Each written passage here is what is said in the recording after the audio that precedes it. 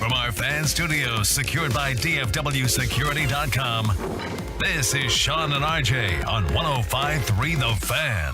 Good morning, Metroplex. This is the Hump Day edition of Sean and RJ. That means you are smack dab in the middle of your week. We're going to try to get you to your weekend as quickly as possible here on DFW Sports Station 105.3 The Fan. I'm Sean Sharif alongside RJ Choppy. We got Peyton and Ryan in the back, and we are live on the Fan Cam, Twitch, and YouTube for an absolutely loaded show that includes another Cowboys giveaway in the 8 o'clock hour. The Burger King, the enemy, the villainous Howard Eskin will join us in the Expressway. We're going to have Around the NFL Power Rankings. Nick Eatman continuing to preview Philadelphia in the 9 o'clock hour. Thank you for turning it on, leaving it on. That is what TOLO stands for. But we start with a little action in Major League Baseball, finally, as Bruce Bochy was sitting down with the guys on MLB Network when the news broke about the Rangers' new relief pitcher. Breaking news. Ken Rosenthal, we got you this, Bruce. Free agent reliever Kirby Yates in agreement with the Rangers on a one-year contract. Some breaking news for you. You got Kirby Yates in your bullpen. You like that gift? I do like that gift. I've seen a lot of them. You know, he was in the National League West, so in fact I saw him last winter and talked to him for a little bit. But yeah, his experience. He's closed. He's a high leverage guy, so he's going to help us. It was pretty bumpy in that bullpen, and we lost some games there, so we're trying to improve that, and that's a great start. Kirby Yates with the Braves last year, 7-2 with a 3.28 earned run average over 60 innings pitched. 36? It'll be 37 at the start of the year. This is the championship pass from Chris Young. Yeah, relievers can go late. Now the scariness. Jesse Orosco over here. Yeah. The scary issue is not his age. It's he's off 2 Tommy Johns. That's the scary thing. You don't know how that thing could pop at any point. And the Braves didn't pick up his option this year, so and they're a team that is. They're competing every year for a title, so they didn't pick up their option. Why? Why didn't they pick up his option? Well, they said he didn't throw hard enough, and that they are and most teams with elite bullpens like we want Velo back there. They call them the Velo boys. We want Velo back there. So he's a 93, 94 guy, but he's always been. Before the second Tommy John, didn't matter. After, he's about the same. His velocity is about the same where it's always been. Even when he was lead the league in saves in 2019, he was around 93, 94. And that's about where he is now. So he's just not a super high velocity guy. And that was the Braves sticking point. Because normally you're an ageist. Yeah, it's not in baseball. In baseball with relievers, I'm cool with. I'm okay with that. Okay. Because you're not going to pitch them. They're not getting 30 starts. They're going to get 50 to 60 appearances or innings. But yeah, with a relief pitcher, you can go. Chapman's no kid, right? He's relatively healthy. It's not a big deal. The issue is he's not the same guy he may have been pre-second Tommy John. Still okay. Still more than a strikeout per inning, which is great. Good ERA last year. So this is not the finishing piece. Yeah. He ain't your closer. The start. Yeah, it's part one. He was an all-star and led baseball in saves in 2019. That was still 4 years ago. But he had 41 saves, underwent Tommy John in 2021. Before that 2-year deal in Atlanta. And that Tommy John lasted, wait for it, 13 years. Because he had the previous one like 06, 07. And they say the Tommy John generally lasts about 13 years. You're saying there's a chance for DeGrom. Oh, for sure. Yeah. It's, it could pop off at any time. Chris Young on Sirius XM was asked if the bullpen was the number one priority for the Rangers this offseason. Yeah, there's no doubt. As you just look at on paper, our roster is thin with relief pitching, and we certainly have to improve that. We did have a number of players that pitched well at different times throughout the year, and then at the end they put it together at the right time, which was wonderful. But we do need to reinforce that, and it is a primary target of our offseason in terms of fortifying our bullpen, and we're exploring free agency trades, every method to do that. We feel good about our internal options, but certainly I've said before that building pitching depth is critical to team success, and we're going to continue to look to explore that. The Red Sox trade Alex Verdugo to the Yankees for 3 pitchers. That doesn't happen. Those two teams don't make trades all that often, but when they do, just kind of get ready for it. That's what happened there. The Yankees needed lefty bats. They wanted, they needed that. I think they were 29th in left-handed plate appearances last year in that ballpark. It's a big sticking point with that team. So they made that trade, and they're still going after Juan Soto. Yeah, what's the update with Soto? The update there is that they think the talks are intensifying, and the Blue Jays kind of got into the mix. The Blue Jays are in on Shohei and Soto. Like, that could be scary because that was a really good team last year anyway for the rest of the American League. But I think a lot of people think that Soto's going to get moved at the meetings this week or shortly after. And a lot of people think the Yankees are going to do what it takes to get him. They just want the Padres want a ton of players and prospects. That's for a 1-year rental, and I don't think a lot of teams are going to give them their asking. Meanwhile, MLB draft last night with Brad Paisley reading all of the picks for the first round with a 2% chance of moving up. The Cleveland Guardians get it. Something about Cleveland and the lottery. Yeah.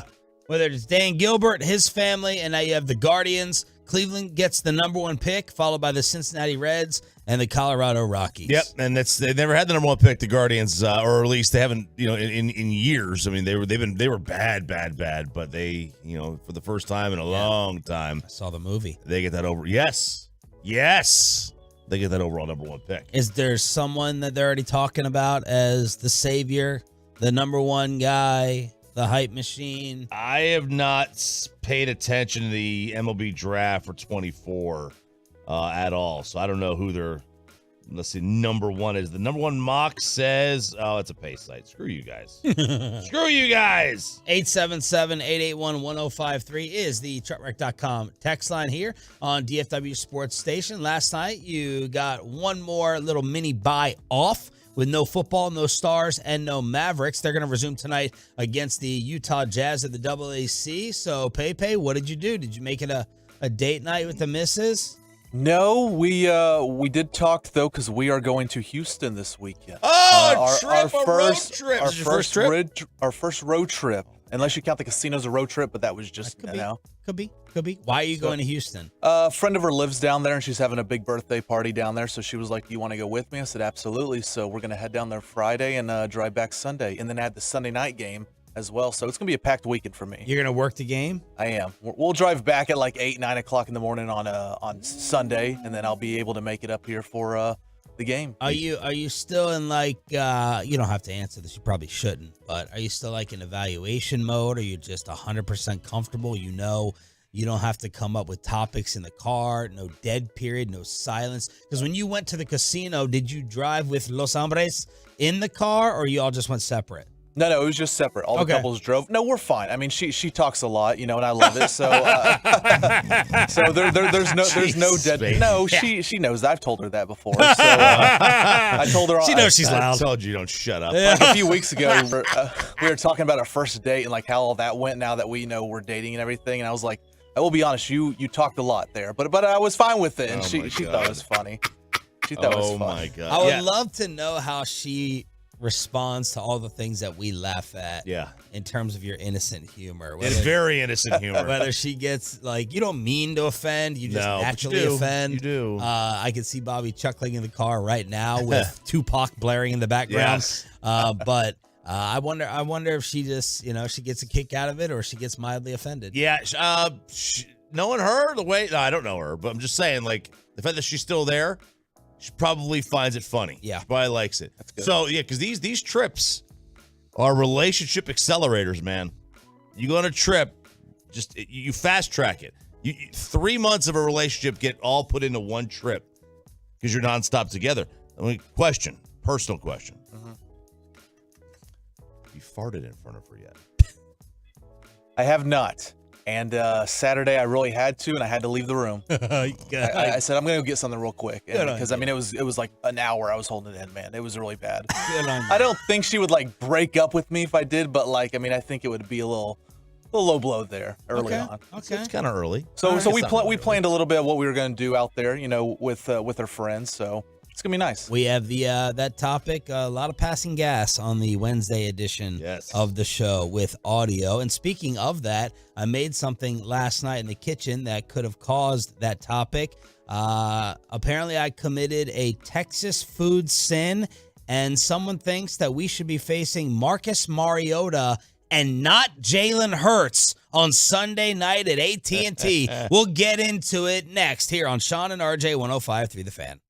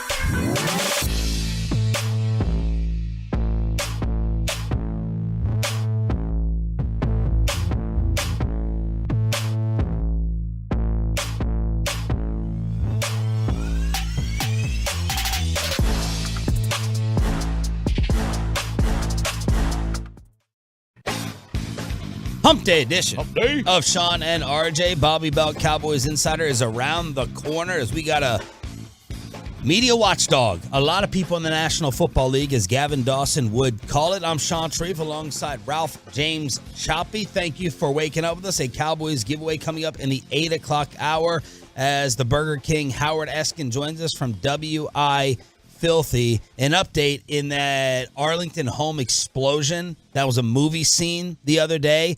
James Yooo was the man identified. The 56-year-old owned the two-story duplex and was apparently the only person in the building at that time when he was firing off flares. They called the police. The police showed up. there's sirens, so neighbors are going to go ahead and look out their window. Someone started recording, and on that recording, poof, boom, the house went up. 3 officers reported minor injuries. None were transported to the hospital, so that is fantastic. And it looks like this guy is the only one gone, presumed dead, and the investigation continues. Peyton, did you see the house explode? Did you see it? I did. I saw like the 10-second clip, and I saw the chimney fly off in the distance. It was bad. The fire department, the chimney flew off. The chimney, yeah. Wow. The fire department turned off the gas line to the house before the explosion occurred. So I don't know whether he had already turned it on and there was enough gas and poof. What happened? Was it a bomb? I don't know. I have no idea what it could. I mean, I assume with the gas that if he had turned the natural gas on, the gas stove on, even if they had turned the gas off, there'd probably be enough in the air when he fires a flare gun off. He fired a bunch of flare guns off in the house that could have ignited a massive explosion. But I mean, there's reports that this guy is he posts wild LinkedIn posts hating the police and the government. Thought his neighbors were spying on him. He says that white people had been stalking him since the 90s. He posted racist stuff against white folks on LinkedIn. He covered his windows with aluminum foil in this house. It's on Twitter. I mean, so take it for what it's worth. It's it's a grain of salt, but. If you wrap barbecue, you gotta figure out what side to have with the foil on the outside or inside. So maybe he was trying to reflect that heat off, lower the AC bill with the foil on the outside of the windows. That home. Oh my God, that's interesting. You're putting way too much serious thought into what I said. I'm trying to think the two sides of the foil. One's like more dull and one's shiny. like more shiny. Yeah. And it's supposed to, it makes a difference supposedly if you use one versus the other. But that home had only had 2 calls for service for loud noise over the past 2 years, even though he ended up getting in a standoff by shooting flare guns and then real guns once they tried to enter the home. I think 2 calls for noise is a lot, right? I think any more than one's a lot. Not to my neighbors with how much I lit them up. No kidding. I got rid of them. See ya. All right. People are saying unless it's a meth house. What do you mean? People are saying it could have been a meth house. That's why it blew up. I don't know if there's many meth houses in those 17th century colonial Arlington, Virginia homes. Yeah. This thing looked like a George Washington slept here house. It's not. I don't think this was a meth lab. Well, in my house yesterday, I got taken apart by the Tolos and my wife for yesterday. I had a chili craving. Yeah, saw that. I woke up 40 degrees, freezing. I'm like, you know what? No matter what I do today, I'm making chili. So I went to the grocery store afterwards. I had my weekly food phone call with Brian Broaddus. It used to be about tape. It used to be about film study. It used to be about breaking down stuff. Now, the first line from Broaddus is, man, I watch just as many food videos as I do games. And he's like, what are you injecting your turkey with? How are you doing this? How are you doing that? So I talked to Broaddus about some chili tips. I went home. I made it. I posted it. And I got killed. Got crushed. Because in this chili, I added some very unconventional things. A lot of violations here. Okay, let's hear them. I saw the social media post, but I want to know exactly the ingredient. Now, here's my thought. Chili is basically supposed to just be like sauce and meat. Thank you. That's what Texas defines it as. That's right. All right, it's bolognese, but with chili powder, cumin, and chili powder. Yep. No beans. No beans, Peyton. That's right. No beans. Please, no beans. I'm like, you know what? I just don't want to eat a bunch of ground meat and sauce. Yeah, I love meat. I do too, but like a whole pot, like every day I'm just going to eat like bolognese, like, except with the different flavors. Yeah, you got to put it over Fritos, right? And cheese. I use cheese. I use sour cream. I put jalapenos. My wife loves the Frito thing. I don't love it as much as all of this state does, but I can eat it. Okay. I like the crunch. Mm-hmm. I like, some raw diced onions as a little crunch. I'm not going to do things later on at night with the breath, but I get it. The Fritos. And I'm almost embarrassed and ashamed, but I have to cop to it as I did put in 1 small can of beans. I added a can of corn. And I said, Choppy's chart this down like we're doing DVOA numbers. And I was like, I'm going to be eating this. Like, this is a humongous pot. This is, 15, 20 servings. I want to make this a little healthier, So I put on a small little thing of mushrooms. I don't have a problem with that. See, to me, one of the things I'm going to teach my son, when you can sneak, my aunt did this to me all the time. We'd be eating like these chocolate muffins or cookies, and there'd be like a little small green thing in it. And I'm like, what the hell is this? In cookies. And she's like, it's zucchini.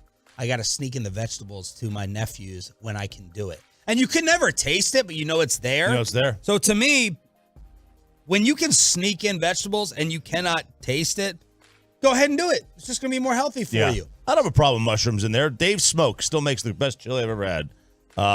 Waco. Yeah, or at least he says he does. It's pretty good. He put mushrooms in there and grape jelly. So so Amanda ate a Lunchable for lunch. Uh-huh. And in this Lunchable, I had like 2 little Oreos type things. Yeah. And she didn't like them. I'm like, they're Oreos. How can you not like them? What are you, Kevin Hagelin or Corey Majors, actually? And I crunched up the Oreos for you, and I threw them in. How'd you like it? I mean, I throw in like chocolate anyway. Oh, okay. Yeah, so it's like that same type of thing. So chocolate, I put in coffee, Tolos, saying that's kind of like your red wine for your bolognese, like you're building the depth. A little bit of cinnamon, but I did add zucchini. I threw zucchini in there, and my wife, she's like, this is a stew. This is a stew. This isn't chili. This is a stew.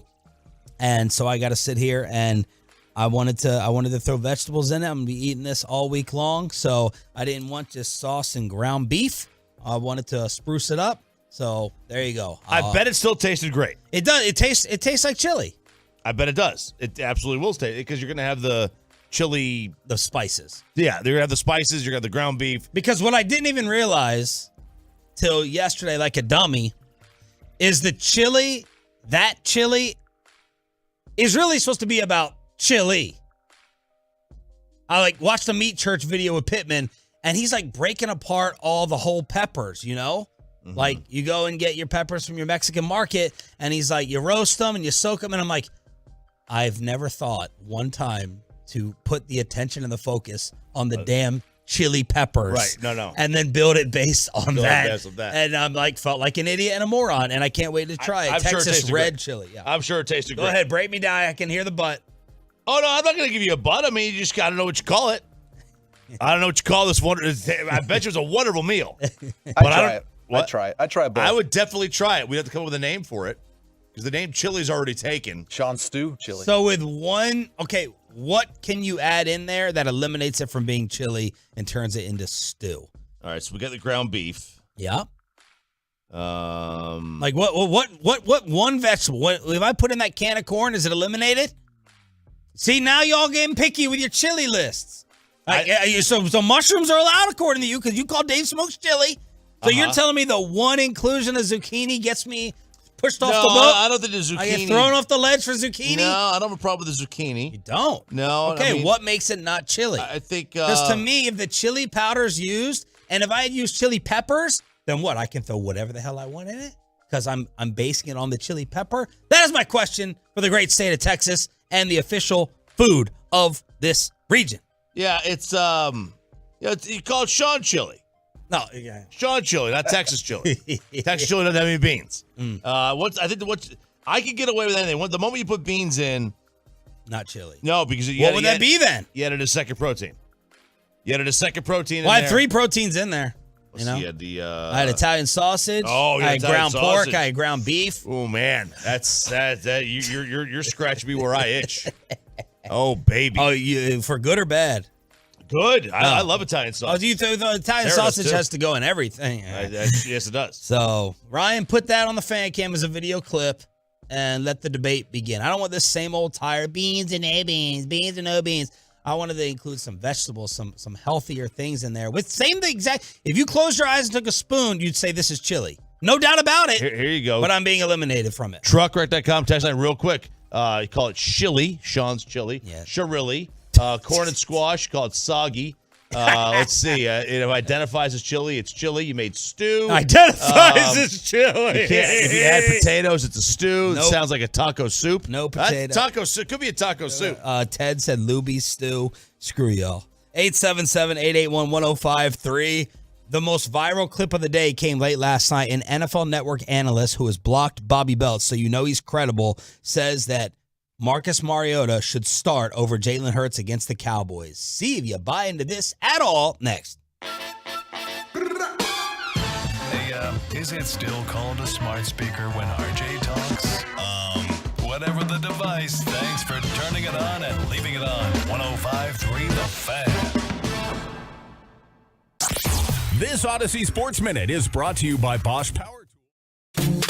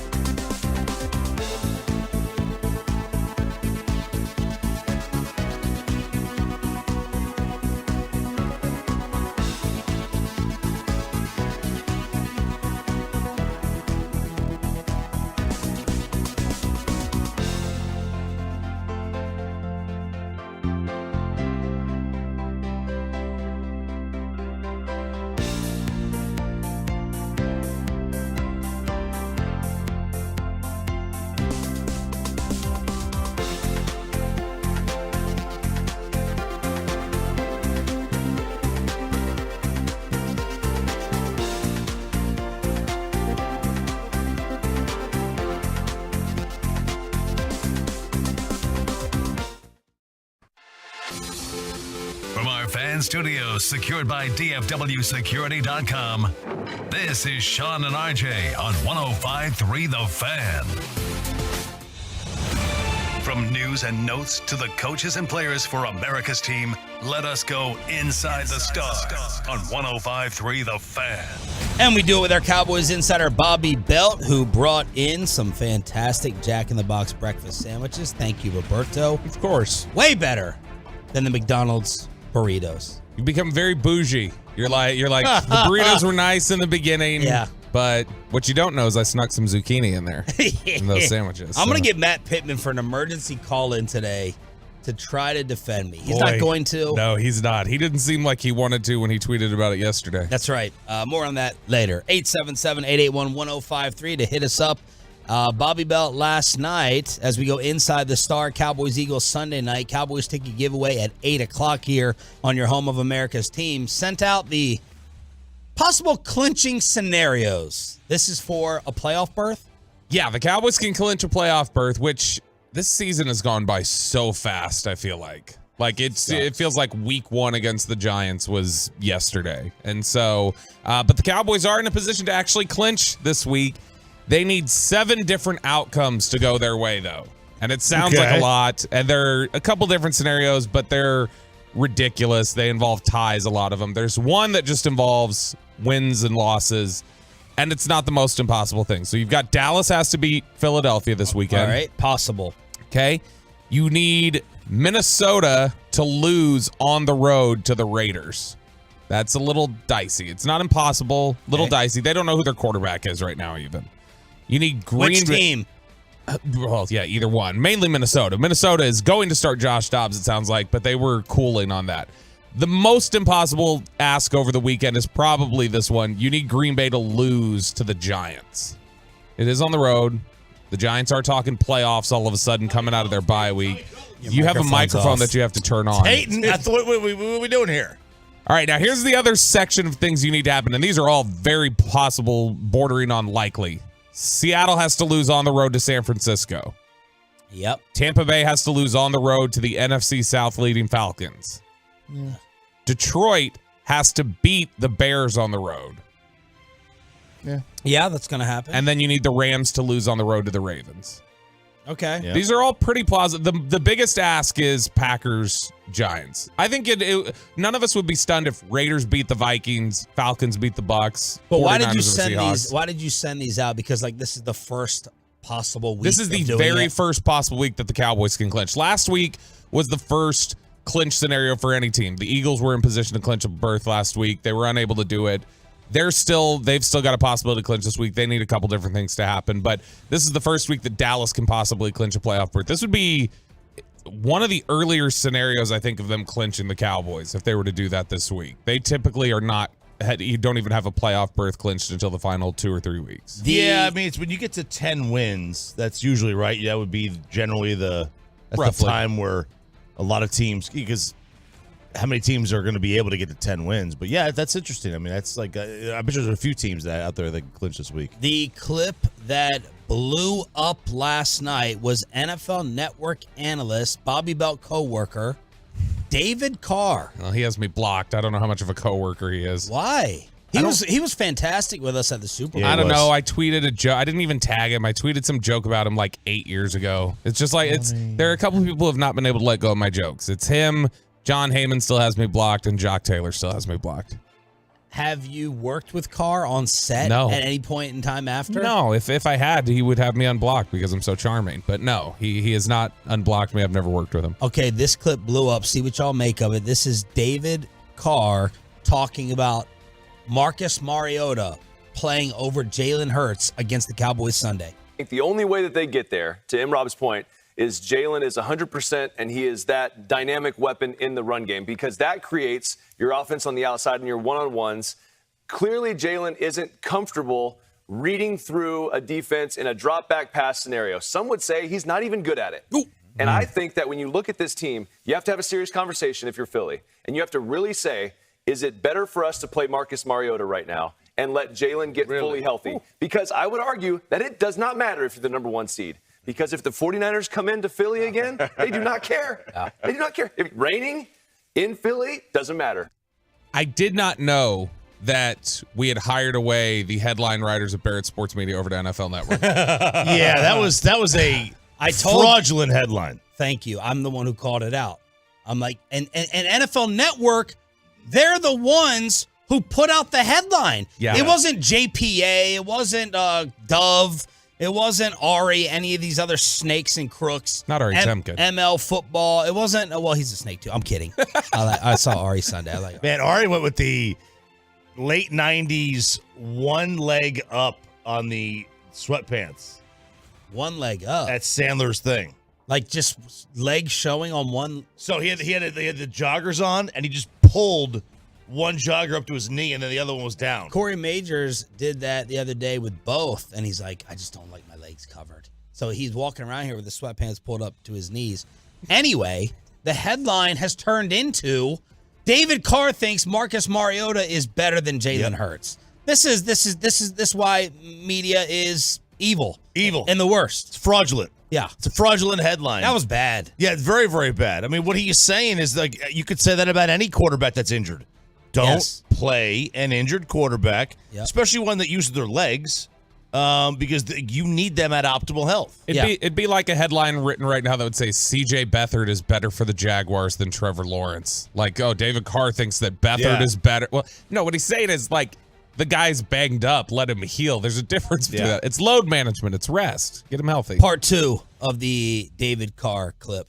Big picture, brother. Like you have to do. Like if you're Nick Sirianni, this is the type of decision and conversation you have to have if you have a big picture mentality. And I think you can have that conversation honestly with Jalen. And if you set him down, that's all Jalen talks about is the end result and getting to the Super Bowl and winning that thing.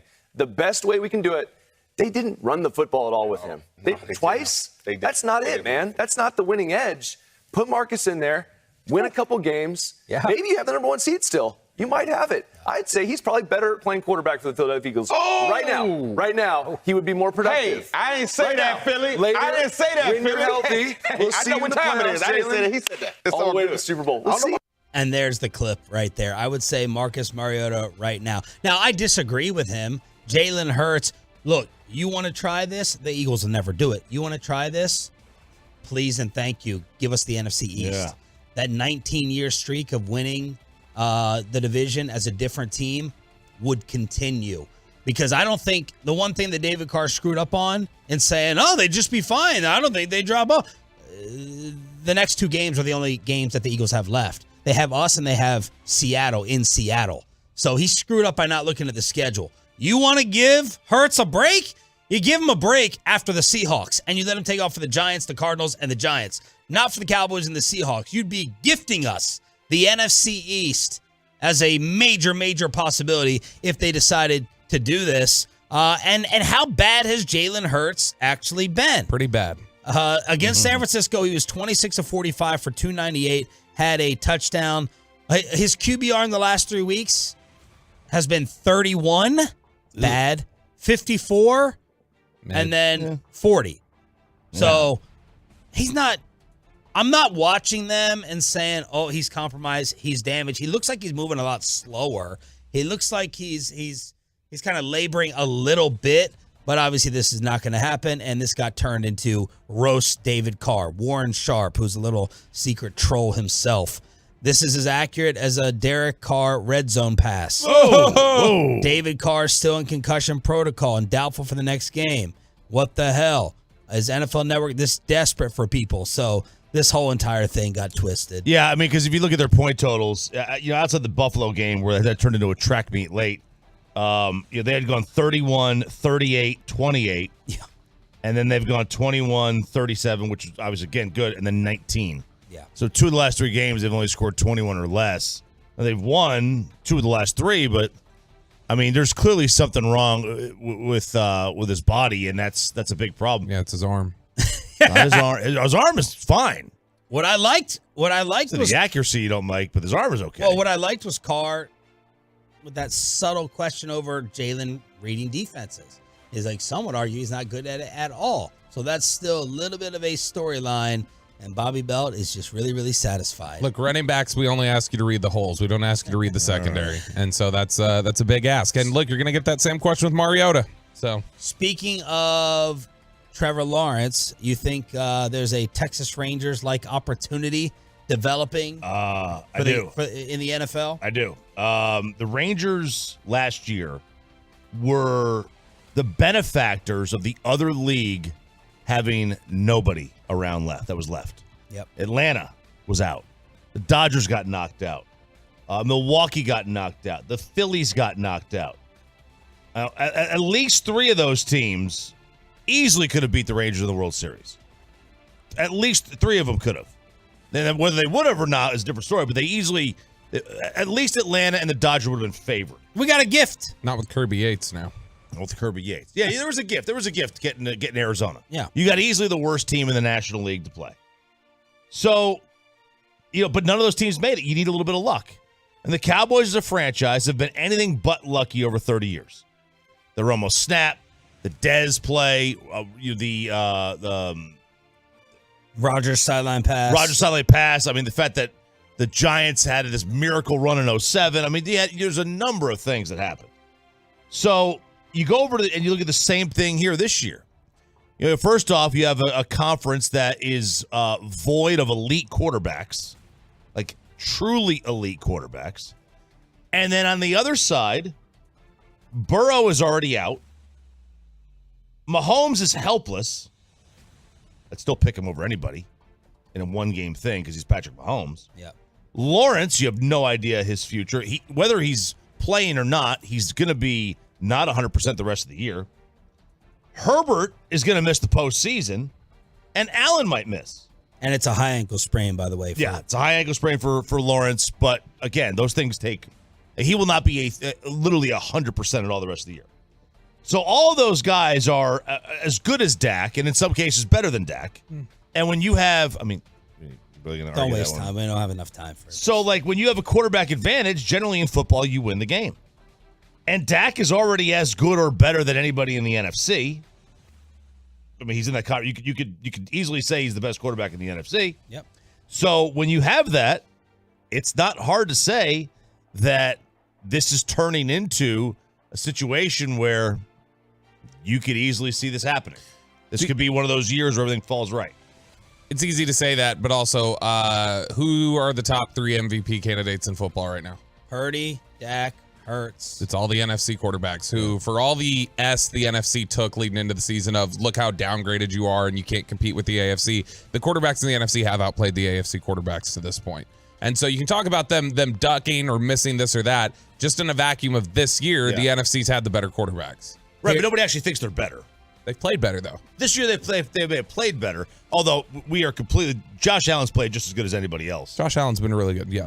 And then Mahomes has still been really, really good with limited help. This has been one of his worst years. It has been. I mean, how many of those – if you take those drops and put them into catches, you might see little things a little bit differently. But, yeah, it's still – and then when you have Burrow that's been hurt and Herbert is as overrated as it gets – that's where you find yourself. We introduced you to the Texas Rangers' new reliever, and did somebody's big mouth screw up the Shohei Ohtani rules? We got some baseball activity. We'll talk about it on the Home of the Champs next. Let's get you over to the greatness of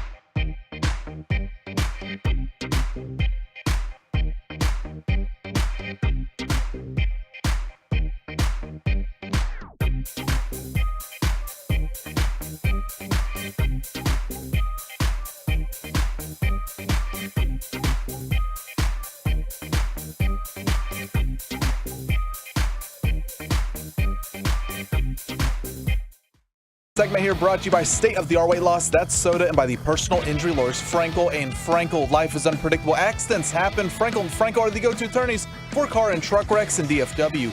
If you or a loved one have been in an accident, contact the Frankels for free at 214 or 817-333-3333 or go to truckwreck.com. The Texas Rangers have a new reliever on your home of the World Series champs. How many more moves after this? Good morning, Metroplex. Shout out to the 6 a.m. Club, Sean Sharif, RJ Choppy, and Bobby Bell. Roberto, your reaction to Kirby Yates' 1-year deal. He's 36 years old. Okay, fine. Choppy said it doesn't matter. Does not matter. He's an ageist everywhere else, but 36, 37, we shouldn't worry. Yeah, I mean, it's... Ugh. I worry about that. It's more than Kirby's age. It's the it's those sausage sandwiches. That's what does it. Yeah, he's still a really high strikeout guy. Gurgle after talking about eating sausage. That's like that. He's a really high strikeout guy. That's something that has continued even after he's come back from the Tommy John surgery. My thing, and he's been good. He was good before the Tommy John surgery. He bounced back. He's not returned to the level that he once was, but. Man, just once I'd like them to sign somebody who it's not like, oh, here's the reclamation project. Yeah. Here's the rebound guy. Like, just for once, sign me a healthy pitcher who we all go, yeah, he's good. Like, not like, well, we think he's bounced back, or, well, he's good, but he also, he's coming off something, or, well, he had last year was his first good year of his career. We're hoping that he, continues that. That's what I want to see. Who's been more on that list of acquisitions with that question mark? DeGrom, Scherzer, Chapman. Recently, those guys, but you can go back over the history of the last 5-6 years, and it's always, oh, let's get the Lance Lynn project, Mike Minor. Mm-hmm. Let's, see if we can let's cobble together something again with Will Smith. Let's see if things will work out there. Even Evaldi was kind of a buy low guy. Oh, for sure. Absolutely. And that one worked out, but I thought it was a really good one, and under the radar signing type thing, but I don't have a problem with him. I mean, he's not like this. They're not, if they're bringing him in here to be the closer. All right, then it's like, okay, like that. Now we're getting, This is just another guy. You need about 5 or 6 guys in the bullpen, ideally. He is a high strikeout guy. The concern is he's at his second Tommy John, and the Braves didn't want him. And the Braves were the best team in baseball last year for 6 months. Were they? I thought the Rangers won the trophy. Well, okay. For 6 months, the Braves were the best team in baseball. That's just kind of how it works. And they didn't want him. And they were like, we don't believe that you can be a consistent bullpen guy throwing 93. Give us some other kind of under the radar guys that you've kind of scoped out for the Rangers. All right, so I assume they're not going to bring Mitch Garver back. He wants more playing time, but he would fall into this category. And over the last couple of years, he fell into this category. Oh, that's a good little under the radar kind of guy. And the thing about going farther in the postseason in any sport, you pay attention now, at least I do, to these types of players. I'm not paying that much attention what the hell Tommy Pham is doing if the Texas Rangers are not advancing. NBA role players. Who was that little Brown? Was it Bruce Brown on Denver? Oh, yeah. You're not paying. You really got to be following along with the playoffs to be like, okay, this is the guy who can get that big time money in the offseason. So I think we'll be familiar with more of these names because of the magical Ranger run. All right, so here's a couple of guys. How about one is Hunter Dozier? Okay, I'm not familiar. All right. Now, no, I've heard of him. He's a couple years removed from, basically almost 900 OPS, 26 homers, 29 doubles, 10 triples, 84 RBIs. From Wichita Falls. Very buy low option. How's that? He went to Denton High School. So he was a former first round pick about a decade ago. So relatively, not young, but your role guys, you don't necessarily want 22-year-olds. You want your role guys to be kind of veteran too, where they could just kind of step in, plug and play. Would you be interested in maybe a Austin Meadows, who another first round high reward kind of guy, top 10 draft pick? He's had seasons of 27 and 33 home runs. He missed most of 2022 with an injury. He sat out this past year with mental health issues for part of it. So he's going to sign a 1-year deal. It's going to be very, very low risk, but potentially high reward. His home run seasons have gone like this: 6, 5, 1, 33, 4, 27, 0, 0. Yeah. That sounds is like a phone number. That is a It hit. does sound like a phone number. It's It a really hit or a does. miss. One guy that they're talking about By the way, is- those two guys you just named combined over the last 3 seasons, their OPS is like 610. Yeah. They're very They are they've had some they're injuries. Mendoza line players. They've had some injuries though. Right? And with Dozier, he only played like 30 games last year. And that doesn't make me feel good. I just got done No. saying I don't want the injury. Just sign me a good player, Chop. But that's what you're dealing with. You're dealing with under the radar guys. You want Tommy Pham? How about that? Yes. I would take Tommy Pham. I would take Tommy Pham too. A lot of people accuse him of being a clubhouse cancer. He's a nightmare. Yeah. Yeah. You don't want him in your fantasy league. He will I know probably that. slap you. He was the only guy who could consistently hit against Texas in the World Series. How about Young Hoo Lee? He is being posted by a Korean baseball team, the Kiwoom Heroes. In 7 seasons, he's he's batting 340, 407 on base, 491 slugging in 800 games. Now, he's not a home run hitter, but he's a doubles machine, and he drives in over 100 runs basically all the time. And what you're trying to target is a Jankowski type impact. You know, Jankowski, Mitch Garver, Duran, just guys who you could throw them in there when you need a day. Sure. Yeah, I'm on board with that. You're trying to strike gold. What's his name again? Young Hoo Lee. Yes, Or I'm on it board. may be Jung. I don't know. I'm using the Spanish form to speak in a Korean name. Jung or Young, whatever. Who knows? Jesse Winkler had a terrible year last year. Terrible year. But he's looking for a 1-year deal. That's what I'm not looking for 3-4 year deals here. I'm looking for 1-year deals. Andrew McCutchen. oh, remember that? They were interested in McCutchen back in June, weren't they? Yes. And he's supposed he's Supposedly. he's the reverse Tommy Pham. He's supposed to be like a great clubhouse culture Everybody guy. loves him. Yeah. There are people who say he's the best teammate they've ever had. But he's a guy that Just say Derek Holland. You what? Just say Derek Holland. You act like a clown like Derek too. No, Derek has always said that's his favorite. Oh, Derek teammate. said that. Oh, my bad. I thought you were comparing him his as a teammate. OPS is just a tick under 800. Kidding, Derek. But yeah, Tommy Pham. I mean, I have no desire to get Martin Maldonado. And then you can throw some pitchers in there. I am not really interested in Wade Miley. I'm sorry, Adam Simber. I'm not really interested in those guys. But there's quite a bit of the Cole Calhouns out there that are just looking for 1-year deals, or maybe Calhoun's case, maybe looking for a 2-year deal. But all right, so that's just looking at the Canton trade days of the baseball market. RJ Choppy inspired by his trip on Friday. Shohei Ohtani update. The headlines say Dodgers, Blue Jays, and maybe even a return to the Angels. how about that? They are talking about with Shohei and the Angels that if he wants a real sense of normalcy and being a creature of habit and being able to control his day, the Angels offer him the best opportunity for that. They're willing to give him everything. There are agents who believe they are the front runners for him. Still, that was according to Buster Olney. That bothered me when I saw that. Now, I do think that is best case scenario for individual teams. Is going because you remove him for the playoffs.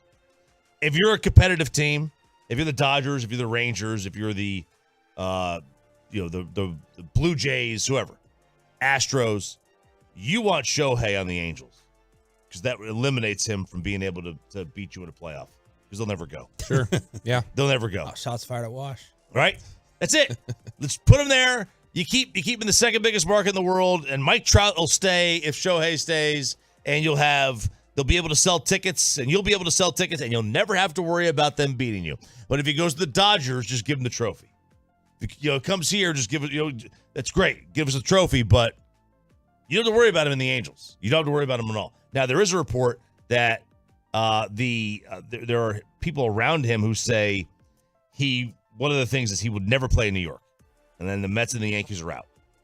Now they thought they were out anyway. They were going to make a run. They were going to do their due diligence, but people who are saying around him say that he does not see himself as being able to play in New York. There was, I think it was only yesterday also who said that, like, there are a few teams that are apprehensive about his medicals. Like it's not just with the arm. Yeah, just in general, they're concerned about his long-term prospects, his long-term health, and that there are a couple teams that have been like, hey, we really want to know that he's okay. It sounds like there are going to be a few teams that are going to be scrutinizing that. Russo was on TV screaming. This was weeks ago. Shohei. These deals never work out. He's like, get out, stay away. These deals never ever work out. That's what he was screaming. Now, I'm normally in that same thought process, but Mookie Betts worked out in LA. If you look at some of the big time deals, they work out. They may not work out in the last couple of years, but you're not worried about that. So that's what's interesting about this whole Shohei thing, though, is the baseball writers, I think, are pretty powerful in terms of how they can move the needle and stuff like that. Only and Rosenthal both wrote articles yesterday just ripping the whole Shohei thing. Of just like, only had an article that was like, this is Major League Baseball missing an opportunity to try and really generate some interest because he's doing this secretive free agency tour. There should be more upfront, more in the light sort of negotiating. Rosenthal had an opening line yesterday. He said, Earth to baseball, the winter meetings are supposed to be fun. Says the Shohei thing has sucked all the fun out of the winter meetings and the hot stove. Like, they're getting crushed. And the Dodgers. They have violated Fight Club. They have. What is the first rule? What is the first rule of Fight Club? Do not talk Cover about your it. face. What is the first rule of the Shohei free agent negotiations? Do not talk about the Shohei free agent negotiations. So what did Dave Roberts do? What did he do, Sean? He talked about it. Covered his face. He opened his mouth, and he says, I can't tell a lie. What an idiot. Way to go. Man. Way to go, Honest Abe. So he goes, this is the Blue Jays GM. Everything we're doing to make the team better to accept we'll keep private, we will do. Meetings that occur that don't occur, I'm not going to get into the specifics. Andrew Friedman. Was it George Washington? Which one didn't tell the lie? George Washington was like, I cannot tell a lie. Dave Roberts thinking he's George Washington. It's also apocryphal. Why Didn't actually happen with the cherry tree. Why don't you guys correct me? I don't know. I'm in a good mood today. Andrew Friedman said, I can't talk publicly about free agents. And what does Dave Roberts say? Quote, I would like to be honest. And so we met with Shohei. I don't feel like lying is something that I do. I was asked a question, and to be forthright, we kept it quiet, but I think it's going to come out at some point that we met. So I don't think of myself or anyone in the organization would want to lie about it. Yeah, that'd be hilarious if he held that against them. Yeah, and he's like, there's a respect to privacy, which I think we've done that, but there's foundational integrity. So, he says, I think it went well. And then what happened here? Robert spoke freely and then relaxed for 20 minutes. But then they said his face completely changed when he read a text message on his phone after the session. He immediately met with Dodgers PR. Uh-oh. And Dodgers GM said he was surprised at the Dave Roberts candidates about Shohei. Uh-oh. He refused to talk about their pursuit. The Dodgers GM says they're not going to comment. He says Dave made a comment. They asked if he hurt their pursuit. He goes, I have no idea. Uh-oh. And they are panicking in Dodgerland that this cost them Shohei. Why are the Dallas Stars a part of Fartgate? Next on The Fan. Friends, you've heard the buzz about IT jobs in cybersecurity and AI, right? Why not prepare for a career in these?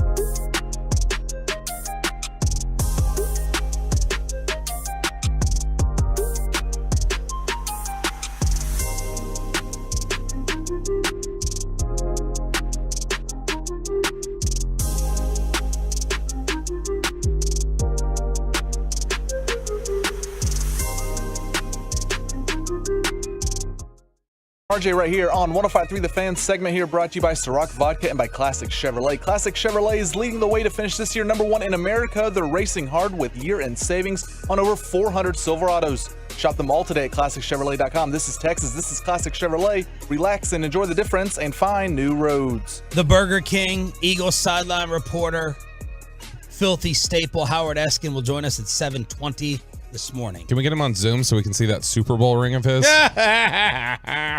Explain. He's so, he loves to take his shots and he's so comfortable and he can't rattle the guy. The most rattled he's ever been. He's probably listening right now. Every time he comes on, he starts listening to. I'm here. You're going to listen to WFA or WIP? I wouldn't be listening to them. So it's smart guest work to do that. Yeah. No, but we just made reference to is that the Super Bowl ring? And he started hiding his hand. I was trying to take a picture of it. He's like, guys, come on, stuff. And he was embarrassed that he was. Yeah. It's like, well, why are you wearing it then? Why would you wear it? Why are you showing it off? People are going to ask about it. Yeah, RJ does it with his Mavs ring from the post-game show you did. Oh, yeah, the Mavs ring that I've got, yeah. Supposed to get to me. Only been 11, 12 Supposed years. to get to me. Who promised you that, Donnie? Supposed to get to me. I told Cuban, I said, I want my ring because it's in the mail. So maybe it's in the mail. I don't think they mail those things, Chop. Probably not. All right, so we got Cowboys Eagles coming up. One Eagles piece of audio. I sent this to Peyton. I said, you don't have to edit this because it's going to be a challenge. This is just defining that Philadelphia fan base that's coming in here on Sunday night and spending all day getting liquored up. This is from Barstool, who went in the parking lot for Eagles San Francisco. Listen to these Eagles fans meatballs going nuts. Yo, Brock Purdy is so soft. E-A-G-L-E-S, Eagles. Yo, San Fran sucks. Get that out of here. All right, stop real quick. I forgot to bring up the accent. Yeah, Listen for the. What was the accent that we busted out laughing the other day when we talked about? You were doing a word or a phrase. Hoagie. It was something else though. On. It was a coach. It was a coach. Oh wait, there was the referee. Yes. First down. Yeah, first down. First down. Yeah, you got to get that drop in there too, Peyton. But listen to the Eagle accent out of Delaware here, getting ready for San Fran. San Fran sucks. Get that out of here.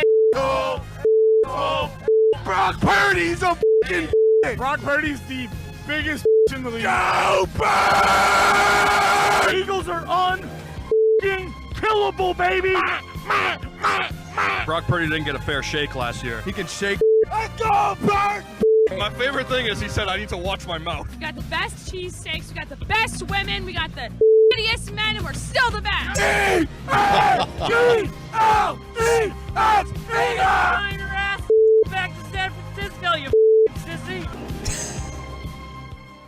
So I just had to play that to rile you back up and get you ready for game day. It's not the men that make Philly it's the women and the kids who are who give it the attitude. You mean give the attitude? Oh, okay. It's not the men that give them their hardcore. It's it's the women. It's the children. That's who it is. Yes, you're right. Yeah. Whenever you see a viral video of something going on in a parking lot or something in an Eagles game, it usually does involve a child flipping someone off or a lady talking not a lady. So First down. That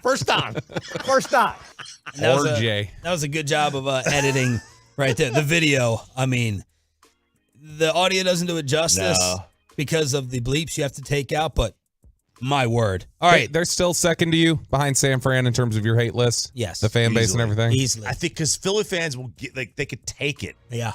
San Fran fans, I think, will just get very butthurt and bitter about it, and they just kind of go. I think they get a little more personal. Philadelphia fans are just kind of just going generic at you. Yeah. Not generic, but they could take it too. You saw there was videos San Fran fans were they were running packs and they were on top of this parking garage throwing bottles of beer down at the Philadelphia fans. Now, Philadelphia fans throwing stuff back at them. Yeah. But yeah, I think San Fran fans will stab you first. Yes.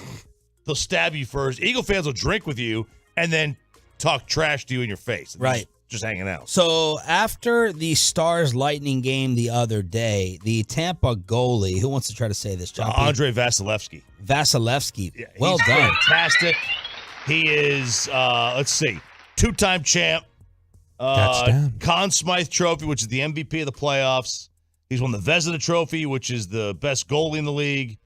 5-time All-Star. Like, he's going to Canton. It's not Canton. It's like a mall in Toronto. Where's the hall? It's in Toronto. It's in a mall. He's going to the Jamba Juice in Toronto. Yeah, it's literally in a. I think it's in a mall in Toronto. Yeah, the Hall of Fame there. What did you say? I said he's going to Jamba Juice in Toronto. Put him on the wall. So he is. He's tremendous, and he was given a post-game speech. And he apparently got distracted in the post-game presser after the Stars game. What through your mind in the last 48 hours from the end of the game on Saturday to the start of this one? Obviously, it wasn't great feeling last game, but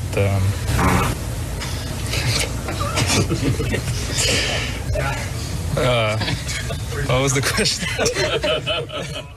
Man, wow.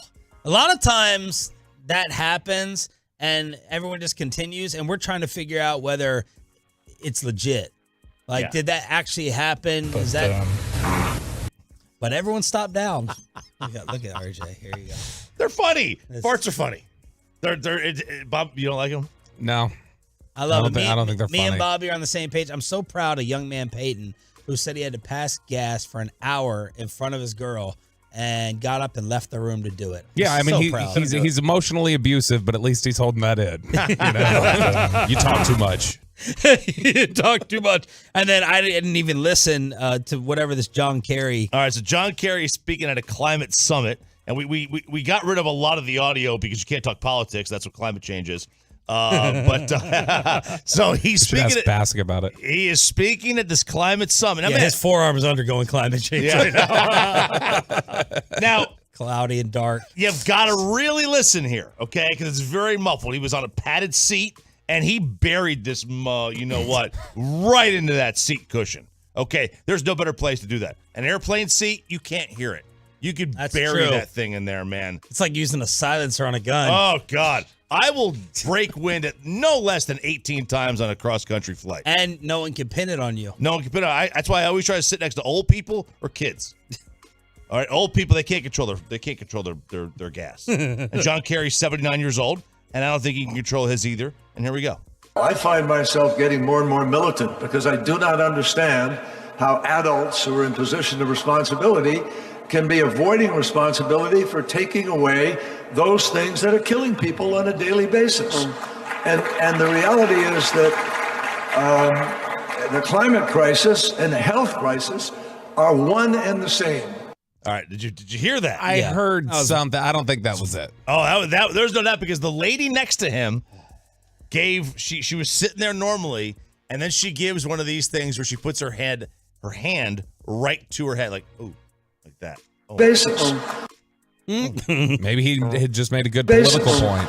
Yeah, you know, I don't believe somebody who's pushing 80 can ever deny that they did that. Oh man, that is, you have no control over your bowels at that age, none. Maybe your bowels, but not your toots. No control over your toots. All right, we missed this last week. It was maybe the story of the week. Did you see the Neymar girlfriend thing? Neymar, the football superstar, got dumped by his longtime girlfriend. I want you to look up the names. Bruna Biancardi. Bruna? Yeah. Bruna. And then the last name should pop up. She announced a split because he violated their all-time great agreement that she allowed him to do. This is the agreement in the relationship.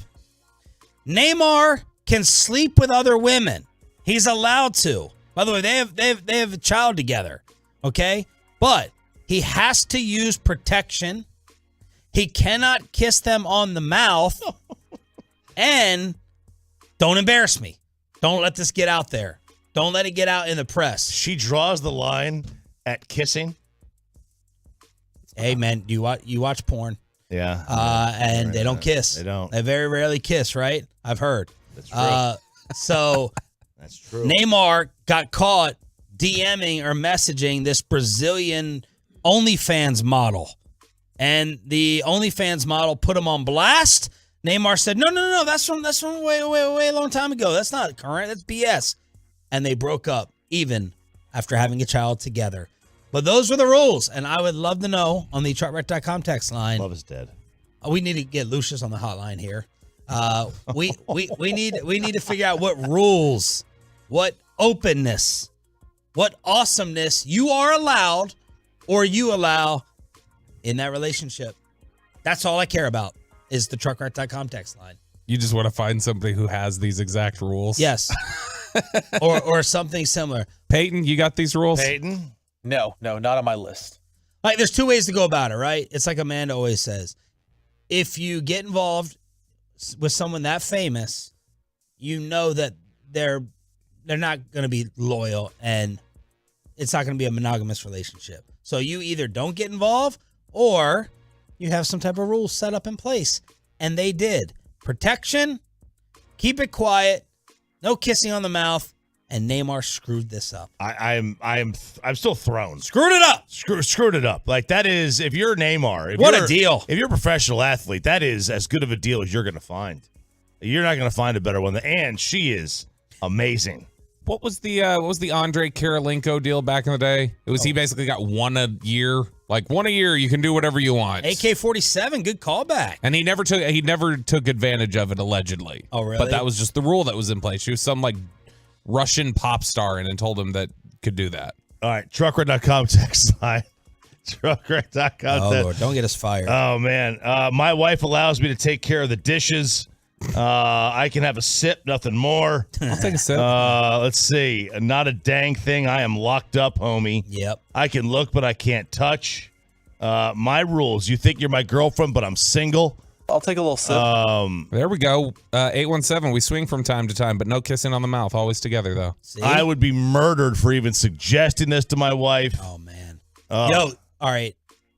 I might throw out $30 Venmos to Tolos who are willing to record proposing. You bring up this Neymar story and you ask about it, you propose it, you dance around it, and I'll just start sending out $30 Venmos if you send us the audio recording to play. 30. Yeah. $30. Hey, I don't know how many. If 10 people do it, I'm out $300. I got to protect myself. Protection. Yeah, there's protection. 877-881-1053. Don't do it if you're married to a Hispanic girl. Truckwreck.com text line. Live on the Fan Cam, live on Twitch, and live on YouTube. The great Mike Leach, RIP, had it right many, many years ago. And apparently you can call Nick Saban directly and talk crap to him. We got a little edition of the college football kegger, then the Burger King. Howard Eskin previews Filthy next. Let's get you.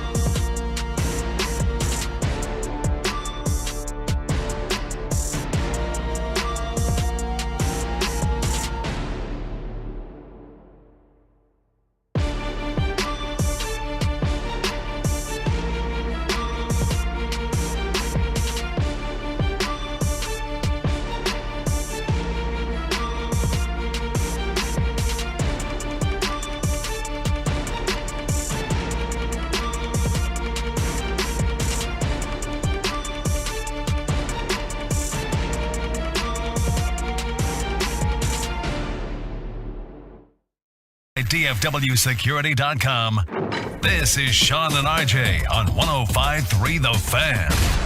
Good morning, Metroplex. Sean Sharif, RJ Choppy. What? Time Magazine's named their Person of the Year. Ooh, all right, hang on. Sports? No.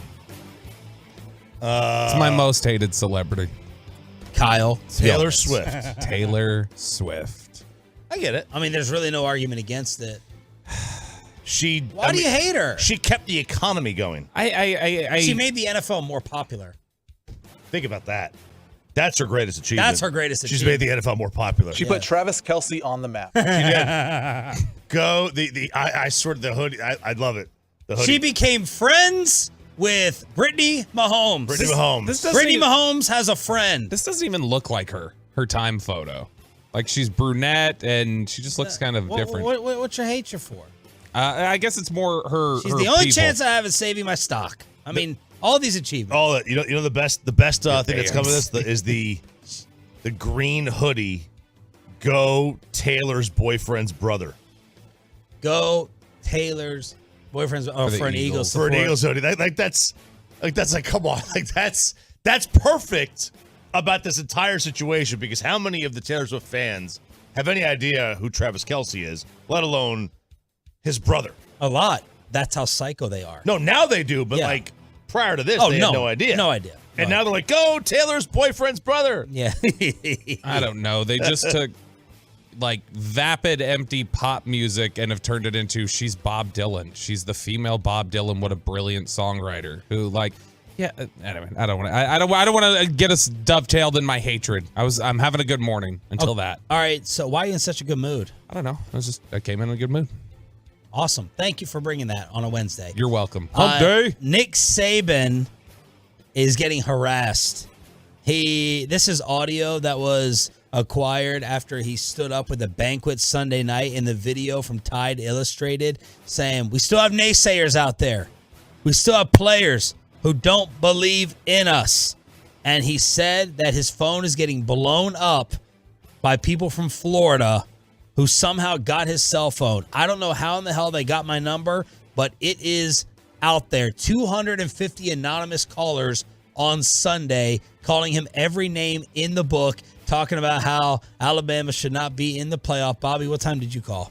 Yeah, I mean, look, I would have *670 it or whatever blocks your phone number. That's what I would have done to call in. I'm not gonna get out of that. Here's the day that they fix and take away that *67, I'll be in trouble. I think that I have a conspiracy theory. I think he's making this up. I think this is a rah-rah speech point. Ooh, because I have not seen his number like on social media or Twitter. And if this number leaked, he's getting way more than 250 calls of people screaming at him. Way more. And I think he undershot that number because it's not a real number at all. And so he's got to say, well, I'm getting all these calls, blah, blah, blah. What do you do in that instance if you're saving? That's all I thought about. Do you have to get a new phone?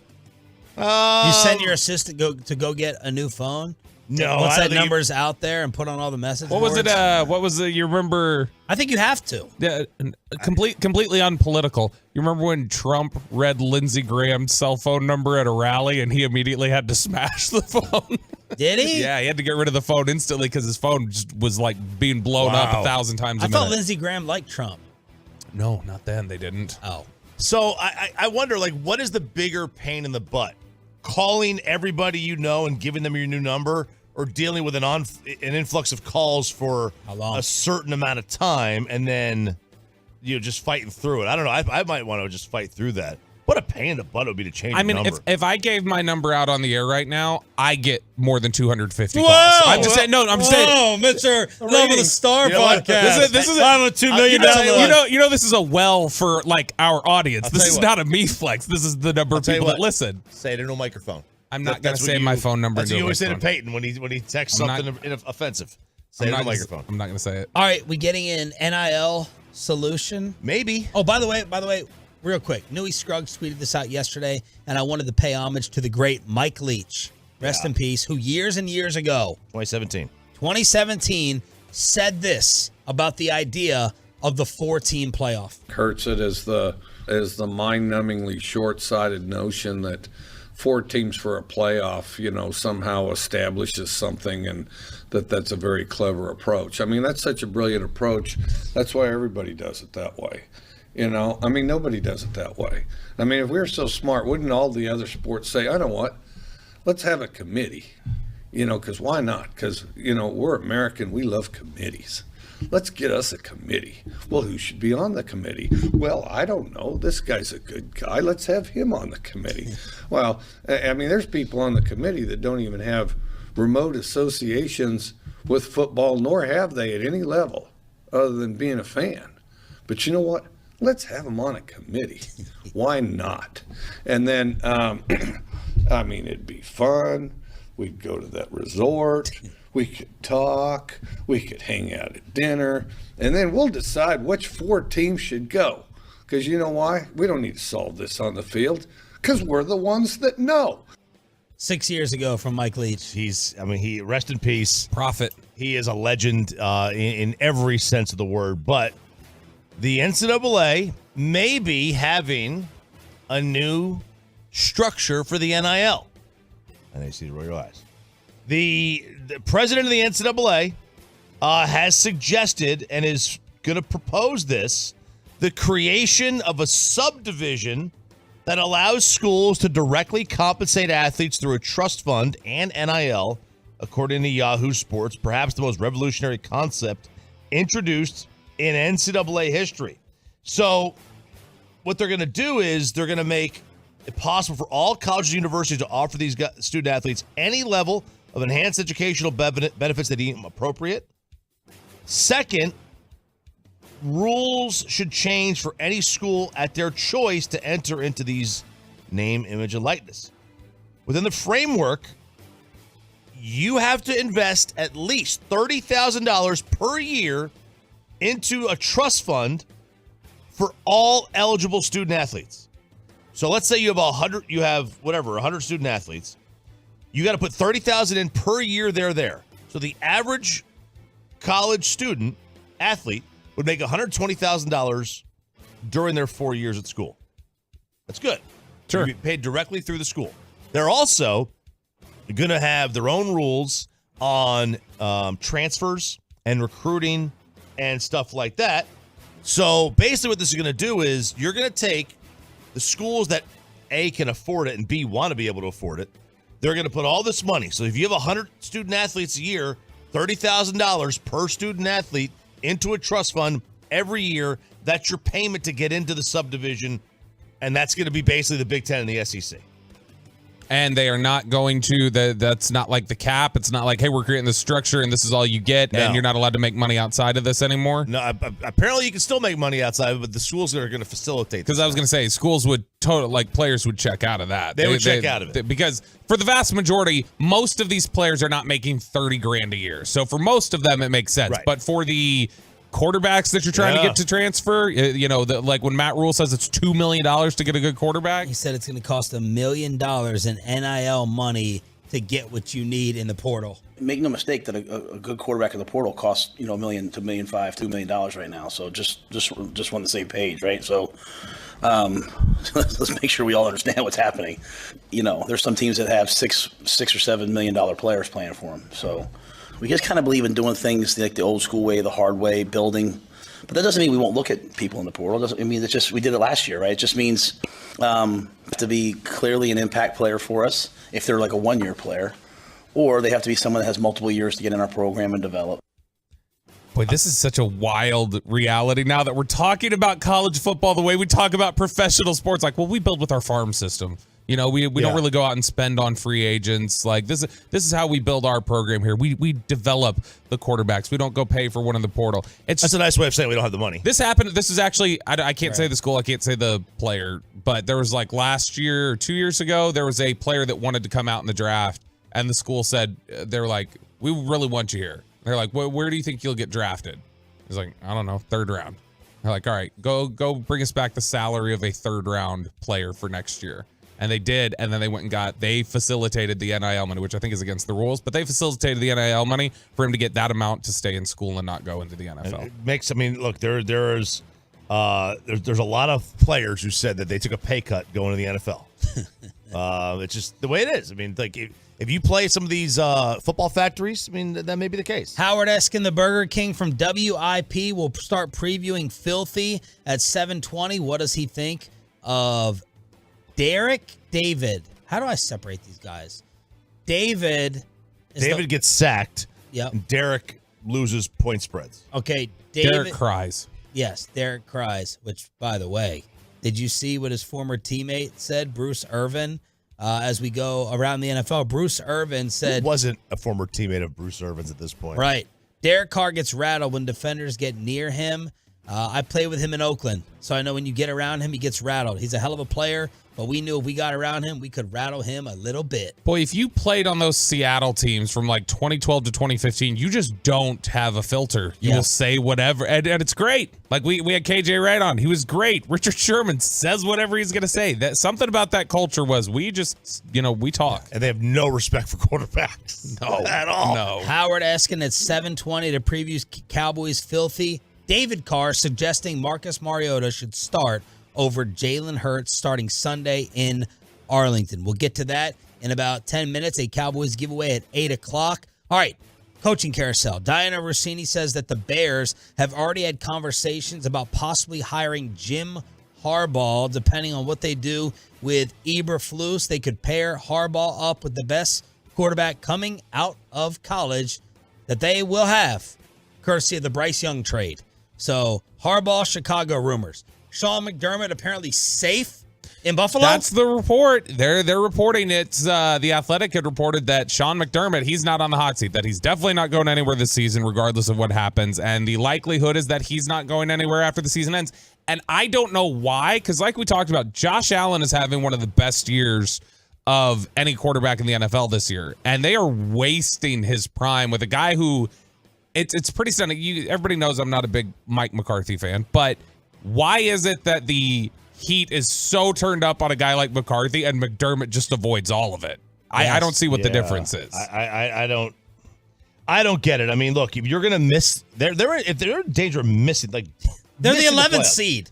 11. If you miss the playoffs with the Jets and the Patriots in their division, and if you miss the playoffs with a 27-year-old in his prime quarterback who is top 5 in both QBR and DVOA metric, which is a per play number, and you missed the playoffs with that guy, they got the oldest roster in the league, which I didn't know until a couple weeks ago. They have the oldest dang roster in the league. That may play into it, obviously, but Josh Allen's having a great year.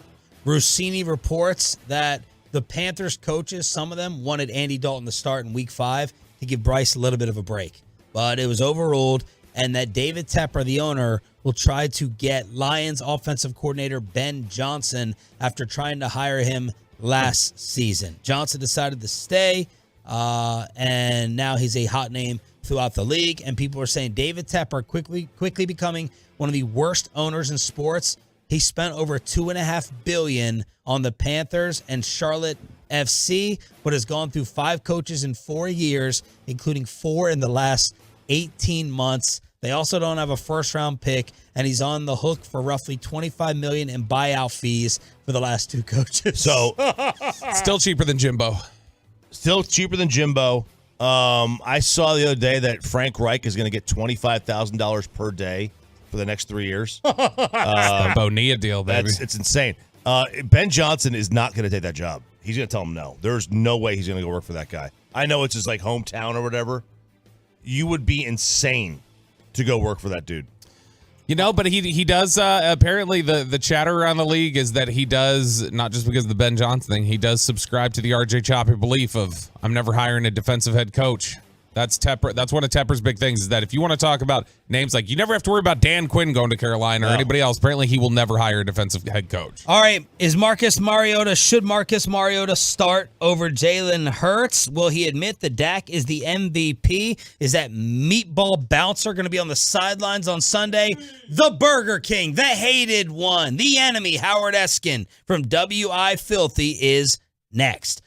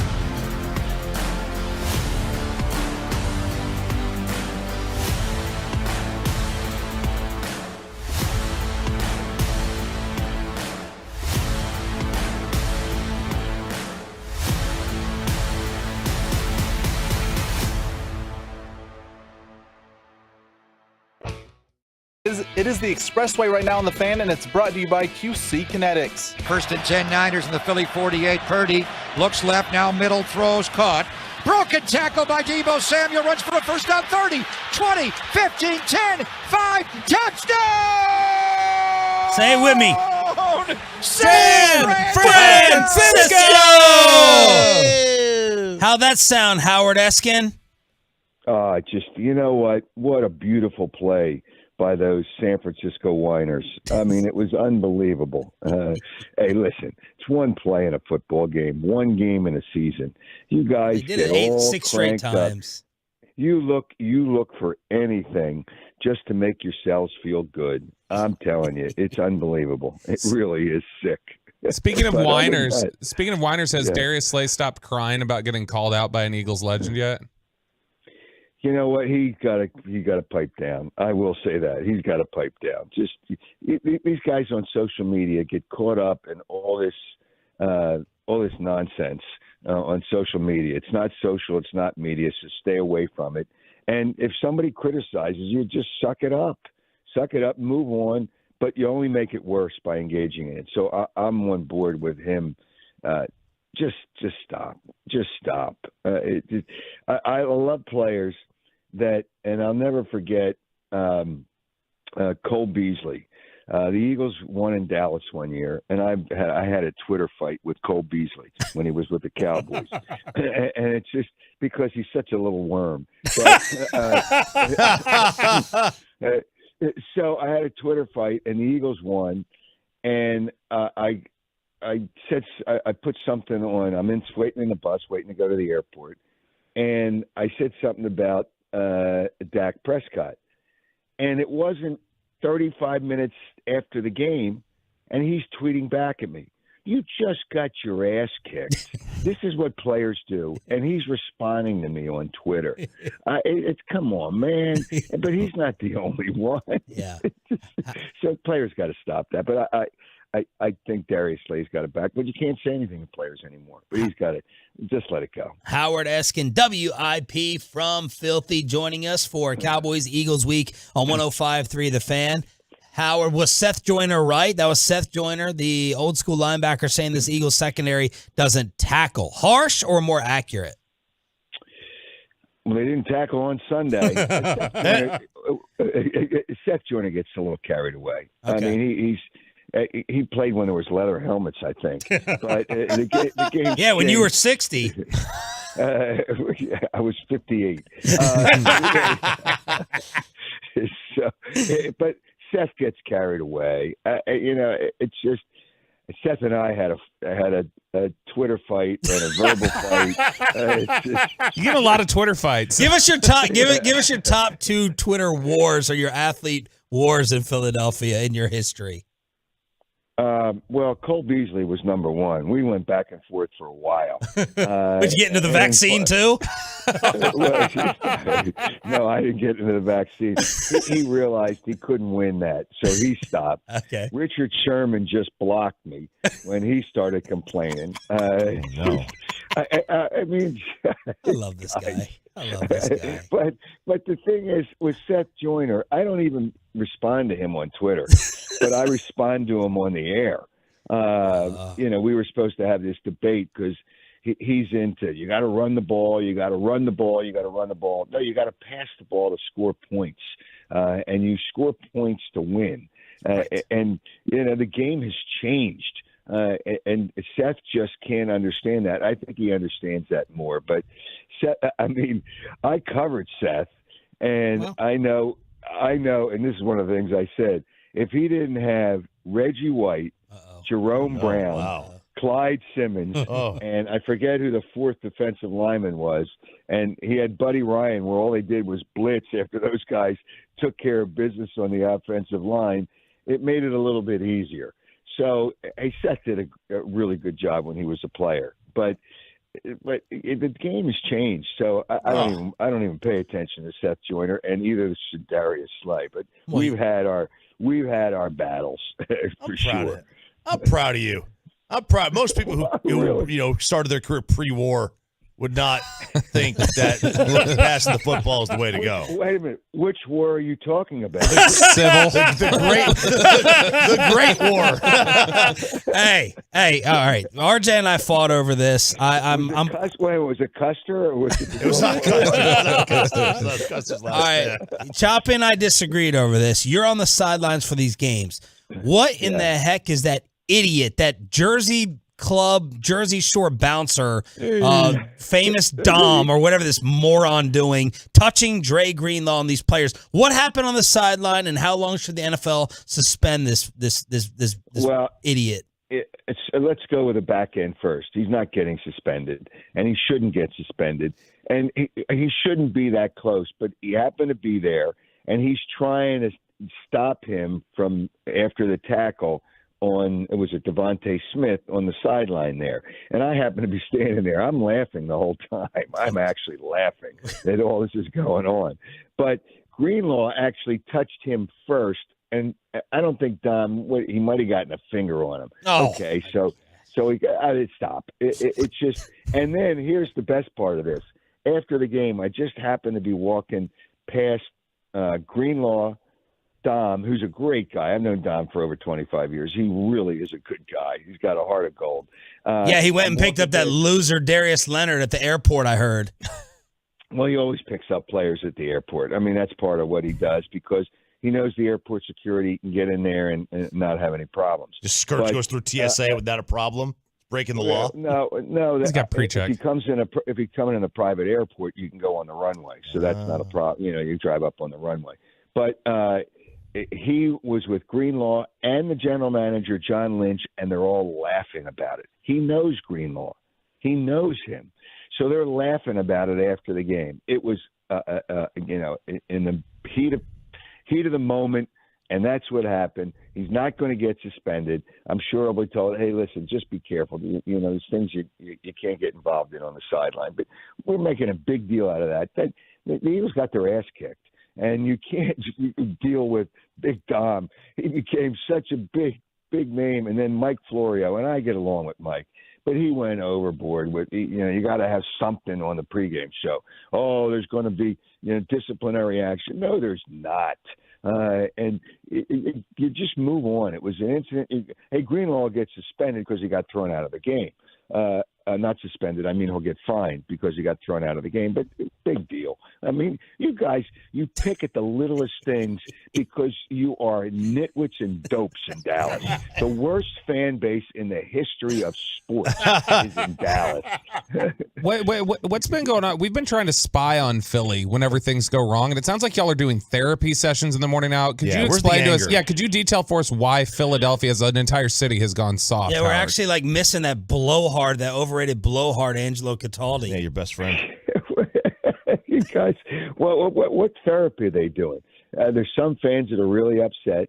Some fans are going to move on. But here's another thing. That radio station had the I want to say the balls, but it's really the stupidity to put up a poll question Monday morning on who is the best team in the NFC after you got your ass whipped like we did. But even we weren't dumb enough to come on here and say, we just got 42 put on us. Who's the best team in the NFC? Like it's up for debate.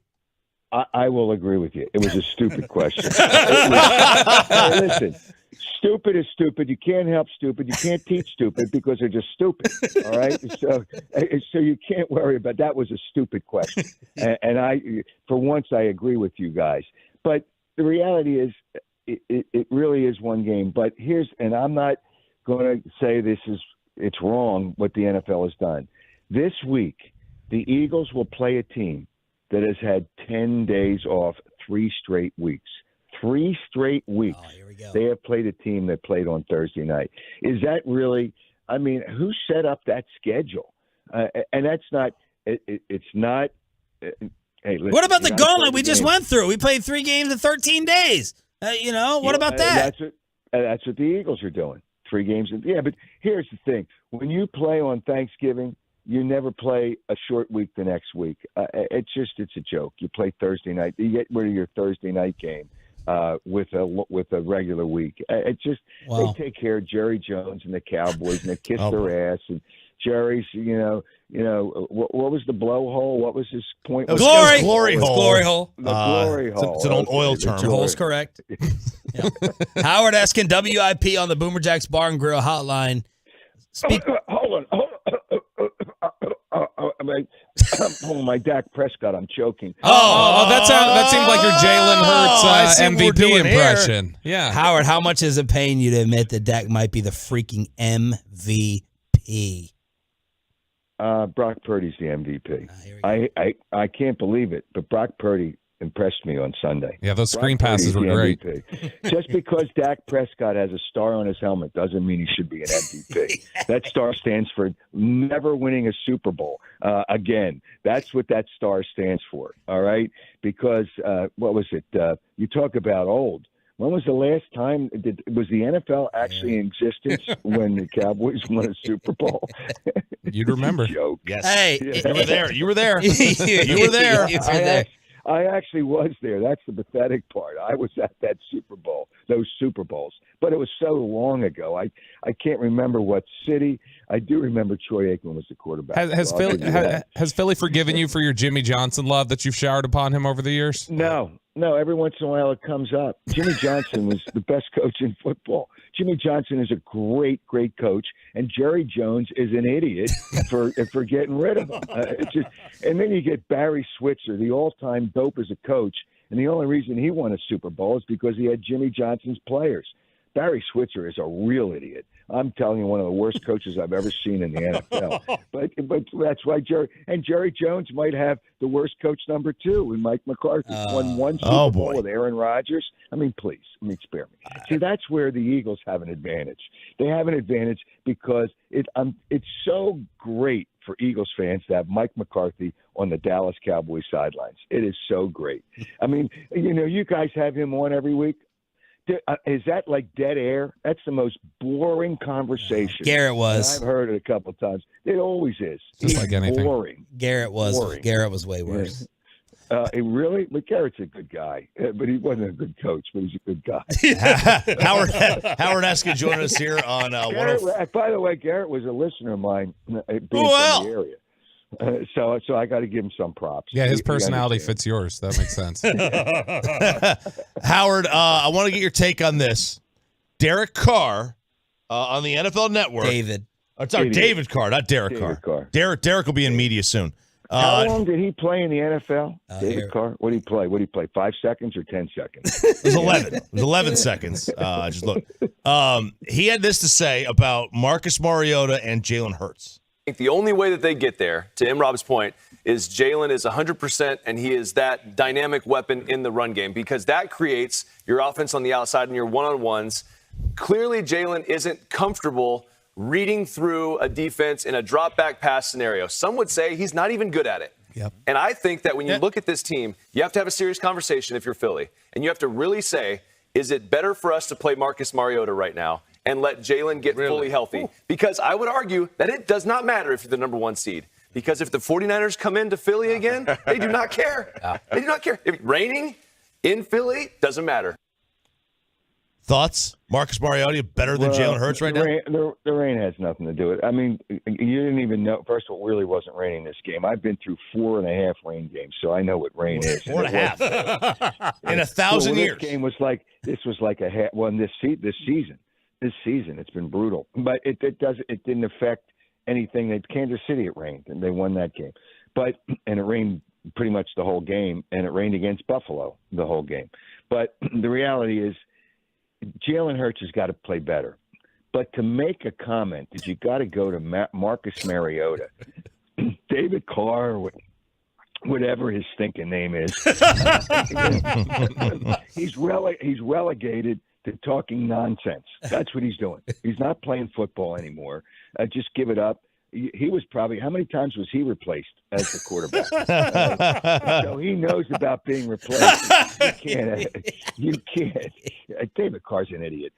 You can't take Jalen Hurts out and put Marcus Mariota in there. But Jalen Hurts does have to do, there's something that he's not doing well, and throwing. It might be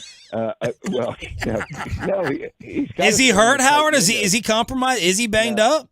No. I mean, everybody's hurt in the end. At this point in the season, everybody's got some bruises. But physically, no, he's fine. He left the field because he was checked for a concussion. But no, physically he's fine. The knee was overblown from day one. It was a bruise. It wasn't internal in the knee. It was a bruise, which is just painful more than anything else. It was a bone bruise. But he's fine. It's just nonsense. He's fine. And so he just plays this poorly. Well, he's not playing. He didn't play well on Sunday. But when he wins on Sunday night, everything will be okay. But Howard, how do you feel about being compared to the Minnesota Vikings of last year with all this luck, all this four clover, rabbit shoe, horse, whatever the heck they call it, this crap you guys are pulling out of your rear end every single week?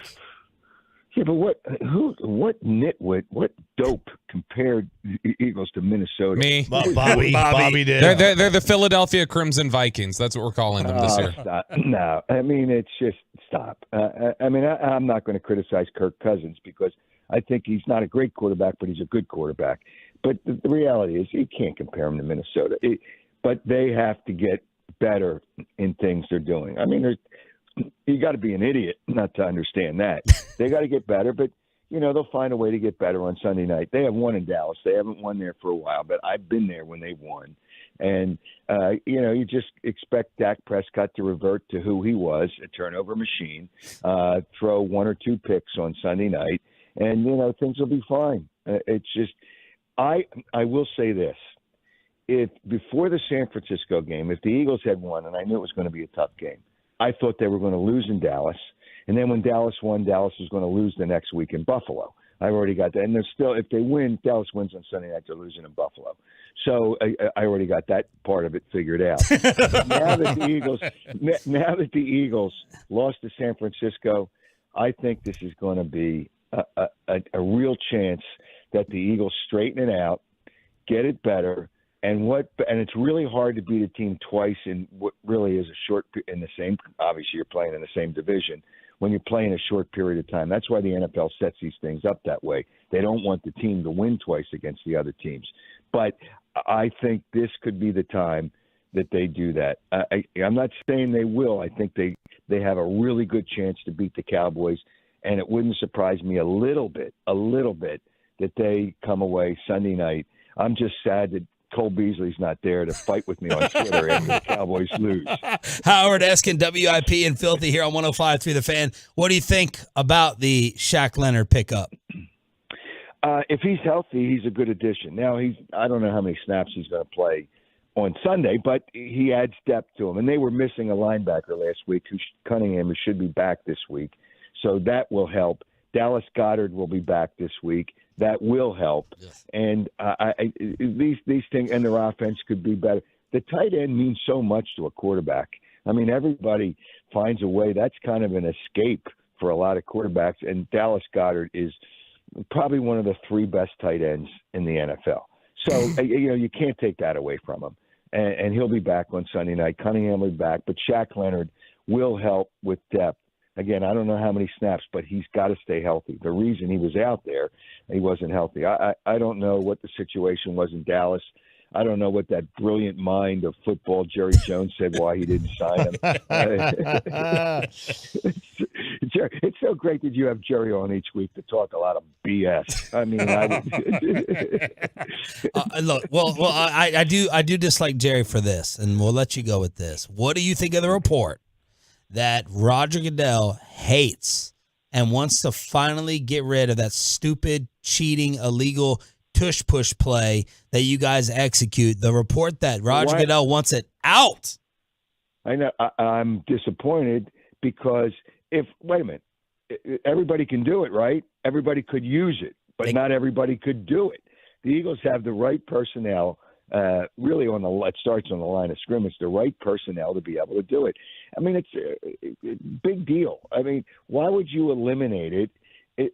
Other people a very unsafe play, Howard. Very unsafe. Nobody's gotten hurt. Nobody's gotten hurt with all the tush pushes that they've had this year. Not one player's gotten hurt. Not one. Did Baker get hurt? I think that that Texans player, Tank Dell. Tank Dell got hurt. Just because the Eagles aren't getting hurt, it's not safe for the rest of the league. Well, hey, playing football's not safe. I mean, let's be real. Playing football's not safe. So you're going to get hurt. But I don't know because everybody's whining about it. We'll see what happens. I guess they'll deal with it at the league meetings, which are March. So they'll deal with it then. I don't think they should get rid of it. Let other teams do it. You want to do it, do it. It's just I don't care. It's a play, and nobody's gotten hurt. And why is it illegal? Why is it illegal? Everybody's blocking. Because it's not you line up three guys. It's rugby. It's tug of war. You line up two. No one should be able to touch the back of the ball carrier to push them. If you want to compromise there, y'all can still sneak it. But if three people push the quarterback, stupid. It happens a lot. Then call it the other times when it happens when it's not the tush push. Hey, the Eagles got a rugby player on the offensive line, so it all works fine. Jordan Mailata's a rugby player. So it's just, and he was a rugby player actually before he came to the NFL.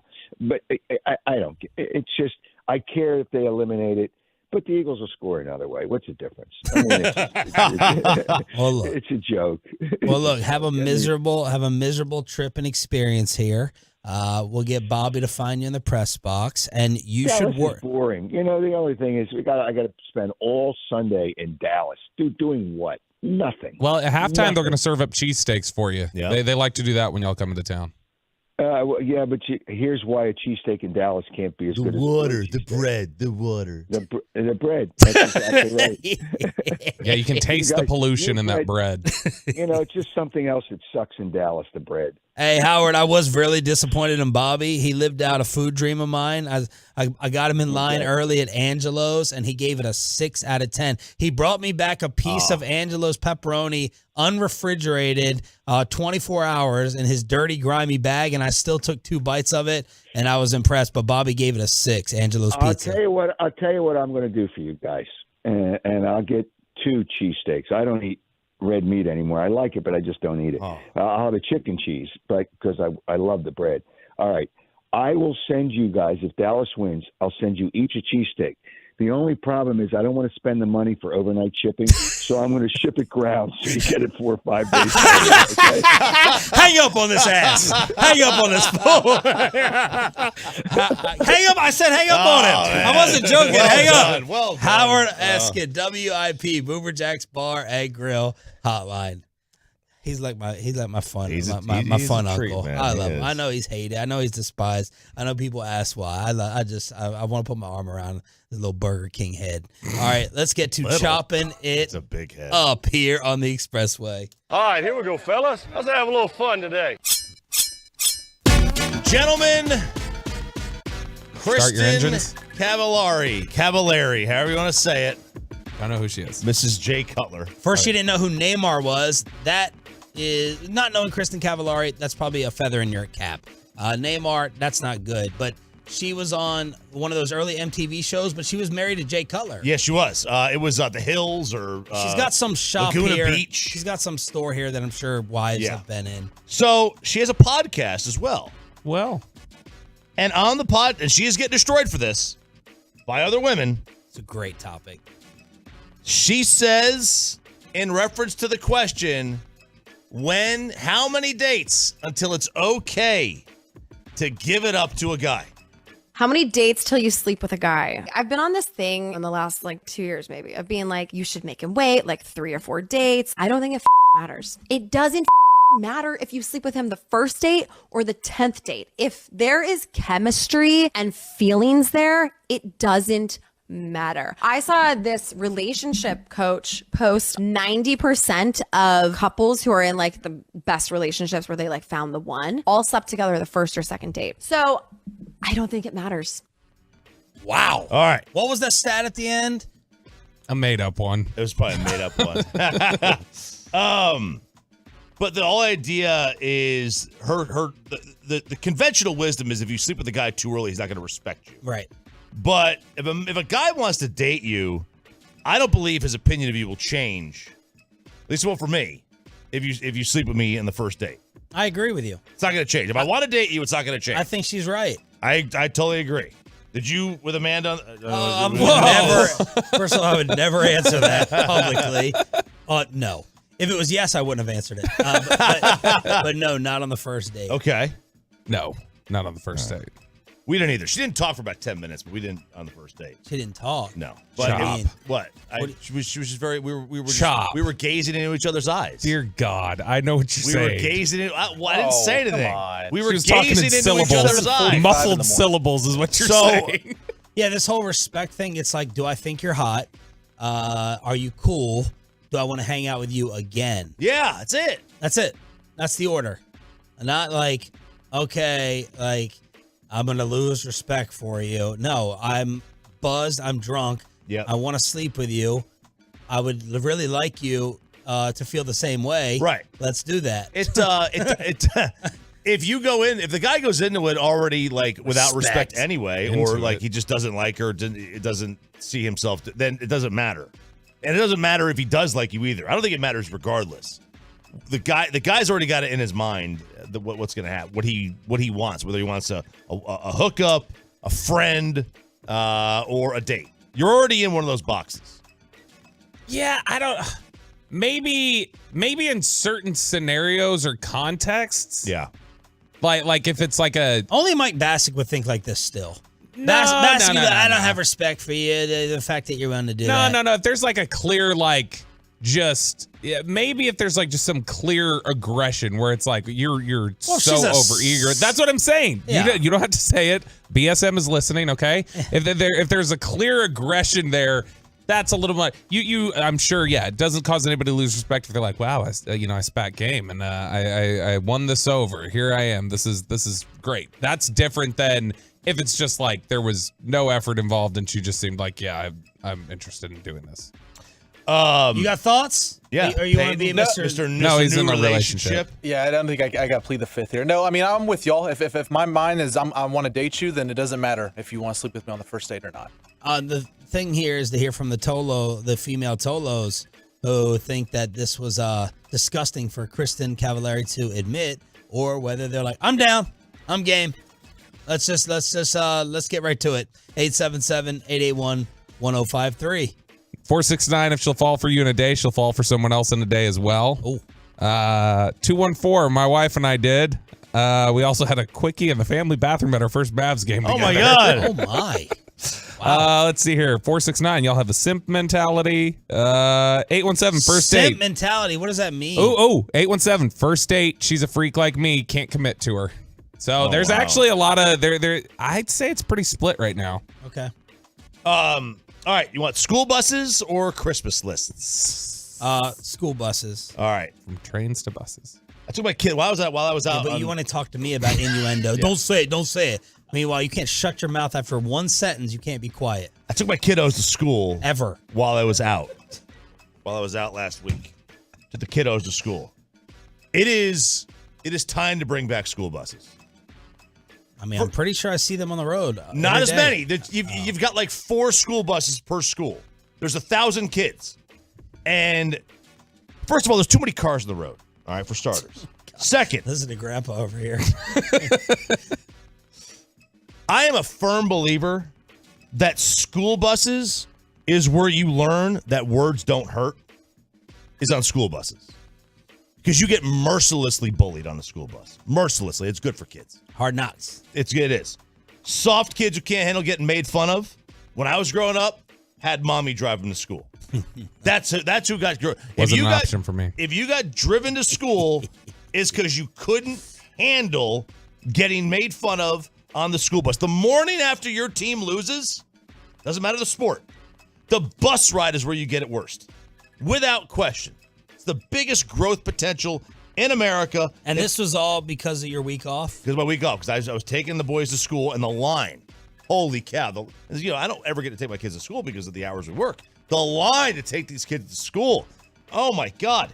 If someone is sitting at a restaurant table and they get a wet willy from behind, you know who gets upset by it? Kids who never took the bus to school. Exactly, the owner's son. The kids. What time did you take your kids to school? Was it like right at the bell? No, I got appreciated him. that line. Yeah, I got to thank you. I got him there like 10, 12 minutes before.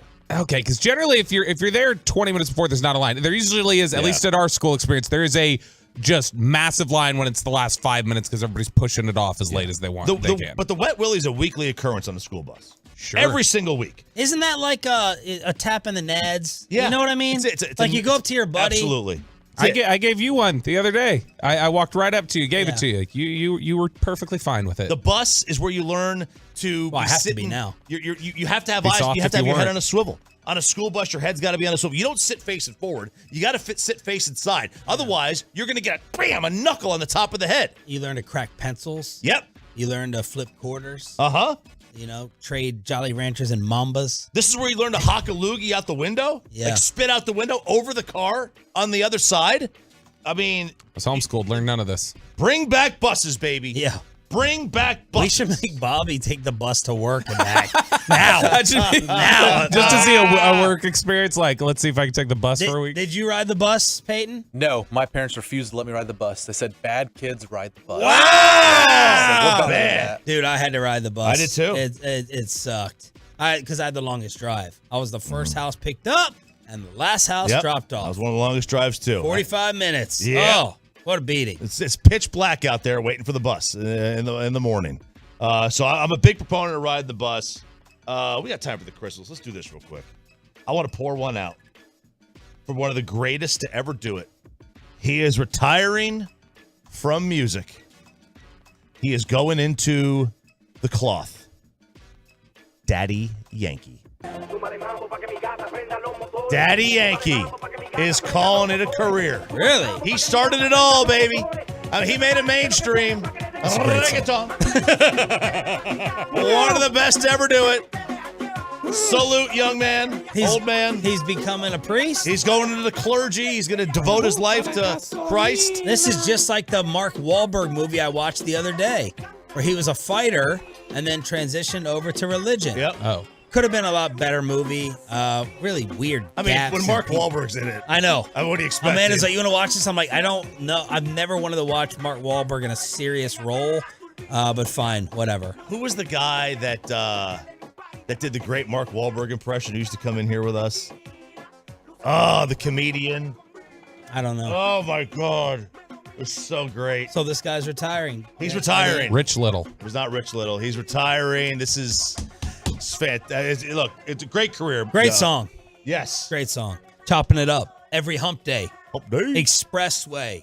The Tolos already know. We're here to hook you up on the home of America's team.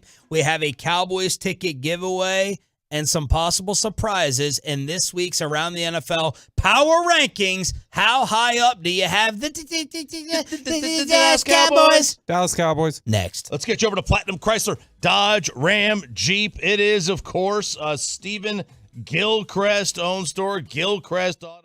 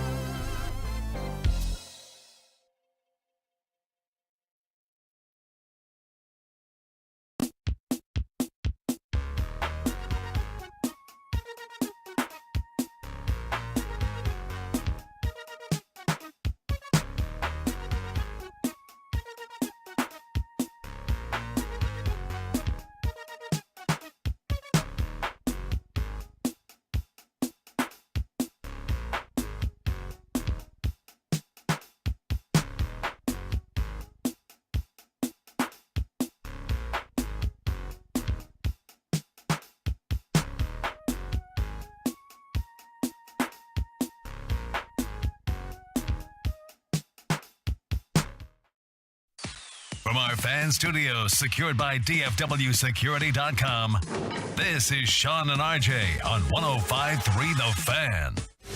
Welcome to the greatest show in sport. The biggest football game in the history of Western civilization. What a ride it's been.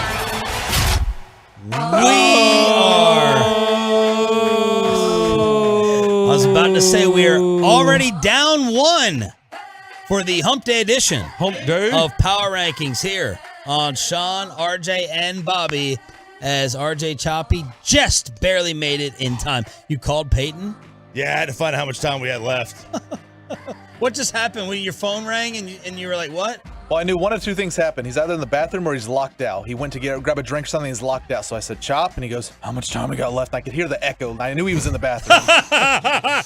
Fighting for life. What happened? I mean, don't tell us exactly what happened. I think it was the gochujang sauce.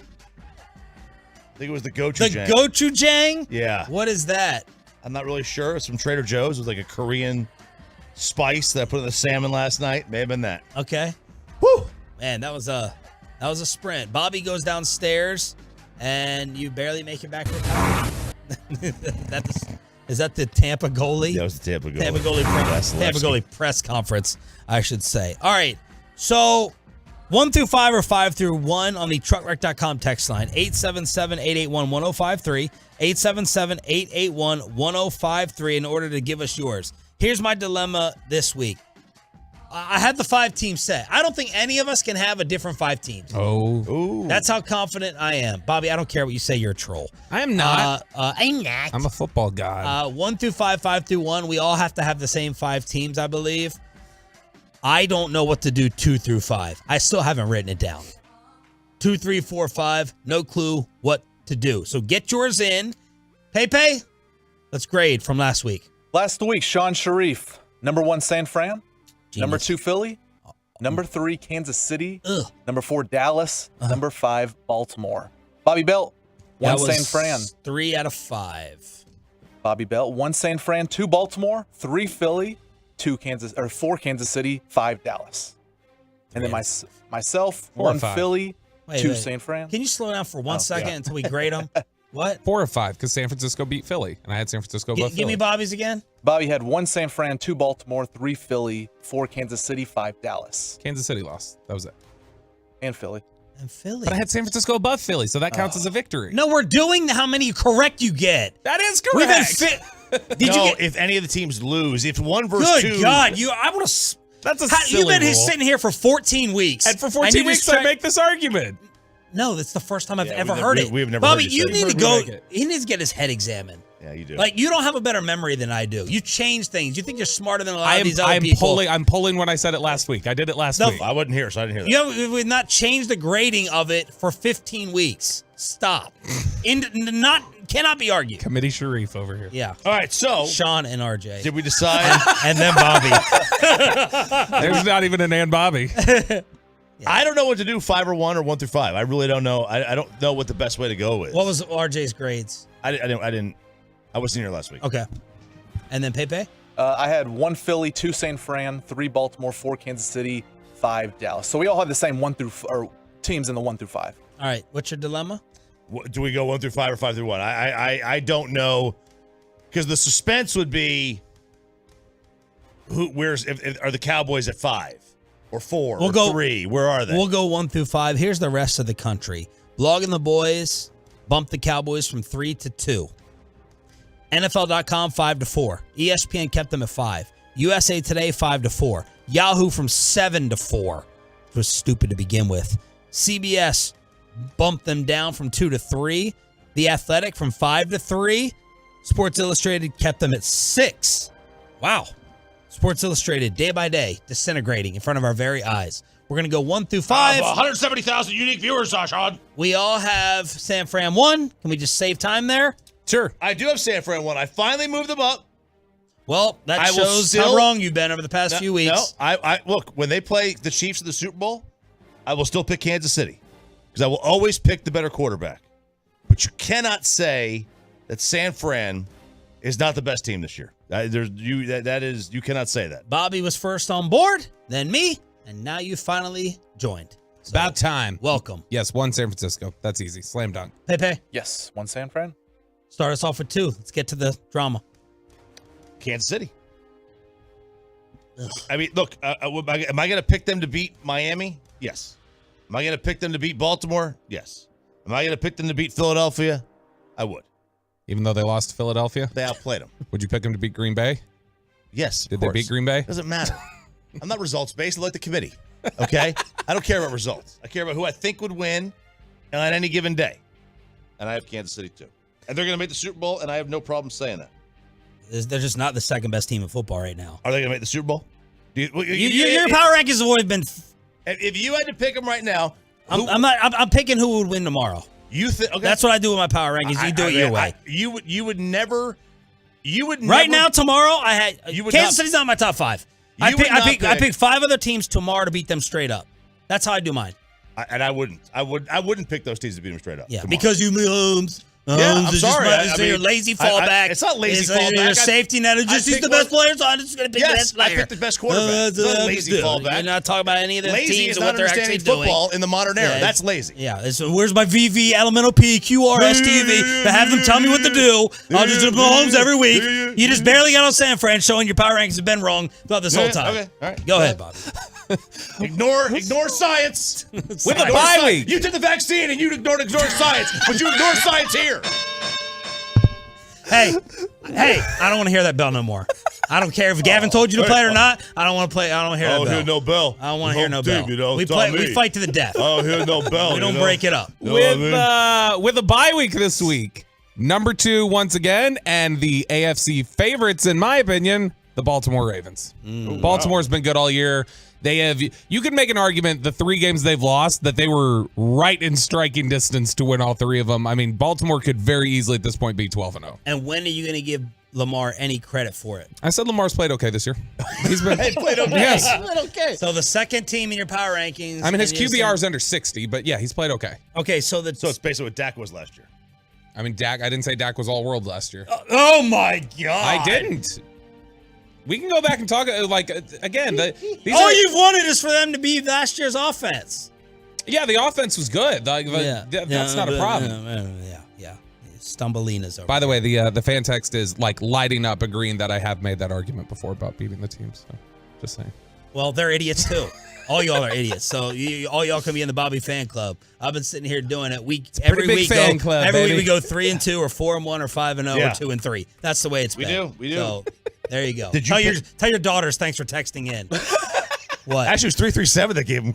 Did you? Well, now I know it's. There you go. That's your boy. Agreeing with you. It's not the only one. Did you give your pick for 2? Yeah, or for not yet. I'm stalling. Pay. I'm stalling. He's still making his list. I'm with Bobby. I have Baltimore number 2. Right now, I'd pick them to win over any AFC opponent right now. Kansas City, Miami, home or road. I'd pick Baltimore to beat them. So I have Lamar Jackson and the Ravens at number 2.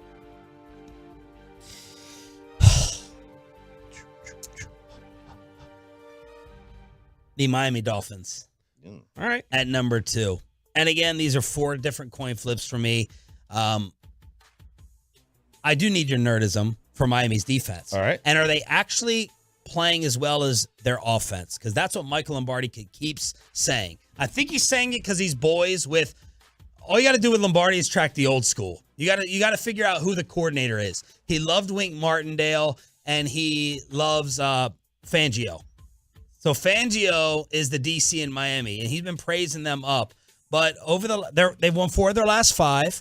It felt like the offense went away. Well, in the last 2 weeks, they dropped 34 on the Jets, 45 on the Commanders. It is the Jets and the Commanders, but my only issue is them getting out physical. They haven't really proven it big time like the Cowboys. But my Miami Dolphins, the greatest show on turf, or, well, not turf. Is it grass or turf that they're good on? Grass. Yeah. The Geeks have Miami as the 13th best defense, right? Just around league average. I'm barely going Miami. I don't feel great about it. Next. I have Miami at number 3. That offense is legit. They're in a similar situation though with the Cowboys. They got to beat somebody. They've got to beat somebody. They haven't. Every time they've gone up in weight class, they've gotten handled. They haven't gotten beat. They gotten handled. Like they got handled by Buffalo. They got handled by Philly. They need to beat somebody, though, but I got Miami right there.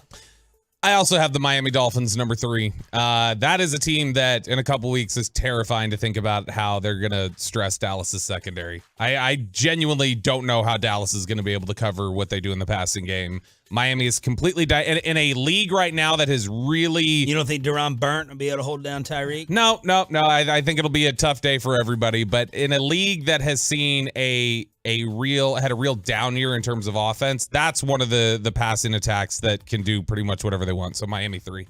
I have the Philadelphia Eagles at number 3. Look, they beat Miami. They beat Kansas City on the road. They beat Dallas already. They beat Buffalo. They've had a lot of impressive wins. They got beat down by San Francisco, but a lot of teams do. But I still have the Philadelphia Eagles at number 3 in my power rankings. For the first time all year, I have the Dallas Cowboys over Philadelphia. Yes! For this week. Philly is compromised. I don't believe Marcus Mariota is going to be able to beat us on Sunday night. Philly is a little bit hurts. Just he's lumbering. I don't know what it is. I got to get the Mike McCarthy GPS stats on his speed. It's just like anything compared to last year. I'm going to go Cowboys number 3 in my power ranking. I think Howard was protecting Jalen Hurts because you could tell Howard Eskin. Yeah, you could tell he's hurt, and he didn't want to say, "Oh, he's hurt," because that would that was very unethical if he does that. He's supposed to be a journalist. Well, he's from Philadelphia. He's very unethical. He's very unethical in general. Yes. All right, so number 4, I have Baltimore. That defense is very, very good. Their offense is 5th in efficiency on per play. They're top 5 in both. They're number 1 in defense, number 5 in offense. They're a nasty football team. I don't know that it's weird. It's like I think they're really, really good. I don't know that I would put them in a title contender category. I don't know that they can win a championship. I think they might be the only team in my top 5. I don't know that they can win a championship, but I don't know that they can. But I have Baltimore there right now.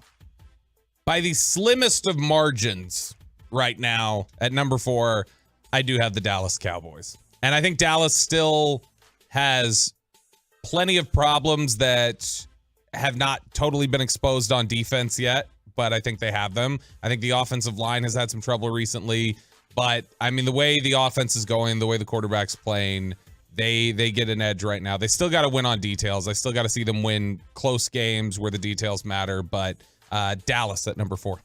I as well have Dallas at number 4. They have the MVP right now on their team. Dak Prescott, their offense is playing out of their mind at home, and they get the Eagles again at home this weekend. I have Dallas at number 4. They were 5 last week, but I've moved them up. This is another impossible pick for me. I cannot decide which team between the two. Again, the top 5 for me are easy. It's just 2 through 5.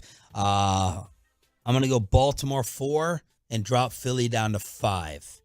So Eagles 5. My power rankings 1 through 5. San Fran 1, Miami 2, Dallas 3, Baltimore 4, the Eagles number 5. At number 5, I have the Dallas Cowboys. Oh boy, I thought you were going to say the Lions. I was going to throw this. Oh no, they're very out. Cold coffee on you. They're out. They and Philadelphia are out. Oh, they're both Detroit's 7th in efficiency per play. Both offense and defense. Philadelphia is 8th. Philadelphia is out. I agree with you. Hurts is something wrong with him. Something's wrong with him, and if something wrong with your quarterback, then there's something wrong with you. And their defense is not nearly what it was last year. Number 5, I really wish I had the stones to say this was the Houston Texans, the way CJ Stroud's been playing. I didn't go that direction. I'm saying I really wish I had the stones to do it because that defense has been playing better lately, and Stroud has been playing like one of the 5 best quarterbacks in the NFL. But I went with the Kansas City Chiefs because the receivers have that's honestly the difference to me of why I kept Dallas ahead of Kansas City. If the receivers were any good at all, I could feel a little bit better about Kansas City, but that defense is good, and Mahomes is still one of the best quarterbacks in the NFL, so give me Kansas City at 5. So who did you keep out? Who's your 6? San Francisco, Baltimore, Miami, Dallas, Kansas City. So Philly. Philly's gone. So Yep. Kansas City would beat Philly tomorrow. Yes. Okay. I made a late change with this one. I had Kansas City. I had to scratch them out. I have Miami at number 5. Kansas City's just too mid for me right now. We talked him into putting Miami up there, 2 and 3. So there it is. I thought everyone had to have San Fran, Philly, Miami, Baltimore, Dallas in some order. Of course, Bobby as he was put on earth to do. Screwed it all up. 877. He didn't have Philly in either. I know. Just messing up my narrative. 877-881-1053. Truckwreck.com text line. Look at this NFL controversy of a radio host texting back and forth with a head coach. Wait till you hear RJ's favorite story of the day. And did I actually make the official food of Texas yesterday or butcher it like my wife told me? Next. But first.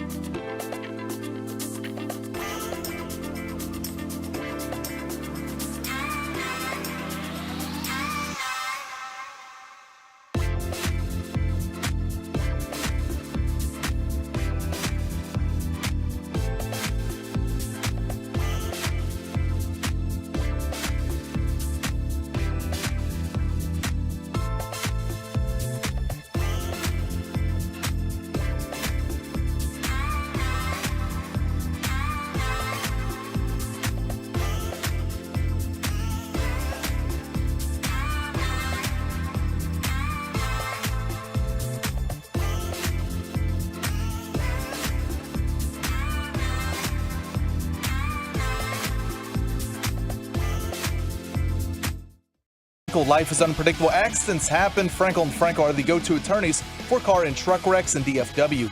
If you or a loved one have been in an accident, contact the Frankels for free at 214-817-333-3333 or just go to truckwreck.com. The Rangers add a reliever in 36-year-old Kirby Yates. RJ is not worried about the age.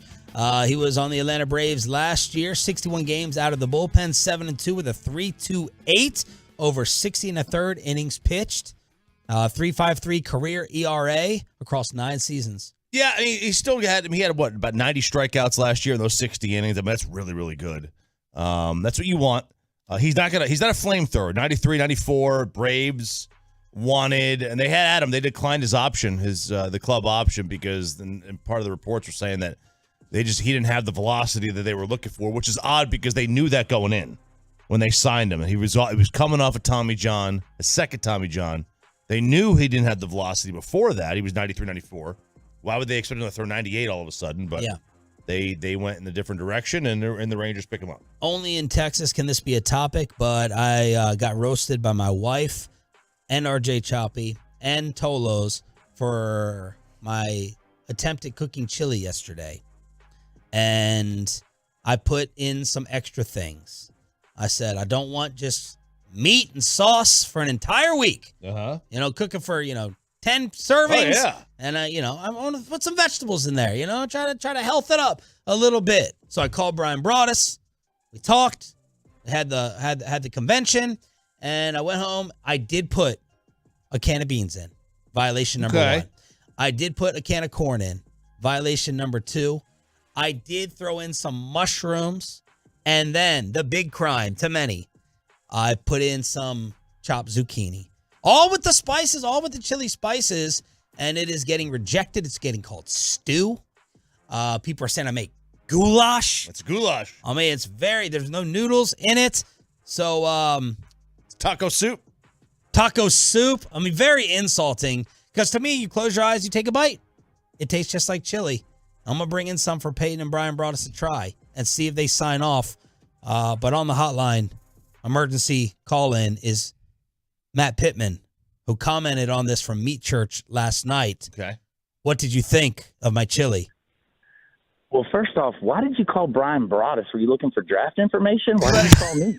Well, you're Mr. Popular. I'm going into city council meetings in 5 minutes, and I hang out with the Dallas Stars and Dallas Cowboys. I didn't know if you'd take my call here. I know I could talk to Brian.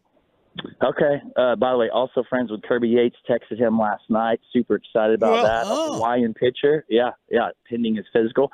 Is it a good pickup? You're a Braves fan. Yeah, I'm excited about that. Good dude. All right. We don't care what kind of guy he is. Yeah, is he a good pitcher? I don't care if he's nice or not. Yeah, you don't care about his Hawaiian background. All right, so anyway, here's the deal. I always tell people, make what you want. Like, as long as you like it, that's all that matters, just to be honest about it. I've never actually heard of putting zucchini or mushrooms in something I call chili. But hey, if you dig it, as long as you're happy with it, it's good. Here's what I tell people. So original Texas chili, Texas Red, it had no fillers in it, such as noodles, corn, beans, etc. There's no arguing that. It just wasn't in there in the beginning. There's varying stories as time went on. How did those things start to get added? Was it to extend the pot, put those things in it? But when you go to the chili cook-off down in Terlingua, fillers aren't allowed because they want you to taste the flavor of the chili, not all the other stuff that gets added in it. So that's where the debate comes from. When I say it's the most polarizing topic in outdoor cooking or indoor, outdoor, whatever, it is. Chili over like brisket? Yeah, I think so. It's a war. Like there's a big Facebook group here locally that doesn't even allow chili posts because they get so nasty. No politics or chili. Chili or HOA. Or Dak. Dak HOA and chili. Or CFP. I've been seeing it so much lately that I'm actually shooting a new chili video tomorrow just because I want to stir the pot a little bit. So let's get it going. But yeah, hey, as long as you're happy with it, that's fine. It's not what I would do, but you're not from here, and you like a little zucchini and mushrooms in your chili. Knock yourself out. But can it be called chili? The purists would say no, but that's here. But even if I put in beans, the purists would say no. The purists are going to say no, but everybody outside of the country is like, oh, that's just meat sauce. That belongs on a hot dog. And I'm like, well, damn, I've never had I've never had sauce that good on a hot dog, but okay. Yeah, it's like bolognese. It's bolognese with paprika otherwise. It's sauce and meat. Right. I don't want to eat just sauce and meat. Really good flavor from the chilies. See, that's the thing I didn't realize until yesterday. I had already gotten this in the crock pot, which is another violation. I didn't smoke it. But Matt is I didn't even realize like chili was about the chilies. Yeah. So sounds like I need to bring y'all some next time I come in. Yeah. Yeah, why not? So by your definition, Gotta have Fritos though. By your definition, I should just be able to, as long as I mess with the chilies and give them the proper treatment with soaking them and toasting them and all that stuff, I should be able to add in what I want as long as I give the proper respect to the chilies, which I just thought it was about chili powder before. But the purists would still say, no, you can't add anything but meat and sauce and chilies. People are going to call it stew. You know, I mean, there's no authoritative body, so, you know, you get to do what the heck you want. Like when people started making pork belly burn ends, a guy in the Barbecue Hall of Fame and I got in a huge argument. And he's like, nothing can be called pork belly burn ends. You know, nothing can be burn ends other than Kansas City brisket burn ends. And I said, well, fast forward to now, it's a thing. Yeah. So, you know, call it what you want. I do have a sticker on my laptop that says no beans and chili, so I'm pretty hardcore about it. All right, you have any final things to say to anyone on this show? Yeah. Hey, Bobby. Yeah, what's up? Roll Tide. Hey, I'll tell you what. Beans belong in chili more than Alabama belongs in the CFP. Oh, he did the hang up. He did. Wow. He did the hang up. He's a Bobby ruined the morning show, and he hung up. So emergency call in there from Matt Pittman, a.k.a. Meat Church, saying I did not make Texas chili last night. All right, Choppy's story of the day in New York. All right, so backstory here. We all know there's reports out there that Zach Wilson was offered the starting job, and then he had said thanks, but no thanks. That's from Diana Rossini. Yeah, he said, nah, fam. He said, nah, fam. He goes, I got MILFs out there waiting for me. Nebraska co-ed. Aaron Rodgers calls it out and was like, I want to find the leak. This is character assassination. As if Zach Wilson hasn't engaged in his own character assassination enough. Diana Rossini comes back and was like, not only is this report true, but I've got multiple people inside the Jets building that are telling me this is true. So you don't have leaks. You've got geysers coming out here, okay? Goodness. You got geysers right now. Well, then we go to our old friend, one of our favorite meatballs ever, Joe Benigno, who is a longtime Jet fan, mid-60s, since he was a Jet fan since the mid-60s. He got his job because he was a caller. He was Joe from Saddle River, and he somehow got this drive time show on WFAN. We used to crosstalk with them. He retired, but he still goes on there all the time. And he used to crosstalk in elevators too. Yes, he did. He crosstalked. There you go. Very good. He now is semi-retired, I guess, because he does a hit on whatever their afternoon show is. He got in a fight with Tiki Barber. He did get in a fight. He got in a fight with Tiki Barber, I believe. Remember, because he said, Tiki, you couldn't be watching this game. You were calling the other game, and Tiki got up and left. He goes, not fair. I'm leaving. Not fair, I'm leaving. I'm going back to the Housewives of New Jersey. So Rondé's going to sit in for me. That, as if that enough wasn't preposterous. What happened next is Joe Benigno goes on the air, and first of all, he was texting with Robert Saleh. Texting back and forth as if that's not preposterous enough. Mm-hmm. He tells the story about him offering advice on how to fix the Jets. He don't like Zach. I can tell you right now, he don't like Zach. He don't like Zach because I'll tell you this. So when I did this 6-part thing that I put out there today, okay, and one of them, I listed them too, like by number, okay? And one of number 2 was him getting involved in the play calling. Right. I did put that. Number 3, I said, you got to go back to Zach. So he texts me back, and I mean, he might get mad at me for this, but I don't care. He texts me back, and he says, Joe, about number 3. Which was playing Wilson. Right. Are you kidding me?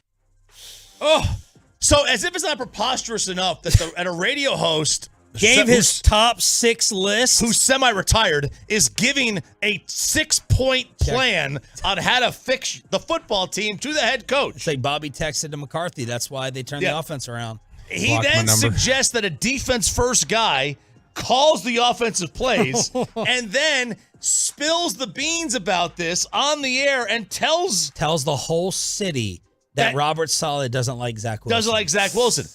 Robert Saleh comes back and says, that's not what I meant. I meant, you've got to be kidding me, meaning, Joe, you've told me that you don't like Zach Wilson. Oh. And now you're suggesting that I start Zach Wilson? And people in the Jets, I mean, like, how do you tell what the coach sent you on the air? I know. He's in don't give a blank mode. He's 70. He's He's 70. semi-retired. He wants to brag and look like a big shot that he's texting back and forth with the head coach, and he outed the thoughts. The balls on him. Could you imagine if I text Banny right now, hey, Banny, I got a 6-point plan for you to fix the Diamondbacks this year. Yeah. Get you over the hump. 6-point plan. Could you imagine? And then he wrote you back and said, no, Tommy Pham's a psycho. Right. And you read on the air, Banny thinks Tommy Pham's a psycho. Yeah. Like that is, I mean, you'd be banished. Even if the rest of the Jets team doesn't like Zach Wilson, how does Robert Saleh go into that locker room and not have those players wonder what he has said about them? He's got to spin it. He's got to say, this old man with his handlebar mustache, he don't know what he's talking about. Boy, if you make, if it is Saleh, does he, when you talked before about him surviving in his job, if he were to be some massive leak part of this, with the way Aaron Rodgers has been talking about leaks out of that building in the last 24 hours and how it's chicken-ass and he doesn't respect it, the Jets have shown they will bend over backwards and do anything Aaron Rodgers wants. Man. If Aaron Rodgers has had the well poisoned on Robert Saleh, Saleh might not survive. Well, yeah, that's a good point. Yeah, What but if the whole Saleh's locker leak? room and team may agree with Saleh. They might, but what if Saleh's the leak? Right. That's the point. If Saleh's the leak and Aaron Rodgers doesn't approve of that, it might push him out. Sean, RJ, and Roberto here on 105.3 The Fan. It is time for Below the Belt. Cowboys burning questions for the stretch run. Bobby has it on the home of America's team next.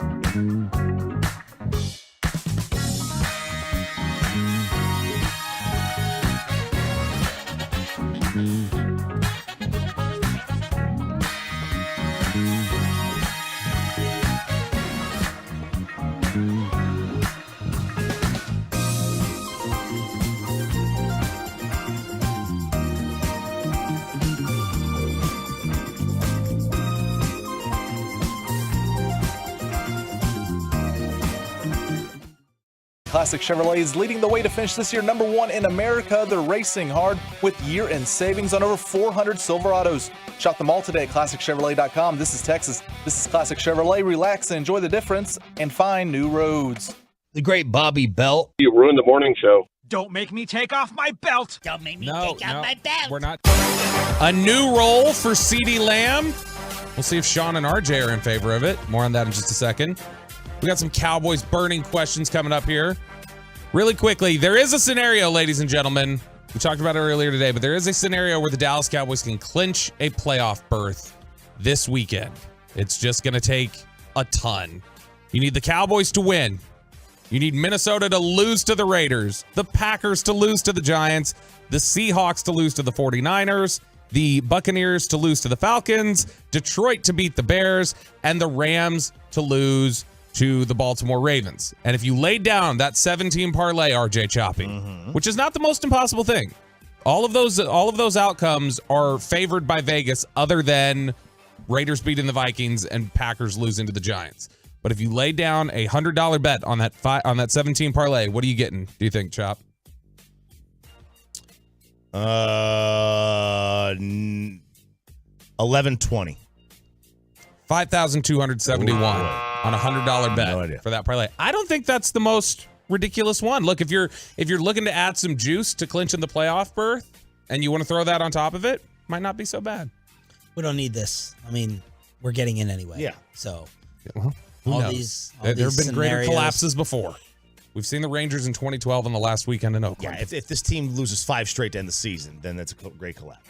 All right, so we've got some Cowboys burning questions. We were kicking around a couple of these, and I added some more. Kicking around a couple of these with Broadus, and I were going through some questions the other day on Love the Star, and I wanted to bring them to you guys. Here's the first one, and this is a little bit outside the box, but I think it's become the reality.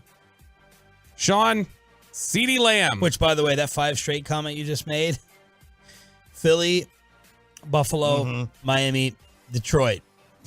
I mean, look, it's. I mean, it would not be a crazy scenario for them to lose all those games. That would not be lunacy. It's not the most ridiculous thing, but I mean, it'd be tough. It'd be tough. Sean Sharif, CeeDee Lamb is and should be, in essence, this team's third running back. They keep lining up Lamb in the backfield. He's taken 5 to 6 snaps a game back there. He has carried the ball in 5 of the last 6 games. Not even always on jet sweep. Sometimes it's getting a pitch in the backfield, and he's had some success with it. And so, given that you've got Dowdle and Pollard kind of handling the main load, CeeDee Lamb, rather than keeping a Deuce Vaughn or a Hunter Lipke or whoever else, CeeDee Lamb should be the team's third running back in essence. Absolutely not. Too scared of injury here? Yep. This is not Deebo Samuel because Deebo Samuel is not as good of a receiver as CeeDee Lamb. So Deebo can have some carries. How many carries do you have for CeeDee on the year? Do you have that? Yeah, CeeDee Lamb has 3, 4. He has 9 carries this year. Deebo has 29. Mm-hmm. So I even thought it'd be more for Deebo. But no, CeeDee's too skinny. Give it to Rico. I do wish this team had a little bit more of a battering ram at running back. That worries me. CeeDee Lamb. Short yardage, playoff, gritty, nasty weather situations, a hammer. Not Zeke. Sign Zeke for, getting you a 4th and inches. That's not worth all that. But I wish they had another power factor back there. 9 yards a carry this year for CeeDee Lamb, by the way. Yeah, a lot of that is all surprise. Yeah. It's been some jet sweep stuff, but they have thrown him in the backfield a little bit, and they've had him run outside there. Keep it surprising. I mean, I don't mind if he runs it, but keep it surprising. Like what you said that Jameson Williams was it Jameson Williams play for Detroit this week? The end around, the double reverse. We do something like that, right? I don't want to line him up in the pistol and let him go. Yeah. Okay, that's fair. Get him out. If you're going to make him run, it better be outside the tackle. I think, and I don't disagree, and he does have what? Deebo Samuel's probably got 25 pounds on CeeDee, 20, 25. Yeah. But they certainly seem to be using him in this capacity as the change-up back, where outside of Pollard and Dowdle. And it's, I mean, but they also have, every week I have 5 seconds of terror. If anything happened to this dude, something can happen to Deebo, and they're not done.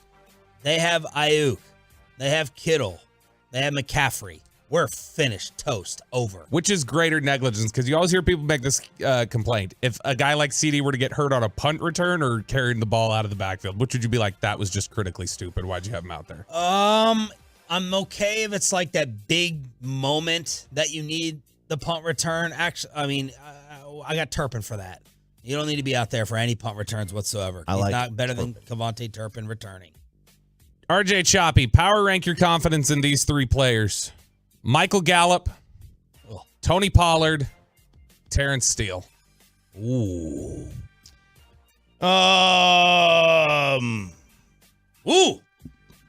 So, define confidence.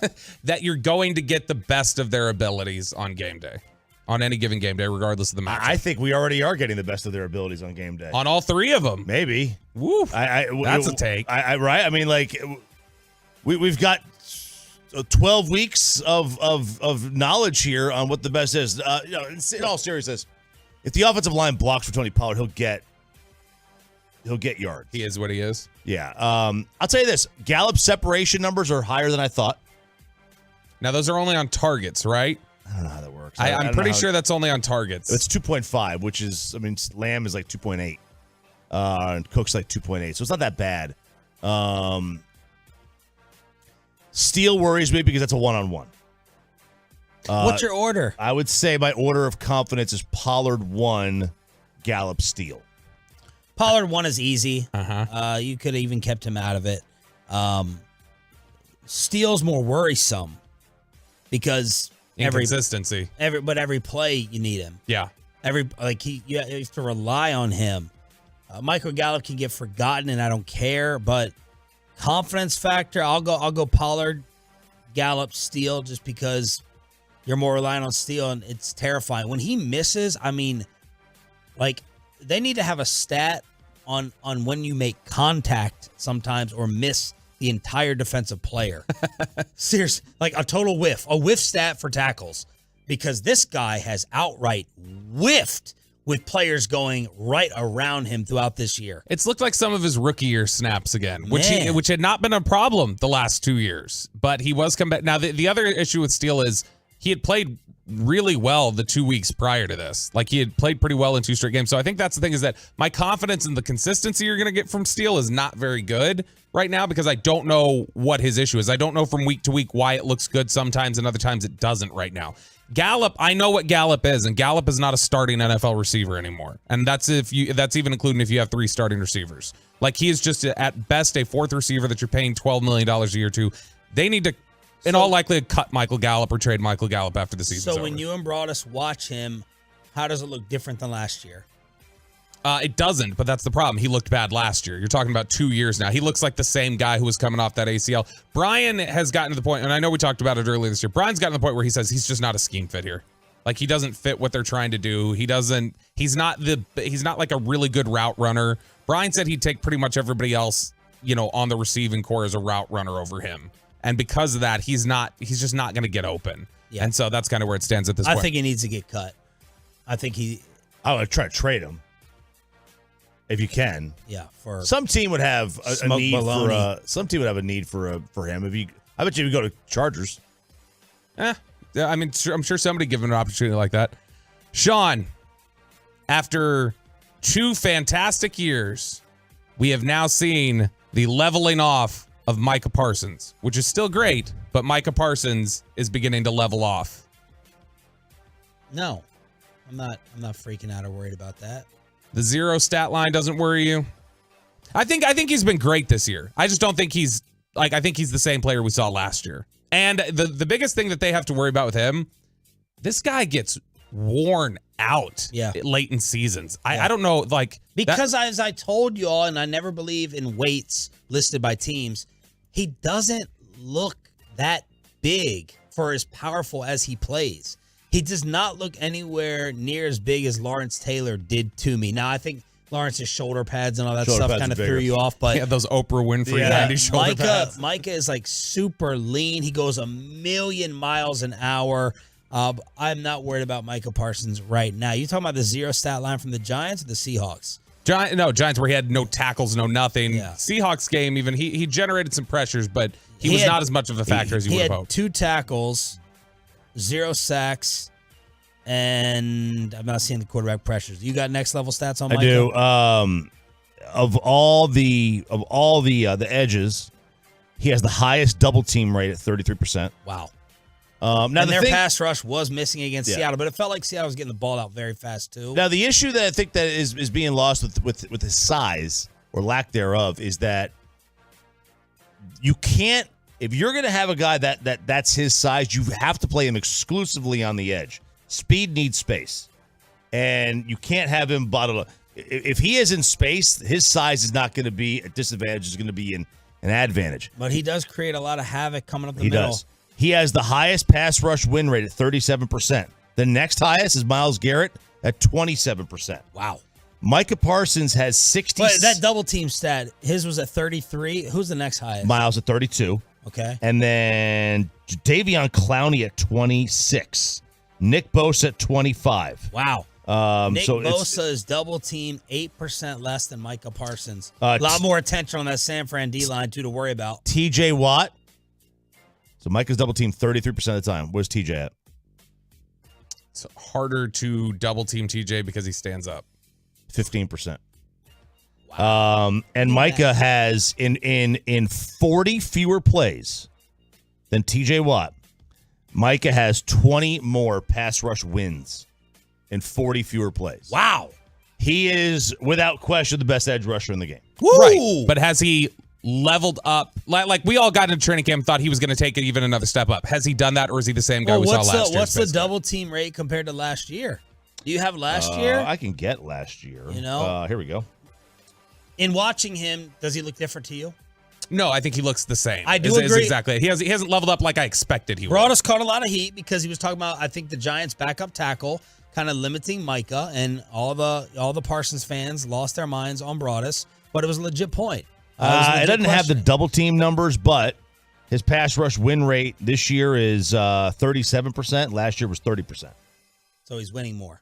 So he's winning more. Now, I don't have the double team numbers. I don't know if that's a new stat this year or not, but I don't have that from last year. You can go watch Micah practice and assess for yourself with our Cowboys practice giveaway. Our way of saying thank you for being a total. That stands for turn it on, leave it on. And RJ thinks that maybe the Texas Longhorns should be the favorite to win it all. The college football kegger, final hour, Hump Day edition, after we hook you up. All right, Tolos, that's right. Caller number 10 right now at 877-881-1053 wins a pair of tickets to see the Dallas Cowboys practice on December 20th. This includes a VIP tour of the Star in Frisco, along with lunch and practice viewing. Takes place between 11 a.m. and 2 p.m. at the Star in Frisco. That's caller number 10 at 877-881-1053. RJ Choppy, your good friends over at Zerez. How's your carpet look? Is it clean? Is it environmentally safe and healthy for your home? The answer is no. It's dirty, it's musty, it's dusty, it's worn down, it's ragged. You want to get it cleaned up. The clean way, the green way, the Zerez way. With that RJ Choppy.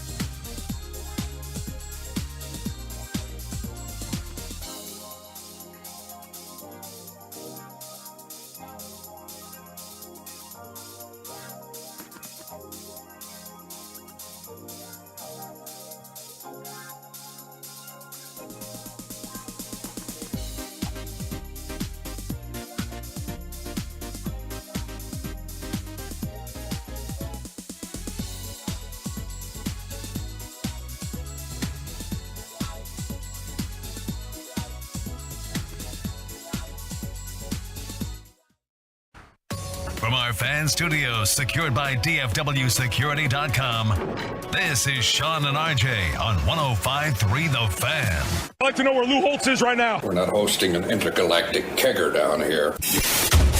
College football! Yes, we are hosting an intergalactic kegger down here. Dang right we are. Army-Navy game. We still got more football this week, man. Still got more football this week. So we're going to host all kinds of keggers. We're going to get Roger Stahl back on. We should. We usually do. Text him. One of the best smelling men that I've encountered. Outside of the guy that came to the firehouse tour and gave you some of his cologne. Yes. That Amanda threw out. Yeah, that she's like, no, I've seen that way too much in Oak Cliff. So he smelled great. Roger smelled great as well. Corey Majors a lot of times smells very good. Yes, he will. All right. So let's start with this. I think the University of Texas. Now, I know they're not the betting favorite right now. All right. It's Michigan plus 175. This is according to FanDuel. Michigan plus 175, they're the favorites. Alabama plus 210 is next. Texas plus 260. And then Washington plus 800. Man, this feels even. I'll say this. I think this is the best. I think this is the best they've done. This is the best for most. This is the most competitive four I think we're going to get. Most even matchups. The most even matchups. You can make a case that the 2014 was really good because you had Mariota and Jameis in the Rose Bowl. That was Oregon against Florida State. And then you had Bama and Ohio State in the other Final Four game. And that was it was a really good game as well. And Ohio State, you want to talk about a team loaded. Go back and look at that 2014 roster. They had Lattimore. They had Michael Thomas. They had Zeke. I mean, they had everybody on that team. Go look at Zeke's numbers in that Wisconsin game. 20 carries for 220. Woo! In a 59-0 win. Back when he had a burst. That performance that set back the Cowboys a decade by drafting him 4th overall because of it. It was. That's where Garrett fell in love with him. They'll tell you that. But I think that Texas should be the betting favorite, and here's why. You have a much better case that they will make the final. They're a 4-point favorite over Washington. It should be higher based on how they're all ranked, who has the best chance to win. It probably should be closer to 6. Bama and Michigan has already been bet down to 1. It's probably going to go closer to a pick 'em by kick, assuming there's no injuries between now and then. I could easily say that the most likely team to be in the final is Texas. You can make you don't know. Bobby, I know Bobby hates Bama, but you don't know who's going to win that Michigan-Alabama game. Give me the order of the quarterbacks 1 through 4 in the playoff. The order of the quarterback in terms of current or NFL talent. Current. What do you? Penix is 1 for Washington. Then it's Quinn, Ewers, McCarthy, Milrow. Okay. No, McCarthy has been. He didn't throw. He didn't. No, they don't throw. Have you watched Michigan this year? They don't throw. Did you watch Michigan this year? They didn't throw a ball. Literally didn't throw a pass in the second half against Penn State. Why are you going to make me do this? Why are you going to make me pull this up? They have been winning offensively off the strength of their running game. Yeah, lately. But like McCarthy, absolutely. That's the whole reason why everybody started talking about Michigan as number 1 is because he took a massive leap as a passer this year. He was torching people earlier this year. He's still Ball State, Kent State, UNLV. What I'm trying to get to is Bama's just as good. How much do you really believe in Quinn Ewers winning the national championship? I don't. If it has to be on his right arm. Pepe, you're a Longhorn fan. Are you wearing burnt orange today? I am. Okay. Early orange. How much do you believe in Quinn? To win the Natty, it's not over 50. I think to get to the Natty, yes, I have full confidence that he can beat Washington. But I mean, Bama and Michigan are just better right now. They're just better than Texas. Like your Quinn confidence level. That's what I'm asking because I don't feel like it's that high in the Longhorn Nation. He is. Quinn can be. I also think they're a little bit fickle down on Longhorn Nation. He's tremendous. Tremendous. He's really, really good. He's the highest graded recruit that we've ever seen, or he's tied with the highest. he on any given day, his talent is You mean coming out of high school? Yeah, he was like one of the highest grade recruits ever. His talent is insane. On any given day, he can be the best of those four. Like his best performance can be better than anybody else's. The problem is he is only because Milroe is in here can you say he's not the most inconsistent one. He is incredibly inconsistent and has been his whole time at Texas. Yes, he is. But I'll tell you the reason why he's not number one is because Penix is like 30 and Quinn is like 19. 21 touchdowns to 6 interceptions. I have not seen like consistent wow factors with Quinn. I'm not blown away. My quarterback radar has 99% hit rate aside from Carson Wentz. The Alabama game, he was spectacular with the deep throws, the touch passes. Those were not lucky throws, but Texas fans will say that was a fluky game. Those are not fluky throws, like they were on the money, but how often is it there week in and week out? I have no problem saying that he is inconsistent. He's 20 years old. They're all inconsistent. He needs the weapons around him, I think. He needs weapons around him. He can't carry a game. I believe that. I don't care that he's 20. I'm judging the college football playoff. Yeah, I mean, but I'm not talking about his future. I don't care about him as an NFL quarterback. I'm talking about winning here 1, 2, 3, 4 against these teams. Yeah, Penix is the best. Penix is older, and that's a large reason why he's the best. When he was at Indiana, he was not the best. He was good, but like this is, I think Quinn is easily the second best quarterback going. That's in the Final Four. He's the most talented in a vacuum. He is also just that's been his problem the whole time. Is that you cannot count from week to week what he's going to be. The Washington's a lot like people are saying that they're a better version of what Oklahoma was when Texas played Oklahoma. They're a nightmare. They've got an NFL quarterback, an NFL running back, an NFL left tackle, and at minimum 2 NFL wide receivers, maybe 3.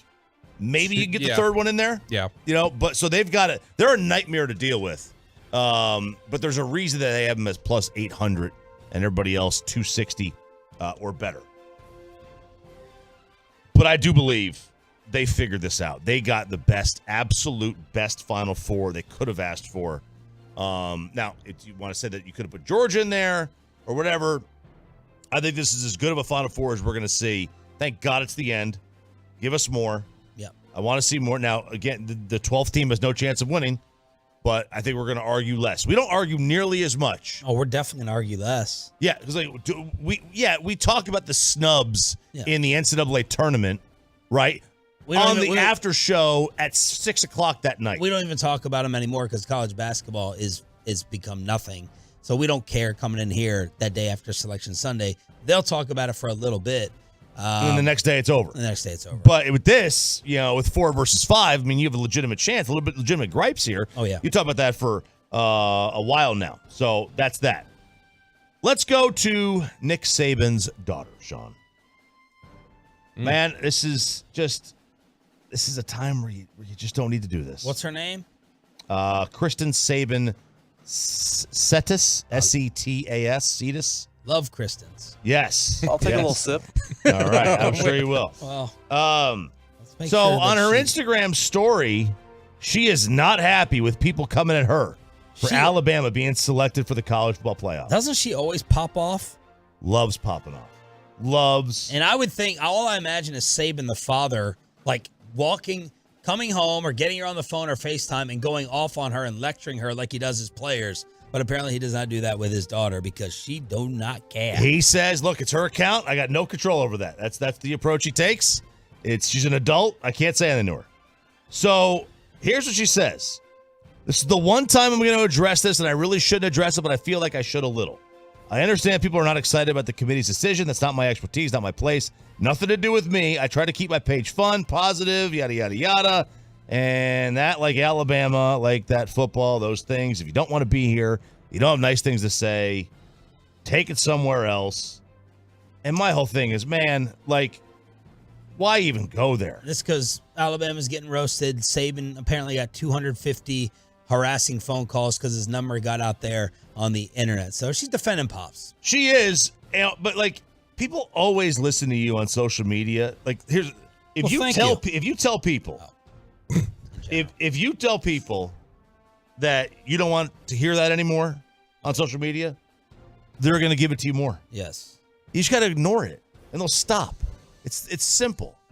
We should be PR people here. Got to be hard. Got to be tough. Got to be hard. I mean, I was talking with a couple barbecue guys at Sandler's event, which, by the way, raised, $400,000? The number just came out. Damn, son. And we were just talking about reacting to people.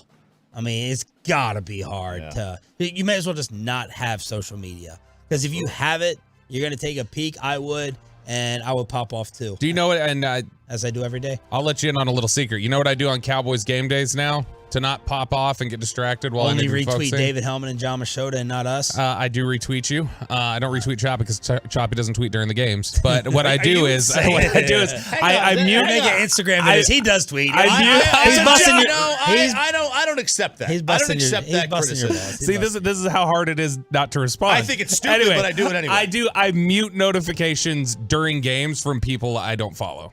And so the only Twitter notifications I get are from people I follow. So the only if I follow you, it's more accessible to troll me. And then after the game's over, I open my notifications back up. Oh, so that's Kristen. That's Kristen. Now let's get to the great Pat McAfee, the sensitive Pat McAfee. Now we had played. First of all year long, the fans were trying to get after Pat, trying to get Pat to leave. Don't make that face. Trying to get Pat to leave the college game day. All right. They wanted him to, 50% of the people wanted him out of college game day, whatever it was. Yeah. It was an athletic poll. Of course, he says nobody reads the Athletic that I know of. By the way, I watched 5 minutes of McAfee with Rogers on his weekly, but it was in the ESPN set. Holy crap, did it change the feeling? It was sterile. The dynamic's weird. It was awkward. Yeah. The dynamic was totally different versus the normal frat house type feel. And normally the guest in person is always better. This was worse actually with McAfee there. Go ahead and write about that. Broadcast Sports Media, BSN. Get me in trouble with what's the McAfee Hive called? I don't know. I don't know. Do they have a name? Let's come up with one. McAfee Security. McAfee Security. Big Dom. Big Pat. Big Pat. McAfee Security. All right, so a lot of fans wanted him off game day. I think he's great on college game day. Should we replay what he did? You mean with the troll? With the troll? It's your segment, bro. You know what? I don't know if we'll have enough time. We don't have time. We won't replay the troll. So it won G-Bag of the day, apparently, over Bobby and I fighting. It did. So people have heard it. But this is where he sang the Who's That Calming Down the Track, whatever it is. And then he says, which is the Georgia song. He said, give me Alabama. Yeah. That was great. Big pop, glass break, stone cold, amazing. Straight WWE. Absolutely. Well, he took to First Take to go back at the Georgia fans who are crying about what he did. And the Georgia fans, they loved you. Well, there was a whole until you said Alabama. They did not love me. You got to remember the whole narrative all year was that because my show came to ESPN, obviously we fired Steve Young. We fired all the people that were here and were great people at ESPN. It was my show's fault. And then on game day, David Pollock got let go. David Pollock, who I am a massive fan of, one of the greatest Bulldogs of all time, a dude who was very good to me. Obviously, I took his spot. So Georgia fans all year, not necessarily the biggest McAfee fans. Now, with that being said, I was very nice to them. I was very cordial to them. But in the biggest moment in front of them all, it was a nice little reminder that, hey, yeah, you can go to hell too for what you said to me all year. And then Alabama wins that. That's a huge ordeal. It's always better that way. Because Georgia wins that, I have to live with that forever. But it's only one P Mac. College football. And it's very cathartic. It's very cathartic to tell people to go to hell. It's a very okay, guys. That's kind of my life. Okay, guys. That's kind of my life now. Disney morning show. Well, yeah, you're right. Let's keep it together. You're right. Oh, now I think Pat's being a little sensy here. You got $100 million in the bank. Don't concern yourself with Georgia fans. Half of them don't even know the difference between toothpaste and toothbrush. Okay, don't very compare yourself. What about a tube of toothpaste? Yeah, he is a little sensy on this one. You got all that kind of money. This is like Chris. I go through a tube of toothpaste. That is sensitive. That's sensitive like Chris Fowler. We're refusing to go back to Tennessee after the Heisman situation because he was getting destroyed by Tennessee fans. He wouldn't come back wouldn't bring college game day back for like a decade. He had that call to decide where to take game day? He would know what he did. You guys just weren't good? McAfee. No, we won the national championship. Oh, my God. And he wouldn't come back. And when they did come back, They went on top of a parking garage with no fans. With no fans behind them. Yeah. Look, I can't complain too much. I'm as petty as they come. I'm bitter. I keep score. So me and Pat, we're basically the same. But man, who cares what these Georgia fans say to you, Pat? You you above trolled that. them. You got to take it back. You trolled them. It was an all-time great, amazing troll. You gave it. You got to take it a little bit. I got to take this zucchini chili slander. I got to take it today. I'm getting insulted. Non-Texan. You don't know how to cook. Overate, overhype. I got to take it. I know what I did. Broke the laws. I dished it out, and here it comes back. So let's see what McAfee says about us later today while you're doing. Just ripped our video. While you're doing legs. That bothered me the most. All right, we're going to crosstalk with KMC at 9:40. Speaking of sensitive, with Mikey B. We're going to figure out whether Marcus Mariota is going to start over Jalen Hurts against the Cowboys. Wait till you hear this suggestion with Nick Eatman next. But first, Frankel and Frankel, their team of highly experienced and dedicated personal injury attorneys, fight the unfair practices of insurance companies, get you the medical care you need and the compensation you deserve.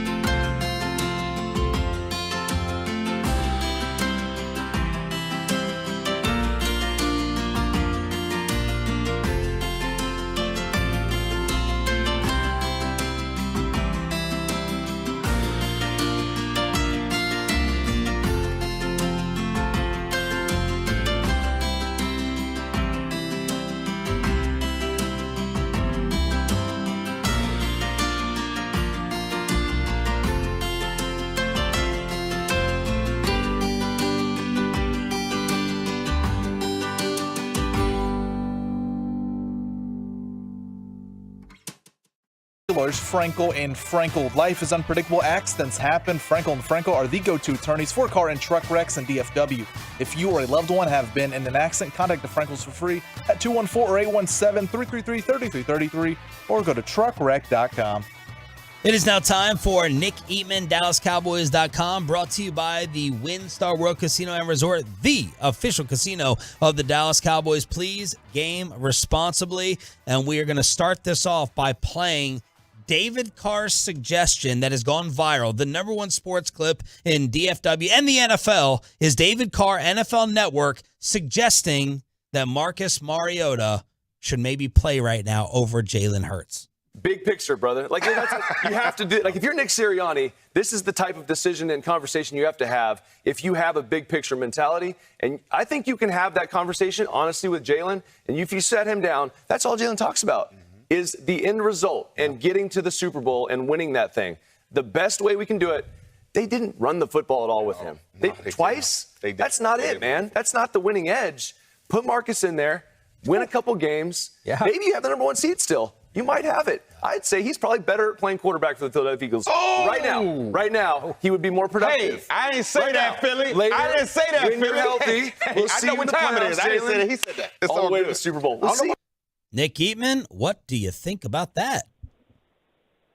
I think it's just another clear example of a guy that's like not really, maybe not excited about where he is in his career and says, you know what? Like, where's David Carr? Is he still in the league? Is he what's he doing now? Who's he work for? And this is a good way to do that. This is a good way to kind of get your name out there. There's no way he really believes that. You can't believe that. If he believes that, I really believe if he thinks that Marcus Mariota, and I had time while you guys were playing that to just type it, put his stats up there. A guy that's 34-40.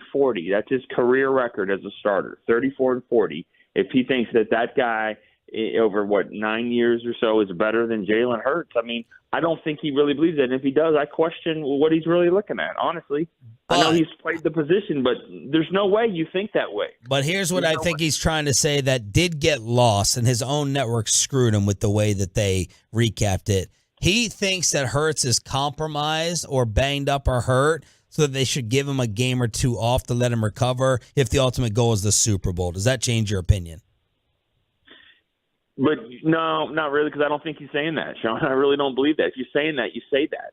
Like, he's like, unless I didn't hear the whole clip. There's one other clip, to be fair. Okay. Well, what I heard him say, though, what you just played, was that I think he gives us a better chance. It gives them a better chance to win, and I just don't believe that. I mean, I thought Jalen Hurts, and I still think that. I think he's one of the top candidates for the MVP.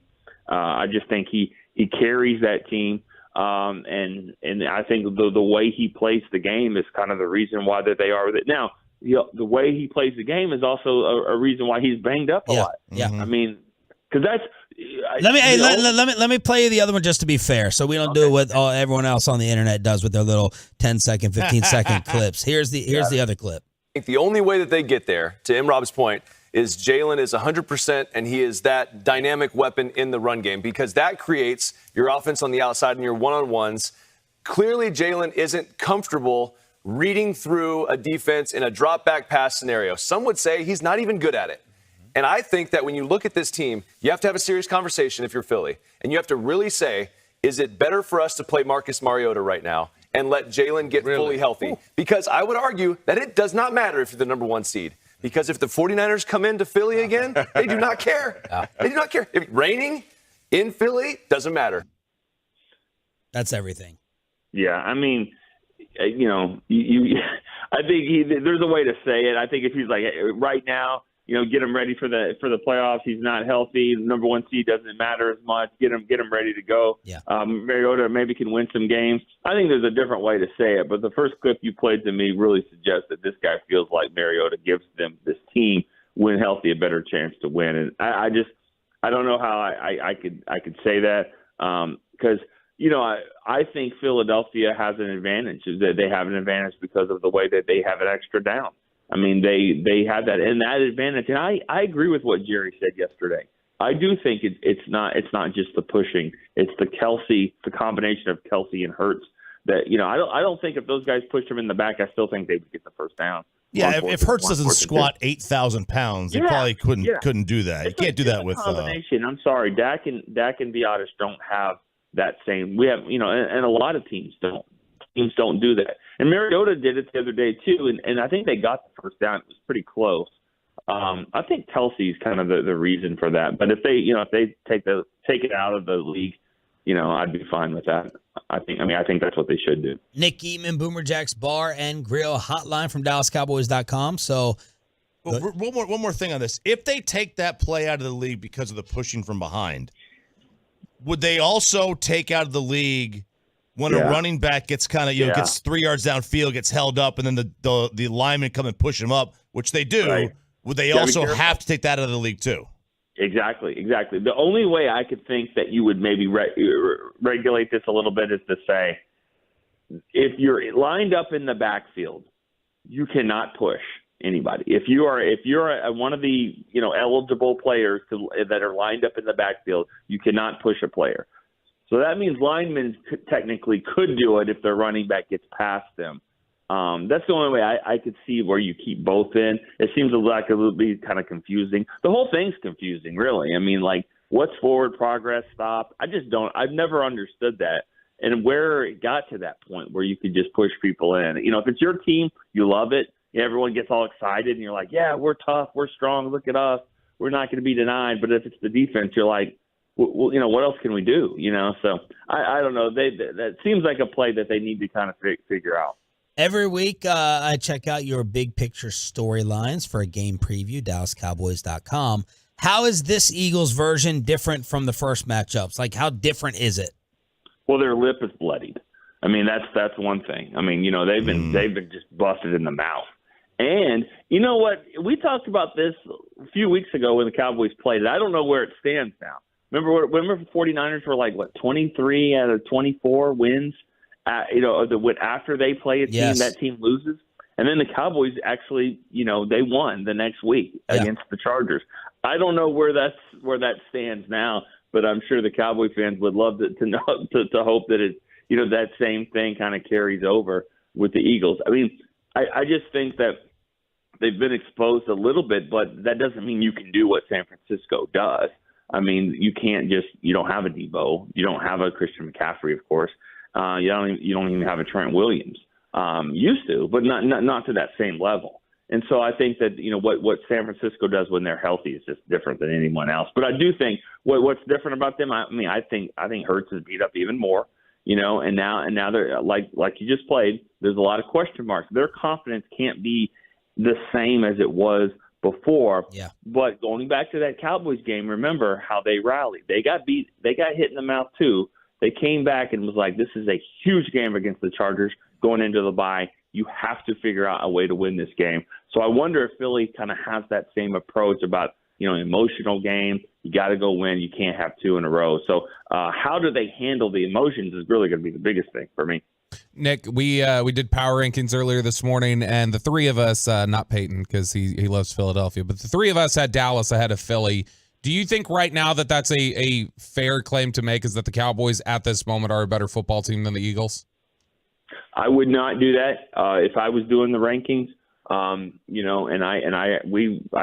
kind of compile like 5 or 6 people to do a rankings thing on our website. I always use David Hellman, from Fox, but I use that, and I don't think anybody else did that. I think Philly's ahead of Cowboys in everything that I did. I looked at 4 or 5 of them, and I think I would still have that. I think I would put Dallas 3rd or 4th behind the 49ers and the Eagles, just because they haven't beaten them. They didn't beat them. And I understand, and I get it. You can say, well, what about the Cardinals? I get that, but I'm just saying, I think those 2 teams are still better than the Cowboys until that we can see that the Cowboys can beat them. Is this an MVP tiebreaker game between Dak and Jalen? It could be. And then what happens with the Niners MVP? I mean, do they have a guy in there? I mean, is Purdy or McCaffrey, or are they going to kind of split votes? I don't know. Chalby thinks it's Purdy, and it's not close throughout the league. Oh, really? I mean, he leads, and he's up among the tops in so much. I mean, they are just a dominant force right now. I don't know. It's like and also not even the fact that I don't think he's better than Dak, but history says that the last 16 quarterbacks to win, 15 have been the 1 or the 2 seed.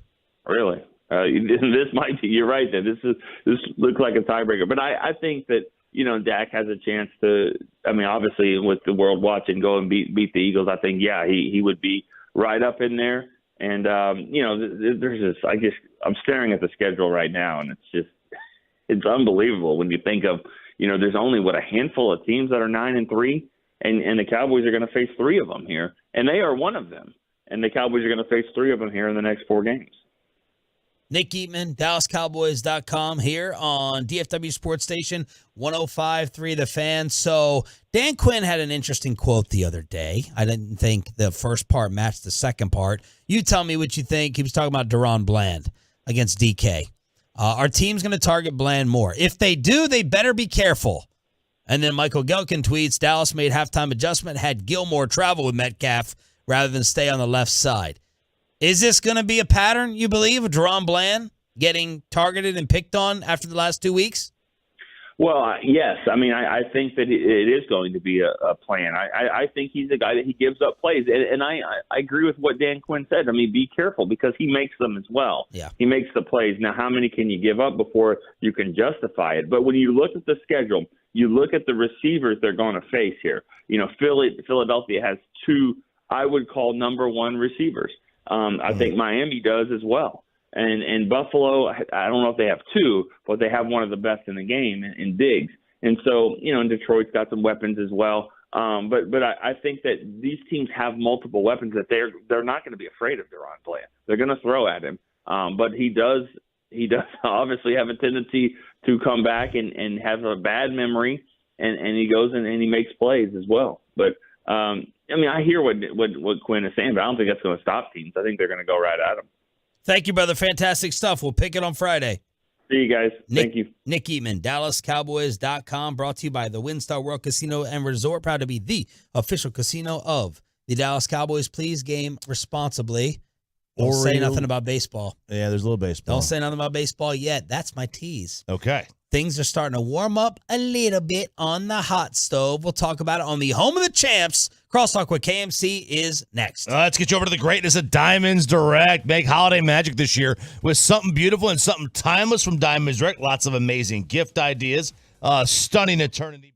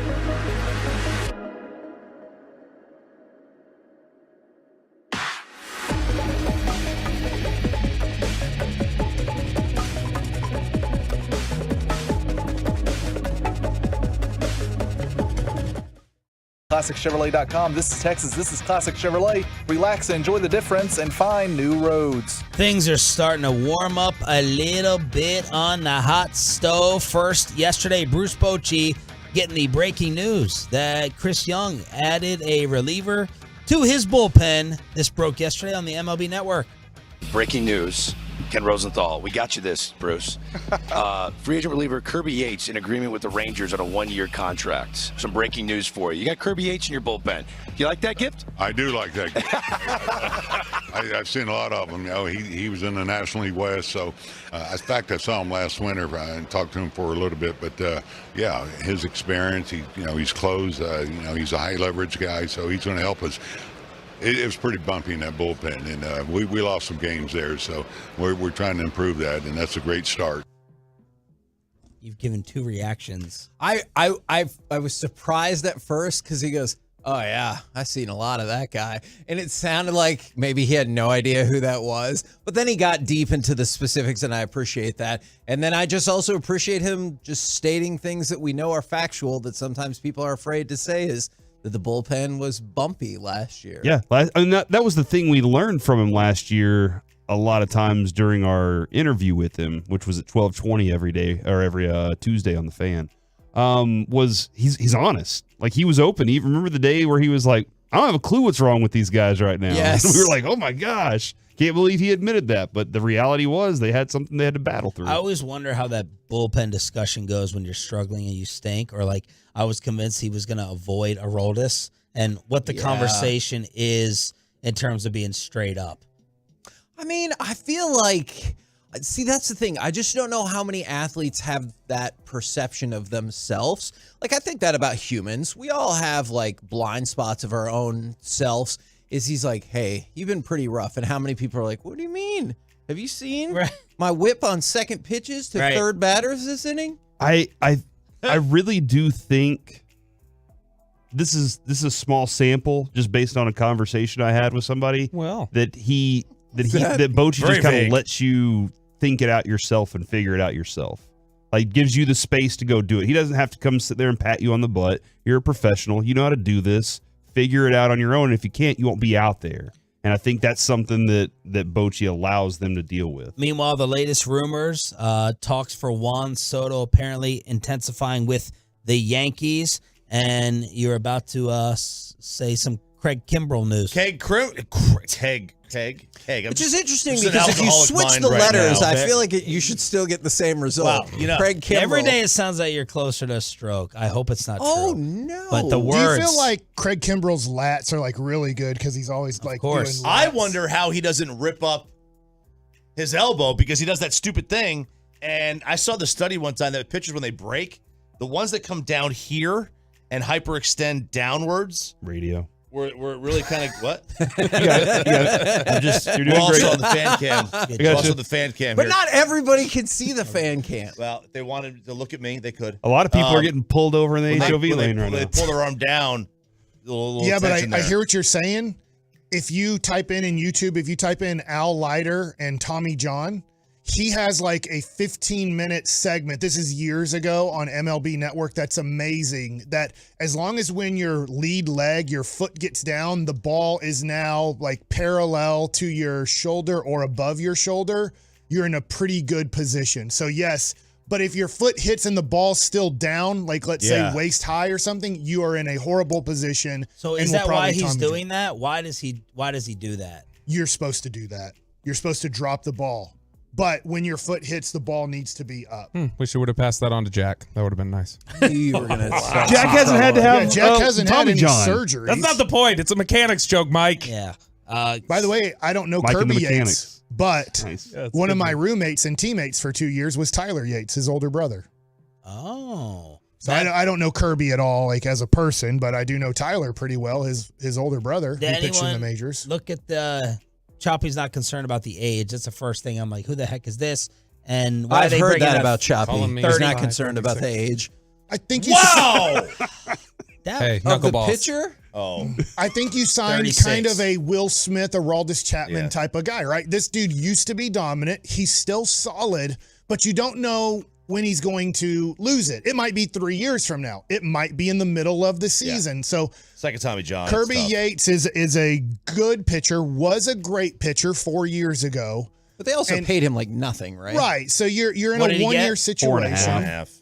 And he's a guy that you're like, that is way more than I thought he got. It's like what Chris Stratton and another pitcher were making combined. And that's it's way more than I thought he got. It's less, I think, than Chapman was making. I was looking at those numbers last In night. their bullpen right now, he's their what best pitcher in your opinion? Third? Behind Jose. And Spores? And Spores. And there are not many guys down there. No. Most of the guys were free agents. Yeah, they're about to be gone. Yeah, it's like, Atlanta didn't want him. He didn't. They said he didn't throw hard enough for them. They wanted high 90s, which a lot of teams want gas out of the bullpen. He's 93, 94. So Kimbrel, Baltimore, done or close? They're closing in on the deal, so it's all. I'll say this: I want Aroldis Chapman back. I'd love to get him back on a 1 year deal. So, I mean, hey, you have to be careful on using him back to back. You really, especially like in the first half, you kind of in a weird way have to treat him the way the Royals treated him. Now the Royals only signed him to possibly trade him. And so they were never going to ruin his trade value by throwing him back-to-back days or throwing him 3 out of 4 days. If you can, it's very tough when you're in a competitive situation. But for the first 3 months of the year, you're like, we will not throw him back-to-back. Put on your tennis shoes the day after you throw because we're not putting spikes on. You're not going to pitch in this situation. Who else wants to roll this back? That's a fascinating topic to me. I'd love to have him back for the playoffs. Nope. For the playoffs? Yeah, so if I can get him in another easy trade, later in the season, I'll do it. Sure. And your yes? Reagan's not an easy one. Choppy? I'd take him back. Right cost, and you, like Patrick said, you have to. What's the right cost? I mean, probably what they gave Kirby Yates. I'd say 1 for 6. I bet he comes back here 1 for 6. And you're no. I would guess that the fan text is a no. I mean, he was your third best reliever. Well, it was how do I say? I mean, right. It was garbage. It's amazing. Like my buddy, Mike Koploff, who we had on, who was the Philly scout following the Rangers. He was amazed. He's like, I can't believe you guys are doing this with this bullpen. Because, do you think Spores and Leclerc are going to continue to be as dominant as they were in that stretch? It's tough to say yes, but I mean, that's what you have to hope. Those are your two main guys. Those are your last 6 outs. Next year in 2024, your last 6 outs will be Spores and Leclerc. And what's Cody Bradford's he's role? going to be kind of a awesome 6th, 7th starter. Yeah. So I think Dunning and Bradford will be your 5th, 6th, 7th starters. Okay. All right. So would you rather this? If you could go back to the start, but let's say before Kirby Yates, just Josh Hader, and then piece around with whatever, or Yates, Chapman, Adam Simber, whoever. You'll build a lot of guys. I like Neris from Houston. I don't know how much he's going to cost, the heavier guy. But Hader's going to want. They're talking upwards of $20 million. For him. I don't think the Rangers are even considering Josh Hader. I mean, I will be shocked if they do sign him. I'll say I'm wrong. I don't even think they're considering him. Shots fired at Nightingale. Are we jealous of the Kimbrel deal? He's very inconsistent at this point in his career. Like he can If you're not on Aroldis Chapman's side, you're definitely not. Like you don't want to give him a dime. If you don't like Aroldis Chapman, you don't want to. The Phillies are in the World Series. They were in the World Series without him. Yeah, I mean he blew 2 games in that series, and he's 36, so he's up there as well. I do like Stevenson from Tampa. I've kind of studied him. He's been very inconsistent in his career. He's 29 or 30 years old, but he's going to get over $10 million a year. But he really did great with Tampa last year. And then the latest on the Ohtani sweepstakes. Dodgers are out. Dodgers have opened their mouths and violated, which Bobby has given a very interesting opinion on that, which we'll get to in a second. Toronto's apparently in on him and Soto, and he might go back to the Angels. I can't believe that. I've heard that too. To a report because he just likes the routine and the setup, but you're out. I'm out. Yeah, no, I mean the Rangers are out already, but I would have been out if this is the like. You can't talk about that. We've had discussions. If you publicize that I've talked to you, we're taking you out of the run. You're an egomaniac. You can Wow. No way. I think all the MLB owners and GMs should have band together and been like, you know what? We're all going to talk. Are you going to leave all of us? Good luck with that. Well, I mean, Rosenthal wrote an article yesterday that he's like, this is like killing the juice That's of the Buster winter Olney. meetings. No, Olney and Rosenthal both Rosenthal wrote too? it. They both wrote the same article on the same day saying this is ruining the juice of it. I'm right. That's two writers that are just bitter that they can't get a story to put out there. That's generally those writers are going to talk about what they hear from teams, I feel like. And so I got to think there are other teams also that are complaining about like, this is stupid. Oh, it's tough. He changed it. Get over it. Deal with it. He's silly. I don't want him. Are you blaming Ohtani for dragging this out? No, I'm saying like I don't want anybody who's like so like egomaniacal that it's like don't even talk about. I don't know that it's him. I think it's his agent. Then his agent, whoever. What's coming up on the show? Right out of the gate, the vulnerabilities of the Eagles defense. We'll get into that right out the top, and then NFL overreaction or reality at 10:20, and so much more. Oh yeah, Cowboys practice giveaway during the Expressway today, 12:20-ish. Be ready for the Let's Give Something Away. You get to practice with the Cowboys. Dude, that's awesome. You get to go out there, tackle Tony Pollard in practice or something. Nope. They don't allow contact or practice anymore. That's All right, how you get that's to- how you fans get to able touch go 'em. out there. Yeah, you get to touch them. Yeah, just like Big Dom or whatever. his I name don't is. know if you get to touch them. And the Guardians had a 2% chance to get the first pick, and they won the crazy draft lottery. That's Guardians, Reds, Rockies. Is there a number one can't miss godsend? Not that they're right talking now. about? I was looking at an I saw article the Wake the other Forest day. kid. People were saying the Wake Forest kid. David Clyde. But the thing is, with high school guys, you really have to watch them. years Unless ago. they're, and I know like Bryce Harper, there's mixed reviews on his career, but unless you have a kid at 16 where you're just like LeBron James, Bryce Harper, like for some reason, this dude looks like a man already at 15, 16 years old. You kind of have to let high school players from age 16 develop into 17, 18-year-olds because there's so much that can happen with them. So the guys that you liked last year as juniors in high school, you have to see how much are they improving. Do I take an 18-year-old over a 21-year-old in this situation? Honestly, Paul Skeens was pretty high on the board before the college season, but he was transferring from Air Force as a DH pitcher. Yeah. And so it was like, First we really base. like him. LSU obviously likes him. We think he's a top 10 pick for sure. And then you saw him pitch for LSU the first few times. You're like, oh my God, the dude is throwing the ball 100 miles an hour every pitch as a starter pretty much. Tomorrow we will have Mike Tirico, Ross Tucker, Babe Laufenberg, Rhett Lashley at 9, and maybe Mike Florio. Your mic was off again. I know. I turned it off on purpose. Oh.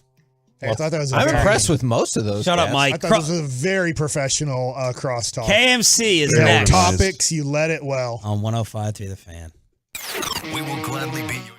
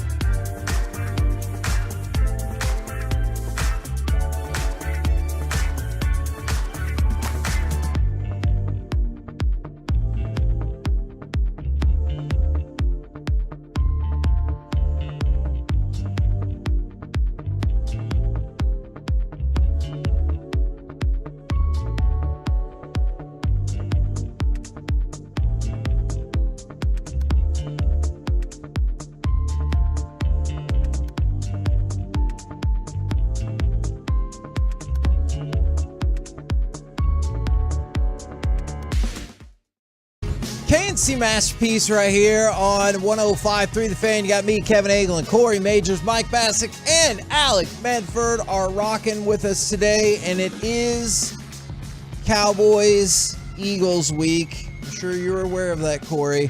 And on Friday, when we do Buffalo Wild Wings in Bedford, Miller Lite will be giving away a pair of tickets to the Cowboys-Eagles game. What? Are you kidding me right now? So you have an opportunity to do that. And then in the noon o'clock hour today, we will have our Dallas Cowboys practice suite giveaway.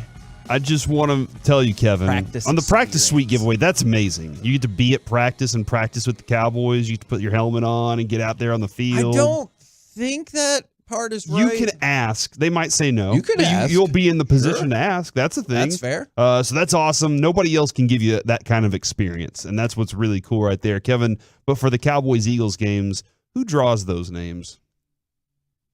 We do. I do. And guess what else?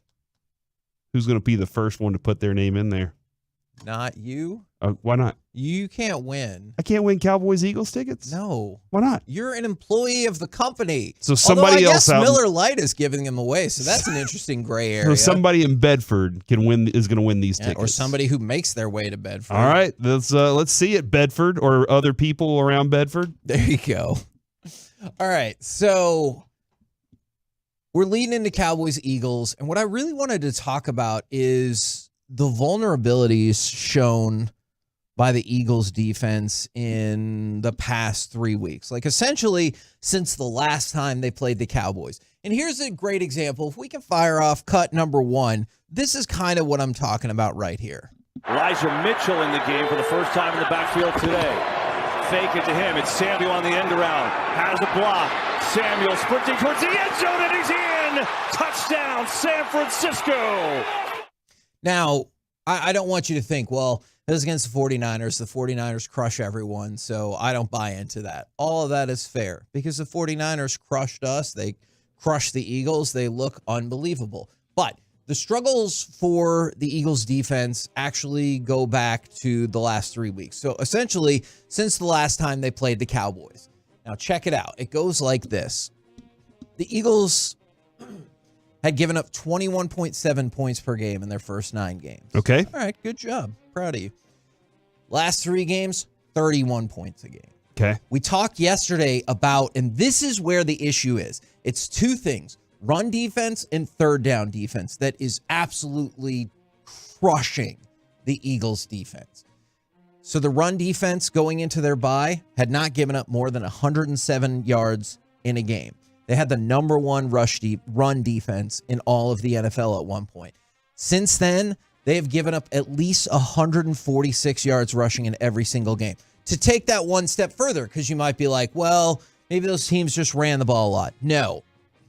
The last 3 weeks, every team has averaged at least 5.2 yards per carry against the Eagles' run defense. So their run defense has really fallen off the last 3 particular weeks. So I wanted to bring that to the table first and then ask if you think the Cowboys can take advantage of that. I do, if they commit to that mentality. Here's my problem with the Cowboys right now. I need to see them be a bully this season. I've seen them make some of the best finesse plays offensively and defensively this year, but I have not seen that moment where they said, we're just going to line up against you and beat you. And Kevin, we go back to the first time Sean Sharif ever called me a homer was the day the Cowboys beat the Seattle Seahawks. And they did it the way that they knew how to. And that was, we're going to line up against you and we're going to beat you and make you try and beat us with our run game. Like, we're going to run against you. Good luck stopping it. And I was right that day. And I didn't get any, hey, you were right, not a homer in that instance, because whatever. Anyway, big deal. They have not had that moment where they've just lined up and said, we're going to defeat you today. Over the last 6 weeks, it's been bad for the Eagles, Kevin. Like, even the last 6 weeks have been very rough for them. They're giving up, you said 31, 29 points a game, 435 total yards a game. They're next to last in each of the categories, yards per game and passing yards per game.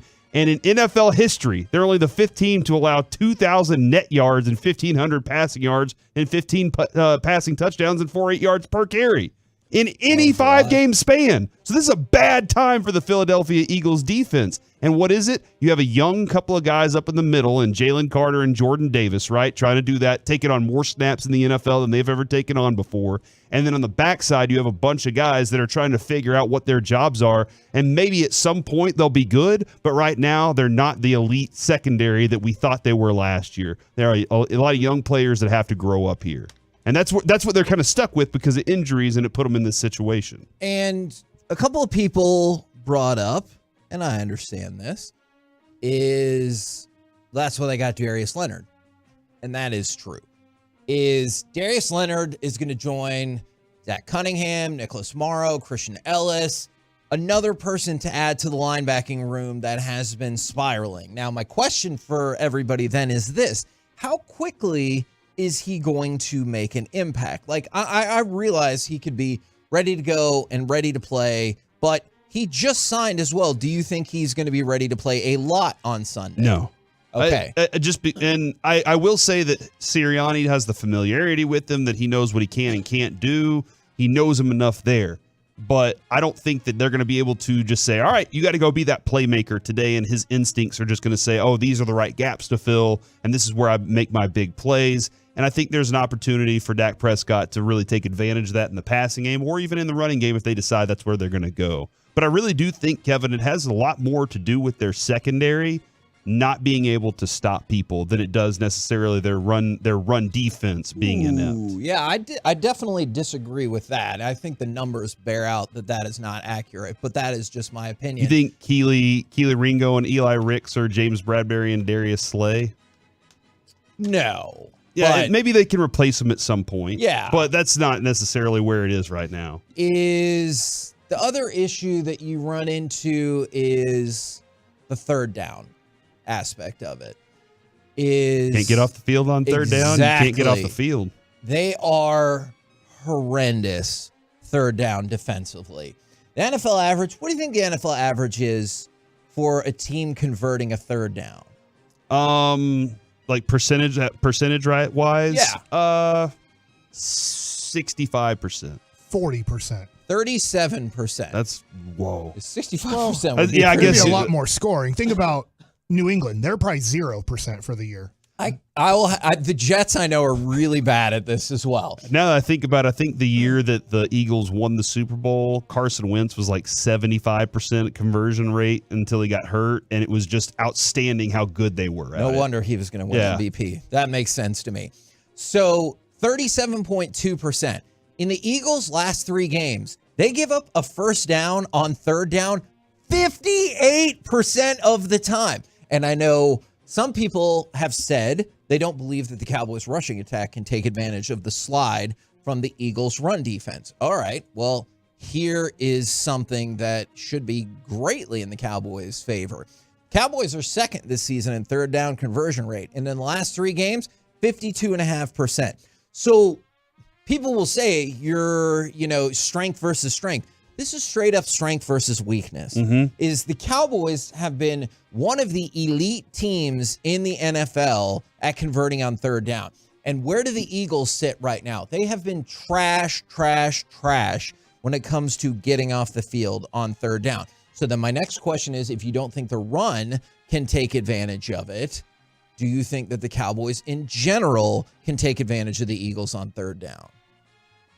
Yes, I'm expecting the Cowboys to score over 30 points. So if I'm expecting the Cowboys to score somewhere between 31 and 37 points, I'm going to pick the Cowboys to win 34-27. I'm giving it right now. Then I'm expecting them to take advantage of quite a bit of things against the Philadelphia Eagles. I do expect the Cowboys to pass the ball better than run the ball. Okay. Not saying they can't run the ball or won't run the ball, but I do think Dak is right now playing the best football of his life. CeeDee Lamb is playing the best football of his life. I do expect those two guys to have very good games, and overall the Cowboys to have a good game passing the ball. This might be a topic for another day, but you say Dak is playing the best football of his life and CeeDee Lamb is playing the best football of his life. Do you think this will forever be the best football Dak plays? And do you think this will forever be the best football CeeDee Lamb plays? I don't. I think both? I think that with both. I think that Dak, if he plays at this level consistently and continues to beat good opponents, I think it may have clicked with this season with Mike McCarthy. I go back to, I'm very serious about this. Kellen Moore, while he knew good plays, there are things he just didn't understand. When I talk to Mike about pitching and baseball, Mike teaches me things that I just did not know because he lived the game. McCarthy's lived the game longer than Kellen Moore has. And you know that old, hey, I got more of this in my little pinky than you do in this? That's where Mike McCarthy lives with that right now. And I think he's making Dak Prescott better by showing him small things that he could have done differently that will continue to drive or serve the bigger purpose of the team rather than that moment that he's living in. And I think he's going to be better because of it. CeeDee Lamb, they're going to be teamed up together, and I think they might find an even better groove next year. Yeah, I think CeeDee Lamb has another 6 years of prime. And then for Dak, as long as he's healthy, and I mean, he'll play, right? I mean, sometimes you have a hip thing or a knee thing or whatever, and you'll play through it, and that can bring your level of play down. But I'm with Corey. As long as Dak, let's say the next 3 years, is completely healthy, as far as we know, Dak is dealing with nothing. There's no wrist or elbow or knee or hip. He is completely healthy 11 games through a season, or 12 games through a season. So I think as long as he's completely healthy, he will play at this level. Now, it's going to be interesting. Philadelphia, Buffalo, these teams can put up the same numbers that you can put up. So I don't think in the next 3 games, and in Miami too, I don't think you're going to get you're up 28-13 going into the fourth quarter, or early on in the fourth quarter, you're up by 2+ scores. So it's going to be interesting to see if Dak, I think in these next 3 games, possibly even 4, there's going to be a matching happening. I think the defense, the Cowboys, I'm predicting they're going to give up 27 points. That's not a good game. It's not a horrible game, but it's not a good game. So I'm predicting that Dak in these next 4 games is going to have these MVP-like games to win all 4. From the 817, how would you guys call this game offensively? Personally, I want to keep the ball in Dak's hands because he's hot right now, even if the matchups dictate otherwise. And I think there are I think right now, Kevin, from what you've seen from the Cowboys this season, now you've probably gotten the full binder of what they can do. And that is, except for you would love to see a better running game, like more explosive runs. But they can play a short game, and now you're also seeing that they can push the ball downfield as well.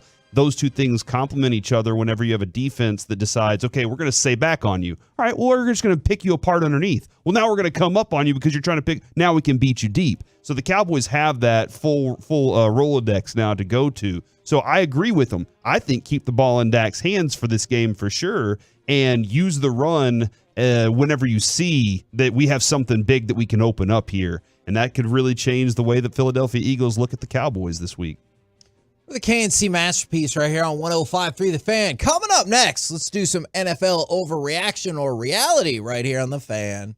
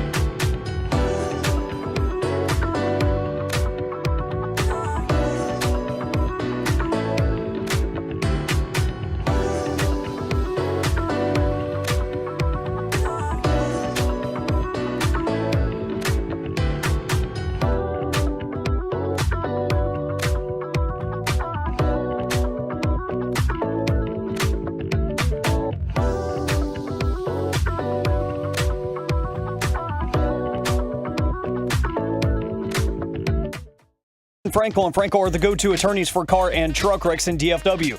If you or a loved one has been in an accident, contact Frankel and Frankel for a free consultation at truckwreck.com or call 214-333-3333. Here comes a blitz from Washington. Trying to get to Tua. One-on-one. Hill. He found it. He's gone. Another long touchdown for Tyreek. KNC Masterpiece back here on 105.3 The Fan right now. It's time for NFL overreaction or reality. We will start with this.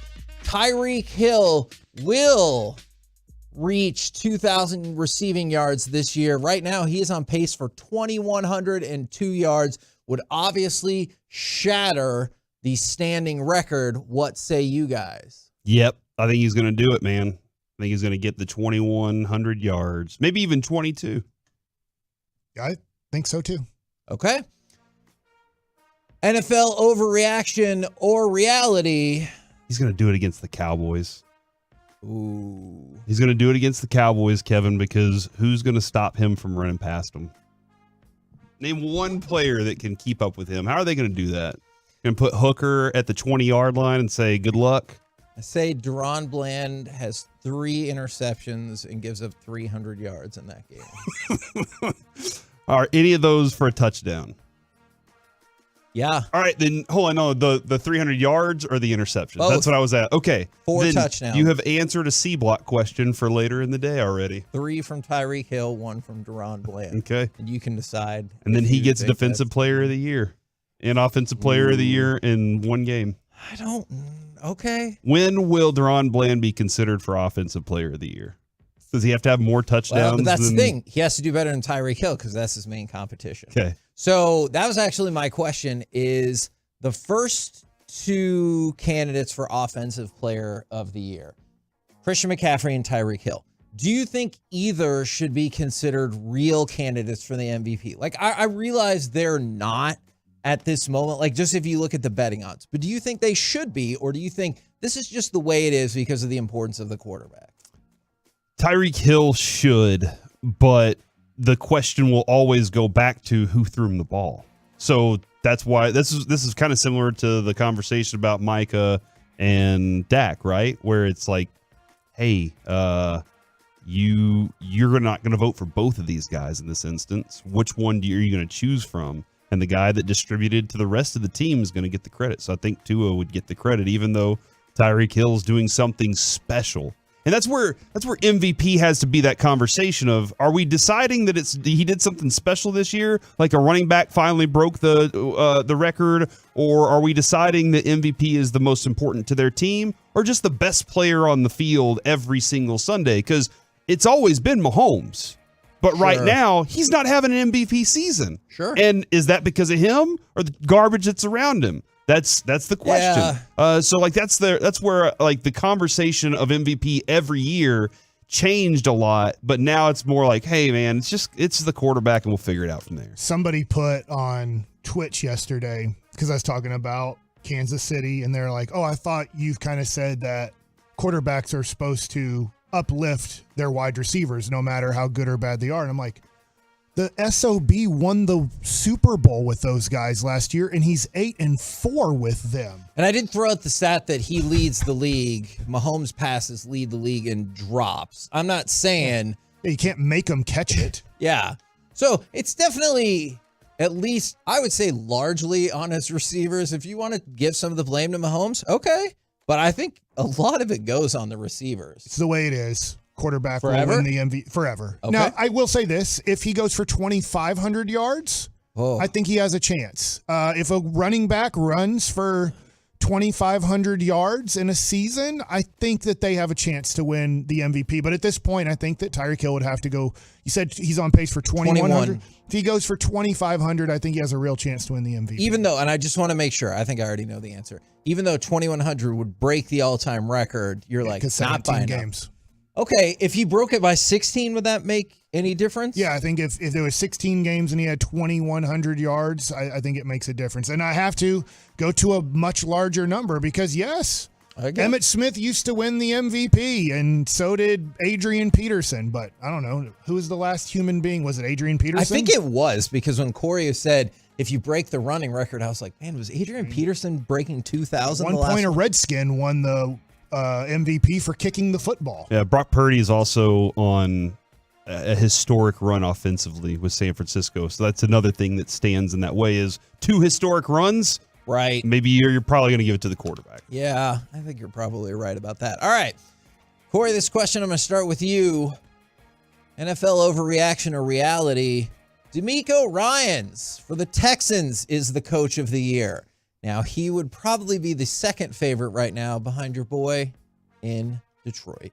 Oh, behind Dan Campbell? I think. If Houston gets into the playoffs, I think that's more significant than what the Detroit Lions are doing. Like, maybe you should have given it to Dan Campbell last year, but you're not doing a makeup call for this year. What DeMeco Ryans is doing is very special. This dude, like, he changed the entire identity of their defense because he's really good at calling defenses. But on top of that, he got a rookie quarterback to do this. This is awesome. And if they make the playoffs, I think it's more significant than the Detroit Lions making the playoffs. Right now, I would probably vote for... Or somebody else entirely. I would vote for today, Glenn McCarthy? Rose, Dan Campbell. Oh. But to your point, I'd vote if the Cowboys win out and get the 1 seed, I'd vote for Mike McCarthy. But I can't vote for DeMeco Ryans today. They're not in the playoffs today, correct? Sure. I think that is correct. They lose the tiebreak, right? They're just on the outside looking in. 7-5, great year. Now, if they make the playoffs, then I look at it and go, man, I think I'll vote for DeMeco Ryans. So I think that these last games of the year for the Texans mean a lot for him. And I don't think the thing is if you go undefeated, most likely your Dak's going to win the MVP. They probably aren't voting for also Coach of the Year and Defensive Player of the Year. I don't think the Cowboys win all of the awards. So then DeMeco Ryans probably gets back in there as voters have to decide. I'm going to vote for a Cowboy. I'm not voting for the coach, the quarterback, and the linebacker. I will say the top 8 right now, Kevin, it's Campbell, Ryans, like by plus 50. So pretty close. Ryans is second, 450 for Mike McDaniel, Shane Steichen at plus 600. I could see that. Then I was sitting there going, where are all like the veteran coaches that are doing something special? Then it's Sirianni, Shanahan, and LaFleur, I guess. Sean Payton at plus 2,000. I was going to mention Payton if they make the play. But McCarthy's not even in that conversation because the expectations are set here for the Cowboys to start, and then they just continually fall from there. And right now, today, they haven't improved at all their status. Sure, They're in the same position they were last year. That's very fair. Sean Payton is an interesting one because, man, he's been in my face. Yeah. I thought they were done. I thought they would be a 4 to max 6 win team. They've already won 6 games, right? They're 6-6. Yes. So he still had some weeding out to do in that place. You had to get rid of some guys and move on from some and figure out who really wants to be there. And this was in Colorado. No, that has nothing to do with weed. There's weed everywhere right now. That's a good point. Probably 5,000 people are listening to this show high. Nobody. I guarantee, not here in Texas, where the governor said, not on my watch. We'll see about that. I'm not sure. What do you think are the odds somebody on this floor right now has weed on them? By the way, there's another station on this floor. Are you weed free back there? I think I am. All right. Might have to ask Peyton Russell. He's back here doing some work. I don't know. Peyton gets high.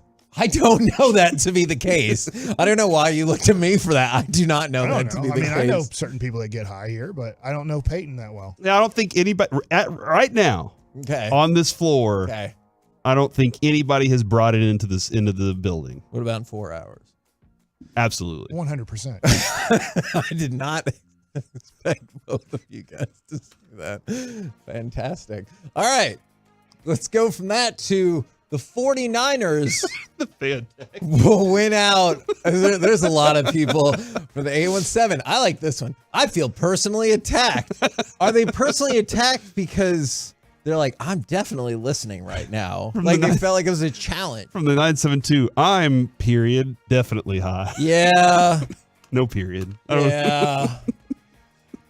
The 49ers, overreaction or reality, will win out the rest of the regular season. Ooh. Now, this is a little tricky because I assume they'll have something to play for in the last week, but maybe they don't. They're going to, I think, have to, because isn't the Cowboys or the Eagles going to have 3 losses? I could see that, so, for sure. So if that's the case, they have to win. They hold the tiebreakers, but they can't just lose and go to 4 losses. Yeah. Well, they would have to have the Eagles and the Cowboys both at 4 losses the last week of the season, and they have run the table with only 3 losses for that game not to matter. Okay. All right. And I understand where you're coming from with that, Mike. They have 3 division opponents. Now, whether or not you think their division opponents are any good, that's a different story. But division games can be weird. Is it against not the Cardinals? The Seahawks next, the Cardinals after that, and then the Rams to end the season. And we've seen the Rams and the Niners throw fits against each other. But the big factor is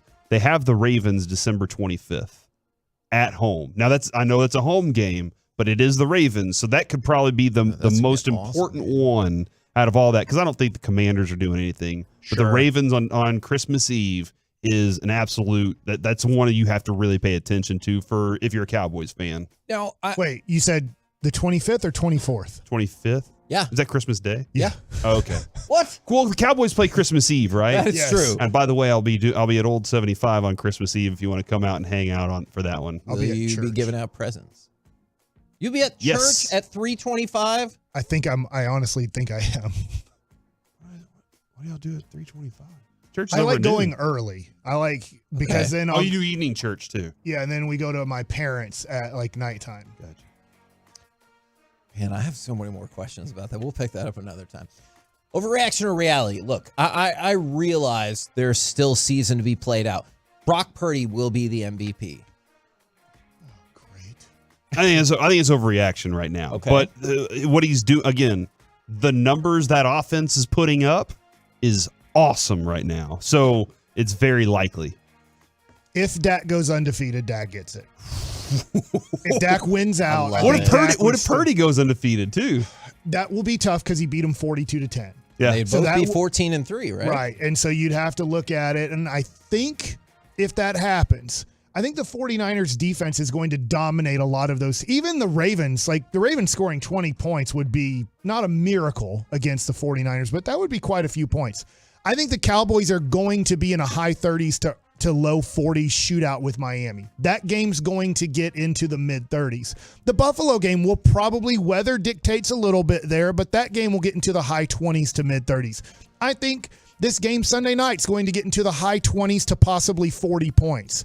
So I think the Cowboys games coming up here, even Detroit, I think in a way can score mid 20s to maybe 30 against the Cowboys. So that means if you're going to win these games, Dak's going to have to put up 30 to 40 points in the next 4 games on a consistent basis. I don't think Brock Purdy's going to have to do that to win his games. So if they're both 14-3, I think Dak's numbers will trump Brock Purdy's numbers. But if he loses one game and Brock wins out, then yeah, Brock will win the MVP. So you think the 52.5 over-under for Philly, Dallas is a little low? I do. Wasn't the final score 31-26 the last game? Am I right about that? I Help think us out, it was Tolos. 28-23. Okay. I thought, which is obviously that's 51, so you're right on the edge. All right, let's talk about the Eagles a little bit more. I hope you say reality. NFL overreaction or reality, the Eagles will lose the NFC East. Ultimately, I would bet on if you're making me bet money, I'd bet on the Eagles because I think they're going to lose Sunday night. They still have the tiebreaker, and at that point, their schedule is just pretty cake. And the Cowboys, to go to Buffalo, to go to Miami, just seems like you're going to go 1-1 in that situation.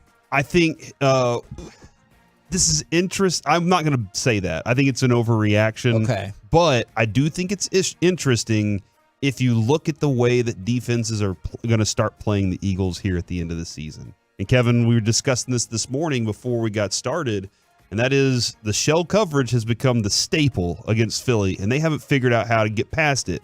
And this point of the season, if they haven't figured that out, when will they, or will they at all? And is it going to affect Hurts that much? So maybe that could be it. I just I won't be giving out weed at Old 75. That's a fair question, but Corey, I also like when people ask other questions It is and an then outdoor get that facility. answer in. man, that Harbaugh brothers rematch too. Like, that's not even. And he goes, but I'm also high. And so I appreciate that you're trying to work in some sports information there. Somebody said, I'm not ever, but if you listen to you guys enough, it'll make you wonder. I hear you. I really, really do.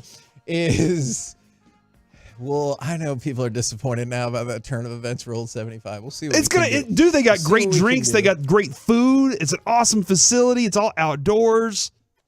What could make it even better? And you know what? Miller Lite also gives away Cowboys tickets at Old 75 whenever I'm there for away games. So Buffalo, Miami, I'll be there for all that stuff. Now, the last one I've got for y'all is overreaction or reality. Only one AFC North team gets into the playoffs. Now, remember, just a few weeks back, they were all in a position to make the playoffs, but there has been a variety of difficulties for several of those. Who said they were the best? Was it Tomlin or was it Harbaugh? I think it was Harbaugh. Yeah, not the San Francisco coach. He's not that coach anymore. It's been quite some time. Says you. I mean, I think the Ravens can get in. I think it's too stacked now with the amazing AFC South staking their claim here. And I think the Browns and Bengals might be out, and the Steelers are really without their quarterback. Is Mitch Trubisky going to lead them all the way down the stretch here in the very tough run? Do you think Kenny Pickett matters that much? I mean, nah, but it's Mitch Trubisky. All right, Mike, you say. I'm pulling up the Steelers schedule right now. Because it comes down to, it feels like the Bengals are out, I guess. Maybe not after the Monday Night Football game. But it's Steelers Patriots on Thursday. Is that going to be a 3-3 game? Yeah, that's Why do you think the Patriots are scoring 3? Is that going to be a 3-0 game? I think the over/under is 30 right now on that. It drops another half point. Did you say it was the lowest one in like the last 20 years or something? 29.5. Just think about that. The Eagles Cowboys is 52.5. God. The Patriots Steelers is 29.5. So I'm going to say yes, only one team gets in, but here's the but. The last game of the year for Pittsburgh is at Baltimore. If Baltimore has everything wrapped up and they cannot improve their situation, and the Ravens sit out that game, then they'll get in. So does that? Because I'm expecting that to be a loss. If that's a loss, the Steelers are out. If the and they would lose that game. If the Ravens are playing, I have no clue who their backup quarterback is. But if they're playing backup quarterback, backup offensive line, and give that game to Pittsburgh, then Pittsburgh gets in. We're the KNC Masterpiece right here on 105.3 The Fan. Coming up next, it's time for Baseball Nuggets with Mike Bashak. The Rangers get a reliever. Is he better than Will Smith? Next. RJ Chop here, my good friends over at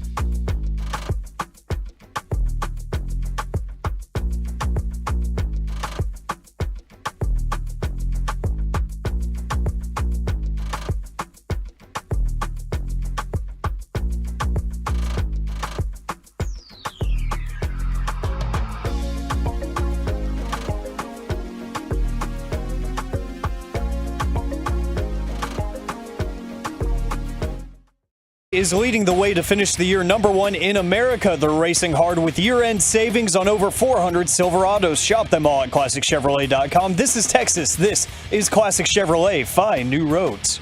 KNC Masterpiece back here on 105.3 The Fan right now. Time for some baseball nuggets with Mike Parsons. All right, so the Rangers get Kirby Yates from the Atlanta Braves. Now, I don't know Kirby Yates. If you're listening during Crosstalk, I'm just repeating myself right now. But that was like an hour ago, though. I was actually pretty good friends with his brother, Tyler Yates, who pitched in the major leagues. And we were roommates a little bit in Norfolk, Virginia in AAA for the New York Mets. Good guy. I've told the story before about Tyler Yates, Kirby's older brother, is that when we were in Indianapolis in late August, he was getting called up to the major leagues in 2003, and he had a bad outing, or an outing he didn't like in Indy. He was a relief pitcher, was a 100-mile-an-hour thrower, and he punched the wall, and the wall won and broke his hand, and so he didn't get called up in September. So that was a $30,000 decision that Tyler made there, which I'll always remember. I always use as like, no matter how mad you get, try to not break your bones because it can cost you quite a bit of money. You get it, though, right? Because, Mike, I think you and I are very similar in terms of wanting to punch the wall sometimes. Yeah, I've never punched the wall, but I've broken bats. Okay. So you used your head about it. Yeah, I've thrown things. I'm good at throwing things. Did you ever break a bat over your knee? Or did you just slam it against the wall? I tried a few times, and it only takes one or two times when you can't do it to be like, it hurts really bad to try to do it. Does that make you more impressed by Bo Jackson? Yeah. Yeah. Now, at times, Bo and guys that are good at it have a little bit of a cracked bat. Okay. But they can do it even when there's no, splinter or fracture in it, which is amazing. Now, let's get to new pitcher for the Texas Rangers, Kirby Yates, on a 1-year, $4.5 million deal. There might be like a few incentives to get it to like $6 million. I could see that happening because he is a good pitcher. So I wanted to compare him to Will Smith because I do think he's taking Will Smith's spot. And so if you look at their record, they're completely opposite, but record doesn't mean very much as a relief pitcher. Kirby Yates last year was 7-2. Will Smith was 2-7. Oh. Blown saves, it felt like Will Smith had more than this. It did. Was it like 5? It was 5. Oh, I thought it was 60. But I felt like just that last month. Right, you come into a tie game. There's no blown save opportunity. It's a tie game. If you lose the game, right, 7 losses. Some of those times you get a loss coming into a tie game. But Kirby Yates had 3 blown saves. Now, Kirby Yates was never the closer for the Braves, so he wasn't getting a lot of opportunities to finish games in closing situations. 3.28 ERA for Kirby Yates last year, 4.4 ERA for Will Smith. Now, I find this interesting with ERA. Kirby Yates' ERA in the first half was 3.24. His ERA in the second half was 3.33. And he was healthy throughout the season, just like Will Smith was healthy throughout the season. Will Smith, first half ERA, 3.06. I'm going to stop right there. Without Will Smith's first half, the Rangers don't even make the playoffs. That's how valuable he was. He had 22 saves, I believe. I'm going off remembering his stats from an hour ago. And most of those saves were in the first half. So Will Smith was very valuable to the Texas Rangers. 3.06 ERA in the first half. Without him, you probably have 10 less wins going into the All-Star break if you don't have Will Smith on your team. What's your guess for second half ERA? 6? 8? No, let's go 9.5. 6.12. So he doubled he literally doubled his ERA from 3.06 to 6.12. Wow. So here's another thing too. If you're worried about strikeouts, the Rangers did struggle to miss bats for the most part in their bullpen. Well, Kirby Yates last year had 60 1/3 innings pitched and had 80 strikeouts. Will Smith had 57 1/3 innings pitched and had 55 strikeouts. So almost 1 per inning for Will Smith. And well more than 1 per inning and 60 1/3, 80 strikeouts for Kirby Yates. Now, there's a big difference. One's right-handed, one's left-handed. You're getting a right-handed reliever. That's why when I look at this, I go, hey, The one thing that Will Smith had throughout the season is he had a better whip. So if you look at Kirby Yates, I don't have it pulled up, but he's going to walk more guys. In fact, his batting average against was good. There's a lot of good when it comes to Kirby Yates. The one thing is, do you need his walk numbers? Is Sure. that what you were looking for? Last year, his walk numbers, he had 37 in 60 innings. right, that's bad. Yeah. That's I'm That's not not going what to he sugarcoat traditionally it here. has. Right. He's not typically like that, but last year was. And he is getting of the age that you have to wonder how much is left in the tank. When you get to 35 years old and he's 36, you have to start going, all right, there's going to be a drop-off. Craig Kimbrell signing with the Baltimore Orioles. There's a drop-off. Craig Kimbrell has had a steep drop-off, but he was way better than Kirby Yates ever was. 2019, Kirby Yates led the National League in saves with 41. Kirby Yates was a very good closer in 2019. As he's gotten into his mid-30s, there's a decline. There's going to be a decline. Aroldis Chapman. There's been a decline in Aroldis Chapman's career. But I want to bring up Aroldis Chapman here real quick. Because Will Smith most likely is not being brought back by the Texas Rangers, and you're signing Kirby Yates to kind of take the spot of what Will Smith did last year. If you need an emergency closer, he can do it. But you'd like to use him more in kind of the 7th, 8th inning role, along with Spores and along with, I'm going to say Jonathan Hernandez. Right now, I'm going to be honest. Jonathan Hernandez still scares me. He did not last year at the end of the year because of injury and lack of production prove that he's ready to go back and handle major outs in winning situations. Agreed. But right now, Kirby Yates, you're hoping he can do that. But I don't have a lefty. For some reason, Brock Burke didn't have a horrible year. He didn't have a bad year, but it didn't seem like Bruce Bochy really trusted him. And I don't know why, right? That's a personal thing on why Brock Burke the year before. And let's face it, maybe Brock Burke, because there wasn't any pressure in 2022. You lost 90 games or whatever it was, 90 plus games. There wasn't as much pressure of like, hey, no, like we're competing for a playoff spot here. There's a lot more on the line and there's a lot more winning situations than losing situations. So I'm kind of for bringing Aroldis Chapman back because if you don't, I would throw out the question to you two guys. Who is the lefty that you want coming into the game? And that is Cody Bradford forever. I mean, you could. I still think they're not giving up on him as a kind of fifth I starter. understand that. I just loved how he would come in for an inning and shut it down. Yeah. And he gave up one home run in the playoffs. That was it. Other than that, he was awesome. He was solid. I wonder if they see him and Dane Dunning as more of your 5th, 6th inning guys right now. Because even still, like I wouldn't have thought. Like we joked about John Gray out of the bullpen. We didn't know they were actually going to do it. You know, like there were moments where. So I don't know, man. Yeah, that's why I'm just throwing out a wild ass name. Yeah. And this is where I struggle, Mike, because I don't have a good replacement for you. I'm not in the camp of I want Aroldis Chapman to be the guy, especially at $6 million. I look at last 2 months of the season, his ERA went up more than a run. And if you look at the playoffs, I understand like there's a difference between looking at the box score and looking at the game. His whip was 1.5 in the playoffs, which is not great. And it felt like more often than not, he came in a situation where he could not complete his job. I know his job was not to finish out the game, but it felt like multiple times against Houston, he came in and could not complete the task that was assigned to him. Derek Holland. I do think, well, he's rehabbing. I do think, though, you're confused at what $6 million gets you in the major leagues. Yesterday or this morning, Victor Caratini, who I'm going to tell you, I have no clue who this guy is, but he's been in the major league since 2017. He just got 2 years and $12 million by the Houston Astros. He's their new backup catcher. So Fat Maldonado's out. Oh, no.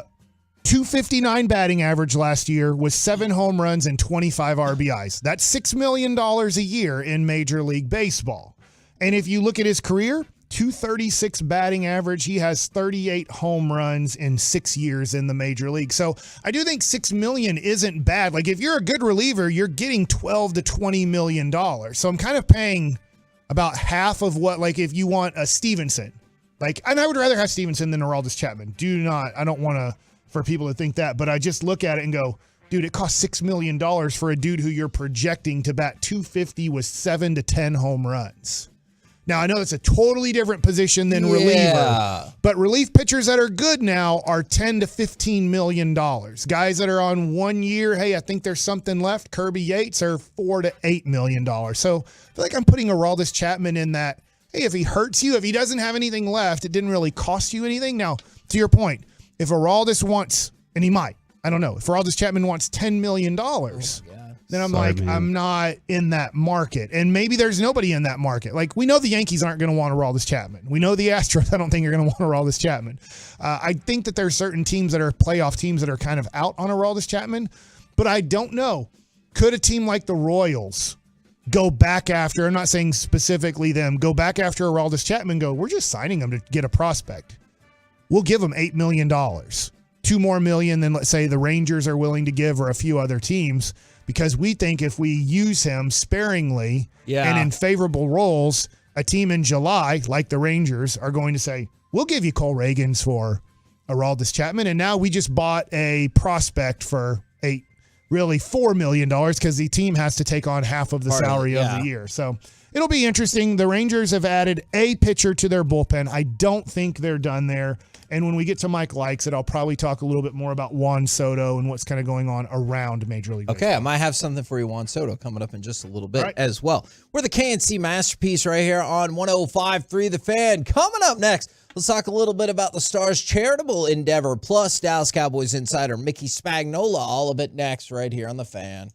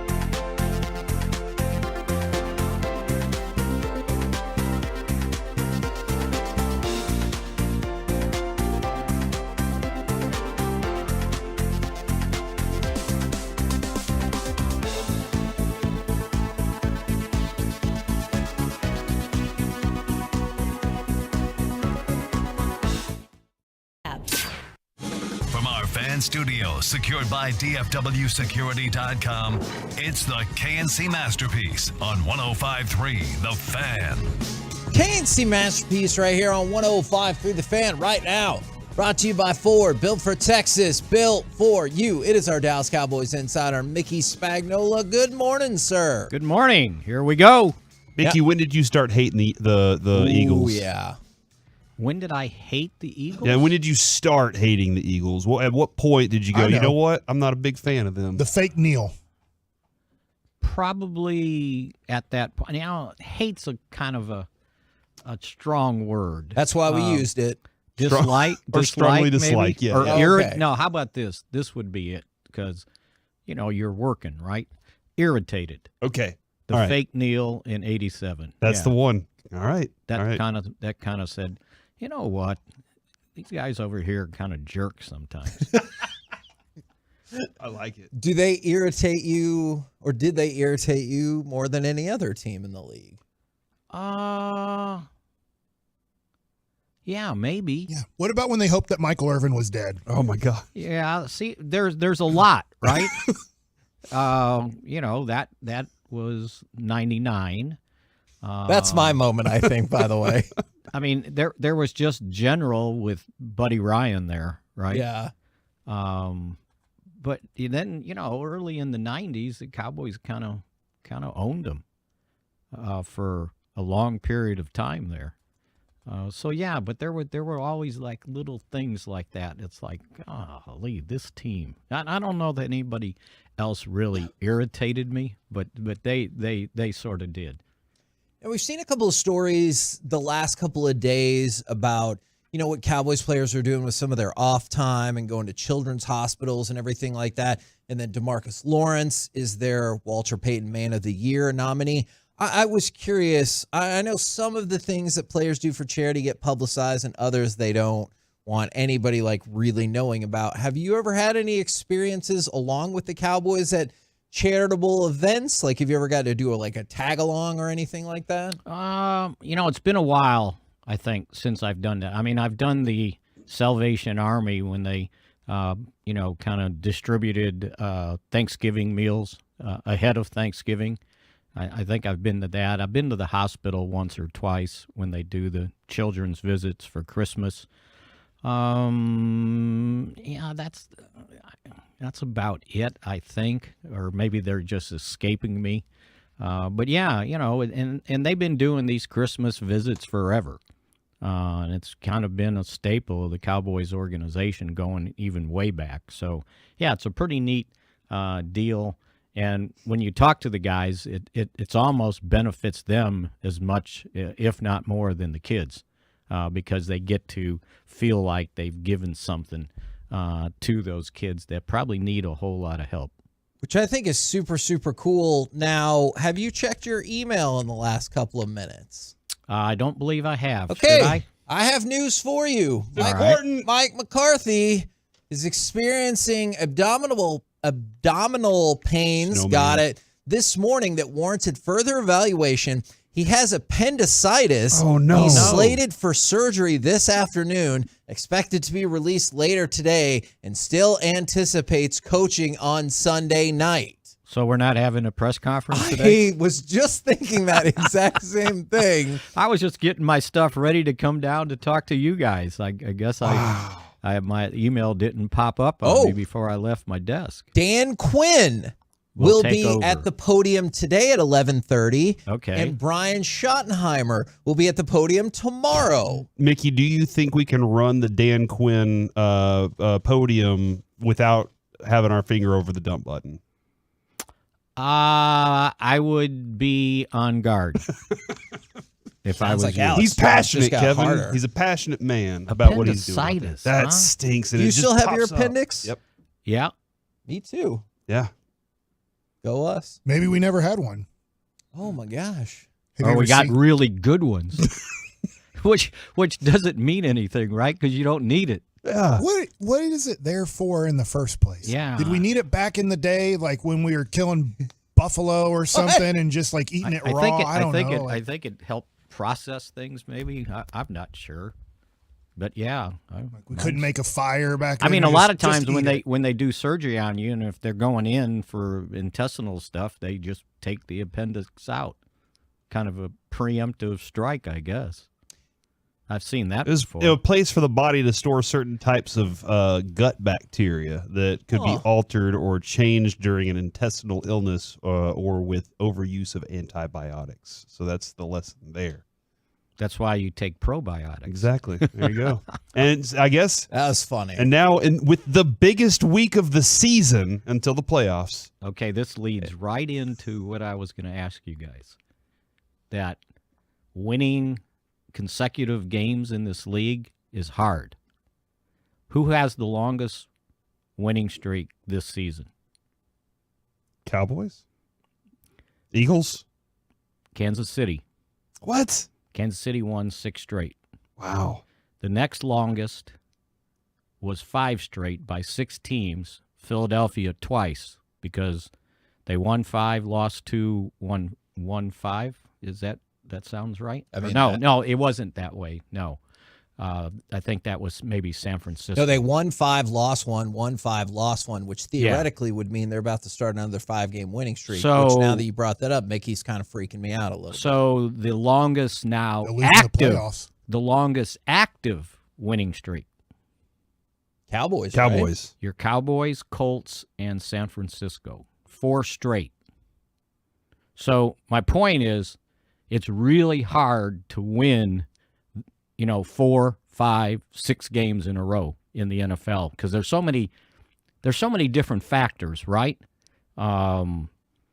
Weather, you never know what gets in the way. Injuries, you never know. Poor officiating, it can happen, right? You know that there's going to be some poor officiating somewhere. And where you're playing on the road. There's just so many factors. How about your head coach having appendicitis? Yeah. Mm-hmm. So, and then there's only 3 teams now that are on 3-game winning streaks: Packers, Rams, and Dolphins. So it's difficult in this league to win the 4 straight the Cowboys have won, and now we're sitting there going, well, they got to win 5. Well, if they win 5, I'm sure everybody's sitting there going, well, now they got to win 9 straight. And it's just very difficult in this league to win that many consecutive games. And because there's so many other factors that get in the way, and not just if you're good enough, right? So anyway, and we're sitting there going, well, the Cowboys got to win 5 straight to get to Philadelphia, to tie Philadelphia. But then what do you do after that? You're going to win all the rest of them? In my mind, yes, but I understand your point about how that might not be the most realistic thing in the world. And when you were talking about those factors, I know we were joking about the point of the appendix, but Mike McCarthy having surgery this afternoon, expected to be released later today. We know how compact an NFL schedule is. Losing Mike McCarthy for what feels like the rest of the day, what does that mean, like, logistically? We talked about the press conference, but do you think that's a big issue for the Cowboys, or communication is advanced enough that they'll figure it out? Yeah, I think you've got everything planned out, right? The game plan is probably already in. The practice schedule is already set. So it's just a matter of, him not being there during the practice. The practice today is kind of a lighter one. They've only got 2 padded practices left. You only get, I think, 13 a season, and you can't save them all to the end. So they have 2 padded practices left. Will they use one on Thursday? Then you only have 1 left for the rest of the season. So, but all that's already in place. So now it's just kind of managing the practice, and the coordinators certainly are capable of doing it. Now, from his standpoint, he's calling plays. Yep. So I'm sure he's got, by Friday, he'll be healthy enough to kind of make that sheet out. And as long as he's healthy enough to stand on the sideline for 3 hours and call plays, and he should be okay. And I don't know how much that would affect the preparation getting ready for this game. But, It's the old saying, it's always something, right? Yeah. It is, man. I wonder if he's going to be watching like any film in his like surgery bed. If he's going to be like, Well, of course, not in his surgery bed, but post. I mean, he'll be released, right? He could do it from home. When I think of Kevin, I just think of Kevin like he's in surgery and he's looking up stories for the day. That's the way I see like Kevin. And I just kind of was thinking maybe McCarthy's the same way. Except that when they put you out, you're probably not looking anything up, right? He's dreaming about Mickey, stories. That's what you think now. But let me describe the future as I see it. Is you have targeted dreams. So they'll be able to do advertising in your dreams. Futurama already saw that was going to happen. Yeah, that did, yeah. But also, you are going to eventually be able to download things into your brain. So if you want to like start doing the Rosetta Stone and everything, like you'll be able to download it into your brain at night. So that's when you'll start learning. Same thing for surgery. That's a little too heavy for me. Fair enough. That's why it's the future. Right? That's the future. That's a great point. Well, Mickey, get ready then for the Dan Quinn press conference. Yeah, right? It's going to be good. And then tomorrow it will be Brian Schottenheimer who will take over the presser. Now, you guys remember the winning streak history. Yes, I remember. I got See, it feels like you're setting us up to lose, though. Like you're trying to. Well, not lose, but I think there's talk about, well, the Cowboys got to win out. Right? Yeah. Well, they already won 4. You're going to win, what, 5 more? How many more they got left? 5? Yeah. They played 12? And then I need us to win 3. That's 9. That's 9 straight. Yeah, then you need 3 or 2 more, right? To get to the Super Bowl? And then you need 1 more after that, so yeah, to win the Super Bowl. No, we only need 3 because we will get the bye by winning all these games in a row, Mickey. So, see, I just saved you a game. Simple plan. And they will run into some officiating crew that calls 12, 15 penalties, right? Let's go see who's slated for that. Well, I'll do the research on that, Mickey, for the next few. That's easy to find out for at least Sunday anyway. I think that's when the quarterback goes to Cabo, right? If that all works out. God. Okay. Mick, it was good run, man. Yeah. We were doing really well. Good talk, Mickey. I'm glad we got to share some Well, appendix I guess I news better with hurry you. up and get to the press conference. Yes, sir. You should. There you go, ladies and gentlemen. Mickey Spagnola right here on 105.3 The Fan. Now, again, I know, huge. I know we were joking about what the appendix does, but I imagine for Mike McCarthy, this is a pretty serious deal because if they wouldn't have caught it and you're like, appendix actually bursts, I know it can be hugely problematic for you. So Mike McCarthy, abdominal pain this morning, further evaluation, diagnosis of acute appendicitis. He's going to have surgery this afternoon, expected to be released later today, and anticipates coaching on Sunday night. But when you hear Dan Quinn or you hear Brian Schottenheimer talking as opposed to Mike McCarthy, that is why. I am kind of curious, like, is it one of those where you're kind of like, man, this is a dull pain and then it gets worse and worse and worse? Or is it just immediate? I am dying right now. I got to go. That's a good question. I also am not positive which side my appendix is on, because if you feel a pain on one side or the I think other. left side's gas. Okay, and then right Everything side else is right side. Okay. All the other bad things are the right side. Sometimes do you think we dismiss pain because it's not on the side of the more problematic area, and you're like, but it could still be bad? Yes. Yeah, I mean, like, look at Mike's arm. Weren't we just saying that that's just your heart's salt? on the left side. But if you have pain in the right side of your chest, that doesn't mean you're like, I'm good to go. Yeah, I found out you can have pain in your gut and that's your heart. So what? Yeah, that's something my mom was dealing with. So that's wild. Your thoughts? That is stunning. I had a pain information on my to left me. side for like 3 days, Kevin, and I was like, I might need to see a doctor. It was just constipation. Okay.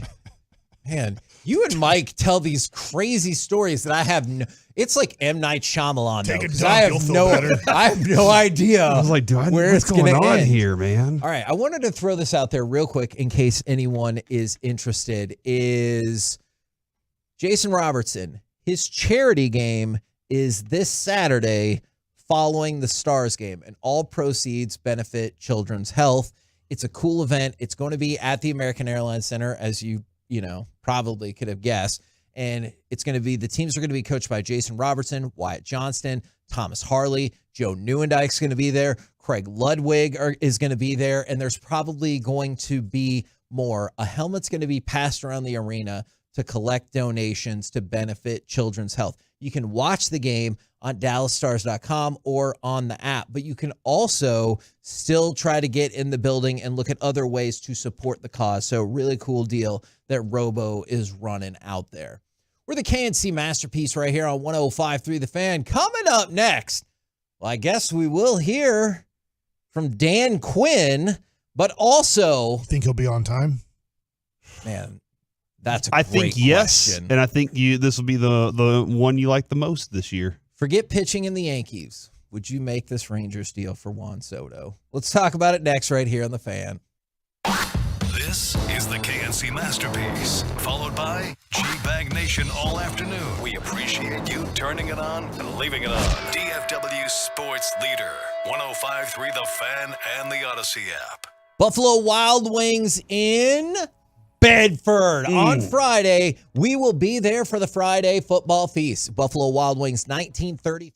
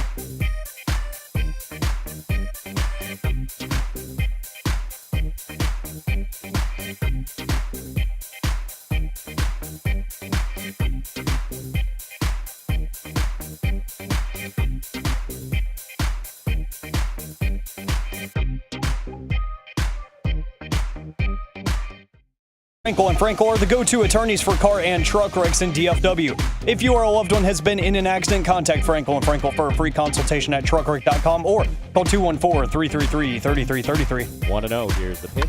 And Soto hits it really well out to deep right center field. Carroll's going to race back to the warning track. He's going to look up, and this one is going to go. A 2-run homer for Juan Soto. And the Padres off to a quick start here tonight. 2-0, 2 batters into the game. KNC Masterpiece back here on 105 through the Fan, where if you missed it, Mike McCarthy has appendicitis. He's going to have surgery this afternoon. Still anticipates coaching on Sunday night. Numerous people It's a bad omen. have told us, what?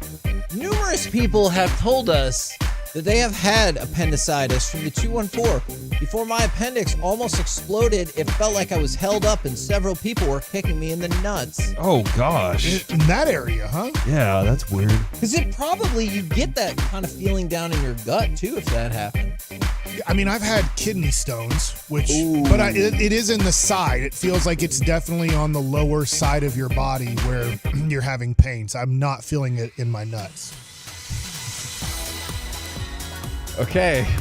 Corey, your thoughts on what he just said? Back to you, Kevin. All right. Your appendix isn't near your nuts. I wouldn't know, dude. That's called deferred pain, right? Yes. Is whenever it's specific one place, but it's deferred pain if it's somewhere else. Exactly. Like when the muscle that is strained is on the other side, but it actually helps stabilize another muscle, and that muscle hurts, and all those things. So, all right. Well, also, I keep thinking feel about like the other question that he asked us off air right before we went back on. We need to talk about... Mike likes it. Okay, good. We need to talk about Juan Soto. I realize it is very likely that Juan Soto is going to end up with the Yankees. Maybe as soon as today. But I saw this trade scenario. I wanted to know if you would do it. And then, Mike, you threw out another trade scenario that you're like, I would not do that. Is... Bleacher Report threw this out there. The Rangers get Juan Soto for Owen White, Brock Porter, and Jack Leiter. can I tell you what I said beforehand before we get your answer on this? I said no to Brock Porter. I said find something else to put in that, but I'm willing to move on from Owen White and Jack Leiter in this instance for that player. But it doesn't do two things. It doesn't resolve my pitching development, and it doesn't resolve the pitching that I don't have in the minor league system. So that's still a problem for me. And I still need to add, I think, another major league pitcher to go along with it. I guess I wouldn't do it either, but you are looking at right now, I think the Rangers are looking at Owen White and Jack Leiter in a different light. I don't think they're looking at them as future high-end starting pitchers. They view them as starting pitchers at all? I think they're still going to try to develop them in 2024 in the minor leagues as a starter, but I do think now they're starting to look at them more as maybe they are bullpen pieces for our future. And I think before last year, going into 2023, they looked at them as saying, hey, I think these can be our number high-end 2 and 3 starters in a rotation. Low-end 4 and 5 starters in a rotation. I think now they're looking at, hey, maybe they still could reach the peak of what we saw them at in 2022-ish. But I think they're looking at them now going, maybe they are just relievers in the major leagues when they fully develop. Brock Porter is still 2 years away, I would say, from really knowing what he could do at a major league level. If the Rangers had a need in the outfield, I would say yes. But I look at right now Garcia, Taveras, Carter, and Wyatt Langford in the wings waiting, and I go, all right, I don't think they'd have any inclination to want to sign Juan Soto to probably the 10-year, $400 million contract he wants. Yeah. Like, I just don't see them going to that number. So you'd literally be trading those three guys for a one-year guy, and you don't have a major need in your outfield. And then you threw out the other thing that was really intriguing, and Corey might have a Soto update for us. If they just said Soto for Wyatt Langford, you're out. I would say no. Woo! Yeah, there's too much excitement. I know what Juan Soto is and how young he is and everything, but for what this team is and the value and Kevin, you know how you have Wyatt Langford for cheap forever. Sure. Now, he could be a bust, but I don't think that's the case. Do you want that update from John Morosi? John Morosi said a source says the Padres' return in the Juan Soto trade is expected to include King, Thorpe, and at least 2 additional players from the Yankees. Okay, so I heard early in the week that Volpe and Dominguez were major parts of this conversation, and you're saying Thorpe was the one they were saying absolutely no to. That's who they think could be a 15-game winner, a guy who pitches 150 innings and strikes out 200-plus guys. If I have my names correct, they think that is a possible ace future starting pitcher in baseball. And Michael King last year, 104 innings with a 2.75 ERA at 28 years old. So that's in 127 strikeouts, his best season so far. And Kevin, I do want to emphasize that at least 2 players was a very important factor on that. At least 2 players. So it could be more. So, all right. So Yankees getting closer and closer to getting the deal done for Juan Soto. It sounds like it's just formalities at this point. Like they've agreed we're going to do this. We just got to figure out what y'all are getting. I mean, it could really help out both guys' careers if healthy, Soto and Judge. Now, Soto only has 1 year left, but if you're trading that, you are trading for a guy that you believe you can win the bidding for.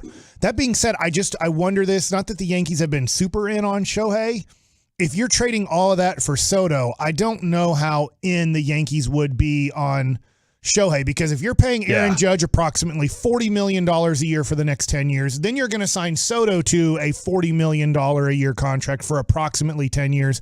And then Shohei wants $50 million for approximately 12 years.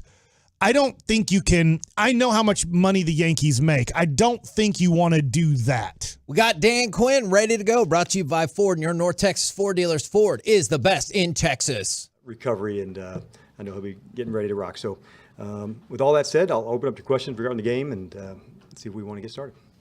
And David Moore, Dallas Morning News.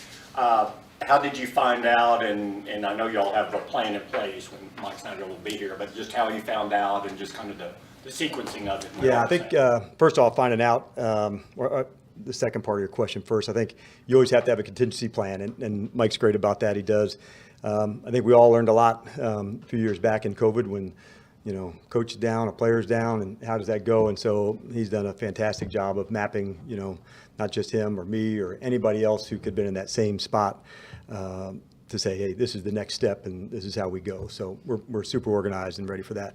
On the first one, I saw him early this morning. He just didn't look good, and he said, man, I'm hurting. And so he went down to see the doc, and that's when it turned out to be more than, stomach bug. And so thankfully get it worked on quickly and get him back and rocking here soon. And I know you mentioned a couple of years ago in New Orleans when you took over, a little different component this time since he's the play caller. How does that impact what you do in practice? Do you think that tough Irishman is going to miss this game? That's a big hypothetical. We'll let all that come to then. We're certainly anticipating Mike being back for the game. We'll handle it and hold it down for practices, and knowing him, he'll be online tonight wanting to go through the red zone and third down and everything else. So we certainly expect him to be rocking by game day again. Clarence Hill, 4-Star Telegram. I'm assuming you guys had a team meeting this morning. Can you talk about the mood of the team when they found out and where they are mentally? Yeah, we didn't get a chance to visit with them till at our walkthrough, so we visited with those guys and just say it's something that glad they caught it early and go get the procedure done and then let Mike rest recover. So they knew something was there when he wasn't at our team meeting this morning, and so that's when we notified the guys. Dan Toddarks with ESPN. Do you keep everything the same? Is the schedule the same of how you guys? Oh yeah, for sure. Yeah, like what's good about Mike and the system here, it's all laid out.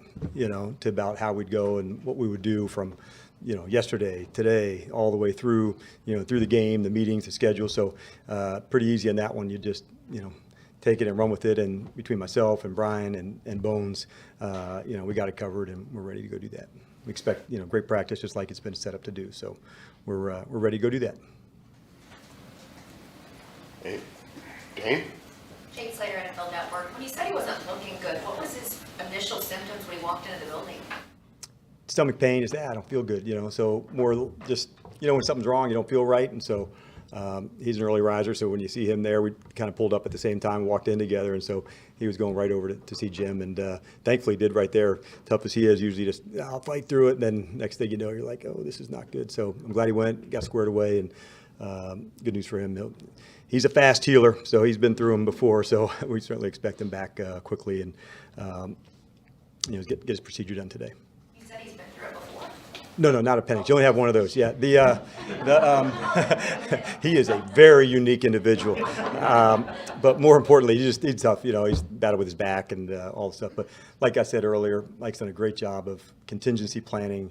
It could have been any one of us in that same spot today, and we would have reacted in the same space.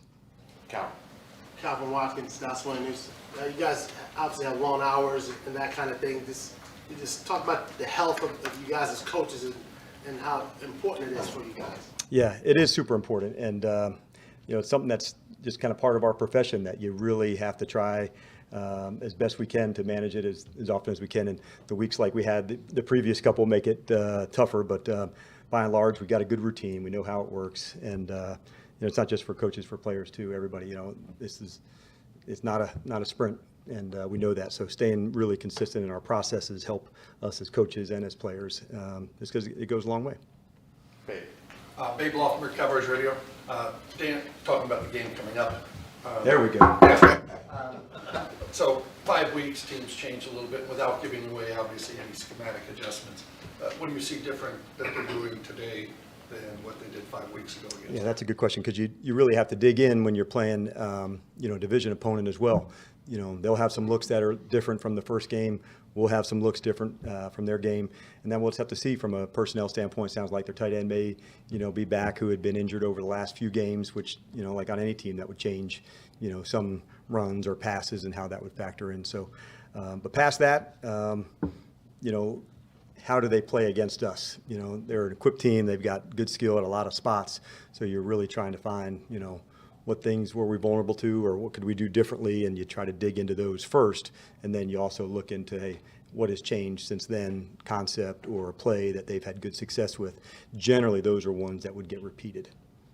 Nick Harris, DallasCowboys.com. Mike's health aside, do you feel there's any added intensity with the guys in the meeting rooms so far this week going into this game, or are they still treating this like another game? I would say you'll get the answer of they're going to treat it like another game. So I'll leave it at that. Players and coaches. That's what makes division games fun. There's just heated moments and fun matchups. This is going to be a hell of a game, and we know we got tough matchups all across, and we'll be absolutely ready to take it on. With how they run their offense and what they like to do, maybe it's dependent on Hurts' health, but do they put Micah in a bind more than other teams with their RPO game and things like that? Do they keep him off balance more than other teams? That's a good question. I don't know if it's more than others. I would say maybe they're run and play pass more than others, so that could be, one of the factors. But that's our job to find the matchups and where to go and where to attack. But I wouldn't say more than another team. Maybe just their play style of how they play might be some things different. They don't play in the traditional way on some of the third downs that other teams do, and so that's more unique to their system, not to Micah. I think, they would play the same way if they were playing, San Francisco last week or Buffalo or, any of the games they had leading up to that. Dan Edwarder, ESPN. As to the contingency plans with Mike, if he's not able to get back despite your expectations, what's your confidence level in Brian Schottenheimer being able to call the plays, given his experience in that regard? Yeah, like I think, Ed, that's hypothetical. I really don't anticipate that happening, so not much to hit on there. I see this tough guy making it back, and that's something we can discuss later on in the week if it doesn't go that way. But we're fully anticipating Mike being ready to roll. Clark. Four Downs did one of the best jobs against the Eagles offense that we've seen in a couple of years. What did they do that was successful that you guys can replicate?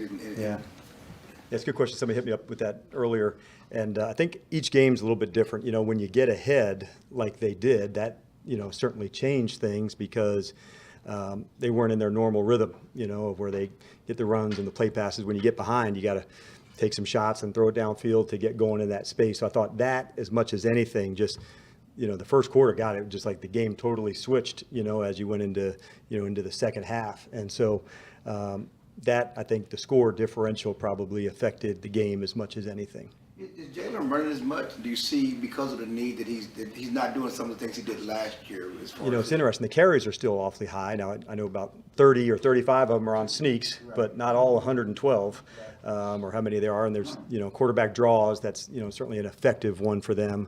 There's some regular zone read plays. So he's always been an effective scrambler and extending plays. I think that defensively is one of the real topics that it's hard to simulate. And we're fortunate to have hopefully a guy like Trey today simulate some of those plays where you get off schedule and you have to almost play two plays. Here's the first play that might be a drop back or a play pass, and then here's the second play, where the quarterback gets outside the pocket.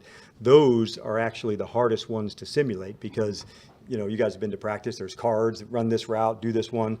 Well, in another 20% of their plays, the quarterback's going to get outside the pocket to try to buy time and create, and that's when a lot of their explosive plays have come as well. So it's another added element and weapon of a mobile quarterback that you add not just the legs to run the ball, but legs to extend plays, and he's certainly exceptional at that. But just the number of call runs, outside of the tush push, outside of the scramble, do you see the same amount as in the past, or?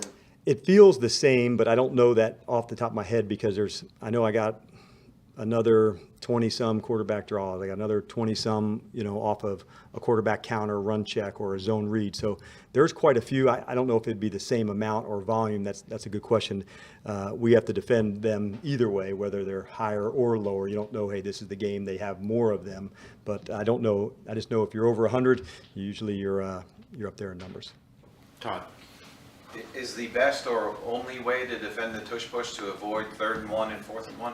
I wouldn't say it's the only way, but it is 1,000% the best way.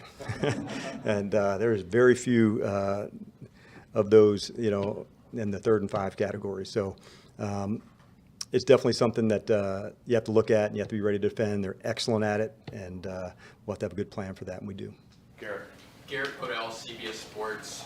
Dan, you guys did a pretty great job on A.J. Brown and the Eagles receivers in the last matchup, but after the Seattle game, how much, if anything, do you lean on sort of the changes you made after halftime coverage-wise in the Seattle game, or how much does your coverage plan change after seeing what happened? Yeah, that's a good question, and not a lot. Obviously, we made some changes. We matched. We did other things, but we're still pretty aggressive. That's who we are, and that's how we get it on, and we've done that a lot and have a lot of confidence in doing that. Now, as it relates to this week, one of the things that Philadelphia does well amongst many is 3rd down. And I think going into our game the first time, they were hitting at about 50% on 3rd down, which is a really high number. And ironically, that's the number they hit. And so to me, that's where some of the secret sauce in this game is going to live, because some of their 3rd downs can turn into 4th downs where they go. And so that's why I was referring to earlier, they don't play in a traditional sense all the time on 3rd downs. And so that adds another element to it. But I think that's one of the games within the game to say, on our 3rd and 4th downs, that's a really big deal. And we've got to go make those stops in that space. Bree and Marinthus, SI, D-Law as your Walter Payton Man of the Year nominee. How would you describe him? I think we're just so proud of him, number one, because what an impact you can have, not just on his own family, but on a community here, back in South Carolina, in Idaho, in all the spaces in between that he gets to touch. It's one of the coolest moments for our league, and certainly to be one of the nominees. There can't be many higher honors because it's representing who you are, not only as a ball player, but as a man. There you go.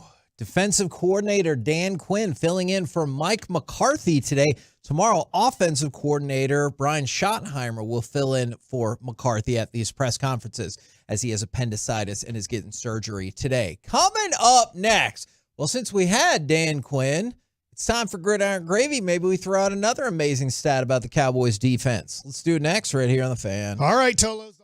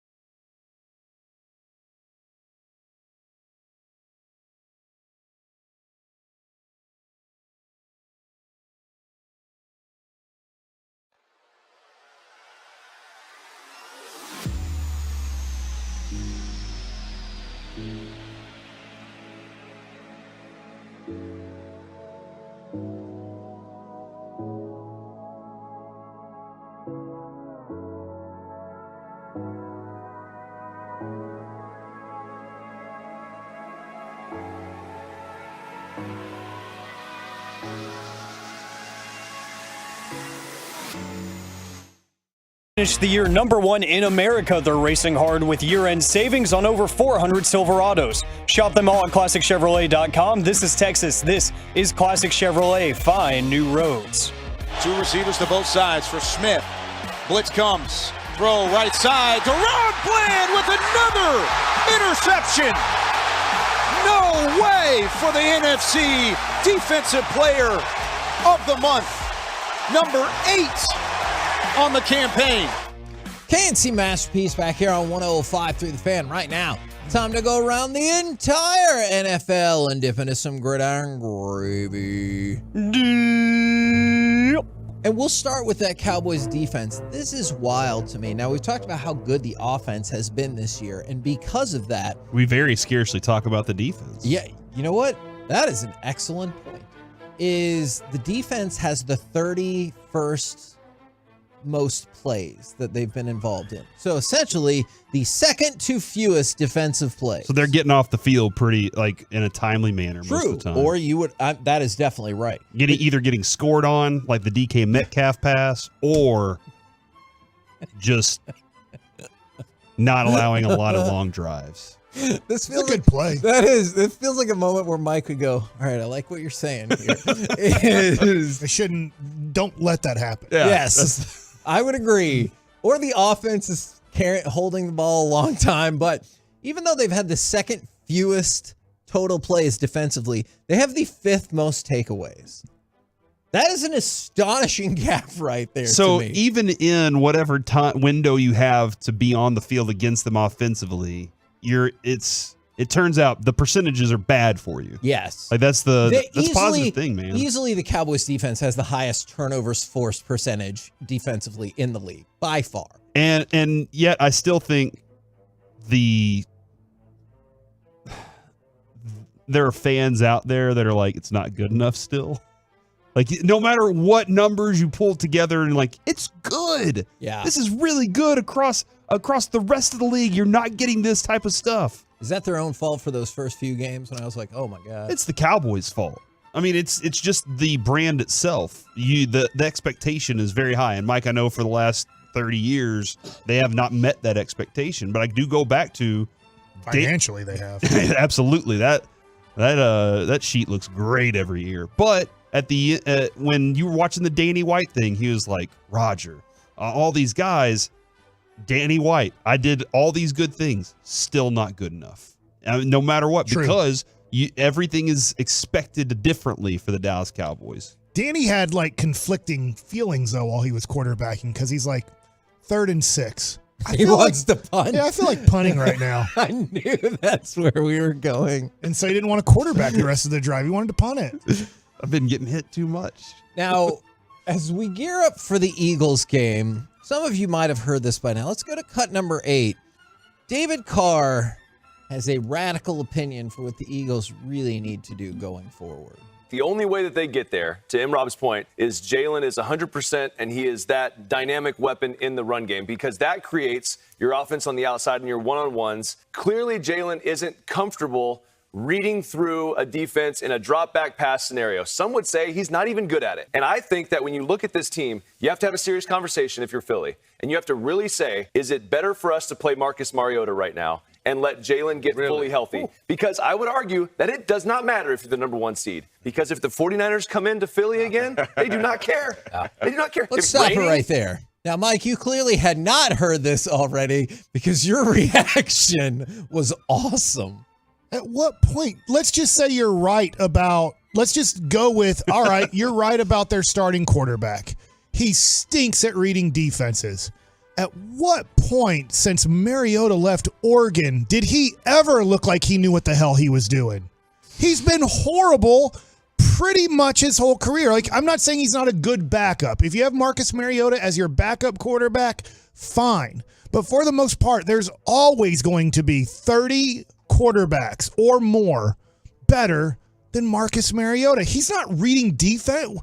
If he's reading defenses, he'd be getting paid $30+ million to be a starting quarterback somewhere. I saw him make one of the most exceptional decisions ever on the quarterback show when he was told that he wasn't going to be the starter and he was like, I'm out of here because I'm going to hang out with my brand new baby. That was the best decision I've ever seen. Just go hang out with your new baby instead of hanging around that place. You're right. I think what's crazy is trying to tell Jalen Hurts while he's trying to make this really good run here and trying to make all this stuff happen, Kevin, potentially being an MVP, like, hey, we're going to sit you for the next few weeks just so you can get healthy. Hey, look, we could lose first place in the division, home field advantage, all those. It's fine. We'll be all right because we're, even if San Francisco does come here, it's not going to matter. You can't say all those things to a player. I do think he went too extreme on his point. Right. But we understand that Philly has had to do some things to build a team around Jalen Hurts, right? It's not like building around a typical top 5 pick quarterback. Let's just take Joe Burrow, Patrick Mahomes, whoever. For example, they are your more prototypical quarterbacks that you look at them and you say, we're drafting them based off of arm strength, arm talent, reading the defense. A lot of Jalen Hurts was you were taking him in the second round going, I think he can be good enough at those. His athleticism and strength and everything is tremendous. But that's why Philadelphia took him, and that's why he went to the second round is teams knew we're probably not going to get the dude winging the ball around the field 45 times for 450 yards and 5 touchdowns. I think Philly has done a great job at knowing some of his deficiencies and working around them. I know we got a short one here, Kevin, but I know the reason is because he's having to be in the pocket because of injury. Sure. And so teams are like, oh, we don't have to worry about these things. Does him being healthy change that? And can he be completely healthy taking the next few games off and letting Mariota do it? I don't think he can be back to that and then back to the level he was. I'd like to see him give it a shot, though. Go ahead. Give it a shot. Try it out, buddy. If they wanted to give him a week off, would you rather do it when you host the Giants or when you play the Panthers? I can't remember where that game's at. The Giants at this point. I realize the Panthers are terrible. I feel like the Giants. That is a good question, though. Deebo Samuel, NFC Offensive Player of the Year. Mike, you won't be surprised. Jake They're Browning. not giving that award out yet. Of the week. Did I say of the year? Yeah. I'm sorry. You're right. That would be a shock. Yeah. Stunning news from the NFL today. Deebo Samuel, Offensive Player of the Week. Thank you. Browning, and fart Jake knocker. Browning, Offensive Player of the Week for the AFC. Play like Jake Browning. I remember going to a Maverick game when Andre Miller went off for like 40 points. Play like Andre Miller. I've seen you play 7,000 games. You're not that good. And also the Bills GM said that Von Miller is at the facility and is on track to play this week.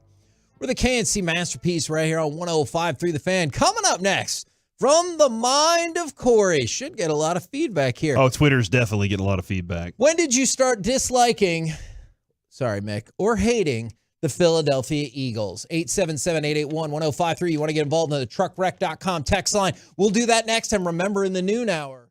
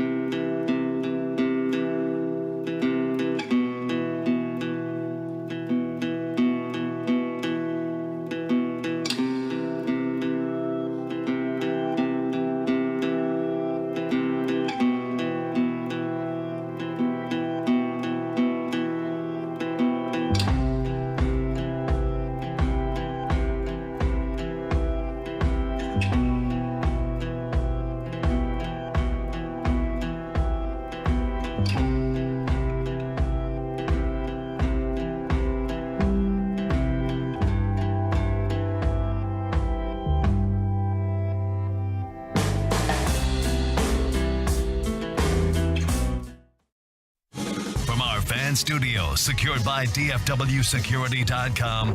It's the KNC Masterpiece on 105.3 The Fan. KNC Masterpiece right here on 105.3 The Fan. When did you first start to dislike, or if you just want to go all the way and say hate, the Philadelphia Eagles? Want to hear from you on Twitch, on YouTube, on the truckwreck.com, text line 877-881-1053. Quarterback news for you. Zach Wilson, Corey, as you brought up, is getting the start for the Jets, and Robert Saleh had to lie and say he's fired up. And then Josh Dobbs, that is my own editorial opinion. He had to lie. And Josh Dobbs is going to get the start for the Minnesota Vikings. So there is some quarterback updates for you. Your face, Mike. You said it would never happen. It's fine. Like Zach's career's over after this year. You think so? I asked that Out question. of the NFL? I asked the question. Is Zach Wilson in the NFL next year? I heard that as a statement, but I will say... my statement is yes, but I'm now asking the question. I think he'll be in the NFL, but like... With the Jets? No. Corey, now your opinion. Probably not with the Jets after this, especially like if... I don't think they've done anything to help him, but he also has underperformed when he's gotten the opportunities. So... I say that, he's somewhere else, but not as a starter. Okay. Now, the Cowboys and Eagles play Sunday night, and you can hear that game right here on 105.3 The Fan. When did you start disliking or hating the Philadelphia Eagles? Kevin, Fake Neil. What's that? Fake Neil. Fake Neil. Explain that story for those In who don't remember. 1987, Buddy Ryan, piece of dump, is the is the head coach. Randall Cunningham. Randall Cunningham is the fake kneeler. But they're destroying the Cowboys. The Cowboys are miserable. By 1987, Tom Landry can't figure out talent, is keeping old guys around who can't play anymore. They can't find a quarterback after Danny White.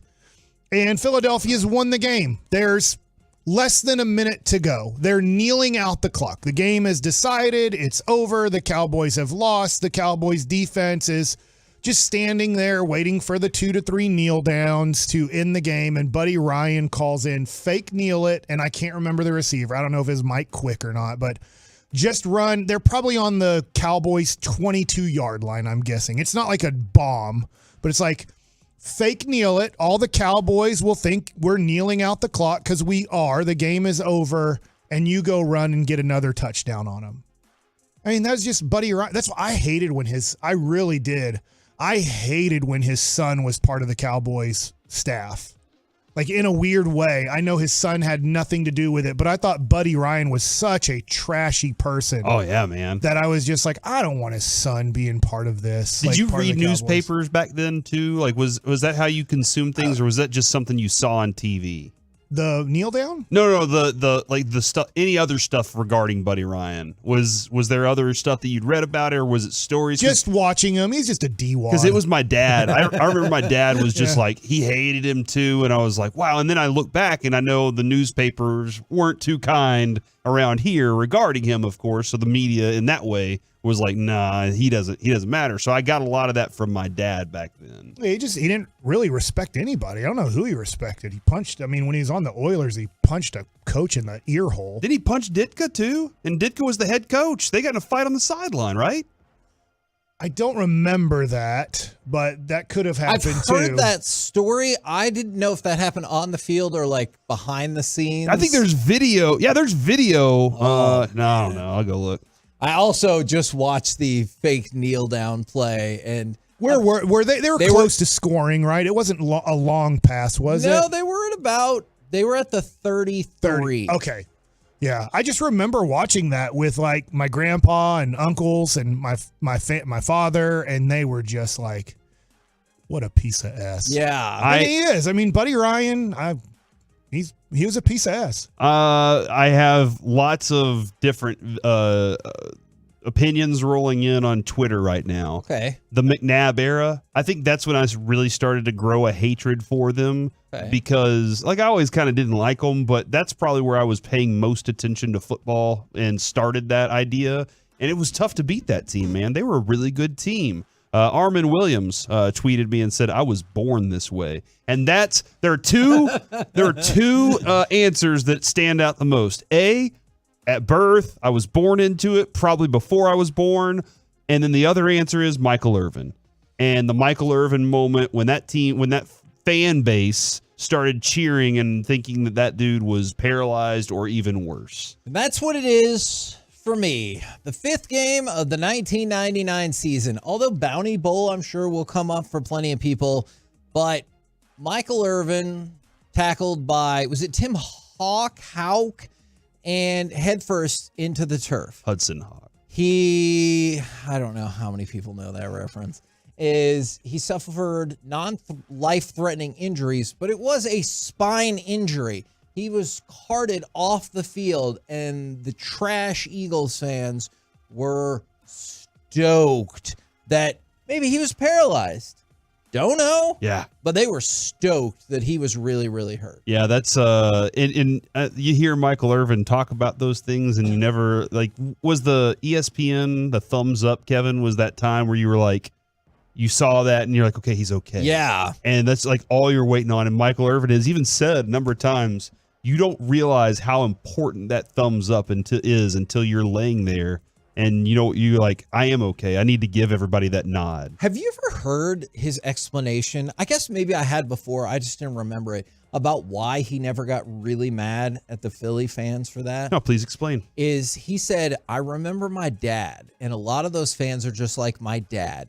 It's the only place and the only time their opinion counts. The only way they can voice their disappointment. And I can't have a problem with that. So, I get what he's saying. It also feels kind of like a burn, which I appreciate. But he's like, that's the only time your voice and opinion matters. And so knock it out. Because he said his dad was like that. Yeah, and to that point, that's whenever that discussion of now our fan points and opinions are, I don't like the way that you did that. And, I mean, hopefully my team can go show your team up the next time they face off against each other. From the 817...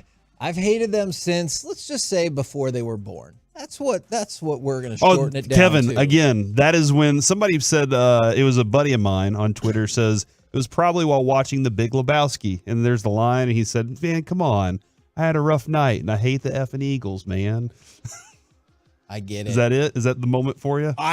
No, I'm going to stick with Irvin, but I like it when pop culture also feels like, hey, these people are trash. It's funny how you remember things and then they're not exactly true. I didn't know it was a pass interference in the end zone. Because did you watch it? Yeah.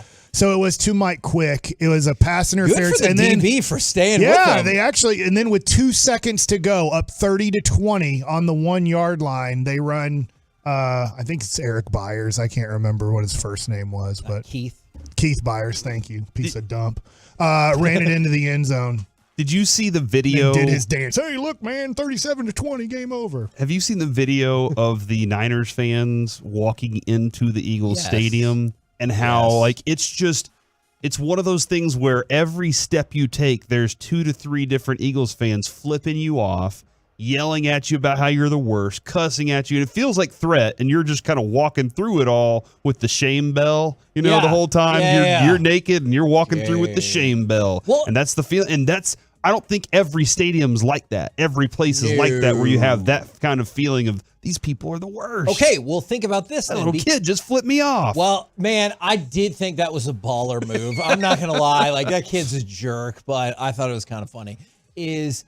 This makes sense then, because when I first read it, I was like, no way. And then I thought, I definitely believe that happened. I started hating the Eagles from the 214 when one of them stole the baby out of my wife's arms. I hate the Eagles. What happened after that? I mean, I hope. Did you get your child back? I hope they're like, oh, we're just messing around. Yeah, I need to know more about that because fair.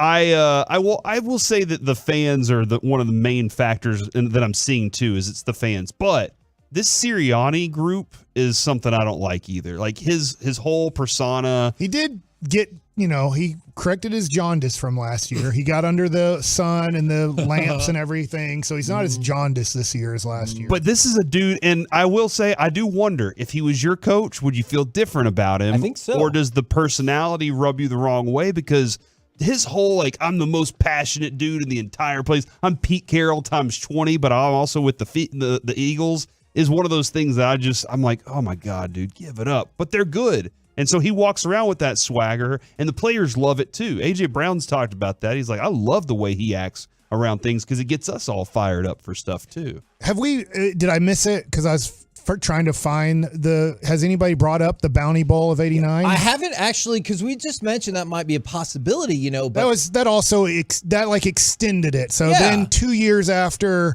the fake NIL, then he tries to end. Then Buddy Ryan thinks, it'd be cool. Let's try to end the life of Troy Aikman, and also I think it's Zendejas was the kicker at the time. Like, dude, wouldn't it be awesome if Troy Aikman got killed today and never lived another day in his life, and then we did the same thing to their kicker? That would be fun. And like, what a piece of dump. Interestingly enough, I haven't really seen that on the fan text a lot because it's been since birth, and then other people have taken non-only Cowboys incidents because they're like, sure, Michael Irvin, but also we've seen the snowballs packed with batteries, booing Santa Claus. And so there's even some incidents that don't revolve directly around the Cowboys that have gotten people to hate the Philadelphia Eagles. But a lot of them have said since birth. From the 817, I prefer the Landry persona. Stoic superiority. Like, he knew he was better than you, and he would just kind of acknowledge it with a head nod. With this exception of one game. From the 918, I hated them in 1981 when they made us wear the blue Jinx jersey in the NFC Championship game because they were scared. And so we've seen it. Somebody said, I've hated them since the 70s. I never got it. Like, I never understood. I saw Philly fans from afar. But Kevin, when we went over to Arizona for the Super Bowl this year, I walked out of our convention center and immediately got lost. And I think you remember this, Kevin. I called you and I was like, I don't know. I've been walking for 15 minutes. I don't know where I'm going. But on that walk, I was behind 6 Eagle bros. All right. And you could see it. It's weird, isn't it? Because they're like dogs. They sniff each other's butts, lick each other in various places. Yes, and you could see the way that when people walk by them, the way that someday, if we win the Super Bowl, we're really going to eat a pile of turds. I mean, they did punch a horse in the face. They punched a horse. Are we that far off from that? The way they catcalled people as they were walking by and stuff, I was like, these guys are the worst. Now, you know what I've realized? I guess I didn't realize everyone felt this way. You even bringing up Sirianni has restarted the new phase of hate. Is from the 203, Nick Sirianni has the most punchable face in sports. From the 817, he is definitely a douchebag. From the 425, same phrase. I can't stand him flapping his stupid arms all over the sidelines. It's like sometimes he does think he's an eagle, and he's like, let me see if I can fly away during the game. What's weird, though, is as much as we're talking a little bit of trash and hating on the Eagles, they hate the Cowboys and their fans way more. And I mean way more than we ever would. Yeah, no, that's absolutely true, man. And in a weird way, I would love to ask this to an Eagles fan. Besides winning in the 70s and 90s, what have the Cowboys done really bad? Like, we've never had a Buddy Ryan, like, let's really embarrass hurt somebody, this. fake Neil, right. Like, it's cheer somebody's debilitating career-ending injury. Yeah, I mean, you could say this. There is one time where the Cowboys did something pretty dirty, a little bit unintentional in an Eagles-Cowboys situation, and that was Roy Williams broke T.O.'s leg. Now, he didn't mean it was that horse collar tackle, and they obviously had to outlaw that pretty much after that play. The next year, they're like, we can't do this because T.O. was the best receiver in the game at the time. The Eagles were one of the best teams. So that was a moment where the Cowboys really affected the Eagles, and in a negative, in a way, you could say, in a way, a dirty way. But that was part of the rules back then that you could do that, and that's the way Roy Williams tackled. And if that was the origin story for all Eagles fans hate, then I would be like, sure, I get it. This is interesting, though. I think you guys will get a kick out of this. From the 469, these are two different people. I was born in 1995. I've hated the Eagles since 1977. And then from the 817, I've hated the Eagles since 1985, and I was born in 1992. The math only works with the Eagles. There's multiple people who felt that exact same way. Yeah, that's the way it goes, man. We're the KNC Masterpiece right here on 105.3 The Fan. Coming up next, if you could see any historical team from one game in person, who would it be? 877-881-1053. Let us know. Plus, Mike likes it. And the practice suite giveaway. All part of the Expressway next on The Fan.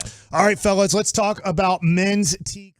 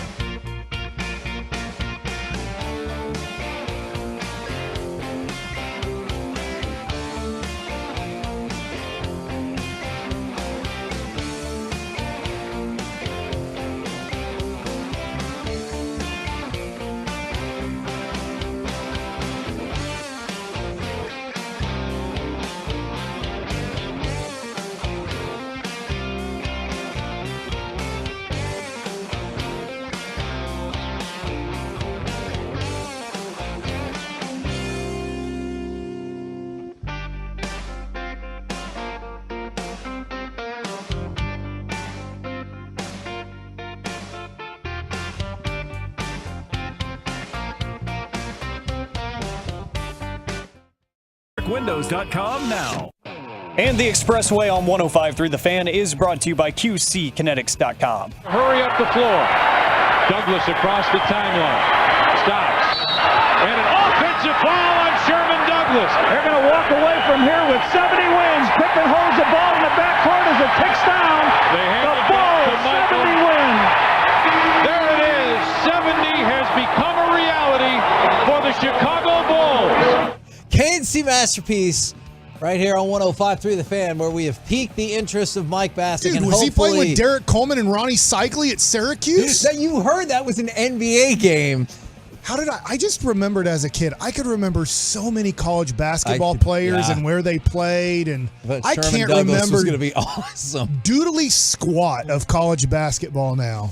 So I was having a conversation with an excellent Tolo who's very supportive of my possibilities. If you could see any historical team for one game in person, who would it be? Now, don't get this wrong.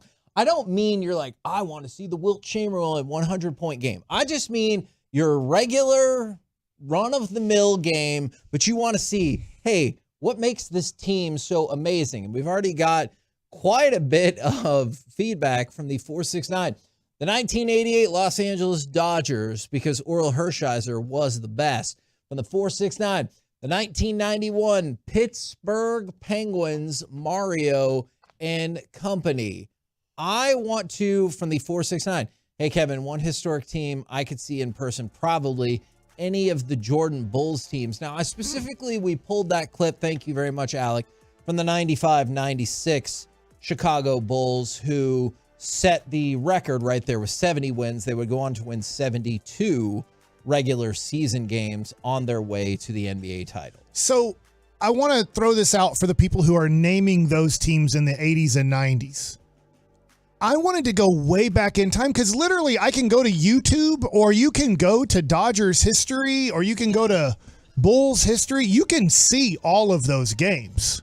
You know what I'm saying? Like, you can see hundreds and thousands of Jordan highlights in that year, and same thing with the Penguins and the Dodgers. Like, I feel like technology has you covered. I get going to it and everything, That's what I was going to ask you. This is where I'm at. I can never see the 1927 New York Yankees. Let's go to cut number 6.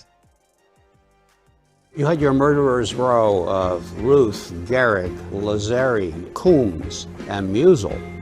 And these guys were a terror. And Babe Ruth was batting 7th, according to Baseball Reference. No, I told you. I think that was for positional purposes, not... He had 60 home runs that year, and I think Gehrig had 41.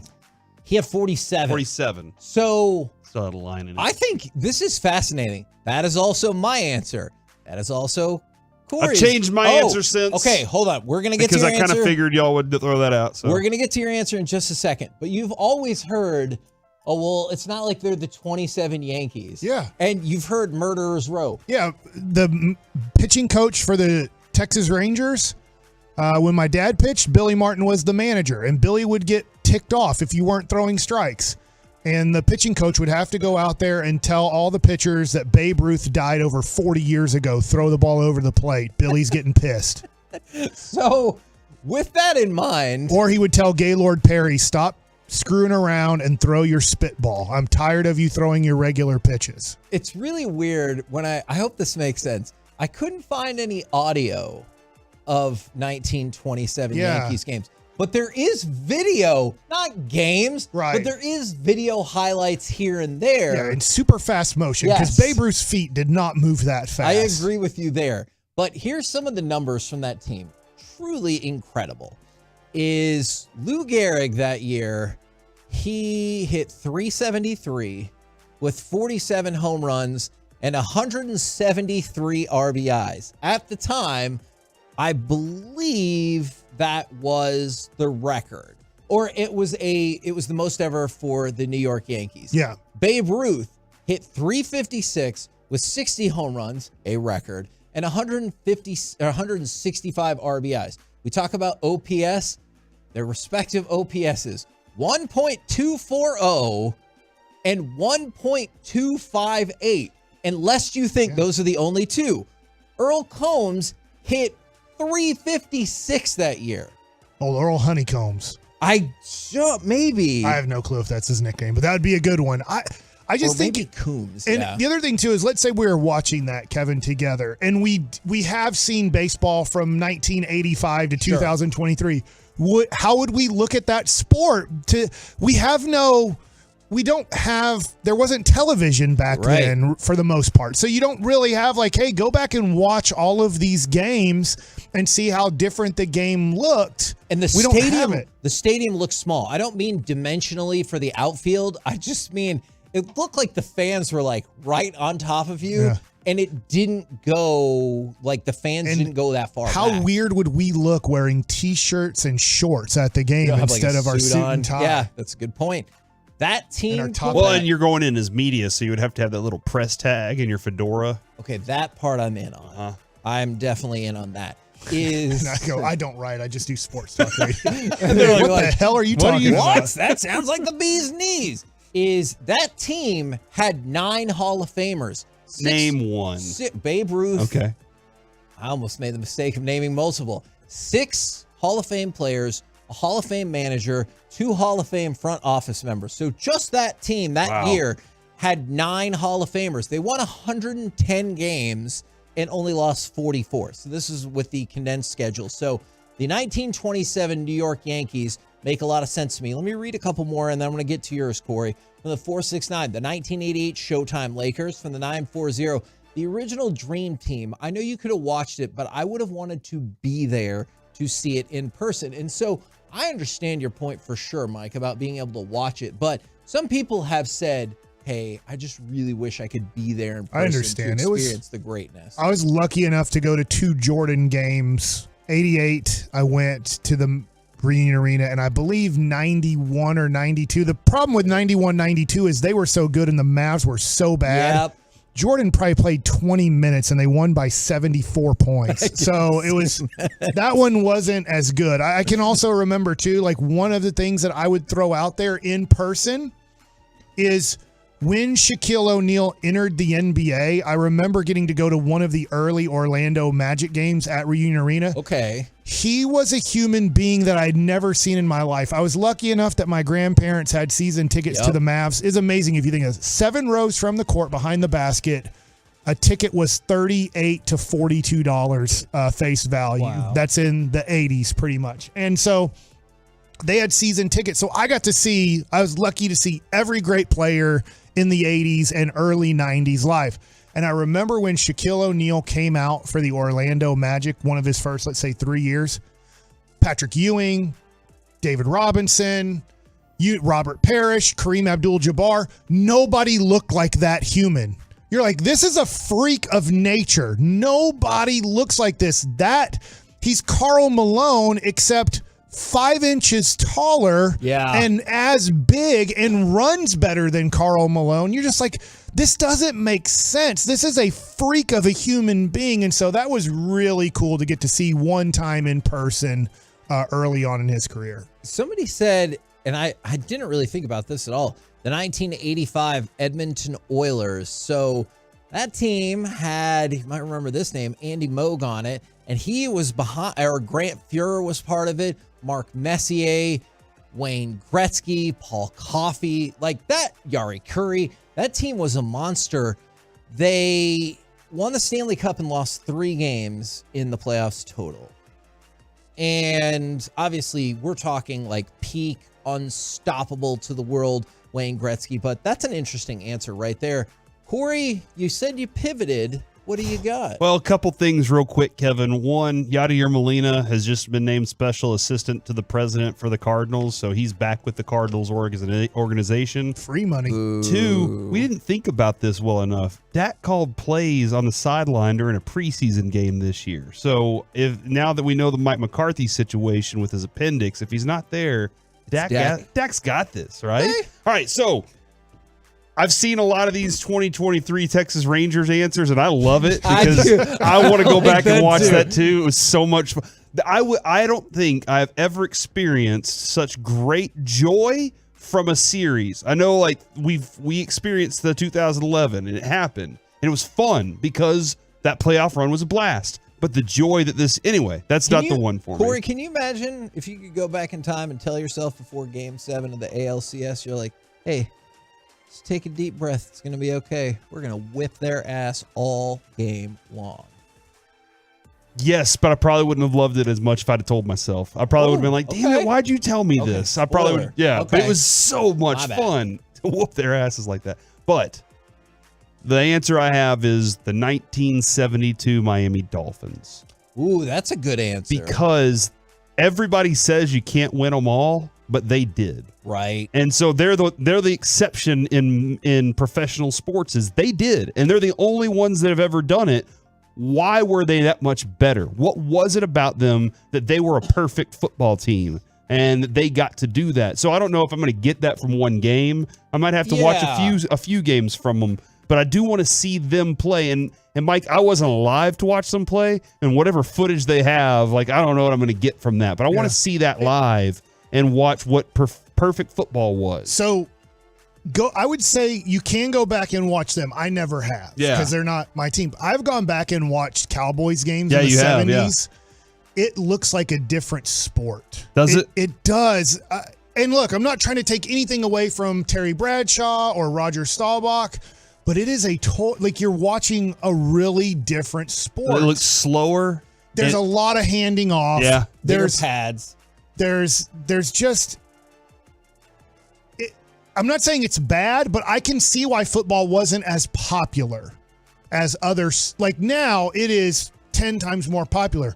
But they have definitely put in a lot of rules, and the way the game is played is a lot more appealing to the eye than watching literally wide receivers lining up in the 3-point stance. And you're like, what the hell are they doing? And Kevin's even right, too. When you say a lot more appealing to the eye, just the whole way that these dudes wear their uniforms is different now and looks cool. They look cooler now. Now, it could be also see how small the linemen are, too. Yeah, exactly. Like, there's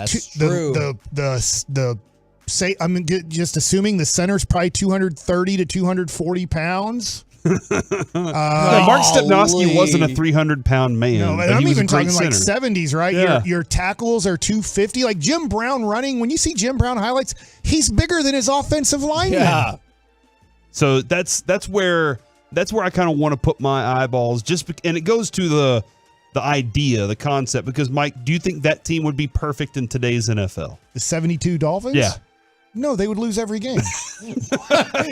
even to the Giants? I'm actually, that's interesting. Because Okay. the size difference and Yeah. the speed difference, it's a totally different, it's in a weird way, you can't compare football. Like, I'm with you. Like, you kind of can compare like 20-year segments, I think. But if you go back to really Troy Aikman's days, you cannot compare Troy Aikman's games to the way the sport is played today. And you can't really compare Troy Aikman too much. It gets closer, but it's tough to compare Troy Aikman, the way they played football, to the way Roger Staubach played football. It's just like football is not a comparable sport through the eras. And that's where my mind is trying to see what it was. What did they do different that made them perfect that year? Now, from the 972-95 Cowboys, 1977 Cowboys, to be able to see Captain America play would be amazing. The 1975 Pittsburgh Steelers, boo. You would potentially see the Cowboys that season. Unfortunately, it didn't turn out their way in the Super Bowl. I wanted to see what you thought about this. The person who the Tolo I talked with to start this, his answer was the 1945 Kansas City Monarchs team that had Jackie Robinson and Satchel Paige. Now, you're talking about something that you're not going to be able to access. No, well, hell, they even have a tough time accessing statistics accurately. I always forget the guy's name that we've had on. He's great for the baseball museum. Negro Leagues Hall of Fame, the Negro Hall of Fame in Kansas City. That's amazing. I haven't been there before. We've had him on before, but he took years upon years to find Hendrick? Yes, to find all of the statistics so they could put together an accurate description of the stats that you'd have in 1945 for the Monarchs or Bob Kendrick. Yes, thank you. How about this? Since you just mentioned this, right there, yeah. I'm just looking because I was trying to look up Cy Young. We have the Cy Young Award in 1892, playing for the Cleveland Spiders. I'd have to sit through the other games, but he threw 49 games, 48 complete games, went 36-12 with a 1.93 ERA in 453 innings. Oh my God! So I just really like. Hold on, 453 innings. Oh yeah, I guess you said almost everyone was a complete game. What happened in that non-complete game? I don't know. Do you get arm soreness?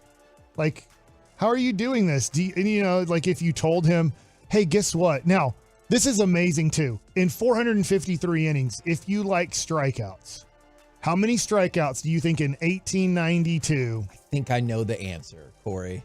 480. Is it 511?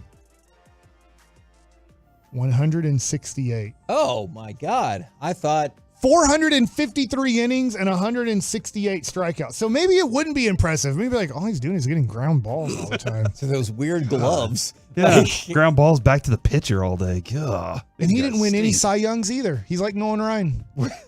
But whenever they hit one to center field, it could take 2 days to retrieve that ball, right? That's true. Was it the Polo Grounds? The thing just kept going. I don't know where they played in Cleveland. Was it Municipal Stadium built by then? From the mistake by the lake?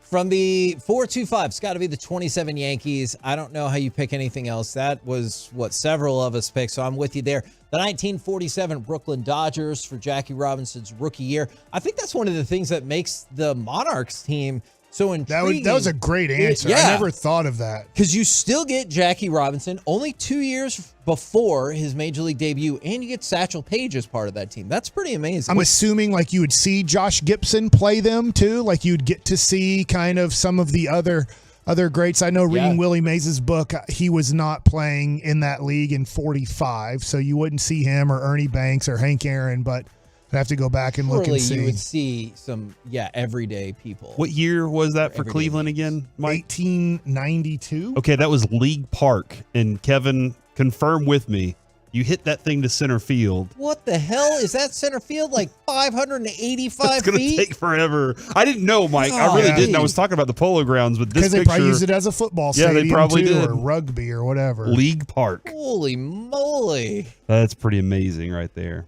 So some excellent, and then, this one is interesting. Those people didn't even know what San Francisco was yet. Don't get the gold rush. It was in 1949. Yeah. No, that is not was when the that gold happened. rush That was. is not when that happened. Is the Black Sox team from that'd be cool.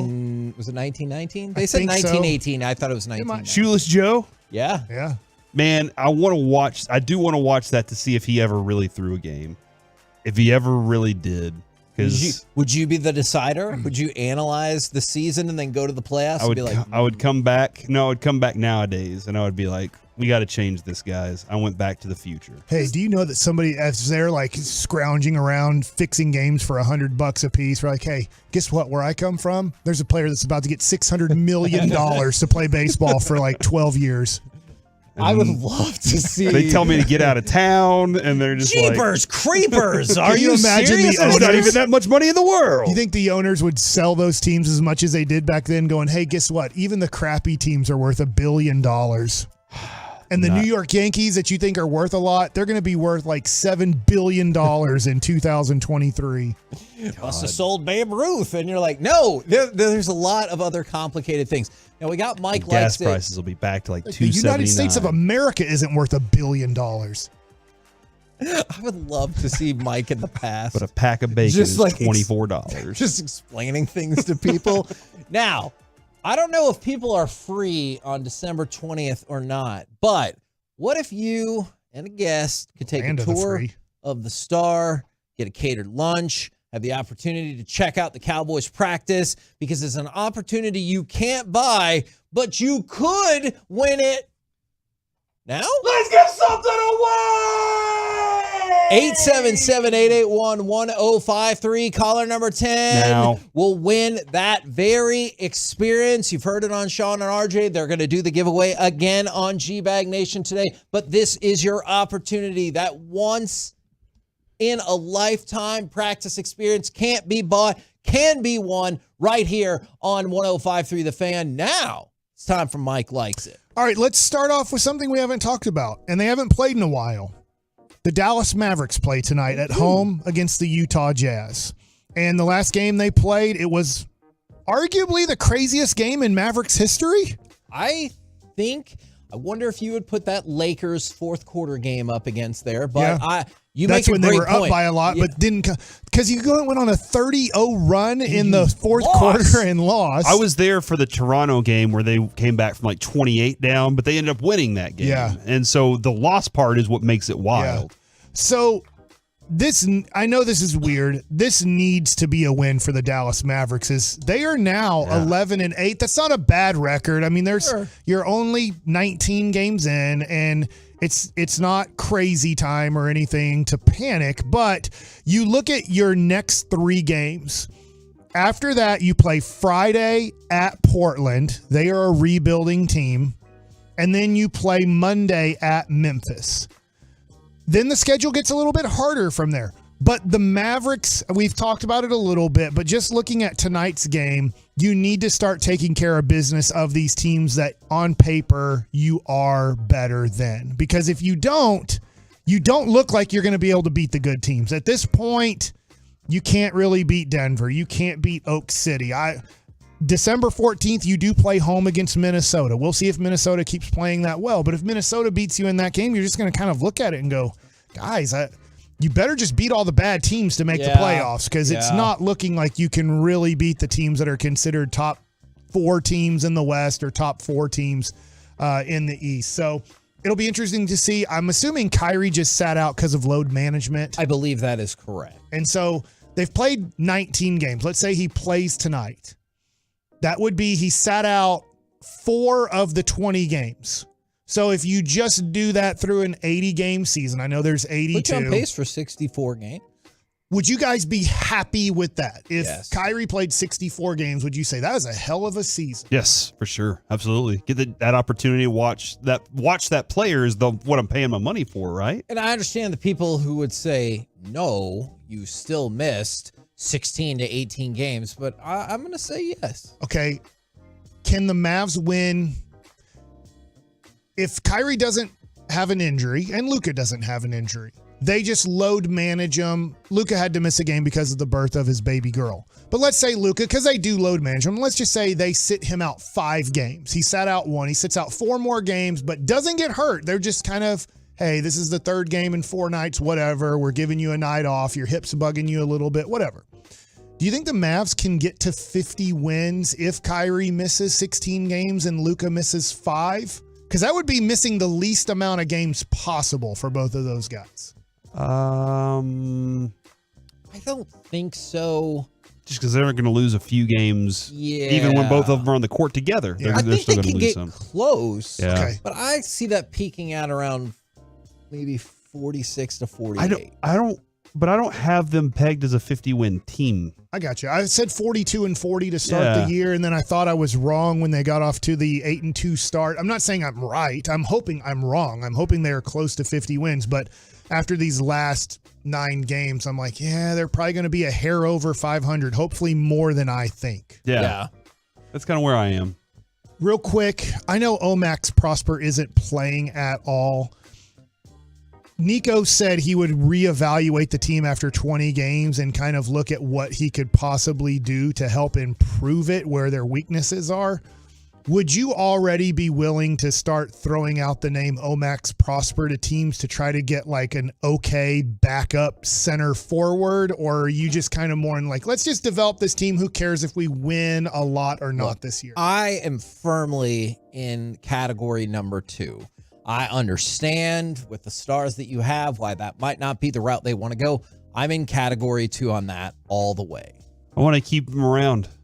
I'll figure out how to get him into games at some point. I know he's older young, but he's young, and I'll try and figure out how to do that. All right, so here's my next question based off of that. If you had to trade a player today to get a decent big man, White Powell, would you rather trade? Nobody wants him. Okay. Would you rather trade Omax Prosper, who you have no clue if he's ever going to work out or be anything, or trade the person who's disappointed the Mavericks the most in this season, Josh Green? Oh, that's interesting. did we just get a new contract for Josh Green? Yeah. He can't be traded till January 15th, I believe, is the date he can be traded. I'm not 100% sure on that, but I think I'm right on that. I feel like I know what Josh Green is, and if I can convert a big man from that, I would do it in a heartbeat. All right. To add to this team, because I think Omax can give me the defensive presence and fill that void, and then I can move on there, but have a big body to help whenever Derek Lively's out, and we don't have to see Dwight Powell. I think I would agree with Josh. Okay. So we were talking about the teams. I'm moving on from the Dallas Mavericks, but I'll be tuning in tonight to see how they do. The Stars need to win tonight too, right? Oh crap! Yeah, like that's a team. I need to get on my Stars game. Wait a second here. 6. They're obviously on the road. Yeah, so they go at 6. Whoa. Mavs at 7:30, I believe. So ooh, that's decent. You have an opportunity, especially if you DVR the Mavs game, where you could probably knock it all out just fine. Who are the Stars playing? Panthers. Okay, not Duncanville. No, the Carolina Panthers. I think you should have said. I think you should have said yes. Carolina Panthers. They're not playing the Duncanville Panthers. They're not playing the Carolina Panthers. What about Plano East? Hey. No, it's the Florida Panthers. My kid played the Carter Cowboys yesterday in 9th grade basketball and got their arses kicked. Yeah. They found out what real basketball, this is real basketball. I was like, this is what I played at Duncanville. You need to figure out how this basketball works. Fast, physical, yes, skilled. In your face? Your kid?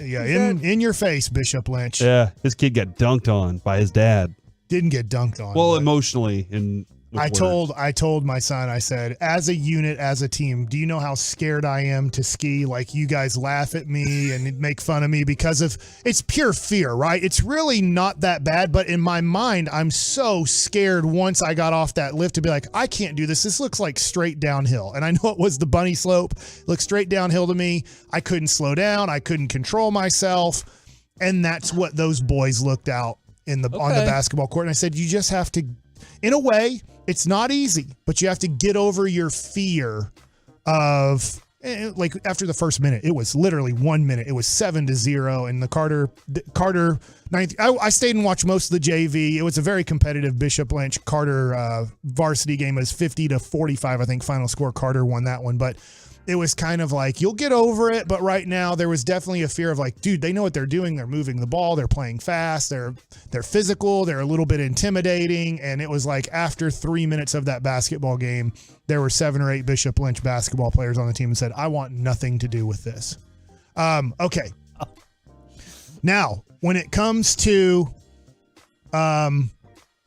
Cy Young, he only lived, 70 to 90 years. We're back to Cy Young, the person, right? Cy Young, the person. Uh-huh.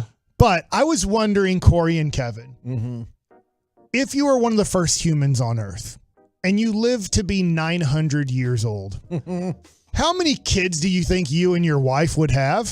I'm going, all right, 900 years.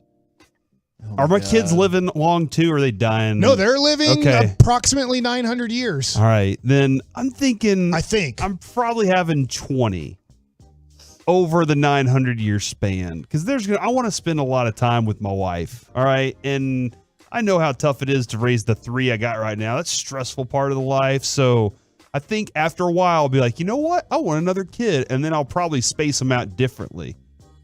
Like, I'll probably be like, you know what, this year or this next 50 years, I'm going to be a 1-kid dad. And then this next 50 years, I'm going to be a 2-kid dad, going back to having 1 kid. We are going to have approximately 120 to 150 children. And here's why. My wife is the epitome of No Child Left Behind. And when we started talking about adoption, she would bring up these scenarios and she goes, what if, though, we adopted somebody and they have 3 brothers and sisters that are in the system and they need us? She brought up scenarios like this all the time. So every 30 years, we would have 4 to 5 children because that's what she would need to happen. So approximately 120 to 150 children. I'm 46 years old right now. Just turned 46. You guys are a little bit younger than I am. 42. 44. Okay. So can you imagine being in your 20s for 100 years? Would that be good or bad? You'd be physically good, right? You'd be very physically fit. There's not a lot of people around, though. What do you mean? So you can't be like, oh, I'm going to go to this party and that party. There's like not that I mean, many new people is what is You're happening. related to all of them. It's a tricky situation. What was your, okay, we're out of time because I was going to ask you, what was your favorite age in life? Ooh, that sounds There's some good 5 years tease. old. We'll tease that for some other day. We're the KNC Masterpiece right here on 105.3 The Fan. We have to tease it, Mike. Why? What's coming up next? Oh, Corey's Corner, the C block. Yep. Well, they finally got me. And Cowboys questions next on The Fan. Had a great run with all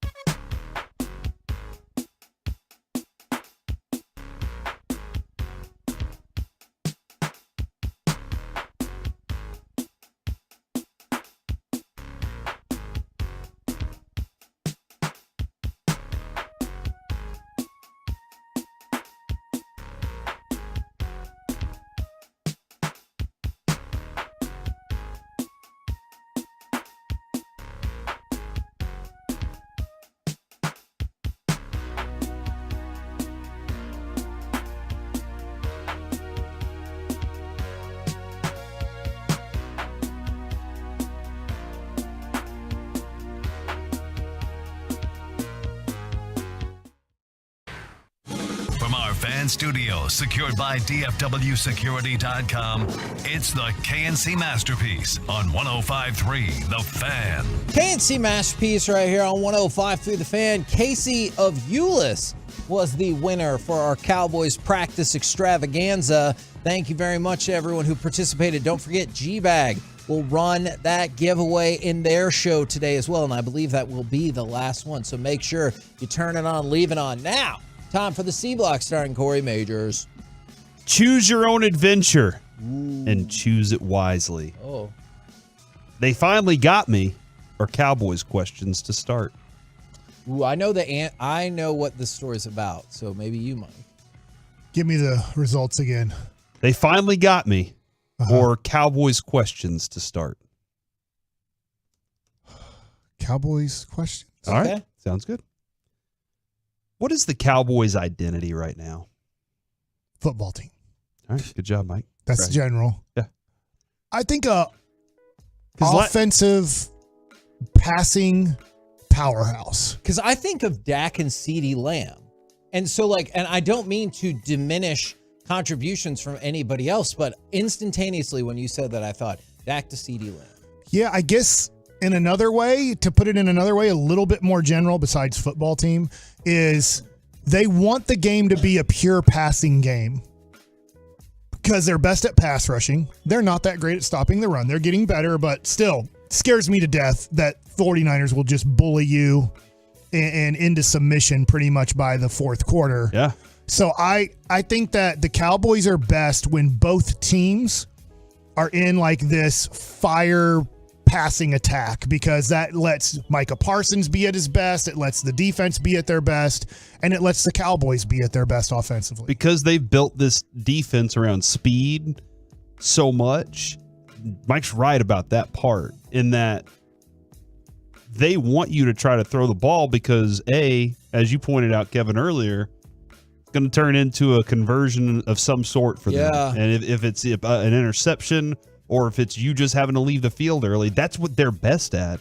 They don't want you to run the ball and take time off the clock. They want to get the ball and drive down the field in whatever way they see fit, because they can do it now in, hey, we got to do it short passing game, or they can do it long passing game. Whatever they want, whatever your defense is, now it feels like Dak Prescott can see it all when it comes to those things. Now, again, I know that we're about to get a text that says, against bad teams, that's fine.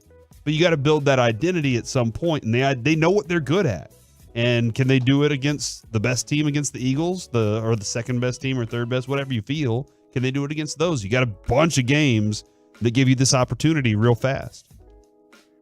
I'm with you on that. And there's great news if you want to say against bad teams. Look at this week, next week, the week after that. You will have an opportunity to have your point proven or disproven. And we're going to learn a lot, not only about the Cowboys, but we learned about the Eagles. We learned about the 49ers last week. We're going to learn more about the Eagles this week. We're going to learn about the Miami Dolphins, not just through the Cowboys, but there's a lot of, it's unintentional. It just looks like most teams, we went through it, most teams that we look and go, are they that good? Are going to be tested here in the month of December. So we're going to have a better idea on this playoff picture and who can actually beat the good teams. There you go. There's two texts in a row, just as predicted. Who is the most dependable Cowboys player? Micah for me. I know who you're going to say. CeeDee Lamb? I was going to say, I thought you were going to say Zach Martin. That's what I thought you were going to say too. Yeah. Because you've consistently said that. But right now, I think it's CeeDee Lamb. I think it's CeeDee Lamb too, but Zach Martin is a great answer this year, last year, probably next year. It's a great answer. I think it is CeeDee Lamb, Except for on that fourth down play. That's fair. I don't want that to mean like you discount Dak Prescott or anything like that. But in a day when coordinators will be like, oh, you take what the defense can give you. Not always. Just throw the ball to CeeDee Lamb. Guess what? He'll figure it out. I have a question to ask back to you guys. That CeeDee Lamb is so hot now for over a month. At what point do defenses start doing watching Kansas City Chiefs games? They're always on the national game. I feel like I watch it a lot. Teams have done a great job of going, just take Travis Kelce away. and dare that. I don't care. Leave Valdez-Scantling wide open. He'll run the wrong route or miss the ball 50% of the time. Well, Brandon Cooks won't. So, you know okay. So, yes, I do. If you are the team, do you go, we just can't do it because Ferguson, Cooks will just kill us? Yeah, I think that's the, like, even with Tyreek Hill right now, Jalen Waddle's on the field too, and their running game is on the field too. Like, he's the best, and they're still finding ways to, when that moment happens that he slips past them, big gain, right? Like, that's what's going on with Tyreek Hill.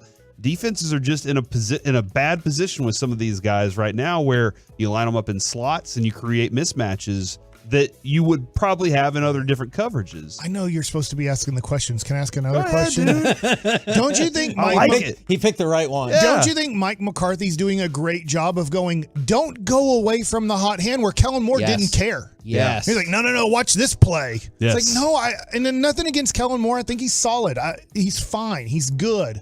But I do think Mike McCarthy at least understands a little bit of, like, let's ride the hot hand. Yes. I could not conceivably agree with that more. And that is one thing that drives me crazy, is the stock answer of, we got to wait to see how the game plays out and take what the defense gives you. And I'm like, great. But sometimes you're like, no, we're going to feed it to CeeDee Lamb. Well, and I think the other thing too, and I don't know if Broadus would agree with me on this, but what the defense gives you is just the template of what you can do. Yes. If the defense gives me this, I should have a bunch of plays that I can go within it, because that doesn't mean that their defense is impenetrable. You know, it just means that they've set up something. This is how they want to try and stop us. That's what they decided for the day, was they're going to try and stop us this way. Well, guess what? I have plan B and C and D. And if they keep changing, we'll go back to plan A and we'll be able to do it that way.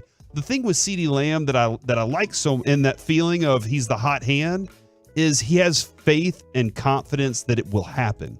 And it scares defenses and opponents into thinking, you know what, either we're going to challenge it, we're just going to put that one guy on him, and good luck him trying to get away from our guy today. And CeeDee Lamb has confidence that he's just going to eat him up. Like, that's where it is right now, is the confidence that CeeDee Lamb has built even throughout a game. CeeDee Lamb starts to build the confidence of, these dudes can't guard me. Watch what I'm going to do next. Will it be a great win no matter what the outcome is for the Cowboys on Sunday night? Yes. There are a lot of Obviously, things. the outcome being a win. I'm saying a great win. Can I add one caveat? All right.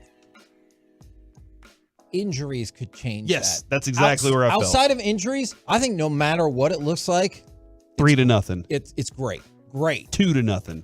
Is that better than 3-0? You win the game 42-41. You give up 41 points. Are you, because, right, I said it's just one individual game against the Seahawks. I get it. They blew you up. As a defense, they kind of blew you up. You made a couple nice stops at the end of the game, which was great. You needed them to win the game. But if the 49ers, if the Eagles put up a 40-point game, but you still find a way to win, I'm throwing that out there to you guys.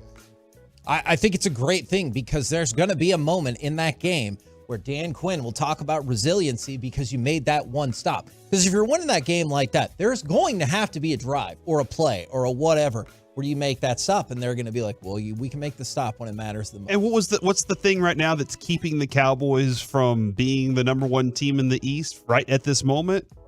Dak stepped out of bounds. So, and they weren't able to win the game, right? Like that game and right Dobbs. there. Yeah. That game right there. And Dobbs. But that if you won that game, this whole week is a different story, and you're not having that conversation if a late win gets you the win that you deserve, or maybe a missed extra point. A lot of people by the way, are saying Brandon Aubrey's the most reliable. Oh, that's a good answer. He hasn't missed a field goal. That's a really good answer. Even though Al Michaels did everything he could to jinx him into it the other night. If you listen, Al Michaels was like, and he might not. Oh, is it not? Oh, he made it. And Damn it's it. so they can pretend like they had no. They're like, I can't believe you did that, Al. And he's like, make it happen. Cowboys get the ball to the 30-yard line with 10 seconds to go out of bounds, so the clock is stopped. So it's not like you have time, okay, or you call a timeout. 48-yard field goal to win the game. Are you like, game's over? Yes. I mean, I'm probably sitting there nervous, but I have complete faith in I'm Brandon putting Aubrey. this Brandon Aubrey. We love him. He's all right. Now you ask me this, Mike. I'm a little nervous. He's Jason I'm a little Elam. nervous. We get, let's say we score the touchdown, and all we need is the extra point to tie the game. Now I'm nervous because he has missed extra points this year. But 48-yard touchdown or field goal, I'm just like, he's got this. What distance do you worry about the win? 60. 65. 65? Yeah, you should worry. Say you're if it's 64, you're locked in. Game over, bees. Like I almost cussed. Like you did when you walked in on Pizza Thon. Yeah. I'm here on time, bees. Right on time. I'm going to say 50 and beyond. And it has nothing to do with just him, Brandon Aubrey. That's a long field goal. I think we have gotten spoiled. It's like, it's 53. Make your field goal. Yeah, it is wild how many times nowadays kickers are kicking those long field goals, and it seems like they're comfortable doing it. The big legs. I don't know what that is. I have no clue why. To your positive point, as long as it's 55 yards or shorter, I know Aubrey's going to get it there. Yeah. Okay. He's got the leg for it for sure. If it gets to be 56, 57 yards in a winning situation, I feel like at that point I'm like, is this distance too much? Yeah.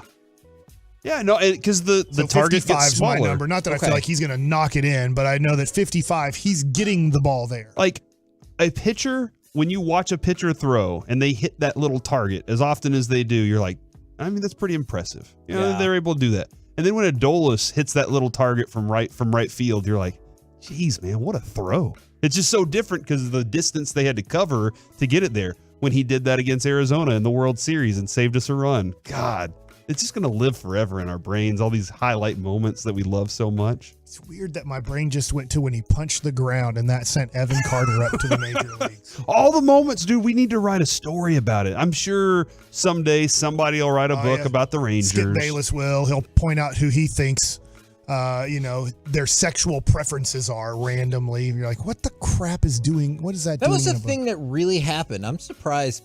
Like, people just kind of let that slide. I got stories about that, but I've been told to stop. Will another Cowboys player have a pick six before the regular season ends? Kevin predicted yes in the first segment or second segment this Bland morning. will have a pick six Sunday night. Is that what you said? He said before the season. Oh, before the season. And I'm saying just any other player, and Bland included. Well, I do believe the Cowboys will score another defensive touchdown this year. Could it be, I'll even say on a pickoff. Like, I think that they could scoop up a fumble and run it in, too. I think they'll have 2 more defensive touchdowns this year. Okay, I can totally see Will that. one of them be Deron Bland? Yes. Why not? This is his 1892 Cy Young year. Even though Cy Young didn't win the Cy Young that year. I don't know who it went to, but it's not on his baseball reference. It didn't exist yet. It was named after him. You can't play both sides. You can't say the 49ers didn't discover gold in 49 and then say that Cy Young didn't have a Cy Young. How are those two things related? You get it, don't you, Corey? Absolutely. No, you don't. From the What does that 254. mean? Hey, hold on. This is the C block. From the 254, Kevin, Fair. chill out a little bit. That's fair. Problem is, he's due for a miss. How is he due for a miss? Isn't he due for a make? He's never missed. So he's more likely due for makes, right? Is that how probabilities work? I don't believe that is actually how probability So the longer you works. go doing something successfully, the more likely it is that you're going to fail. Yes. Did you notice on Monday Night Football when they had put up the analytics say go for it? Did you see? I did not notice I was watching that. Jacksonville pretty closely. Okay. Unfortunately. How'd that go? Not well, man. But they would be like, this is where you should go for it. They didn't even, Troikman didn't even say anything. It was just in a box. It would give you like the percentage and then it would just go, green means go. I will say the Amazon broadcast does give a lot of really cool stuff. If you're watching the alternative stuff or whatever it is, but they do give you a lot of different information that's a lot of fun.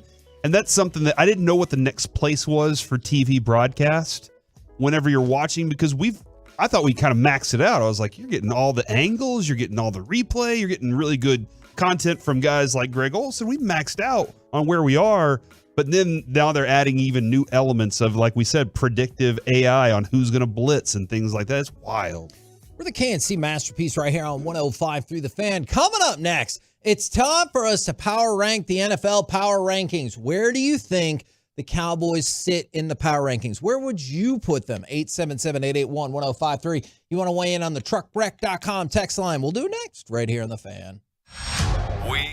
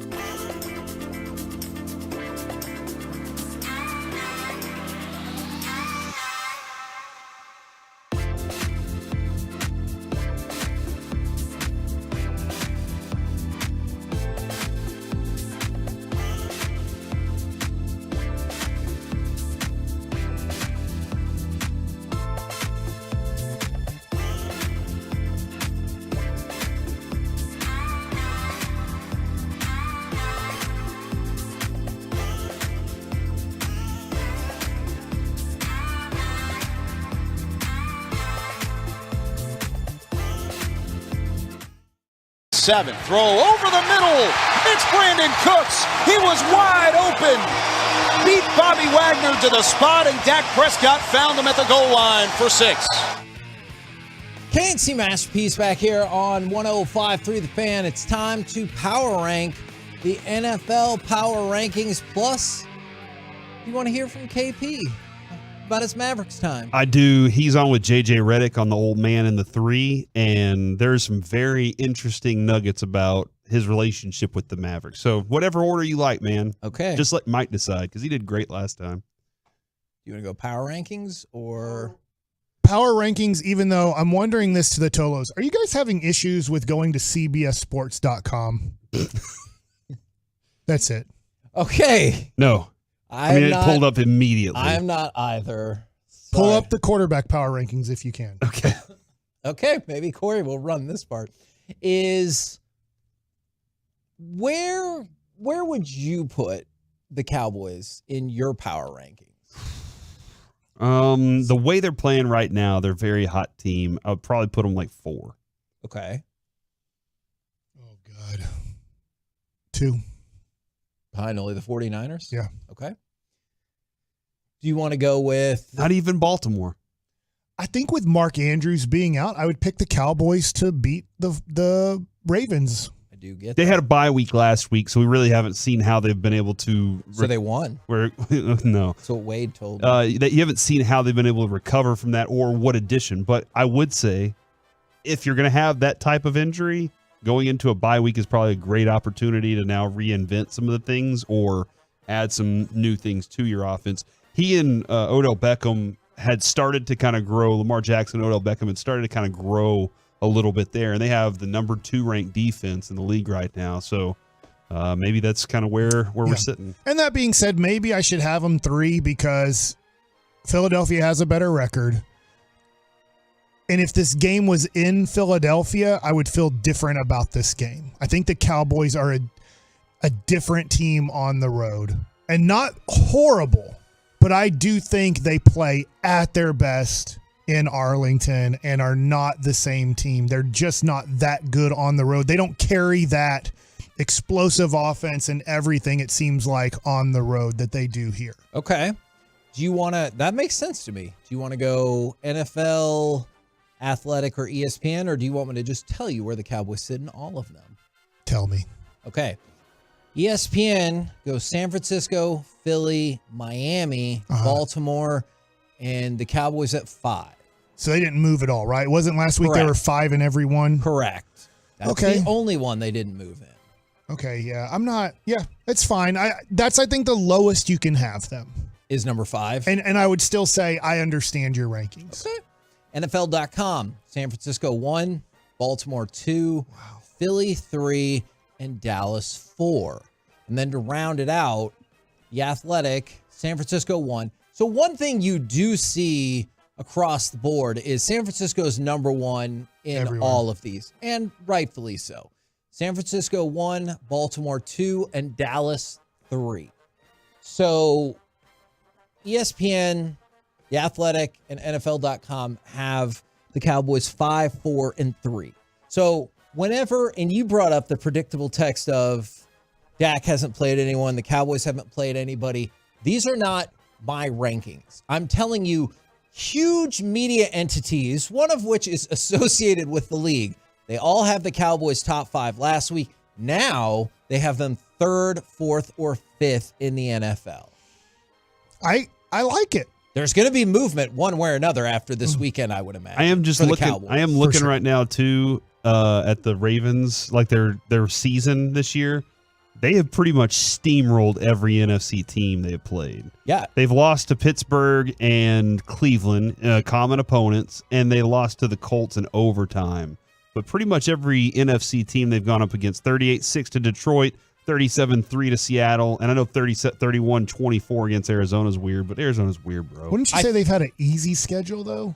I would look at that schedule and say beating Houston early in this season, beating the Bengals early in this season, Tennessee, and then that division, yeah. And tougher schedule coming up. Obviously, Rams, Jaguars if Trevor Lawrence is healthy, then San Francisco, Miami, and Pittsburgh. The interesting thing about that San Francisco game, I think now Lamar Jackson is like 18-1 against NFC teams in his career. Now, that probably won't mean anything to the San Francisco 49ers, but if they beat them, holy moly. You have to look at them as being the number one team. Yeah, and if they get to the Super Bowl, then I think they're one of the best too. But I mean, him against NFC teams, then they're going to win. Yeah, probably. Well, I mean, probabilities. All right. Or he's due for a loss.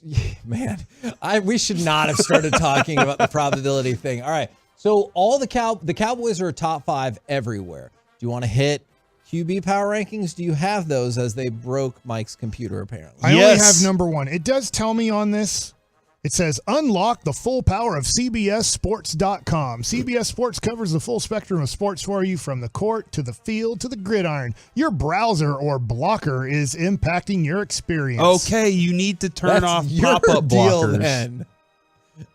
Powered by Admiral. If you do that, though, if you turn off the pop-up blockers, then you don't have an excuse to not do stuff with the company email, because that's what it is. That'll solve it. So just leave it off. You'll be fine. I don't even know how to turn it on. So I don't. Everything you just said was lost. Use that for a future reference, by the way. Do you want Corey to go? Corey has to. Okay. I do. All it is I have number 1. Okay. Because underneath all that thing where it won't let me do anything, I do see who number 1 is. Kevin, would you like to guess who number 1 is? I mean, I would have to imagine, because of the events of the weekend, it's Brock Purdy, right? Brock Purdy is correct. Okay, good. You're so smart. Mike, would you like to take a guess at number 2? Because he doesn't know. I don't know number 2. Mike, would you like to answer number 1? Do it, you Brock Purdy. All right, Kevin, now it's on you for number 2. Nope, we had to go back on this. I do think that. Who's number 2, Kevin? Dak Prescott. Wrong. Oh, God, you're so It's excited. not Joe Burrow, because I remember he was doing something to this guy's girlfriend or something, because he hated him this year. Joe Burrow's not on the chart. Well, he's not playing. You have to be active. Dak is number 3. My apologies. It's got to be Hurts then, right? Because the MVP is almost a tie between Purdy, Hurts, and Dak. Jalen. He does not agree. Ouch, it hurts is number 2. All right. Who's number 3? You just said Dak. Good job, guys. Thanks for listening. Proactive here. Number 4. Tua. Tua's 6. Ooh. Not getting, maybe Tyreek Hill is Patrick getting Mahomes just because of that makes sense. Mahomes. Lamar Jackson? He didn't move at all. He had a bye week. Josh Allen stays at number 4. What? Who's number 5? We do have left. We have, Lamar Jackson, Patrick Mahomes, and Tua T. Or did he just name Tua T? He said Tua T 6. What about Stroud? I think he was 4 last week. So yeah, let's put him there. Ahead of Mahomes? I think Lamar Jackson was 1 though. Last week Mahomes was number 3. Oh, I'm going Mahomes. He has fallen 2 spots to number 5. Who's number 6? Tua. Yeah, I'm so proud of you guys. Yeah, number 7. I forgot. I honestly He was forgot. number 7 last week, and he's number 7 again this week. Lamar Jackson? Lamar Jackson fell 2 spots to number 8. C.J. Stroud is the 7th ranked quarterback in the history of the world this year. Just this year. And then number 9 and 10, Jared Goff, Matthew Stafford, and plus 3 this week, Jordan Love moves up into the top 11. So that's pretty cool for him. He's hot. He's on fire right now, dude. Who's the worst? Worst quarterback in the NFL this year? He will be starting this week. Zappy. He will be starting this week for the New York Jets. No, you know what? I don't know. The New England Patriots have a strong candidate here. Whoever they play. Zappy. That's what I was going to say. Zach Wilson's 32. Bailey Zappi, 31. Okay. B. Young, 30. Oh, yeah. He's had a tough go. Who's the quarterback for the Giants? Tommy DeVito, your guy. He's number 26. He's down 2 spots to number 26. He had a quote where he's like, I figured I'd keep starting or something like that, which is amazing. He's always walking around like that. Hey, Tommy DeVito here. He really is. That's one of their things right now. And Aiden O'Connell's 28, Desmond Ridder 29. We want to hear from KP. I think this is important audio. It's about 2 minutes and 14 seconds long. And we could stop it if we need to. This is from JJ Redick, Old Man in the 3, Odyssey property. Sweet stuff right there. Take it away, KP. beyond just the health, like why do you think that it didn't work in Dallas? I mean, it seems like you're in a place of self-reflection where you are now in your career. Definitely.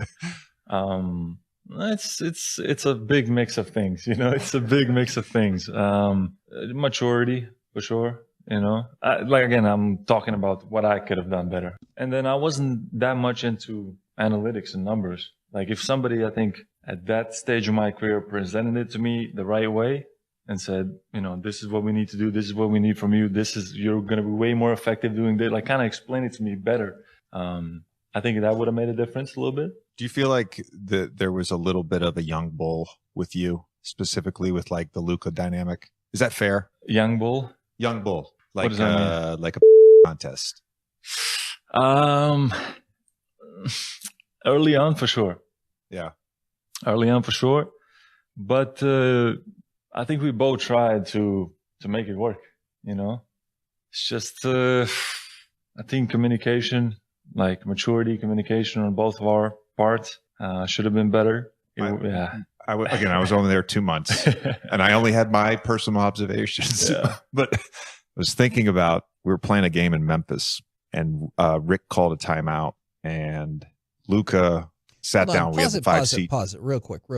And can you back up to just a couple of seconds to the beginning of this JJ story? Before he tells this story, go ahead. It's obvious from the way he set that question up and then is about to tell this story that in that 2 months, that's definitely what he thought. Yeah. And then it was interesting to hear KP say at the very beginning, yeah, probably. The two things I've taken from it so far. One is the obvious Luka and him were trying to figure out the dynamic between the two of them immediately. But the line of analytics, I wasn't too big on analytics. The Mavericks were pushing that. Like that's a very clear thing of this is what the numbers tell us. We don't care what you are as a player. Yeah. You need to do what our numbers say you need to do. And I know that Rick Carlisle never was able to convey the message correctly to Porzingis. Yeah. Right? He even gave in at times. Remember, Porzingis was the one that would play the first 3 to 6 minutes, then sit out for 3 minutes and then come in because Luka needed a rest. And he's like, I hate this rotation. So he's like, all right, I'll change it. Luka, you play the first 5 minutes, then sit out for 3 minutes. I will play Porzingis the first 9 minutes of the game because he says he cannot play basketball like in the way that I'm using him rotationally wise. And so I think that like I appreciate it. Doesn't sound like KP's trying to just burn the whole thing down, but he's being honest about what he was experiencing. This is going to be an interesting story here in Memphis. All right. Hit us with the story, JJ. I was only there 2 months and I only had my personal observations, but I was thinking about, we were playing a game in Memphis and Rick called a timeout and Luka sat down. We had the 5 seats on the floor and Luka sat down on one of the seats and was doing the Luka thing, that he does where he's mumbling a bunch of words and it's clearly out of anger. We don't really know what he's saying, but he's, saying things and Rick takes him out of the game and Luka reacts or whatever. And he's now like 10 feet away. And Rick was like, would you guys stop being babies? And you go, why don't you tell Luka to stop being a baby? And Rick goes, hey, Luka, stop being a baby. And I was like, okay, all right. Yeah, I like it. There's something there. There's something there. Yeah. So there you go, man. You think he said babies? He could have. I don't know. I mean, it could have been the other B word, Yeah. one or the other, but they both are the same. Yeah. Same. You know what your coach is saying when he's calling you one of those two words. They are the same way, and that's how it was. They didn't. I mean, as much as they tried to cover it up, right? The Mavs are great at covering up stories, and so are other organizations too. Of like, we could tell Porzingis and Luka did not enjoy playing with each other. I understand that they maybe tried to a point, but we also hear the story with Kobe and Shaq and Penny. Look at how much Pippen and Jordan now hate each other in life 20-something years That after. is so crazy to me. It is always a peeing contest, especially it seems like in the NBA with guys that are in their 20s. It's a team sport, but very individualized. I wonder if, like, when this obviously just came out, it's making the rounds, if people will ask a lot of questions to Luka about this, and if he'll just be like, Yeah, no, I heard probably about right. He's like, why are we talking about this from multiple years ago? Or if Luke will look at it and go, you know what, I really probably could have handled things a lot better when I was younger, and I've learned from it, and I've taken that to this team, and that's my main focus. Because if he just like, you know what, I hate the way he did that, yada yada, then did he learn anything? Is he still, or is he like, you know what, this is my approach with my team now? I'd love to hear his answer because it seems like he's learned a lot. This year, he seems to understand how to play with Kyrie Irving. Yep. Interesting audio, to be sure. I'm betting you'll hear a lot more of it in the future here. So, Old Man and the Three podcast, if you want to go check that out. Obviously, follow all great things on the Odyssey app.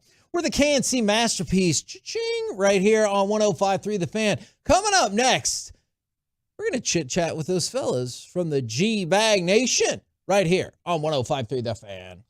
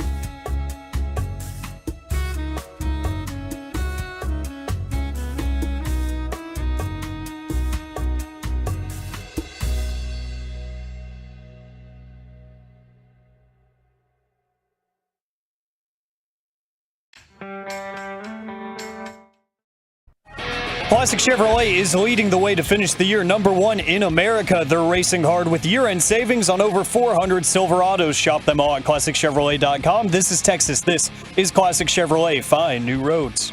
KNC Masterpiece back here on 105 through the Fan right now, brought to you by D&M Leasing. It's time for our chit-chat with those fellas from the G-Bag Nation. Gentlemen, how is you today? I'm awesome, Hagee. How are you? I'm doing excellent. Thank you very much for asking. So the Texas Twitter account sent out that the Red River Rivalry, I don't have to do the sponsorship, is staying at the Cotton Bowl. The game has been renewed through 2036, and they're going to have a $140 million renovation to the Cotton Bowl.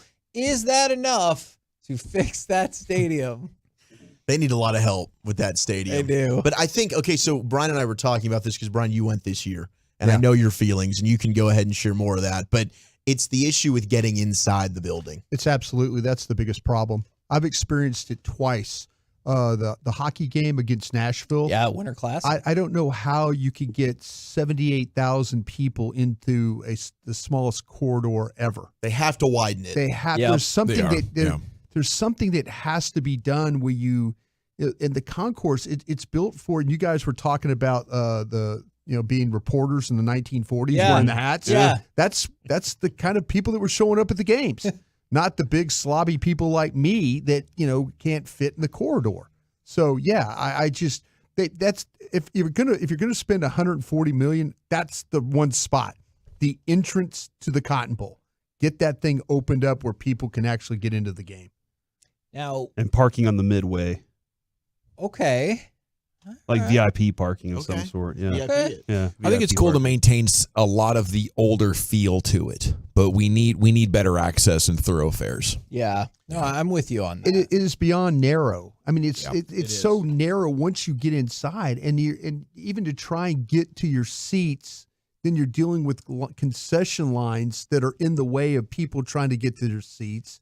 So it's just there's no space at this place. And for those games, man, like going to OU Texas, I got in line for a Fletcher's corn dog. Good luck. I mean, you're going to be in line for about an hour. It's just amazing to me. It is good.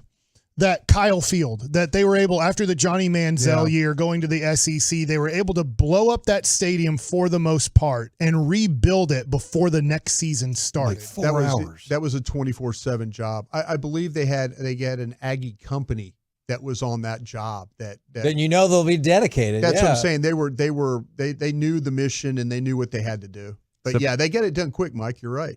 Except for your 6'6", 350-pound offensive lineman who went into the transfer portal, Kevin. Would they mess it up if you hired the Aggie company for the Cotton Bowl to make sure that UT and Oklahoma have a great game? Would they mess it up intentionally? Aggies, probably so. I think at least leave some Easter eggs of like how you. That's true. That is true. That would be fun. Go ahead. No, I'm fine. There. How are the bathrooms, by the way, at the Cotton Bowl? Not good. Not good. No, okay. No. That's Don't also a flush nightmare. You might be the one. We might need to put about $2 million into Is it that. still urinals where it's just like everybody line up next to each Trough, other? it's a trough. Like at Fenway. Yeah, they have them troughs at Fenway. Exactly how it is. And that's the type of nostalgia that Dawson wants to keep there. Yeah. Okay, so we keep the old school bathrooms, but the rest we open it up and everything. Yeah, not even flushable. Just I don't know if you guys ever went to this in the 80s when they just had the buckets of ice in there. Yes. Yeah. Yes. Yeah. The Devil's Bowl Speedway had a big like fish tank. Yeah. There was a circle. Yeah. So we're all standing there, and I was like 6 years old. I'm like, this doesn't seem right. No. I can barely get up over this wall here, As and I'm an having adult, to look you at just point at that guy. old man junk everywhere. Corey, you ever seen a grown man naked? Absolutely, yeah. I got naked tuna a lot back in the day. What happens when you get excited?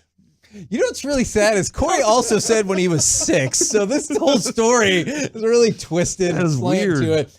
Is how Did you pull your pants all the way down? All the way down, yeah. That's the way you're supposed to. At 6 years old, Yeah, down to the ankles. Man, Have you ever been in a situation where you've seen that, like an adult do that?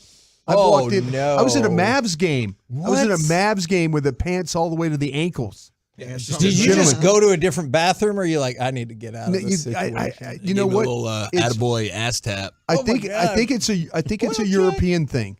I think it's a European thing. They haven't taught them how to just unzip their pants and Pants all the way down. When did, even as a kid. Kevin, I know you have a very serious topic you want to approach No, I was here. going to tell you a story about at Jess's school is when I would go up there for different events, I really quickly learned I had to ask if I could use like the faculty bathroom because I was like, oh, there's a bathroom right there. And the toilets or the little stalls are all so low. And I'm like, this is going to look weird because I'm going to like crouch with one leg out to the side. And they're going to be like, sir, you need to get out of here. I was hoping it was going to be because those kids were bullying you and like doing the wet paper towels and lobbing them like grenades into the stall. Keep away. Give me my bag, guys. Yeah, no, I remember distinctly in like third grade walking in and there was a kid that had his down, and I was like, yeah, I mean, I kind of still do that, but these other kids were making fun of him, and I was like, well, how do you do it? Like, what's the approach here? And so that's when I learned, right? Second or third grade was the time that I learned that. Did y'all always, was it from day one that y'all knew? Or did y'all have to learn the hard way too? I think I learned the hard way in preschool. Yeah, some kid saying, oh my, what are you doing? Yeah, you got a little made fun of. It happens. Sorry about that, man. It wasn't a big deal. I didn't care. I just peed on him. Oh my God. Wow, very aggressive. Man, I did not expect that's like the story Mike told about his new dog yesterday. Was had stepping in the vomit. I stepped in vomit. Shocking ending. Saturday, It's better than a Lego. The golden doodle came back from the groomers and the dog was shaved because it was too matted. The curls were too matted. That just it still freaks me out. Still, like when I get home today, I'll be like, man, I'm scared. It was not that story. It was the story you told about how your wife said, hey, go clean up the dog vomit. And you're like, okay. And then it was gone because the other dog ate it. It was such a shocking turn of events. They like to do that. What's worse, that or Shohei being secretive about his free agency and then Dave Roberts going, yeah, I know we talked with him for about 2 to 3 hours. That feels like probably not the way you want to go with that. I mean, it's the Dodgers are out, right? Because you weren't allowed to say that. Well, Corey's like, Corey, tell him your idea. All the teams should just collude together and say, we're going to talk about it anyway and see, like, now what are you going to do? Now which team are you going to choose? In your face. And now he has to take like a 6-year, $200 million contract instead from some crappy team that won't talk about it.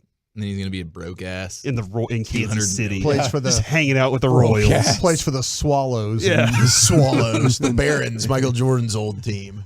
God, I kind of hope Yeah, that he could be happens. here with the Rangers, World Series champions. Could be. So now maybe he'll end up with the Blue Jays because Dave Roberts. And if that was the case, would you fire him over that? It's a fireable offense, yes. Is it?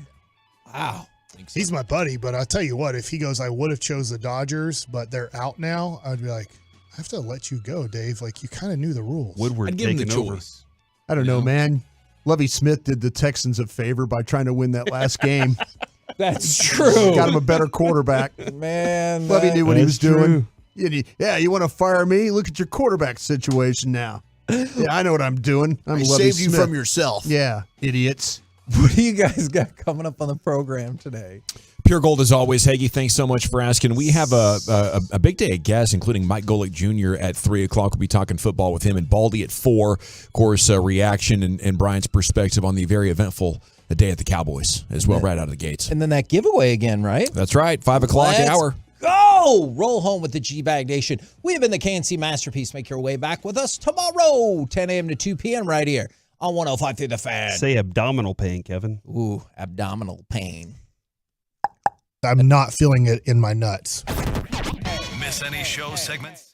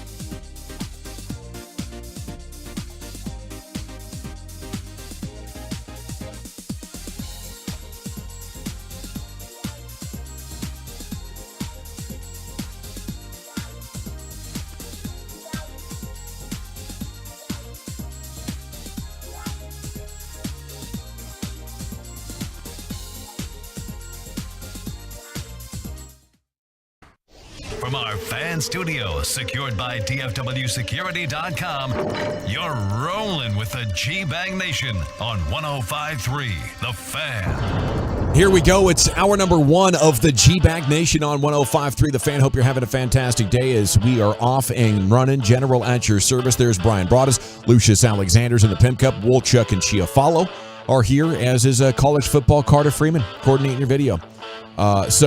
Cowboys practice today. Big day for both teams. Who's limited and all that, and we'll get news there. But shoot, before we even got out there at the Ford Center, we got stuff happening. Mike McCarthy, appendicitis surgery. You guys ever had that? No, but I felt like I had it one time. It's one of those things where you're kind of like, oh, my side. Could it be appendicitis? Yeah, but I thought it really was. Just ended up being the chronic vaginitis, right? Yeah, pretty much, yeah. Just inflammation. Yeah. Very common. But yeah, I've never had it either. My closest encounter with it, very selfish of you, Brian. What? My closest encounter with the appendicitis. Hoarding the vaginitis. This was like 15 years ago. I came home, and my buddy, who was my roommate at the time, was laying in the hallway crying for pain. I was like, dang, dude, what's going on? I think I should take you to the hospital. And he's like, no, I'll be fine. I'll be fine. Yeah. Yeah, and that morning when I left to do morning drive, that's right, he was already in pain, but it would have progressively gotten worse. I was like, I don't know, man. This is bad. But he toughed it out.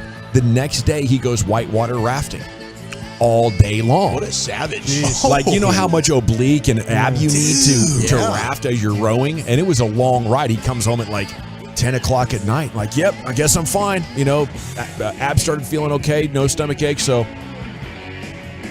Next day, he wakes up, same thing. He's crying. I said, okay, you're going to the hospital. Right? So he went. And he was like, yeah, the doctor said I had the appendicitis. Somehow my body fought it enough to build like a pocket around it that stopped it from hurting. And luckily, it did not burst again or eat through that until he was through that whitewater rafting trip, or he'd have died out there for sure. But yeah, he had a big surgery, and they always say, once you have that pain in there, if it does burst, you could go into sepsis and die. Yeah. Okay, I was going to ask. It's very serious. Yeah, super serious. My brother was in 4th grade, and he was complaining in the middle of the night about the stomach ache, and my dad was telling him it was all the Oreos and milk he drank before bed. And so my dad was just sitting there like, we're not going to do this all night long. Finally, they get his rear end to the hospital. Turns out that thing had blew, and they needed to get up in there quick. I bet your dad felt really bad. Yeah, he felt. I'm sure he did. Well, the fever probably started hitting pretty good. And, some point, the writhing in pain goes from this isn't just your usual tummy ache, but it took a good few hours before my brother was able to get taken over. I've been with where your dad's situation was. A cousin of mine, like we were doing the slip and slide and busted her ankle pretty well, and I'm like, come on, get up. Get up. You got to walk this off. Dirt on We're not it. going to be able to play again. We're not going to be able to do the slip and slide. Yeah. You got to get up, She had a fractured ankle. Come on, you're going to ruin this for everybody. I was like, come on, you got to get up. It was turned like Jordan Travis's was, and you're like, get your butt up. Yeah, she was looking east, and then the ankle was west, one of those things. And I'm like, come on, you got to get up. You just can't. We're going to stop playing. What are you going to do? You have an obligation to the rest of the friends, so the cousins at that point. To at least go get up and get somewhere where you can recover, like a wounded dog on a camping trip. Yes. Okay. So what do we know about why Peyton Hendershot's getting the nod? Sean McEwen is out of there. He's going to hope that somebody else gets hurt so he can come back. But they choose Hendershot over McEwen, essentially, right, Brian? Yeah, they have, and it was an ankle injury that put McEwen on the list. It was enough to where they felt like that they could put him down for several weeks and then kind of figure things out. This has been a really healthy team. As I say that, I knock on wood. Yeah, knock on wood. Knock on wood. Credit to your coach for that. And so, they usually you have the ability to say someone's kind of banged up. McEwen's to the point now where he's dealing with this ankle, and they were able to put him down for a few weeks, get Hendershot back up on the roster. I like Hendershot more. I think he gives you a little bit more of that playmaking. And if Ferguson was down, I wouldn't think that the other guys could give you any any of that wiggle or that playmaking ability after you catch the ball. We do have a ton of guests today. We'll be talking with Mike Golic Jr. coming up at 3 o'clock. That'll be fun. Baldy at 4 and Christy Scales, Cowboys sideline reporter, coming up at 6 o'clock. Obviously, a lot of football. I think that my biggest question is just out of Philadelphia, what's Baldy know about Jalen Hurts? I mean, there's some bad opinions flying around, and I think Chief probably has the audio of David Carr saying they should go with Marcus Mariota right now. And that's not what you need to do. It's hilarious. But he's different. He's different than he was last year. There's no doubt about it. And the Philly offense is slowing down. Is his lack of running, I think it was just 2 carries in his last game. How much does that change who they are and what they do? And by the way, Marcus Mariota, an above 500 starter in his career with some pretty crappy teams. Yeah, I think the thing with Hurts, I believe he's better than he was when they played in Week 9 physically. Okay. I don't think he particularly wants to run the ball, though. I think he wants to try and find a way. I'm going to offer some theories at 2:40 when we do the Philadelphia offense of how, if I'm Dallas, I would try to attack him this time around. But he's trying to stay healthy by not running in the regular season. Smart thing to do. Yeah, he's trying to. He realizes he needs to be on the field, and this offense has missed Dallas Goedert. And I think that's something no doubt, dude. That's why absolutely they're not had covered. Some, they don't have any depth there at tight end. That's why there was the rumors about Zach Ertz. Now the 49ers apparently are getting in on the Zach Ertz stuff. Yeah. So we'll get it at 2:40 when we break them down. I got some theories on this one.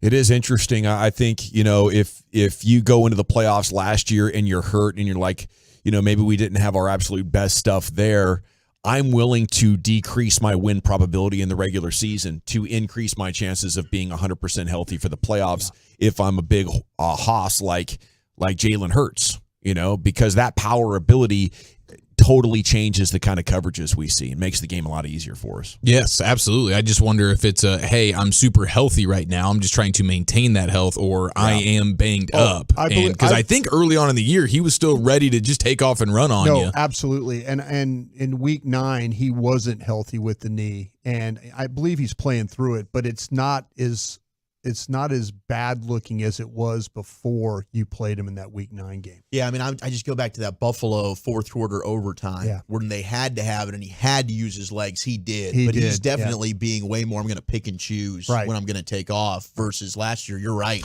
He would just go. Well, and how much does that hinder their offense where it's not just the scrambles, I'm going to take off and run here. How much of the design stuff were they doing last year that now they can't do, and what that does to the defenders like a Micah when, oh my gosh, who's running the ball here, when now it's like, no, I know he's giving that ball to Swift. He doesn't want to take off and run here. You will see 3 to 4 times a game where they will run the RPO and they'll throw the screen off it, where they fake the ball and then they'll get the flow going one way, and then they'll throw the screen out the back door, or they'll bring somebody in motion and, throw the screen to that side. They'll get a blocker out in front or 2 blockers out in front, but throw the screen off the RPO. And he's not running the ball at all. Mm-mm. It's straight. Either I'm handing the ball to Swift, or I'm going to throw the ball outside to one of these receivers, or they'll put Gainwell out there and they'll throw the ball to him and attack it that way. I don't think the Eagles are entirely sure about his long-term future either. I mean, I know he's been in the MVP conversation, but so was Carson Wentz, and you just have to put yourself in Howie Roseman's eyes. And then look at the contract that they did do. I looked it up earlier today. It's fascinating. 110 guaranteed, but they did it for 7 years and then added 3 voidable years. And over the next 3 years, there are huge club options. 38, 41, and then $50 million in 2026. They could move on and not have it kill them. They have money on this deal now that's not going to be paid off until 2031 because they're spreading it out so thin and basically saying the salary cap in 2031 is going to be so big that this $7 million is going to be the equivalent of 2 or 3 now. So we can use the future to pay now and actually get a tremendous discount on our money. It's kind of interesting, but looking at the structure of that, they wanted to reward the guy. They didn't want him to go away, but they want options in each of the next 3 off seasons of, hey, it's not what we thought it was, and it's limited the older that he gets as far as, what he can do as far as putting us on his back. Fully healthy, I think Jalen Hurts is worth every bit of $50 million. He totally changes the game. But if we're going to get older and start making business decisions and then our legs start breaking down, it's over, because the next thing will be the balance and strength, and the tush push will be out of there if the rules don't already take it. How many first downs did you get this year off the tush push that you would not be able to get? 100%. Touchdowns. Yeah. How about the touchdowns? Yeah, I mean, it's a cheat code. Yeah. So I think that's Howie Roseman once again kind of showing the way on how to manage this generation of quarterbacks. The flexibility. Yeah. I mean, it's an interesting point. And reward them at the same time. Yeah, absolutely. Here's $110 million, bro. Yeah, I mean, if you're Howie, I mean, why change now? You just did it with Carson Wentz, and Jalen Hurts was the beneficiary of that. Mm-hmm. But it's cyclical, and so it's going to end up biting Hurts in the same way at some point. And Howie's already proven I know how to handle this. So Bryce Harper eyeing an extension. That's from the winter meetings. The Jets returning to Zach Wilson as QB1 against the Texans. We'll have more on that. What a mess. A little bit later on, Vikings going to start Dobbs despite a rash of turnovers. The honeymoon is over. The clock struck midnight there for Dobbs, Minnesota. Yeah, it has. Okay, map story from Mark Stein. Cuban informed Adam Silver about a potential deal with the Las Vegas Sands Corporation last year. Sale of Cuban's majority stake in the Mavs to the Sands Corporation expected to be approved before Christmas. I hadn't heard that yet. Maybe you guys had. That's we're moving along pretty quick. Yeah. Cuban spoke to Mavs players about the impending sale last Tuesday, informing them that nothing will change in terms of how the team is run. He is expected to control the Mavs basketball operations. The latest word, forevermore. So good for Mark, man. Sold the team. He still gets to be boss of the Mavs. For the time being, at least. Yeah, so many people that would be educated on these sorts of things are not very optimistic that that's actually the way it's going to play out. Yeah. So and I know on the day, Dawson, you were yourself pretty skeptical. What'd you say? Yeah. Skeptical 1 to 2 years. 1 year. Yeah. I still feel that way. Yeah. They're saying this for a couple of reasons. Number one, Mark Cuban has been a businessman in Texas for 25 years. That's worth a lot with advertisers who want to know this is stable. You also have big money coming in that wants to talk to Austin. Who wants Nevada just dropping into Texas But now you got Mark Cuban to say, hey, I'd like to introduce you to my friends here in Austin. I'm the face of this. Yes. And I think it allows them to have the best of all worlds with Mark Cuban continuing to be the face of the franchise. And obviously behind the scenes, there's a lot of educating that he can do for his friends in the Adelson family. And it's just going to smooth over this process quite a bit. Maybe I'm biased in how I look at it. I do want it to happen because I think the Mavs need a clean break. I mean, there are a lot of brilliant basketball people out there ready to run teams and build a squad around Luka, and you don't need Mark Cuban's input getting in the way. And that's all due respect to the guy that brought a championship. I just feel like the distractions have gotten actually greater as he's gone on. His eye on the prize has diminished significantly. Are we going to have more Dirk audio today? I know we only got to half that. That was a lot of fun. There's last 2 cuts night. left if we want to. Yeah, absolutely. Let's do that thing, baby. Might have a little Porzingis audio for you as well. Ooh, I like that. I love hearing from Dirk. Is he going to do more? He did the game last week. Now he's doing all the smoke. Are we getting ready for a Dirk push back into the media, you think? It would be fun. I mean, yeah, because how many years has he been away from the game now where he got his get away from it, relax, chill, be the family man, be the dad, which he still obviously is and will be. But then you start figuring out, okay, what do I want to start doing here to fill my time? Yeah, I mean, you can't just be playing pickleball. You need to do something else. I mean, you could for 30, 45 minutes, get you a nice little workout.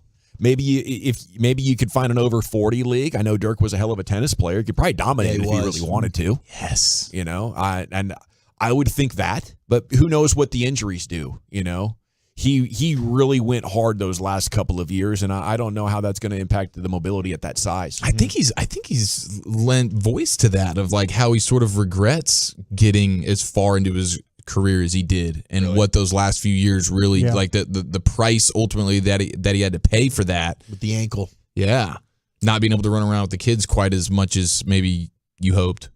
I think he's been out of the game now for 4 years. So it is about time. Find some kind of passion. I thought it would be music related. He was always into jamming and guitars and stuff. Texas A&M's going to hire Kansas State offensive coordinator Colin Klein for the same role under Mike Elko. Klein, a former QB there for Kansas State, finished third in Heisman voting in 12. Crazy. I feel like he was just playing. Yeah. Colin Klein's the offensive coordinator at Texas A&M. And their QB's jumping in the portal. The guy that beat TCU in 2022. Forget his name. Hubbard, maybe? Yes, Hubbard. Yeah, because they had Will Howard also. Hubbard also go? They had two. Howard. Yeah, Howard's maybe going to end up at where would I see that he was somewhere else in the Midwest that he was going to end up. Could he be going to like Michigan or Indiana, Purdue? It's hilarious. I saw a ranking today. The top 20 quarterbacks in the portal. So many. Yeah. And all the top 10 guys are people that if you listen to sports radio, you would recognize their names. Like, oh yeah, they're moving. Nebraska. Nebraska. Will Okay. Howard. Yeah. And they're also trying to get Kyle McCord from Ohio State. I figured Nebraska would be in on Kyle McCord for sure. Yeah, it's Will Howard. Yeah. Will Howard, who by the way was number 5 on that list. That's in the portal for sure now. And you can make your team pickup. if you're willing to spend the money. You could get your team right with a quarterback real quick. I mean, LSU, they looked at they used the portal to get their current quarterback. Daniels, yeah, and so he's about to win the Heisman Trophy. So we've seen what Oklahoma did that too with all the transfers. Living in the portal at quarterback. There's transfers, those guys, Baker Hurts, Mayfield, all those guys. Dylan Gabriel. You want to see what's going on in the winter meetings? Yeah. Will Chuck, little proper round tripper? Yeah, absolutely. Let's do it. We got some audio from the Rangers, of course, Chris Young and Bruce Bochy. And are we about to get a Juan Soto trade? That's next. All right, I want to chat window.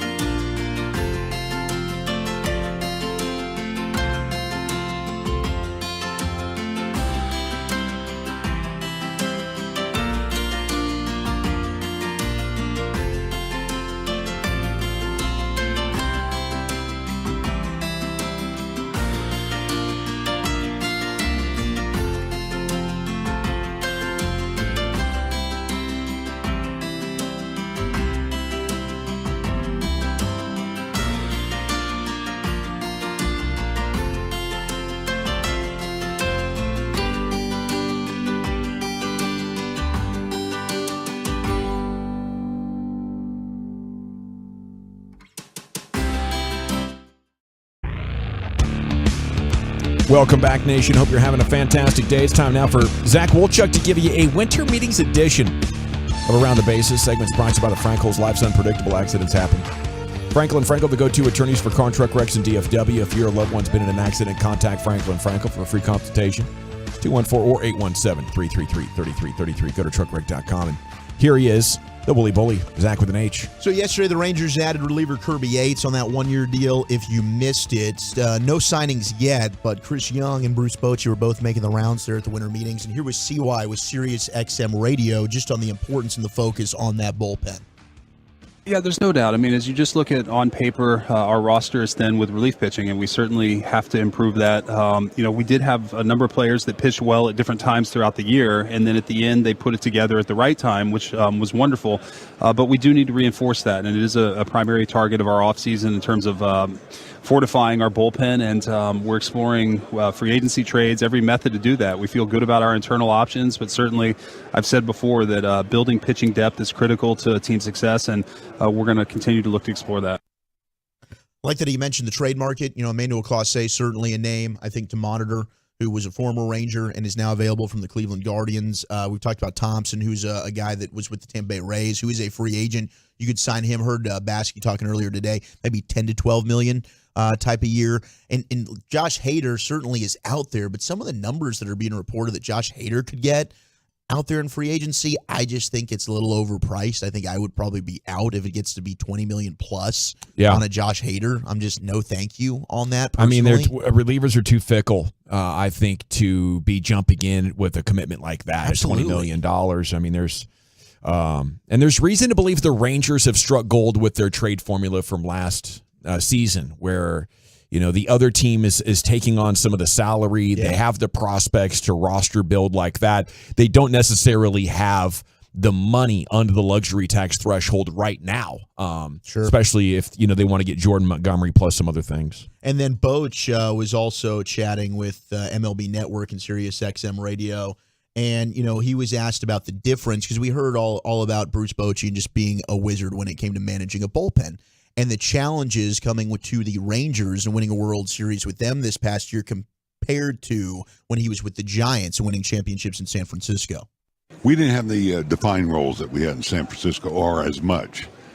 So when you don't have those defined roles and pitchers that don't have a long history, then you're probably going to use analytics a little bit more, the pockets a little bit more. It's a different game. It's not the one batter thing. So it was an adjustment. It was a challenge. We let some games get away, and I own that.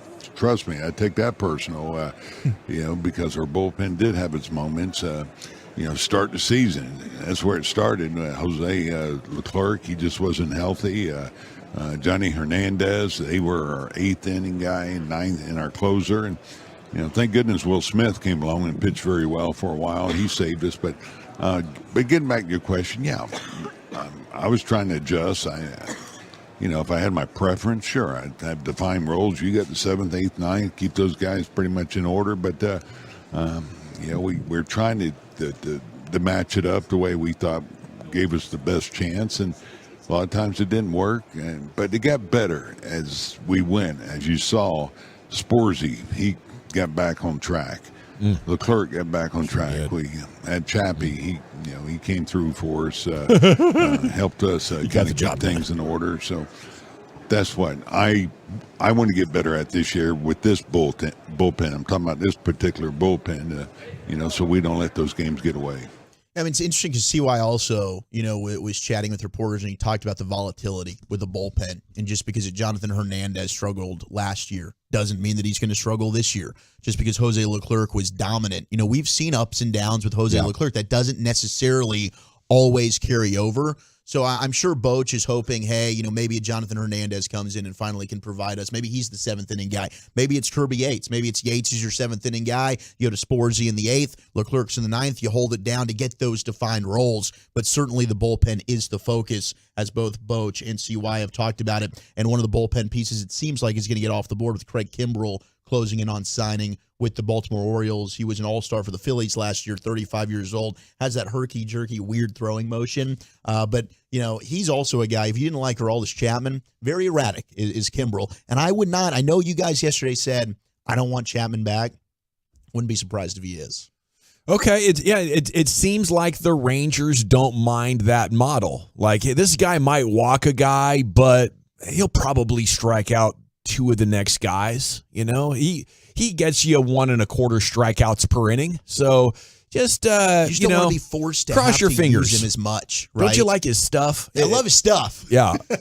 Shout out to Jonathan Hernandez. Love his stuff, dude. Jonathan Hernandez does have some nasty stuff. Taylor Hearn did too, and now Taylor Hearn's with the Royals. Maybe there's an analytical thing where when we look at starters and say, dude, you can't be putting guys on, it changes significantly if you got the strikeout. And while it makes us nervous, maybe there's value in there, because the guy they got yesterday matches that same damn profile, and Bochy's talking about him like he's freaking lights out. He is, and he might just end up kind of being your Will Smith type of replacement. It was weird because we had an AL East trade between the Yankees and Red Sox earlier, and it was Alex Verdugo is going to the Yankees, and there were some people wondering, okay, is he now going to be flipped as part of a Juan Soto deal? John Morosi reporting, no, Verdugo is not going to go to San Diego in that Juan Soto deal, but there is a lot of traction right now that at any moment today we could get Juan Soto becoming a New York Yankee, and Drew Thorpe, Michael King, some of the top prospects from the Yankees going back to San Diego for that deal. So something to be monitoring. Very nice. Well, Chuck, thank you so much. The winter meeting's a great time. Brian, you got something too? No, What do you got? What do you got? No, Here we go. I asked somebody at the meetings. I asked the question. Jeez, you got something. I said, would you take Hader or trade for Clase? Okay. And this was the response I got. Hader wants $100 million. Okay. So it's just really a big check to write. Clase is cheaper, but they'll hold a ransom for that. And I'm not sure the Rangers can pay that. Okay. It would take a very big prospect player package to get that done. I really want Emmanuel Clase back. We will be at the Toy Drive tomorrow talking with John Gray, Mike Maddox, Matt Hicks, and Emily Jones here on your home of the World Series champions. In the Pimp Cup right now, it's Lucius Alexander. Your G-Bag today. I get up, 1, 2, 3, 4. I get up, 1, 2. Give me some more. I get up, 1, 2, 8, 3, 4. Ah! Here we go. All right, G-Bag of the day. We do it every day on the Fan at 2:30. If you see anything floating out there on social media, hear it on the station, hear it somewhere else, see it on TV, whatever, don't be afraid. Hit me up, shawty, at Lucky Lucius P on social media, Lucius Alexander, or just go to Twitter and follow G-Bag Nation. What is G-Bag of the day, Dawson? Can you put some sauce on there for me? Yes, sir. It is the best audio from the world of sports, pop culture, tech, radio, and or the internet. We play them all. Vote on which one we like the best. That's your G-Bag of the day. It's a whole lot of trolling and tripping going on in today's G-Bag of the day nominees. Right here, trolling. Our winner, Pat McAfee, trolling the Georgia fans, a whole fan base. One man versus a whole fan base. Mm-hmm. He did this during a college game day. When they do the picks, they ask him, what's your pick? 29 straight wins, back-to-back national champions. What's that coming down the track? It's the mean machine in the red and black. Ain't nothing finer in the land than a drunk, obnoxious Georgia fan. Go dogs, go dogs.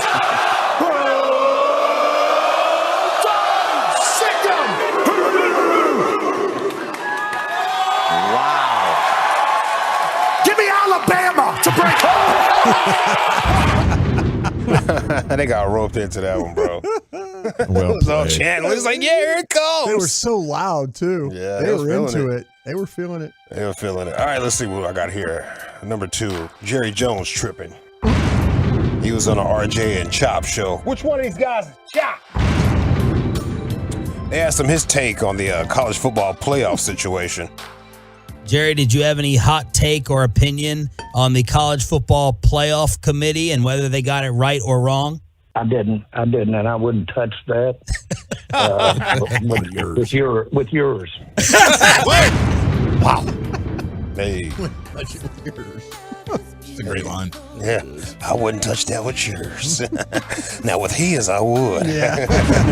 He's a 400-pounder from the waist down. Waist down. I don't know what that's like. You know. Speaking of tripping, because a whole lot of trolling and tripping today. Yeah. Our general Gavin Dawson was tripping yesterday during TD Tuesday. Oh no. This joke was just out of bounds. Wow, bro. Your first Husky catch is a TD. To put the game away. Championship TD. A championship TD. That's what you call TD bleeping your rival. Hell yes. That's the only thing. Championship. That was good. That was good. TD Tuesdays. It brings the best out of you, Dawson. I'll tell you what. Sure does. You wildin', especially after 6. Yep. Dawson gets loose after 6. Stick around, folks. This guy and Coke start to really set in. When I go quiet for about 3 or 4 minutes, you know I'm cooking up a good joke. I heard the moment the light bulb went off. Okay. Wow, bro. Your first Husky catch is a TD. To put the game away. Yeah, right there. A championship TD. A championship TD. That's what you call TD bleeping your rival. Yeah, I heard that. Yeah. Oh, there it is. He was formulating it. Yeah, there it is. Appreciate your old brain for coming through for you, boy. Some more trolling right here. Tolo Brandon trolling during the 6 o'clock sound off. 6 o'clock sound off. Yeah. Tolo Brandon right here. Brandon, you're in the G-Bag Nation. Sound off, Brandon. Hey, guys, I'm sorry. The D thing got me. I'm sorry. I lost my train of thought. You want us to put you on hold and come back to you? That's weed. No, That's weed. No. Okay. No, I just think that. I'm sorry. Oh, we love you, buddy. Thank you. Actually, what I was thinking was, y'all are crazy. I'm a realistic Cowboy fan. Yeah. Okay. You can't say it with a straight face. Sure you are. That's me. There goes Brian. There goes Brian. Of course, Brian's got to chime in. No. Of course I'm going to chime in. You're the one calling me. Oh, fight. No, he's chiming in on what I said. Get it together. I'm sorry. I couldn't help it. I was crying. I almost hung up. I think the 49. He's trolling, bro. Yes. He's trolling, bro. I can't do it. Guys. Thank you, Brandon. Well played. It's a good execution, man. Yeah, troll pretty good. Last one right here so we can get to Broadus. Because we got a game coming up this weekend. Very big game. Very big game. Even my pops called me, hey, you got tickets to the Super Bowl? I was like, wait, what? You know, this weekend, that's a Super Bowl right there, boy. That's a Super Bowl. All right, let's see. Yesterday was a church. No, today's a church day. Yes. So I guess I'm skipping that one. Oh, I got some heat for you tomorrow then. I got some heat for you tomorrow. Let's go to Beefin' at Taco Bell. Beefin' at Taco Bell in the drive-thru line right here. Yeah, just got into it in the drive-thru. Why didn't you come out with your own eyes and take a look? She actually is outside. She can see right at you. Sir, if common sense will tell you to drive up as soon as you get a chance, but hey, you know, common sense ain't that common. Common sense? Common sense, that's what I said. You guys' heads are up your asses. And so is yours. You don't smell that on your lip. You have a good night, sir. Be blessed. Your asses are going to You get go fired. yourself and tell me Your how it asses is. are going to get fired. By who? You can happily take Or you can happily kiss my ass. I'm good with either one. I am your manager, B. Really? This kind of service at Taco Bell? Oh. And coming out with that type of attitude? Yes, sir. No, because I didn't understand what you said you had or didn't. Because you can't easily get sick. Really? This kind of service. Taco At Taco Bell. At Taco Bell, Yeah, of what all were you places. It's not Chick-fil-A. Yeah, what am I doing here? It ain't their pleasure. Taco Casa, maybe. Maybe Taco Casa. Extra cheese. That guy needs to see the videos where the people like jump out of the drive-thru and start beating you up. Dude, get you a little respect. Every day it seems like there's one of those coming out. Yeah. They're fighting each other over, oh, you're out of cheesy gordita crunches? What the hell? Yeah, everybody thinks it's these football stadiums where everybody wants to come to blows, but it's No. the drive-through lines. It man. is. Dude. Except the Chick-fil-A, of course. Yeah. Well, I did see one that happened at Chick-fil-A too. Wow. Must have been a very disrespectful Were you like Dom? Did you client. break it up? No, I didn't. It wasn't with me. Just a viral video that went down. People get hangry. Goes next They do. level right there in the drive-thru. Is it Pat McAfee, our two-time champ? Is it college football commentary from Jerry Jones? Is it the TD joke? Tolo Brandon trolling us, or is it the Taco Bell drive-thru? A lot of good choices, Chief. Who are you going with? I'm going with your TD joke. Right on. Lucius? Pat Mack. Wolchuk? I'll go with the good old drive-through fight. We're still tied at 1, Brian. Yeah, Pat McAfee. I'm voting for me. So you can go to @GBagNation and you can vote. You know, I don't have that many good jokes. That's what the senators and stuff do when they go in there and they walk in the show that they voted. Yeah. For me. Of course I voted for my competition after spending $5 million on advertising. Of course I did. Jump onto @GBagNation. Follow us when you're there and then answer the poll question. Who is your G-Bag of the day for today? And then when we come back, it'll be time for Krusty's Corner. Where are we going with that, sir? Yeah, I've got some thoughts about this Philadelphia Eagle offense. We'll get into those next.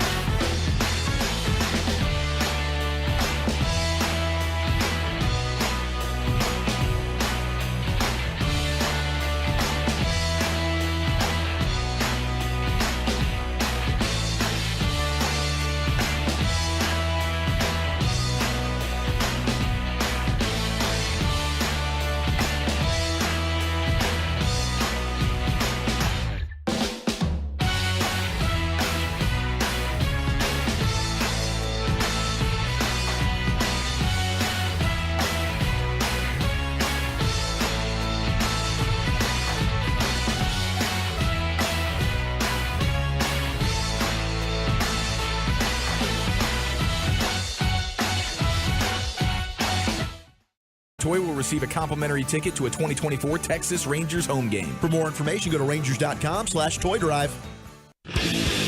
Classic Chevrolet is leading the way to finish the year #1 in America. They're racing hard with the year-end savings on over 400 Silverados. Shop them all at ClassicChevrolet.com. This is Texas. This is Classic Chevrolet. Find new roads, relax, and enjoy the difference. Yeah, thank you, Lucius. It is the G-Bag Nation here on the Fan. Congratulations to Pat McAfee, he is now a 3-time G-Bag of the Day champion. When you do get to G-Bag Nation, make sure you follow us all, and I'll do my best to follow you all. Right back. Here's Brian Broaddus in Krusty's Corner. Thank you very much, General. Appreciate that. I have some thoughts about this Philadelphia offense and maybe some ways that Dallas needs to think about attacking them. Sweet.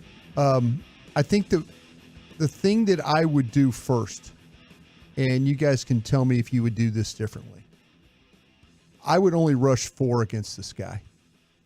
I would make him have to read the coverage. I think there's something to what David Carr is saying about this, about him reading coverages and him holding the ball. And I'm not saying that one's playing better than the other, but and the problem with this, of my thought, is Dallas is not a just rush 4 team. Dan Quinn likes to blitz this year. Yeah, that's the thing about it is. And so what I think there's some, we always talk about clogging cover, rush 4, drop 7, make them read, make them have to. I think that, to me, with the way that these guys play, that you have to be able to kind of be able to hold up in the back end dealing with the stuff that they're going to do. And they're going to try and mess with you to get you to, and we've seen the Cowboys safeties, and I'm not making this about the safeties. I'm just saying you're going to need them to play well in this game. Yeah. You really are going to need the Cowboys safeties to play well. And it's going to come down to not letting them fool you with routes, not letting them show you something and then you react and then they run a route behind that, because that's what they'll do. This is they will manipulate with routes. And so, to me, if I could get Hurts to continue to hold the ball, which he has, Buffalo and San Francisco both did a really good job of this. The pressure they were able to get, and Philadelphia's offensive line has struggled with pressure. They have, they're good at the tackle spot. I think where I would attack them is inside, but I'll get to that. I'm going to rush 4. I'm going to drop 7, and I'm going to try and make Hurts play off his back foot is what I'm going to do in this game. You're going to play more too high?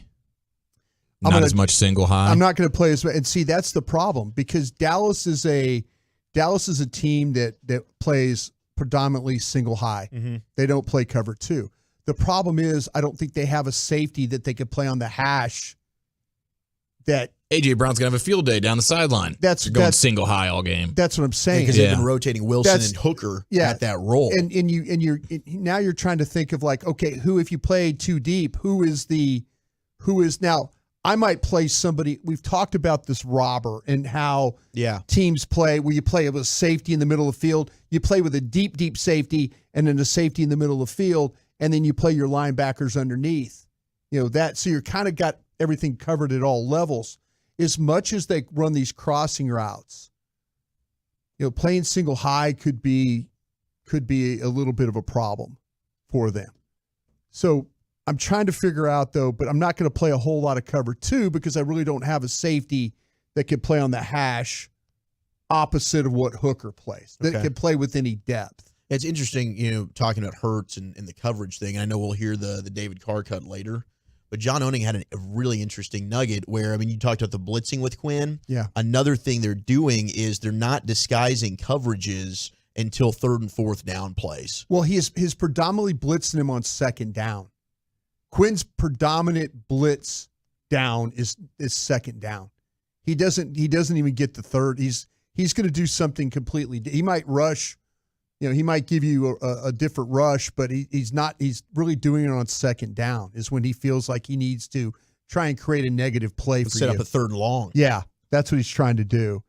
But I'm the thing that worries me, like I say, I just watched Buffalo and San Francisco control, because I don't think Hurts really wants to run.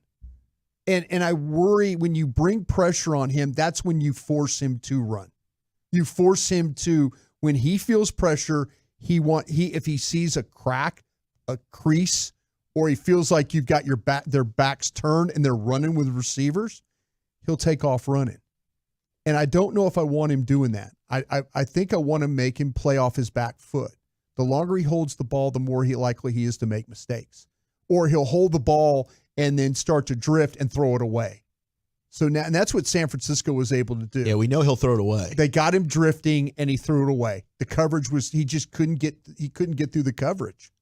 So to me, I'm thinking, but Dallas is not a 4-man rush team. And maybe this is one of those times where you break some tendencies. Yeah, because I mean, you're obviously capable if you're Dallas to be just a 4-man rush, right? You absolutely if you wanted to you've got the guys inside, for that. yeah, you certainly do with Williams and Fowler. We've talked about doesn't get a ton of snaps. Yeah, I just feel like to me that's where the route could go. And another thing I want to do in this game is if I do rush Micah, I do not want to rush him off the edge.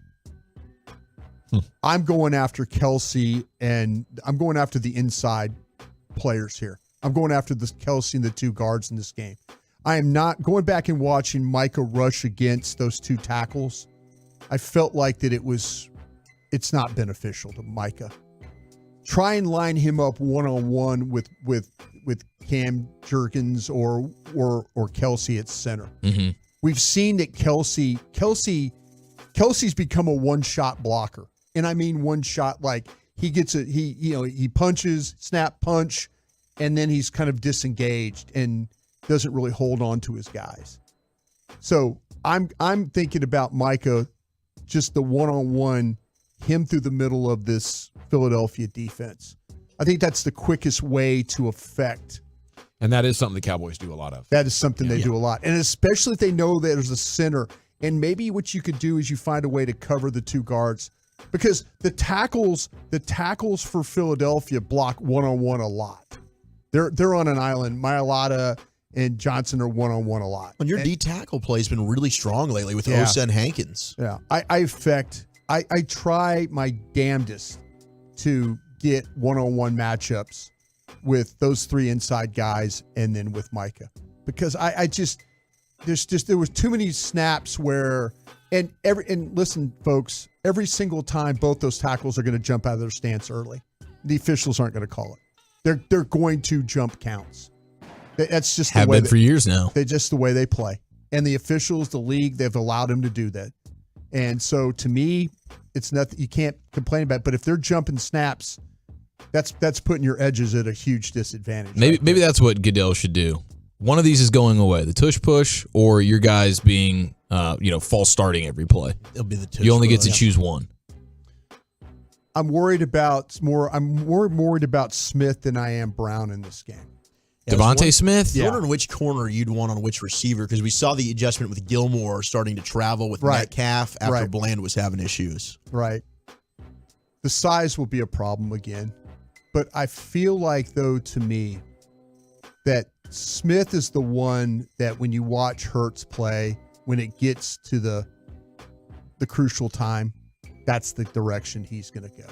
And I worry about them getting Dallas Goedert back too, because their tight ends have done absolutely nothing while he's been out. Nothing. Made a huge play against you first one. Yeah, he's made the corner route he made, and then the play where he got his arm broke. Yeah, but they've had their screen game has been Gainwell and the wide receivers. Now you bring him back. It's Goddard's in the screen game. I worry about that. I worry about him delaying and blocking, delay block, and then sneaking out into the route. That's something he's going to do. They haven't had that element in their game the last several weeks. They need it, man. They really, really do. And the way that they run the ball, the first time around, Dallas did a really nice job going back and watching all the runs. They did a great job of handling Swift in that game. They didn't let him break out. And what's happening with Swift now is the last couple of weeks, San Francisco and Buffalo, he's bouncing the ball more. He's not running the ball between the tackles. So you got to be ready for this. The ball, if it gets jammed up inside, ball bouncing to the outside. how well you tackle in this game. And I know tackling is a huge part of this game, but it's so imperative when you're playing this team right here. Because their run after catch is what if you look at their total yards, half of their total yards of the season passing yards is yak. Well, because a lot of that's with their screen game. You know, A.J. Brown with the ball in his hands is absolutely dynamite. That screen game, it's got me nervous, especially you talk about Goddard coming back. I mean, I saw they did a great job, Seattle, when it came to pre-snap motion. You get Noah Fant over going from the right to the left. Now the Cowboys don't have numbers over on that side. So now you've got 3-on-2, and Philadelphia can get them in some bad matchups with that. They'll put 4 men to one side and run a screen. And trust me, every time that 14 is lined up wide outside, expect the ball to go to him. Chances Dan Quinn breaks trend and rushes 4? I'd love to see it, because I think that the longer that he made his name as adaptable in Seattle. It's what he does. It's 60% of the time. It's one of the worst in the league when it comes to rushing 4. He's in that metrics where he's down around 24, 25th when it comes to rushing just 4. I'd like to see him maybe break trend in this game. Narrative you buy more after watching this film. Is it that the Eagles' struggles are due to Jalen Hurts not running or Goddard being out? I think Goddard being out, because I think that Hurts is getting healthier, but I just don't think he wants to take that chance. I think not having that tight end has hurt their offense. That's awesome work. Thank you, sir. Krusty's Corner every afternoon, 2:40 here in the G-Bag Nation. We're talking football with Mike Golic Jr. next year on The Fan. The Fan.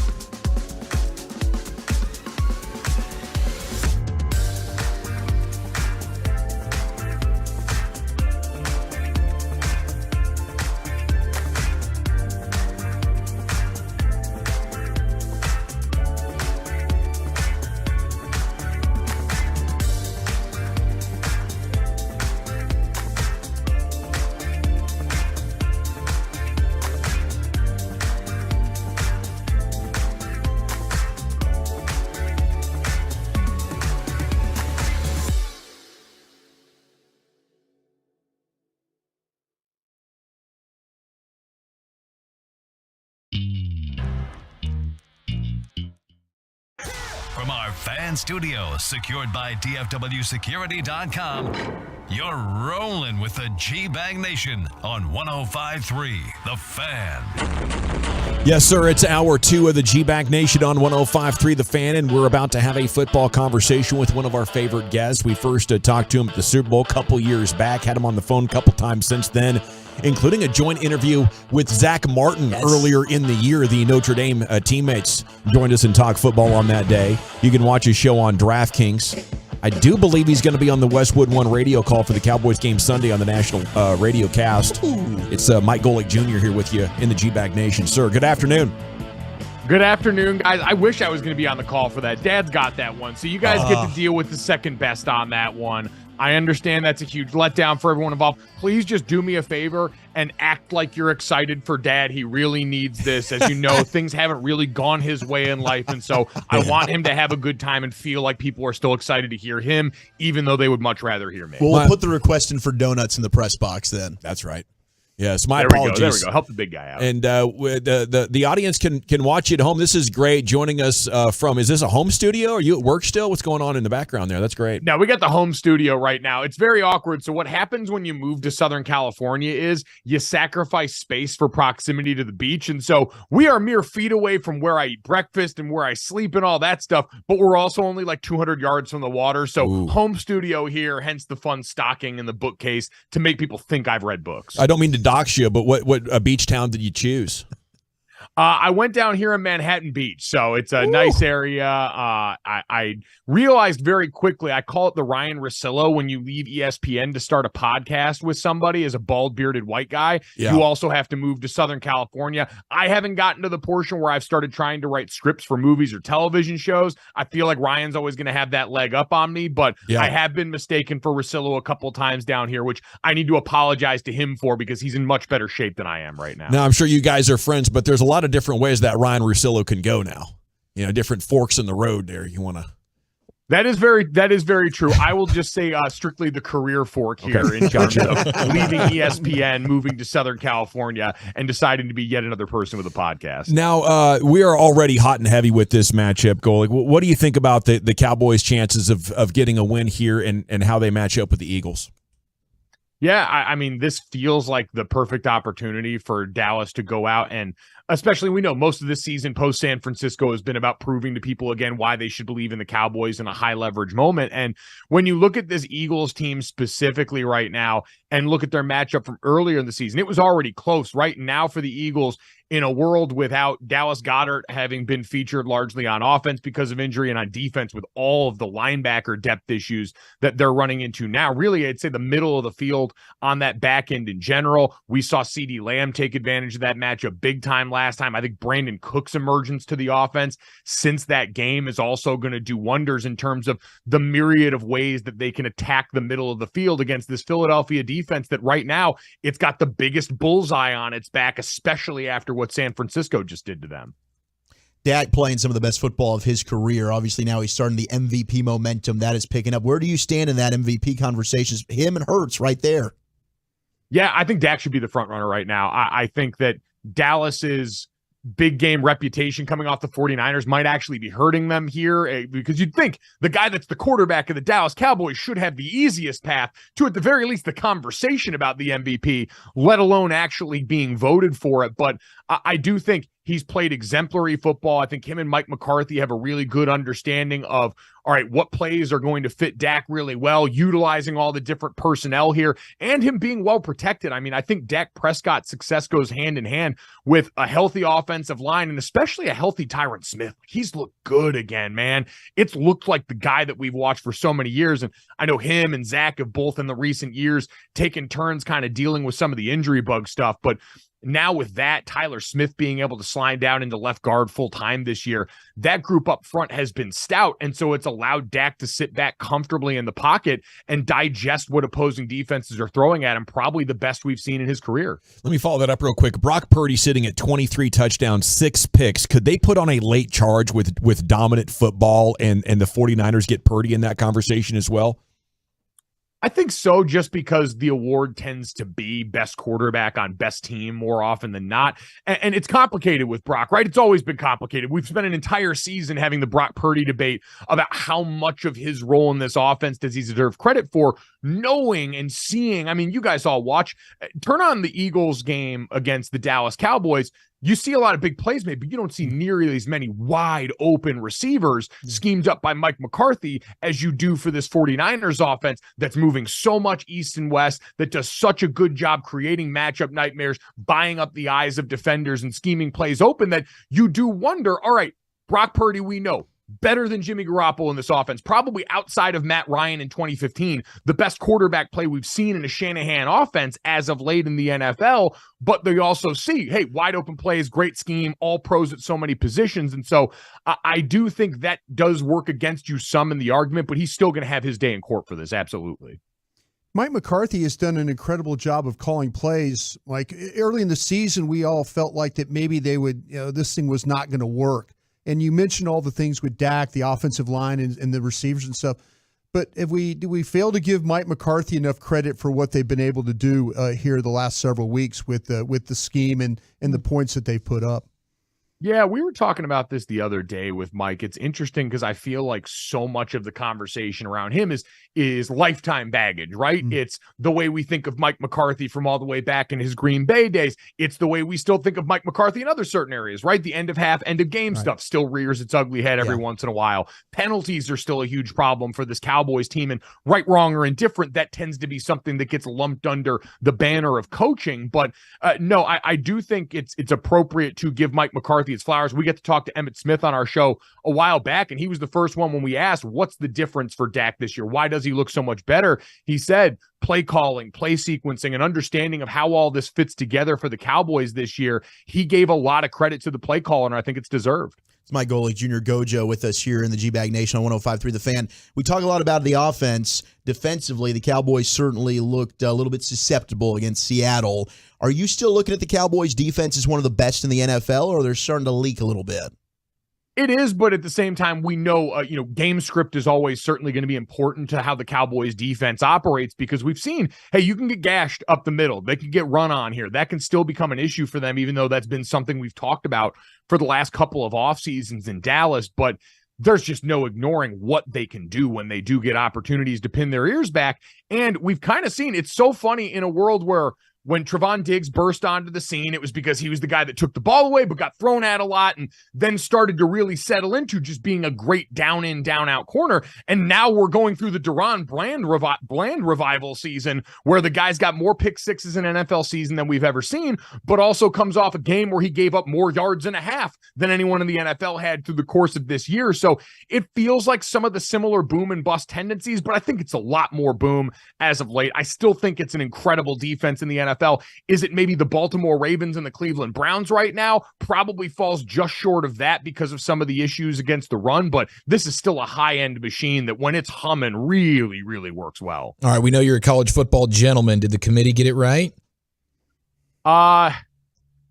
They gave us a great 4, but no, they got it wrong. Florida State should have been in there. I mean, if games are supposed to mean anything, Florida State was supposed to have a chance to be in there, but this is a good reminder, right? All conferences, even in the Power 5, are not viewed as equal. We've heard people say out loud and reference the Power 2 in the Big Ten and the SEC, and you look no further than the way the ACC was categorized here was lesser than. If I firmly believe Florida State had Big Ten or SEC on the side of their helmet and they played that schedule during the year, even though the Big Ten schedule, I don't know outside of the 3 teams in the East how excited I'm supposed to be, and then the Iowa defense and punter. But you look at that, I truly think if Florida State had been playing in a different conference, we'd have done what we do in a lot of these cases where we said, oh, they found a way to win with a backup. And then they found a way to win with their 3rd string guy in there. And they're going to get back, by the way, their 2nd string quarterback in Tate Rodemaker if they had made it into the CFP. And so all of those things didn't matter in the face of the committee being able to pick based off vibes, which they are legally allowed to do with the rules they've got set up there. But no, they got it wrong, and it's not going to matter because these games are going to rock. These matchups are going to be great. I'm so excited. The way these semifinal games slated up to Alabama versus Michigan both feel like teams that want to knock your head in, but have quarterbacks that can make plays. And then Texas and Washington. Get your popcorn ready, man. Those are 2 of the best offensive play calling groups between Ryan Grubb and Kalen DeBoer for Washington and then Steve Sarkisian in Texas. You got NFL wide receivers everywhere. That's going to be a laser light show, and it's going to be great, and it's going to make us forget the committee did the wrong thing. Who would you have left out then out of those 4 if Florida State would have been in? I'd have left Alabama out. They lost head-to-head to Texas. They had an opportunity to do it. And I understand the committee's supposed to take into account, hey, growth over the season. And you guys all know this. What does every football team say since the dawn of time? We want to be playing our best football by the end of the season. You can change a lot. And Alabama did a lot of growing up after the Texas game, after the South Florida game, where it seemed like they were hitting rock bottom. They're definitely different, but personnel-wise, it didn't change. It just got better. And that same Texas team, it's not like they got worse through the course of the season. We saw them keep their foot down on the gas through the year. And so with that head-to-head being involved in there, you'd have had to leave them out. Undefeated Pac-12 champion, given how we viewed the Pac-12 this year, wasn't going to get left out. And certainly undefeated Big Ten champion with the wins that clearly the committee values against Penn State and Ohio State. Michigan wasn't getting left out either. So I would have had the SEC as the outside looking in for the final year.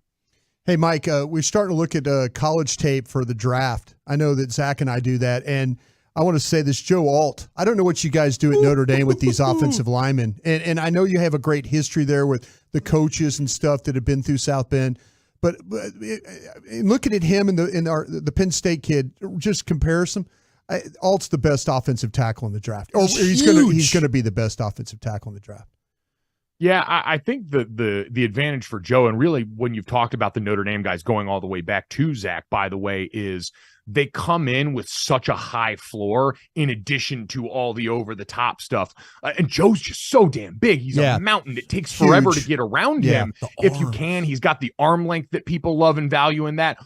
Olu Fashanu is a much more explosive athlete than Joel. I would give him that. Like when you look at his lower body, how he comes out, the things he's capable of, and the fact that he's like 20 years old, like he's one of those guys that is going to grow into this. Not saying he's a comparable player, but it's similar to the appeal of like a Penei Sewell from a few years ago, where he's still becoming a man in terms of his body. So there's all those things you're going to get. But if you're looking for a guy that's going to come in right away and be able to slot in seamlessly at something approaching a Pro Bowl level, Joe's got that to him. He's extremely mature. He's a great leader for them. And technically, in addition to all the physical gifts, he does so much of that stuff you like that you would expect coming from a program with the kind of pedigree that he does. Do you think Texas will beat Washington, Mike? I'm probably leaning to picking Washington right now. Part of it depends on which version of Washington's offensive line shows up, because they're a very good group. I think they were just named a Joe Moore Award finalist today, which is the award presented annually to the best offensive line in college football. And they've been really good for a majority of the year, but they were great in that Pac-12 championship matchup against an Oregon team that everyone thought was going to smash them in the trenches. And now they're going up against the Texas team. We know their defensive tackles' names. Think about that. In college football and for Texas, we know Byron Murphy, T'Vondre Sweat. We're acquainted with these guys now after the season that they've had. So it's going to be an incredible challenge for a guy like Parker Brailsford, who's the starting center for Washington. Stud of a kid, redshirt freshman, but he's 6'2", 275. So at some point, we're going to see, hey, can you overcome that again in a way they have all season long? That's, I think, going to be the matchup in a game full of space aliens again at wide receiver. I think that trench matchup's going to go a long way. Right now, I lean Washington, but I'm excited to study up on this one, no doubt. Mike Golic Jr. with us here in the G-Bag Nation. Okay, you go college town to college town to college town. How do you power rank your top 3 or 4 college town cuisines, Mike? Let me tell you what, I saw this today, and let me see if I can pull this up so I can give the author credit, because this was bittersoutherner.com. So this was Keith Lehman wrote an article, an ode to gas station food. She called it "My Favorite Restaurants Serve Gas." And getting to go in 2021 to Oxford, Mississippi changed me as a person. Ole Miss is one of my favorite college towns I have ever been to. The square downtown where everything is, the nightlife, the restaurants, all that stuff is great. But the 2 Chevron stations on either side of campus that serve chicken on a stick were my home away from home. I think I had 4 meals at gas stations while I was in Oxford. And the beauty to just go down there, be able to order ribs with a delicious bark and mac and cheese, and then walk over and get like batteries and the charger that I forgot right across there. There's just something beautiful about that. And so Oxford's always going to have a really special place in my heart for that reason. How was your Buc-ee's experience? Man, let me tell you what, that place, you want to talk about something that lives up to all the hype in there. There is no greater joy I've seen. I was by the checkout counter. So I went in there and I got everything, right? I got the beaver nuggets. I got the brisket sandwich. I went and bought like half a pound of beef jerky from the bar over there. That's the most incredible thing. It's like a meat bar, but just for jerky. It's beautiful. I got gifts for my niece and nephew.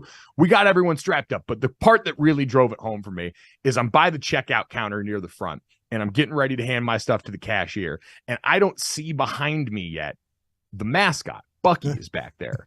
All I see and hear is a little kid walking into the store in front of me, point, and then shout with as much like Christmas morning joy, Bucky, and run over to the mascot. So obviously I had to turn around and give the picture, but any place that can inspire that kind of joy in a child, to me, is doing things right. So Bucky's was incredible. Clean bathrooms, great service, 10 out of 10 would recommend. There's no question about it. Cleanest bathrooms potentially in all of America. I mean, I've had times where I actually left my own house to go drop a grumper at Bucky's just because they were more prepared, than even I was.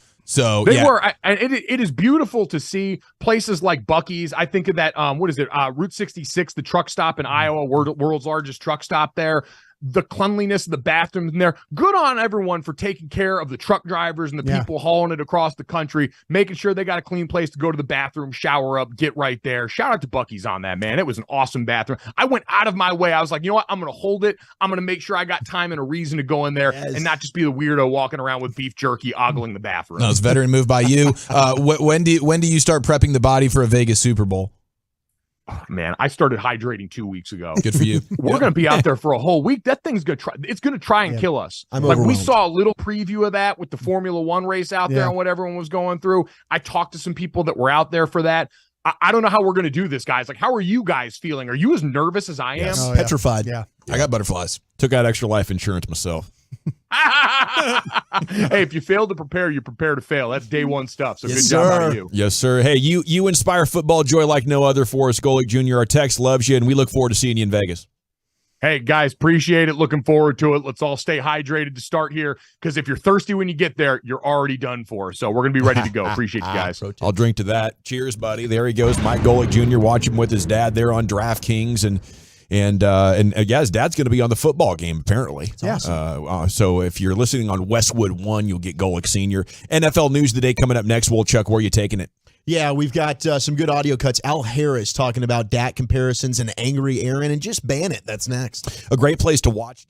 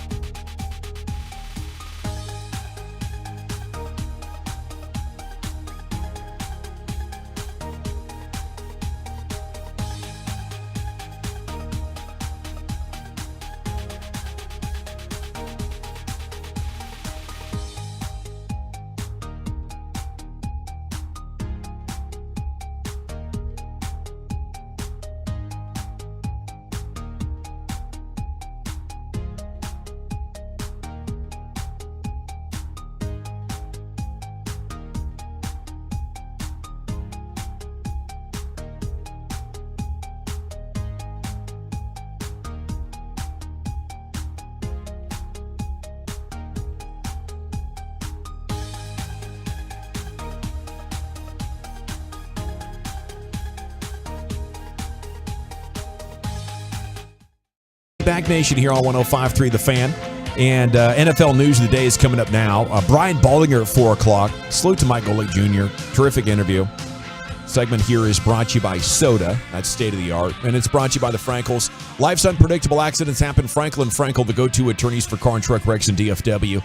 If you or a loved one's been in an accident, contact Frankel and Frankel for a free consultation. It's 214 or 817-333-3333. Go online to truckwreck.com. Now, here he is, the king of soda himself, Zach Wolchuk. Thank you very much. Jane Slater reporting that she is told Cowboys head coach Mike McCarthy is out of surgery. Procedure for his appendicitis went fine, and everything looks to be okay with Coach. So that's really, really good news. And we'll see if he's able to coach on Sunday. If not, I guess Dan Quinn would serve that role and those duties. Marcus Lawrence talking about how that COVID scenario really helped them prepare for a situation New Orleans like game. this. They lost Mike that New Orleans game. Dan did a good job. They did. You got Brian Schottenheimer who could call the plays, and Dan will call the defense, and they'll get it done that way. So all the indications though. I asked this morning when I was over there doing the show with a break, and I asked people. I said, Mike coaching this week, okay? And my guy goes, yeah, that's a doctor's question, but I don't see any reason why not. Okay. But everybody seems to think that Mike will be back, but I'm sure that his doctors or the team doctors will sign off on that for sure. Get well soon, Coach. I saw this from Bobby Belt. NFC Pro Bowl voting leaders announced today. Dak, CD, Zach Martin, Micah, Deron Bland, and Brandon Aubrey lead their position groups in votes. So here we go. Let's get our Cowboys into the Pro Bowl. Speaking of Micah Parsons, he did his podcast yesterday on Bleacher Report. Nice. The Edge. And he made a comment that went a little bit viral about Tyreek Hill. Some people saying that this was a little bit disrespectful to Tua and Tyreek Hill. I think Micah was he was joking here. In fact, he did take to Twitter and said that as well. But here was the cut from Micah, and you can make your own interpretation. I am talking crazy right now. And I'm talking very crazy. I truly believe I could be Tyreek Hill's quarterback. Yeah. I could throw it up to Tyreek Hill. I could throw a screen pass to Debo. And this might be the crazy Madden side of me, but these players are just that good. Christian McCaffrey's just that good. Mm-hmm. If I get the ball out to Christian McCaffrey in space, he's going to make someone miss. He's going to make a play happen for me. Same thing with Debo. Ayuk, Kittle, they're great playmakers. If you watch that game, they were able to make people's miss and obviously make big plays off of it. Small pass, precise passes, kept in front of them. You look at the pass chart, right? Those aren't hard passes. They're good passes, but those players are really freaking good at what they do. They're some of the best. Each player is top 5 at their position. But they're just super good. And that's just what they do. So that's my MVP debate. I already gave y'all my focal point on Tyreek Hill. Tyreek Hill will be the offensive player of the year. But if he breaks that record, he should be the MVP. Man, I think he's actually firing shots at a lot of the league. If you're saying, wow, look at this scheme, it's so great that non-quarterbacks could execute in this. I mean, there were passes that all of us could have made in that 49ers game against a dang good Eagles pass rush. I think San Francisco, Miami, this kind of reminds me of when Bill Walsh launched the West Coast offense in San Francisco, and teams just they didn't know quite how to handle it defensively, and they either couldn't teach it or didn't have the players to execute it offensively, and there was a window of time. But the different thing is they're changing it in real time. Bill Walsh installed it. League caught up with it. They're tweaking it constantly. So this is, I think, a huge insult, and if I was an NFL owner paying attention to it, I would be livid, and I would obsess over getting somebody that could design plays and call them like Kyle Shanahan or Mike McDaniel. Yes, 100%. And there's another name on that Shanahan tree that's doing some good stuff that will hit in football's finest a little bit later. But 5 o'clock. These coaches that are these new age wizards, and it starts really on the Shanahan side of things and then just trickles down. These dudes are next level, and that's part of why Tyreek and that offense are having so much success. I mean, we haven't seen Tyreek Hill in a bland offense We've seen Tyreek Hill with Andy Reid. We've now seen him with Mike McDaniel. That's certainly helping things. Yeah. But when people say Tyreek Hill for MVP, I mean, maybe if he got the 2000, if he breaks the record in the 16 games, like if he does it with an additional game, it's not as cool. And he's on pace to do that within the 16. Yeah, and so if he does it there, I think there's certainly more of an argument to be made, 'cause that's pretty dang special. But I mean, the numbers with, Tua's numbers with Tyreek off the field are still like outstanding for the season. I mean, it's over. Tua's been fantastic. He's being a little bit underappreciated. I agree with you on that. No question. Speaking of quarterbacks, Zach Wilson, he is going to start for the Jets. I guess they figured that situation out. Aaron Rodgers went on Pat McAfee. Not very happy about the leaks that went down there within the Jets organization. Whoever that person is that thinks it's okay, number one, to talk to anybody like that, I don't understand what you get out of that, number one. But number two, what is your impetus? What is your motivation to try and bury someone like that? And that's a problem with the organization. We need to get to the bottom of whatever this is coming from and put a stop to it privately, because there's no place in a winning culture where, and this is not the only time, there's been a bunch of other leaks. Big city, a lot of reporters. I get it. A lot of friends. I get it. They're not your friends. No, yeah. They're not your friends. Yeah, friends. They're not your friends. Even if they are, is that really what you want to be about? You want to be about using someone in the media to leak stuff to, in order for what? To get them to put your name out there for a job, or if you're a player, to get you a write-up, something. I think it's chicken at its core, and I think it has no place in a winning organization. Yeah, definitely not in a winning organization. I think it might be what happened when you lose and you're horrible. And everybody on the team hates that you're the quarterback, and you keep screwing up, and you tripped and fell down, and everybody is talking so much crap about you. You're like a punchline. You walk into rooms, and all of a sudden people get quiet because they're talking about how terrible and embarrassing Zach Wilson is. And when that happens, people not only want to gossip and talk about that, because it's the biggest story going on, but it also sort of shields them from the blame for it. We're putting Zach Wilson out there not only as a bad quarterback, but a P word. And that's the kind of disrespect you get on a team when you're not good enough to carry the water. That's why you got to go. It happens in every team. These guys are highly competitive. They're in their 20s. They haven't gone through life and realized, that's toxic. I should keep that inside. Yeah. And even people that have gone through life are still toxic as hell. But losing brings toxic ideas to the forefront. And crazy things happen. People gossip and make up stories about the worst player on the team, because it drives them crazy to see this dude making mistakes all the time. And you're another loss. Here goes my career. This dude's costing me millions of dollars. This guy's getting this guy fired. And sure, Zach Wilson can't help it. He's doing his best.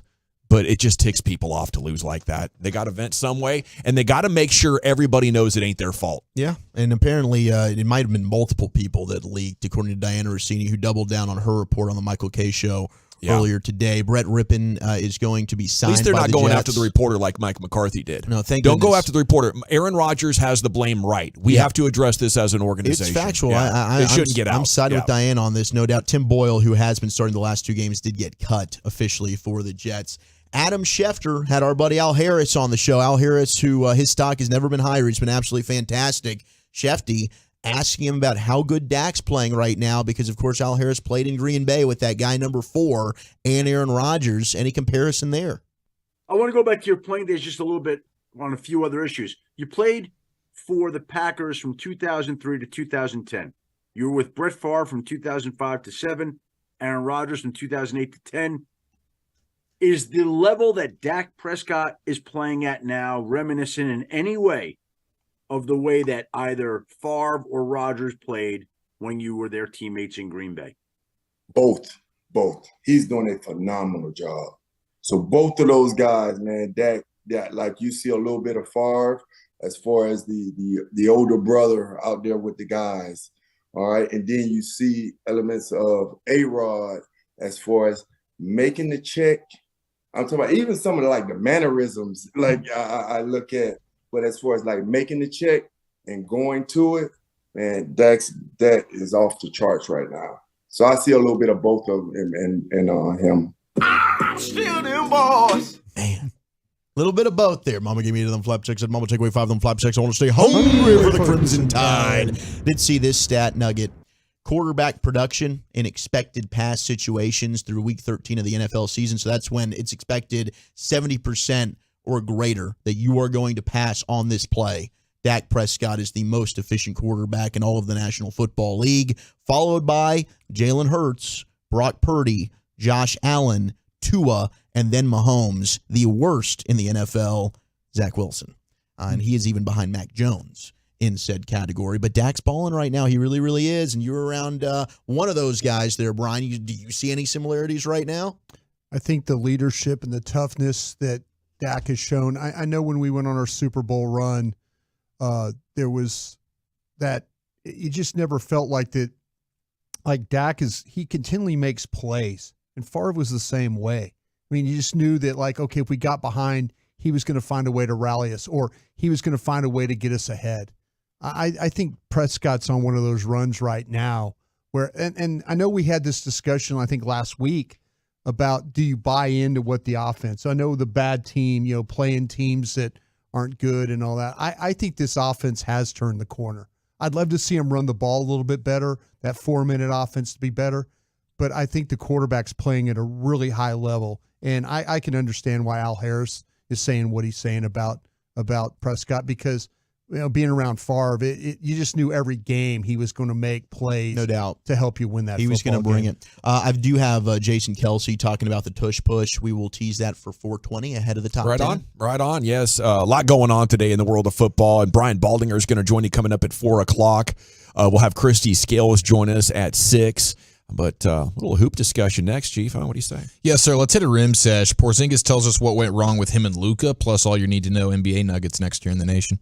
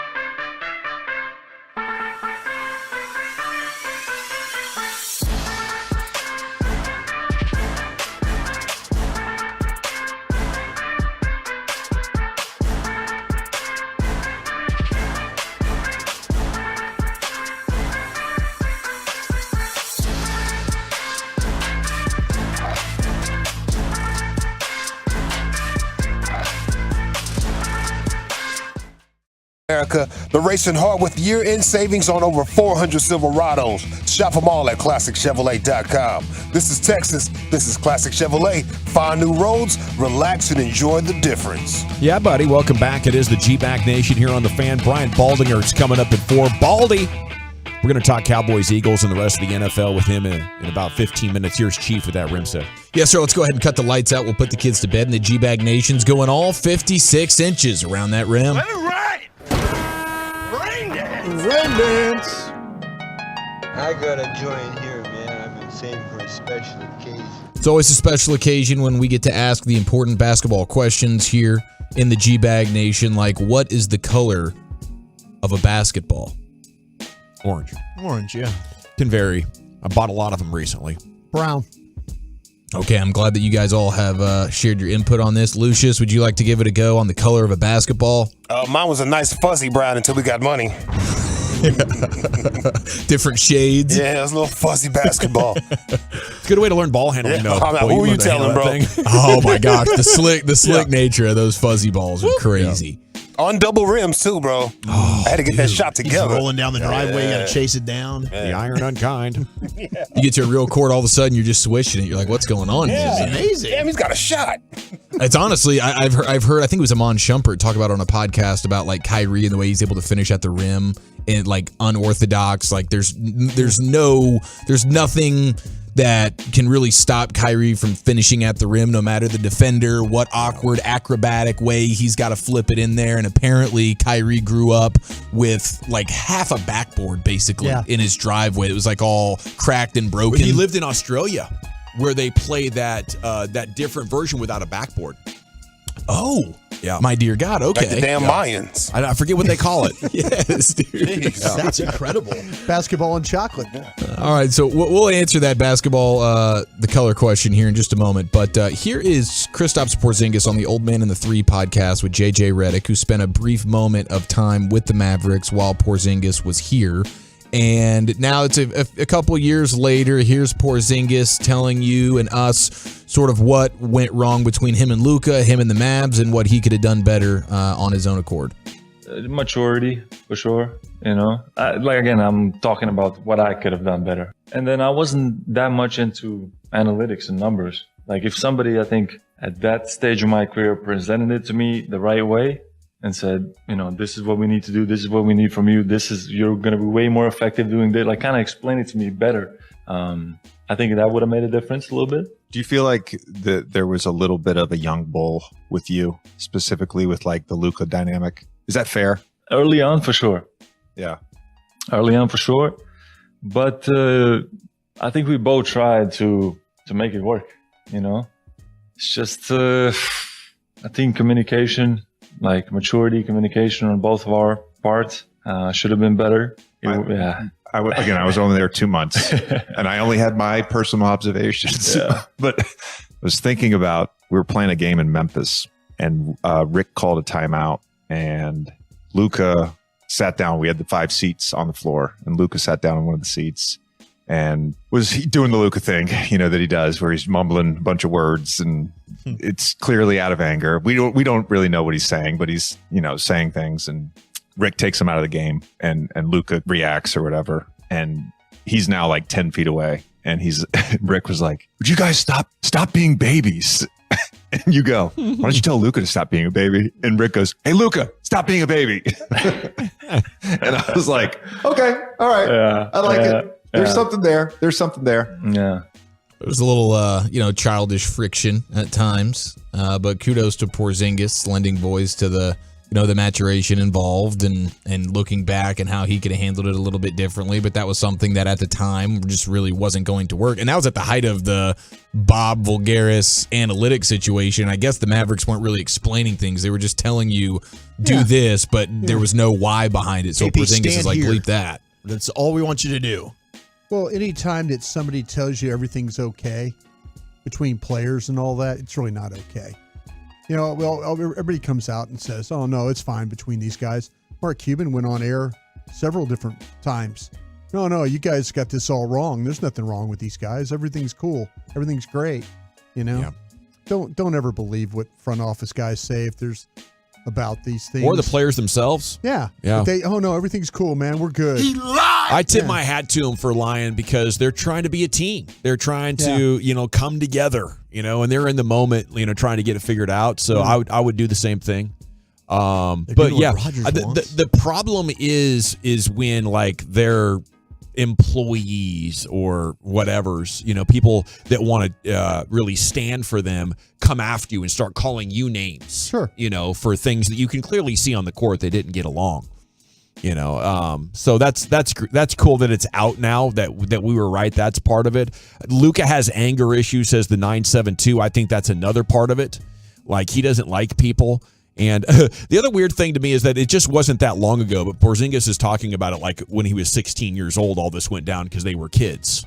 I mean, it was 2 teams. Yeah, there was an element. There was an element to that for sure. 22 months ago. It wasn't that long ago. Yeah.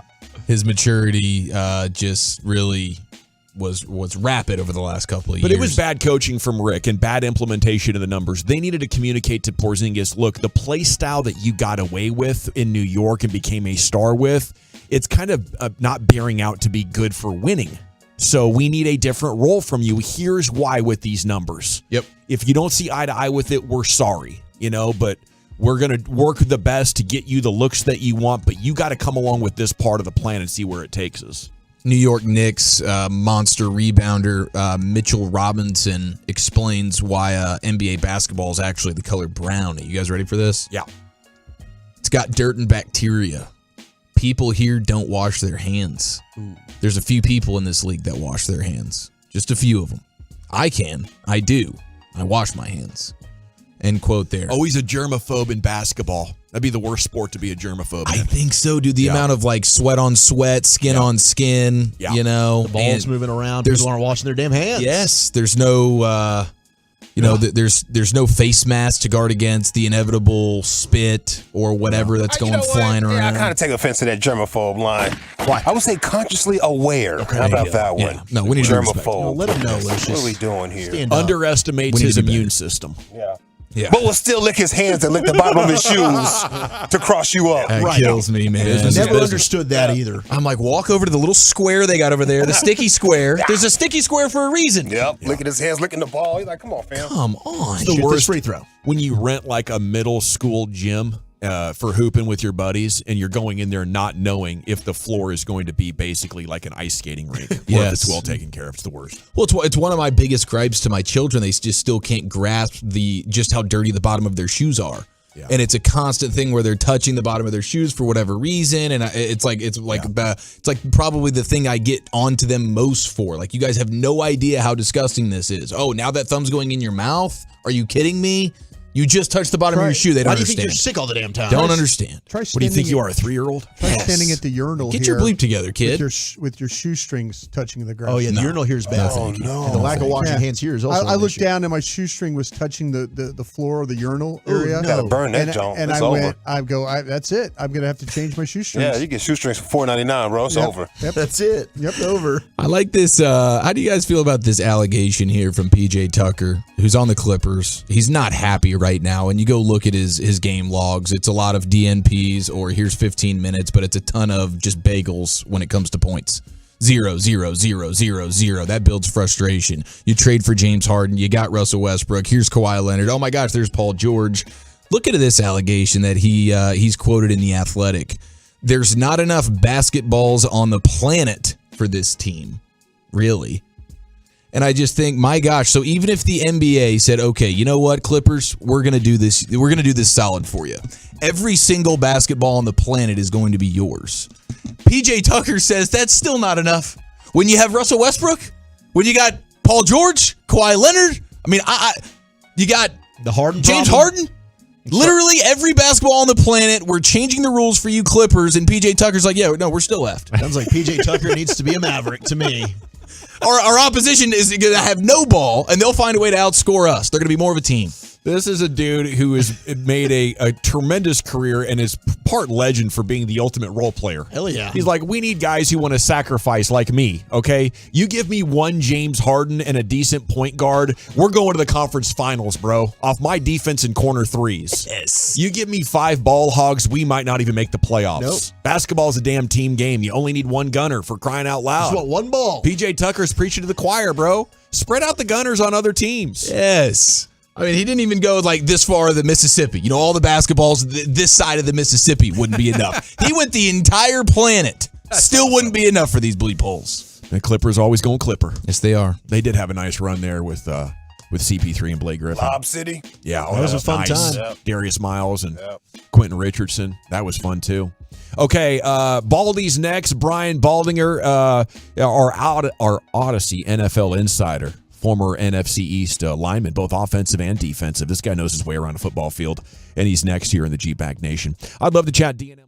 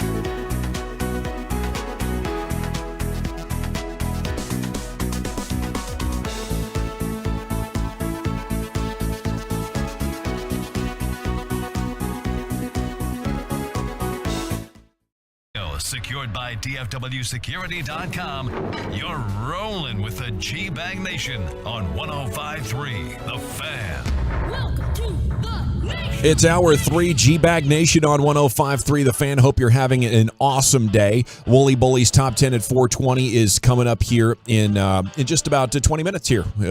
But it's time now for our Wednesday staple here. We do have a very busy Wednesday of guests with you, and it's now time to talk with Brian Baldinger here, our Odyssey NFL insider on 105.3 The Fan. And a good afternoon, sir. How the heck are you?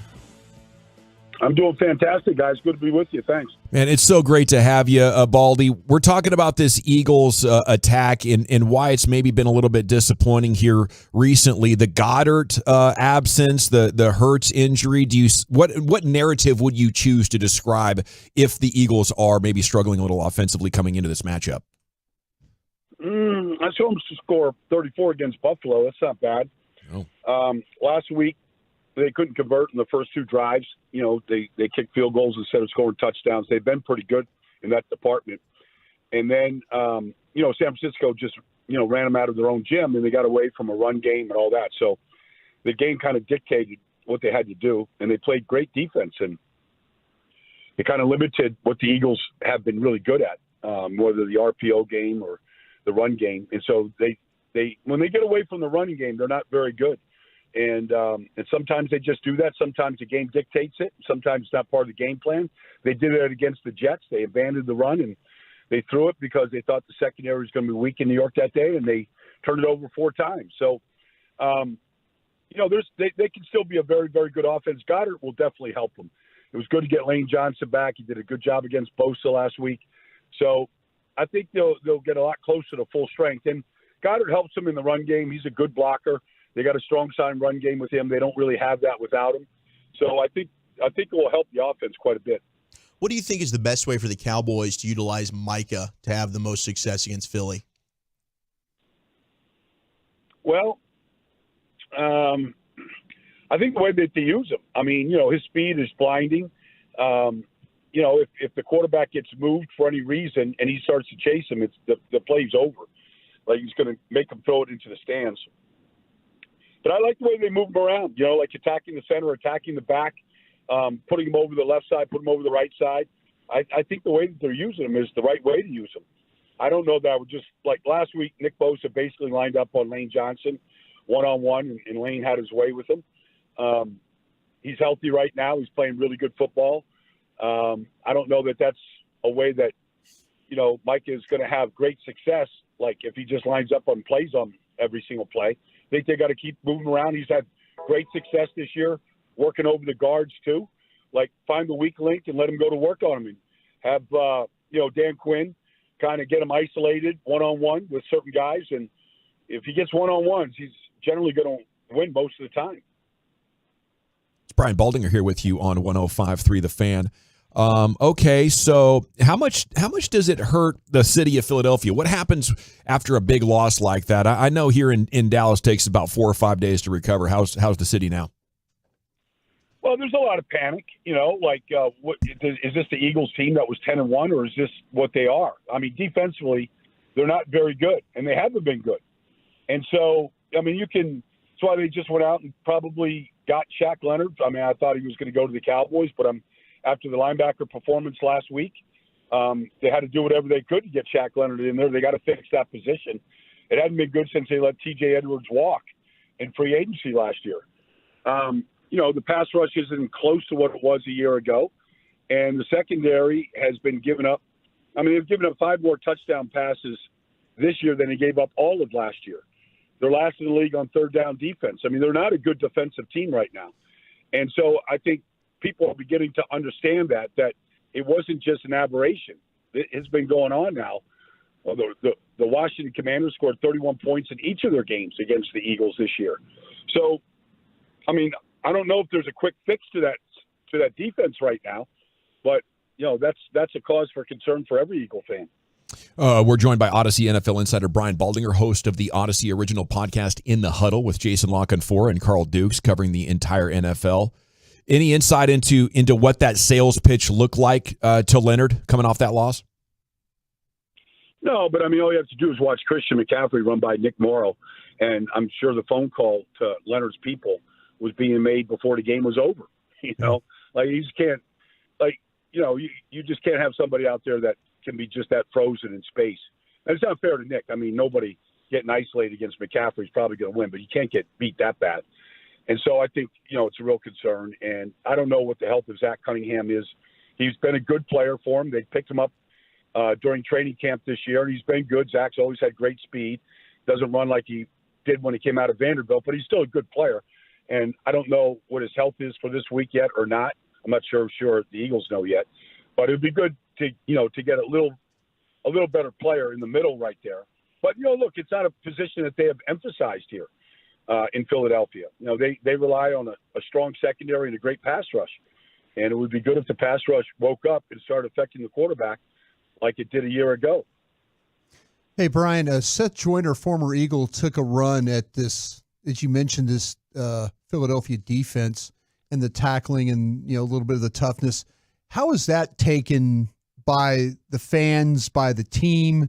Is a former player calling him out like that something that that they take well, or is this is it something that did need to be said? I played with Seth, so I know how Seth thinks. Sure. But, you know, that's 30 years ago. So these players don't, you know, I mean, look, I think they respect Seth. They should. But I don't think they're listening to a whole lot of stuff out there. I mean, Philadelphia's media is pretty well known. I mean, if you started paying attention to all the things that get said, you know, you might get really distracted. So I don't think it has a lot of weight. But, you know, Seth does a pregame and postgame in Philadelphia. And, like, he has a certain standard about how you should play the game. And he's always pretty freewheeling with his opinions about it. When it comes to the Cowboys defense, do you chalk it up to a bad night versus Seattle, or is that something to be concerned about here moving forward?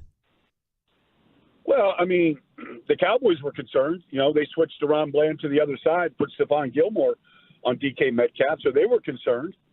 You know, it doesn't matter what I think or what Cowboy fans think. I mean, you think Dan Quinn thought there was a lot of concern there. Like, we're not going to let him, you know, cover a guy that can get to 23 miles an hour one-on-one. And so, you know, let's get a little stronger guy, a more veteran guy, you know, a guy that has a lot more experience in this league, and see if we can slow that beast down. So, I mean, they made the correction. They probably waited a little bit too long. But, look, Deron Bland has made his share of plays in this league. One bad half doesn't crucify him for any, you know, for anything. But the Cowboys made the switch. Baldy, is there any concern with Jalen Hurts' injury from your perspective? The lack of running, is this just like the evolution of a quarterback as he moves into that second contract, or are they making a big move to try to keep him healthy? I think the injury had a lot to do with it. I mean, there was a pretty serious bruise. I think the bye week helped him out a little bit. He got a lot of treatment. He's been reluctant to really pull it down and go this year. Just the way Josh Allen has been, and I think it's made him a better overall quarterback because I think he can beat you from the pocket. I think they're short a third option at receiver. They go back and forth between Quez Watkins and Zacchaeus right now, but getting the tight end back is going to help a great deal. They did a lot with him. They knew they were going to miss him in the pass game. Literally, the tight end was invisible since Dallas Goedert went out. And look, if Dak was just throwing to CeeDee Lamb like he did last year and to Dalton Schultz, and they didn't have another option, they were limited. And if you just want to try to throw it to A.J. Brown, he would love it if you just threw it to him every play, but it's not a good formula, you know. And so it's good to have options where, you know, if the team wants to try to, you know, rotate the safeties or bracket them or take them out and you leave somebody else one-on-one, it's good to have quicker options to throw the ball. And I think, you know, getting Dallas back and trying to figure out that fourth wide receiver, I think it's going to help Jalen a great deal. But I also think he's just going to, like, he's never, ever going to say anything about any injury ever. Right. It's just who he is. But I do think you'll see him take off with the ball if he doesn't like what he sees this coming Sunday night. Baldy, there's a lot of fun matchups in this one between the Cowboys and Eagles. For me, I think Steele and Reddick is a really important one for the Cowboys. He had his way with Terrence Steele there on the right side. Would you attack that differently from a Cowboys offensive standpoint, maybe giving Terrence Steele more help? And is there a matchup that you're most excited to watch? Well, I thought it was really fun watching Tyler Smith and Jalen Carter go at it. Jalen Carter is, he's an elite talent. Zach Martin recognized it when he had to go up against him. But I think that's fun. But, yes, I think Terrence and Hassan is, I don't know, he's got 9.5 sacks in the last 8 games or something. He had a broken thumb to start the season, but he's come on. He knows he needs to have a big game in this game. He's got to affect Dak. And Terrence Steele is not a weak link. He's a good football player. But, that's a matchup that you got to pay attention to. Because if you just give Hassan too many one-on-ones, like the 49ers found in the NFC Championship game, he's going to win eventually. So, and they move him around. They run him on stunts and twist him inside and do some different things. But, if Terrence Steele gets off to a late start on Hassan Reddick, you better start screaming, look out to Dak, because I don't care who you are. It's going to be hard to recover and get in front of him. Brian Baldinger with us here in the G-Bag Nation. Looking around the NFL a little bit, does it look like the Packers have their next franchise guy in old Jordan Love? I think so. I don't know what you could watch, especially over the last month, and not think that he can do it. He's got an elite arm talent. He made some throws against Kansas City on Sunday night. You could put those up against anything that Aaron Rodgers and Brett Favre did. And I'm not comparing them to those two guys because they both did it for a decade and a half or more, and they won Super Bowls. So, he's a long ways from that. But, he's playing at a very high level. He trusts his protections. He sees the field very well, and there's not a throw he can't make. And he's working with, just a bunch of kids. And you can just imagine that if this thing is allowed to grow for any period of time over the next couple of years, this could be, an elite offense in this league led by Jordan. Baldy, have you ever seen anything, and I kind of understand it because of Philly being a tough city, have you ever seen a security guard get involved or a security director get involved on actually have an effect in the game? I think the security director before that, Butchie, that's my guy. Butchie was the best. Yeah, Butch, I think he actually drew the ire of Andy Reid one day. Yes. He drew a flag. Yes. He didn't get thrown out of the game, but he drew a flag from the official in the game, and all Andy Reid had to do was just give him that stare. Right. And Butchie backed off 15 yards. Yeah. But I for what happened to Dom, yeah, I have not seen that in this league. Yeah. See, it's funny you talk about Butchie because he helped me when I did the draft in Philly in '98. He got me more information about these players than anybody. Butchie was the absolute best. He knew everybody. Yeah. He knew everybody. Yeah. So no, I'm glad you brought him up. That doesn't surprise me at all. Yeah. You ever go after anybody Ballinger other than the other team? Like an official or? Yeah, official, or fan, coach? Staffer, coach. Not there now. That Chad Brown, I'd have gone after Chad Brown. I bet he called holding on you one time and you got pissed off at him, right? There's probably that might have happened, but it wasn't a good idea to get on the bad side of any of those guys. Yeah, it just wasn't you wanted to sweet talk those guys during TV timeouts, and let them know that if I'm holding, it's only because I have to.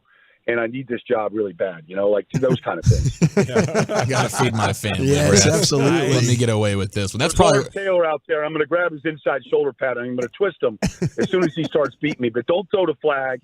I need this job next week and the year after this. That's what all these offensive linemen are saying to the referee that are blocking Micah these days. It's all making sense now. Yes. Don't make me look that bad. Gosh, give me a little help. Nobody can block this guy. We all have to do this stuff to him. There's been so many memories in Cowboys Eagles. As someone who's been a part of both sides of this rivalry, is there one that stands out to you?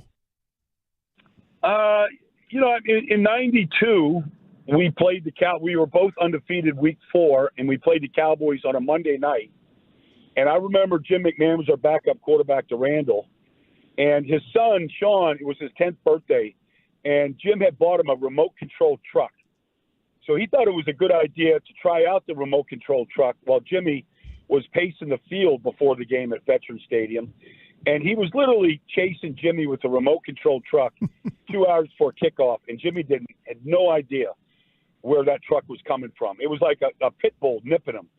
And we just thought, like, whatever we could do to get Jimmy off his game with the remote control truck might be good to winning that game. And we won that game pretty handily, I remember. That's epic. Crazy. Surprised Jimmy didn't just smash that thing. I thought you were going to say he kicked the truck. He stalled it out. Yeah. Catch it. Jimmy, but McMahon was so good with the remote control. Jimmy didn't have a chance to smash it. There you go. Yeah, Sean got himself a good remote control truck, man. Enjoy the game, Baldy. Thanks again for your insights. Yep, my pleasure, guys. Odyssey NFL insider Brian Baldinger. Make sure to follow In the Huddle on the Odyssey app or subscribe wherever you get your podcast. Giveaway coming up in the 5 o'clock hour. We're giving away access to Cowboys practice coming up on December 20th for you and a buddy. You're going to want to be caller 10. At window will open in 45 minutes. Okay, Wooly Bully's top 10 is next. Where are you taking us, buddy? It is National Microwave Day. I've got the top 10 best microwavable snacks. What's your go-to microwave snack? And Jason Kelce talking Tush Push. That's next. I'll tell you my go-to window.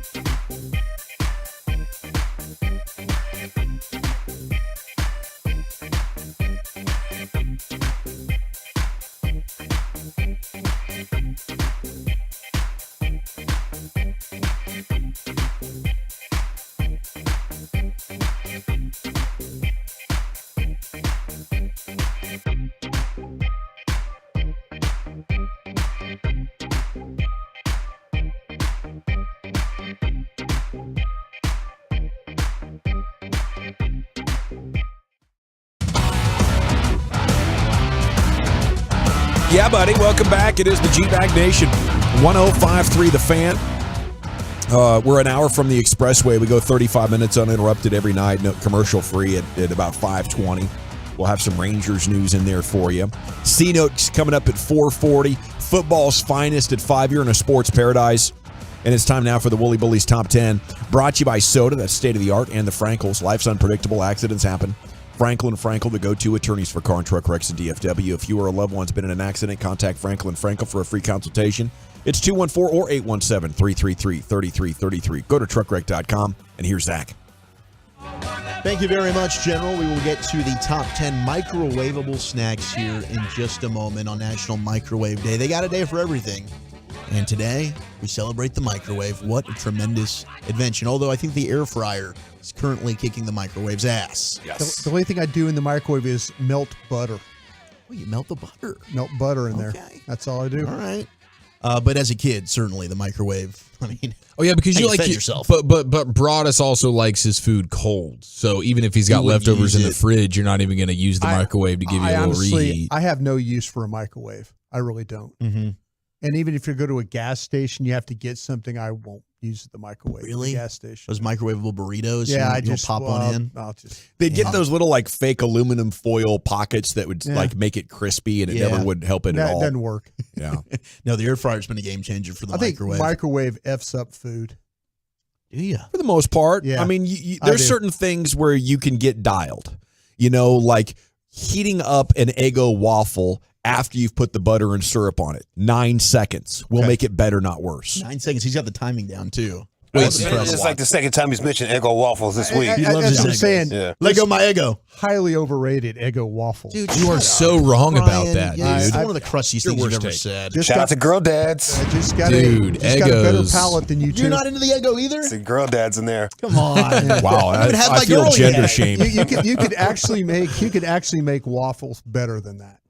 You should never have no to. bleep. You can make them better. We're going for efficiency here, You bro. never have to settle Convenience for is what that. it is. You shouldn't have to settle for a piece of cardboard. You haven't had their Belgian ones, dude. You're talking about the old school Eggos. Those were awful, Gavin, and you know it. Those No, were they great. weren't. No, they they were weren't. fantastic. Really weren't bad. You think you're leaving a piece of cardboard on it? Like, oh, did I forget to take the cardboard off the bottom? Now I'm not used to the old microwavable Eggo. I'm throwing that bad boy in the toaster.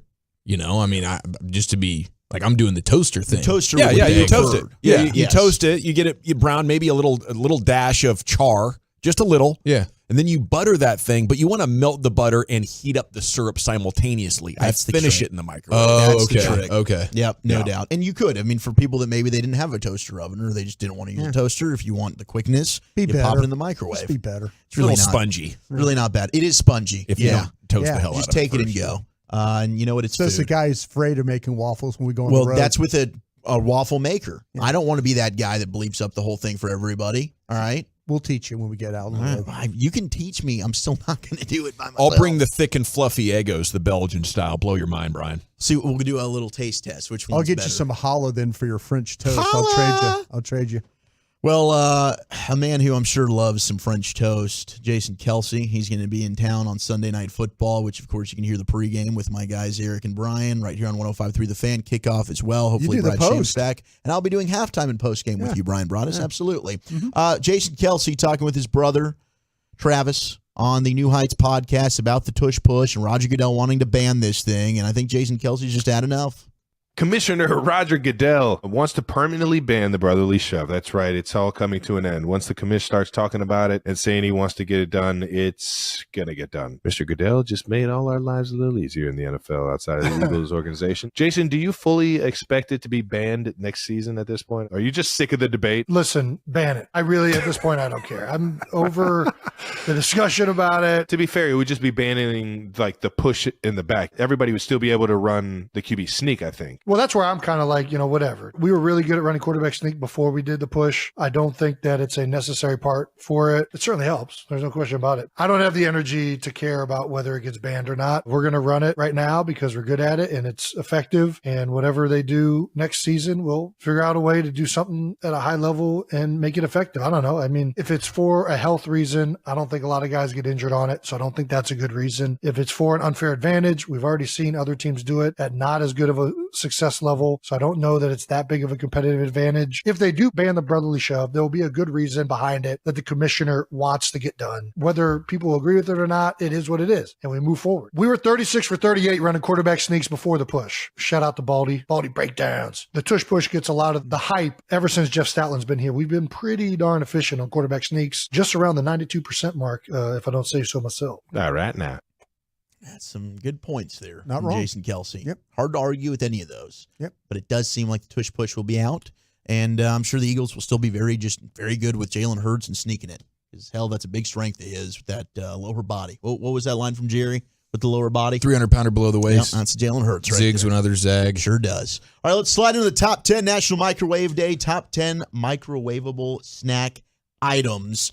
Now, Lucius, I know you're big into the air fryer like myself. Yeah, I don't. Only time I use a microwave is when I get something food to go, okay, and I need to keep it in the microwave like warm for a second while I go do something else, like pregame for that meal. That's weed. That's weed. Then I come back and put it in the air fryer so it's nice and warm for me. Everything ready to go. Yeah, so it's bro. really just reheating. It's That's just all you're doing. No, it seems It's like just a storage. placeholder. Yeah, it's just a placeholder. It's just storage at this point. There you go. Just so as a kid, there wasn't any item you were like, okay, that's what I'm using the microwave for. No. Okay.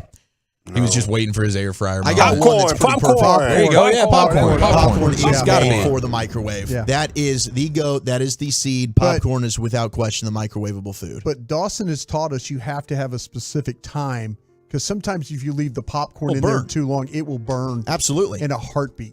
But now they got the button. They got the popcorn button you can push on Sometimes I think that overdoes it. You got to stand by. I mean, Yeah. as soon as you stop hearing it Absolutely pop, that's when you got to pull that back. You got to stand by. I go halfway because I like the kernels. I like to crunch the kernels. Ooh, okay. Yeah. I go to halfway open a little bit. it. Yeah, Okay, them joints all be right. great. Some of the honorable mentions. Like all your teeth like chipped in the back. Like they've been pulled now. It was a problem. We got a lot of love, of course, for Hot Pockets, for ramen noodles being texted in. Easy Mac. I hope you're not doing it in a cup of noodles. Yeah. They put out that warning. Yeah, they say don't. You might do want to go that. see a doctor. Yeah. The toaster for the Eggos. We got some other people with the Eggo waffle in the microwave. Pizza rolls making an appearance. The White Are these Castle. adults that eat Eggo waffles? I do. Yeah. I would eat an Eggo waffle. I know I'm not going to shame anybody that wouldn't. It's like on the run type of thing. Like, I have nothing else to eat. As a last resort. I'm just going to grab it and It's go. got to be. And I want a I junk like food Eggo breakfast. waffles. It's my go-to if I'm gonna have a junk food breakfast. It's been a long time since I've that had that are the cinnamon rolls, the Pillsbury cinnamon rolls. Those are delicious. There you go. If you, there was a time where I didn't have bread, but I really needed a peanut butter and jelly sandwich. So that's delicious. Eggos became the bread for the PB&J. It's almost an upgrade. It's fantastic. I've got a waffle PB&J. Man, it's a toasted I think you actually PB&J dolled it up the Eggo. right way. Yeah. It's a fantastic way to do it. It's no doubt. You want to talk about an alternate, a little a cinnamon and sugar and icing. You know, now it's a pastry. Oh wow. Yeah. Oh my gosh. Butter, cinnamon and sugar, icing. You know, in South Africa, the waffle's actually a dessert, and they put ice cream on there. Yes. And that's the beauty of the Eggo, the versatility factor. Is it a breakfast? Is it a dessert? Yeah. It's up to you. I need to carb load, one way or another. Absolutely. Heck yeah, with all that Pelotoning you're doing these days. That's right. Hell yeah. I do think Working and with Lance Armstrong over here. the people that are texting in the White Castles, like the White Castles were actually made to be microwaved. So that's actually a really good one right there that was not listed in the top 10. I didn't know you were a uniballer. Yeah, Dawson, right. but- He is a uniballer. Dude, I might be after working that seat. I need to see if there's an alternate seat that's Dude, more comfortable. this seat is terrible. They say there's a sort of a gooch adaptation after about Yeah. 2 or 3 months. Okay. But you got to endure that. Okay. You got to earn those calluses. Yeah, And I'm no. pretty much just scooting up onto it and hanging them off the side. You know, Yeah? that's my technique right it's now. tough. Where you just stand. I would just stand up and ride. Kind of off center. It's off. Yeah. Act like you're always in the sprint. I think I need to get one of those pair of shorts that have the padding in there, so it's Okay. like you're just sitting on I a. think you can buy a cushion for the seat. For a but man either that doesn't way, wear shorts, that'd be good. it's off-putting. Yeah, it would. Yeah. Maybe they'll make a long pants version for They you. still need the. I the wear Dawson- shorts to work out The bet payoff where we see those legs, man. inside the house. I was about to say, dude, you got the blinds Nobody can closed, see you got me. curtains, you're biking in the dark. All right, number 10 is the gas station burritos that you can warm up there. They used to have the microwaves in the gas station that you could just do it right then and there. Number 9 is pot pies, which I think are better in the oven, but people growing up, I would also put them in the microwave. Dude, I will put that as a top 5 kitchen smell. Anytime my younger brother, who's obsessed with the microwavable pot pie, throws that bad boy in there, and it makes the whole place smell fantastic. Ooh, it so does. Number 8 is nachos, which we actually talked about with Corey Majors, and that got hit up on the Twitter quite a bit. I think it does something to the chips. You think it F's up the chips? I think so. Just an easy Makes thing them to too flimsy. Maybe it does. So you'd rather just throw them in the oven, and then instead of getting them in 60 seconds, you get them in like 10, 15 minutes? I don't like the way the microwave makes the chip this like just bendable. Way too bendable. No. Yeah, it loses its vitality a little bit. Does. It absolutely does. It does. Loses some crunch. 972 leftover spaghetti is best in the microwave. No, it's not. Leftover spaghetti is best with a little olive oil and throw it right back there in the skillet. And now you're frying that It bad boy probably up. is, Now yeah, we're wake talking. it up. That's still the think Italian in you coming out The right thing there. about the microwave is the convenience, and all of these things are I'm popping it in. I'm not going to take the time or the effort to do that. Right? Agreed. So that's why you're going to use the microwave This is why you should anyway. take the effort, though. Some people don't want to. Sometimes you have to F the effort, Broadus. I'm not going to F the effort. And I'm not going to eat. I mean, you talked about going home and making your own hot and sour soup. I did last night. It was good. Most people are just going to order that. Yeah, it was good. Gosh, you're a beast. Number 7 is bagel bites. You know what? No, see that one. That's no. an oven. That's know.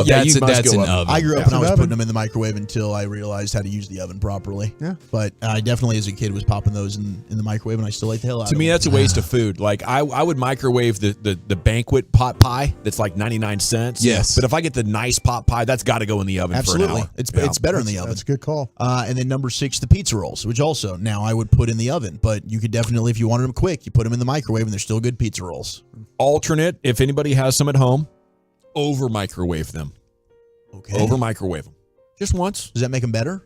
Yes. Yeah. It makes them a little bit more firm, crusty. a little bit less explosive with the molten lava cheese hitting your face. That's the issue. The firmness is the issue with the microwavable pizza rolls. What about the frozen like breakfast sausage biscuits? Those are good. That was always a microwavable situation. Never can gauge if they're really well done in the middle. That's the problem. No doubt about the it. microwave thing does not, I don't think, get them completely done. And then the outside will get a little bit overcooked, no Yeah. doubt. Pancakes on a stick from the 214. Oh my gosh. Man, yeah. I didn't dabble with those a lot. It's but like a that sounds corn really dog, good. but it's sausage. Yeah. And Absolutely. yeah, dude, that's good. That sounds delicious. Number 5 is mac and cheese. You know, your easy mac. Number 4 is the Hot Pockets, which Bobby Belt said the Hot Pocket was his one seed for the microwavable snack items. I see eye to eye there with Bob. Big run in college on those for me. 3 is taquitos, which also similar to gas station burritos. Number 2 is the corn dogs. Yes. And those, I mean, you can get the Foster Farms, and then there was the ballpark corn dogs. I think the ballpark ones were probably the favorite in my household. Yes, but if you are going to do the breakfast on or just the meal on a stick thing, you should go with the breakfast sausage with the pancake, sounds like the so texture good, was man. saying. It really is, because then you accompany it with the with the syrup. Yes, that's a good point. True That's or what you're false? dipping it in. True or false? Foster Farms, a sponsor of a bowl game. I'm going to say true since you're bringing it up. You saw it. Yeah, that's a true. Foster Farms. False. True. Yeah. Hard This true. is Foster Farms. Yeah, it's true. False. Wow, dude. That's false. Your ability to sell it is Yeah. is special. You're selling the hell out of these things. Jamaican beef patties being texted in. Oh my God, yeah. Jamaican Beef beef patties. patties. Y'all never had no Jamaican beef patties? Whoa. I can tell by the way y'all are naming all these foods off. Y'all ain't never had no Jamaican beef patties. How did sausage on a stick, pancakes on a stick here? This is fantastic. Taquitos in a microwave. It's amazing. I hate the way you imitate our voices, Lucius. I'm going to HR about that right now. Yeah, we need to get some Jamaican beef patties. This some looks like jollof. this looks like empanadas, dude. Yep. Some good stuff. The answer is yes on these. I'm looking at it and I'm We're saying saying yes, absolutely. All right, please. so can you buy these frozen out of the box and then boom? Yeah, you can get them frozen. Kroger's right and in stuff there. like that. Or you can get them at the farmer's market. They got them. Go to a Jamaican spot. They got them. If they're out, they'll let So you it's know. like the spicy beef in a pastry? Mm-hmm. With some ginger beer, bro. Drink it with a ginger beer. Man, those like meat pies that you can get. Those things are so delicious. Number 1 though, best microwavable snack, popcorn. Thank you, Wolchuk. Hey, Zach's back at you with the C note and some terrific Cowboys audio you're going to love here on the other side. G-Bag Nation 105.3 The Fan. I want to chat with you about my friends at Diamonds Direct. Make holiday magic this year with something beautiful and timeless from Diamonds Direct. Lots of amazing gift ideas. A stunning eternity band for you. Maybe a pair of classic diamond stud earrings. Something.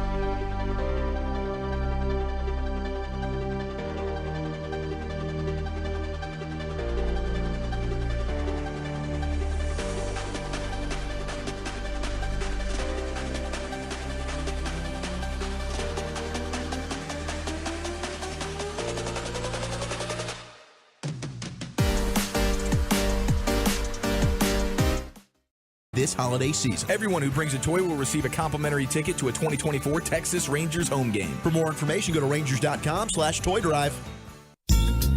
Classic Chevrolet is leading the way to finish the year #1 in America. They're riding hard with a year-end savings on over 400 Silverados. Shop them all at ClassicChevrolet.com. This is Texas. This is Classic Chevrolet. Find new roads, relax, and enjoy the difference. Yes, Amendment Smith audio here in just a second. I do want to point out the 714 says, I've done a few seconds of microwaving ice cream to dig the spoon in better. Yes. Yes. I used to do that with my Rocky Road, bro. Yeah. Dude, that might be the best use of it. Yeah. Then my mom got mad because it'll be ice cream with all the crystals on top. Oh, yes. Because you don't close it properly or something like that. You put it back in there. And it got deaded real fast. It gets that frostbite, man. Yeah, it'll ruin it. You hate to see it. Your only hope at that point is to carve off like a half inch of it and hope the underlying ice cream is still decent. Yeah. Emmett Smith on Dak in the MVP race. Here he was with SI. But you have to remember this, and I think Dak understands this. Early on, they were trying to throw him underneath the bus, all because of a loss to the 49ers and the way we lost, but also just trying to throw him on the bus, trying to run him out of town. Now all of a sudden, he's the darling of town. So he understands that being in this threshold and being at this level and playing for the Dallas Cowboys comes with a lot of ebb and flows and swings. And he's just trying to manage through those swings and win as many games as he possibly can. I believe in his whole heart, he would rather win an NFC Championship game and have an opportunity to go to the Super Bowl than to become an MVP. Well, if it was Patrick Mahomes and Dak, who are you voting for? I'm voting for my guy, Dak Prescott. That's me, personally. And I'm being biased. I'm going to tell you right now, I'm voting for my guy. It is what it is, because I want to see him become an MVP. I want to see him become a champion. Just like I want to see the whole team become exactly what they're desiring to be. I want them to experience what my teammates and I have experienced, and that's going to the Super Bowl and winning the Super Bowl. But in order to do that, they have to play well. Man, a lot in there. I think, trying to run him out of town, now he's the toast of the town, is a very interesting thing to me, because I just don't know if they've played a really good defensive effort yet. And last time you played the Eagles, it was 23 points. What do you expect from this offense at this point? They score 40 and 50 on the regular, but these last two meaningful games have been very frustrating. And I don't know if this team is now immune to going back into that mode, Brian. I'm buying that the offense is going to be there. I'm buying. I think the play caller has done a really nice job. I think the support that he has from his other coaches. I think the offensive line's coming around. The quarterback's playing at a very, very high level. They figured out all the wide receiver stuff. I'm buying. I'm buying the offense. And I think it's going to be, you're going to see the offense play well against some good teams here. We saw so many Aaron Rodgers offenses go impotent in the playoffs with Mike McCarthy. And 10 points against San Francisco a couple of times. Sure. It can happen. It can happen in the playoffs. It absolutely can. Through no fault of your own. No, it could absolutely happen. I just think I think they're in a different spot right now with their offense. There's more creativity to it. There's more getting different people involved. You've got guys that are elevating their game, like Ferguson. Ferguson is turning into a real weapon.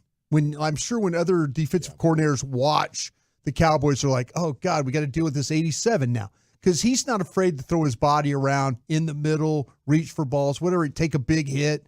You get guys out there playing at that kind of level, and guys like Cooks, they kind of, that like all year long, it was like, get him involved, because you saw him running routes and getting open.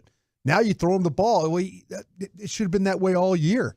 I'm a big time buy with what's going on with this offense right now. I'm leaning towards buy as well, and I'm worried about the defense in some ways. I'm worried about the defense in some. I think that's very fair. I'm big time buying offense. I don't know that I'd buy against San Francisco though. I mean, that's really, I think, the one team defensively that seems like they haven't.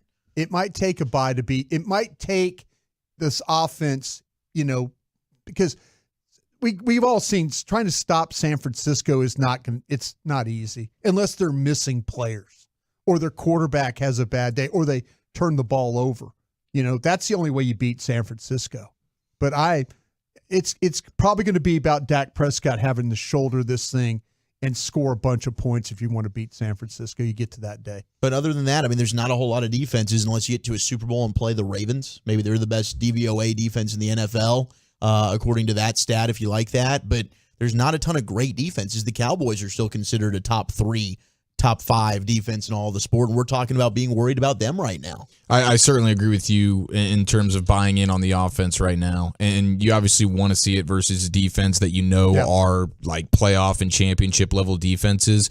But you're actually seeing it's not just the usual Jason Garrett, Kellen Moore. You're lining up, and you're clearly just your players are better than their players, and so you're able to score a bunch of points. You're seeing the processes of an offense that is setting their guys up for great success, and so it's obvious why Dak is playing the best ball of his career. For the first time in it, he's getting like legit help from his play caller, from his designer, and so when you go across the league and you talk about Brock Purdy and Tua and all these other guys. Yeah, they're being helped tremendously by the guy that's dialing it all up. And now for the first time, and it took a pivot, it took a bye-week pivot. Oh my gosh, my original plan sucked. Let's throw it away and go to plan B. Plan B is kicking rear end. And so it's no surprise that Dak's playing at the height of his powers right now. For the first time, he's getting help. It's exciting because you see Brock Purdy playing like this with less of a line, with less talent than Dak. Maybe his weapons are better, but that's not the reason they're so wide open. You know that the right scheme can make it look easy for players less talented than Dak, and the Cowboys, for the first time that I've been covering, are heading in the right direction. I would just say, if you're wanting to see them go ahead and look this good against a good defense, I just don't think you're going to get that opportunity until they play the Niners in the playoffs. Yeah. I don't think any of these teams are playing against, and I think maybe Miami. Miami might be coming on with their but corners. They've been playing bad. Miami's top 10. You look at Philadelphia. They've got a great defensive line. Their secondary stinks. Yeah. They did the smoke Dolphins you. have a good defensive line. Their they secondary is good. They struggle with pressure. But in terms of a complete defense, you're not going to see that really until the playoffs. I'm not going to rule out that Philly has something figured out here on how to slow down the Cowboys. It was probably just, low sample size, bad day at the office type of deal. But, I mean, how many times did you get in the red zone and come out with 3 points or nothing? And that was frustrating. That was very frustrating. And I do believe they're different now. I do believe that they've figured out some ways and it's going to have to be about Dak pulling the ball and running a little bit too. Yeah. Which Dak he's down clearly there, more willing to do right now. 1st and 8 on the first and goal. He's got to pull that ball and run and make teams have to deal with him on the edge and the perimeter.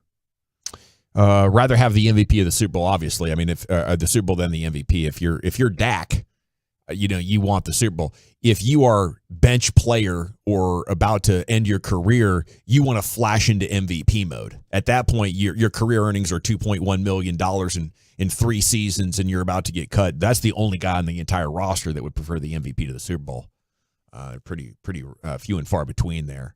Even though the MVP is fantastic. Okay, 940, leave it to Dawson to be negative. I didn't think that was negative, 940. You were Just asking a question. I was asking. I was trying to gauge. You were gauging. With respect to both sides. Probably if you think that that's negative, you're probably a bit of a homer, which is great because I love homers. I'm more than willing to always be proven wrong because I have been quite a bit. But I just see things. I see some things I'm liking. You see dead people. I see dead people. I see dead people. I saw Mike. I thought Mike was dead as a play caller. Oh, yeah. I did. Yeah, good thing he's going to make a full recovery from that appendicitis surgery he had to have today. He got out of the OR, though. It looks like he's good to go. Okay, we're good to go for an edition of Football's Finest. Chief, where are you taking us? Micah with the quote of the day, and we play the game Bad Take or Good Bit next year in the Nation. Welcoming new listeners to our clubhouse with open arms. I don't know what to say.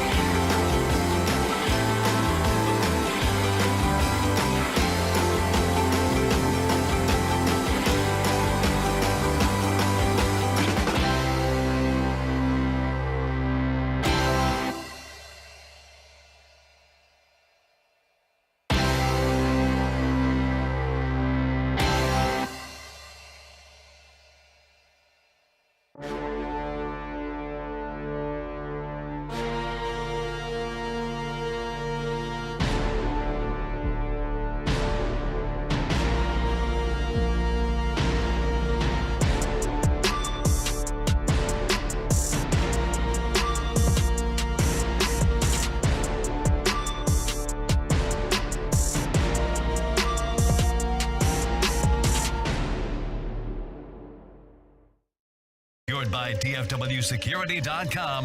You're rolling with the G-Bang Nation on 105.3 The Fan. Here we go. Hour 4, G-Bag Nation on 105.3 The Fan. I hope you're having a great day. Got the Expressway coming up in about 20 minutes.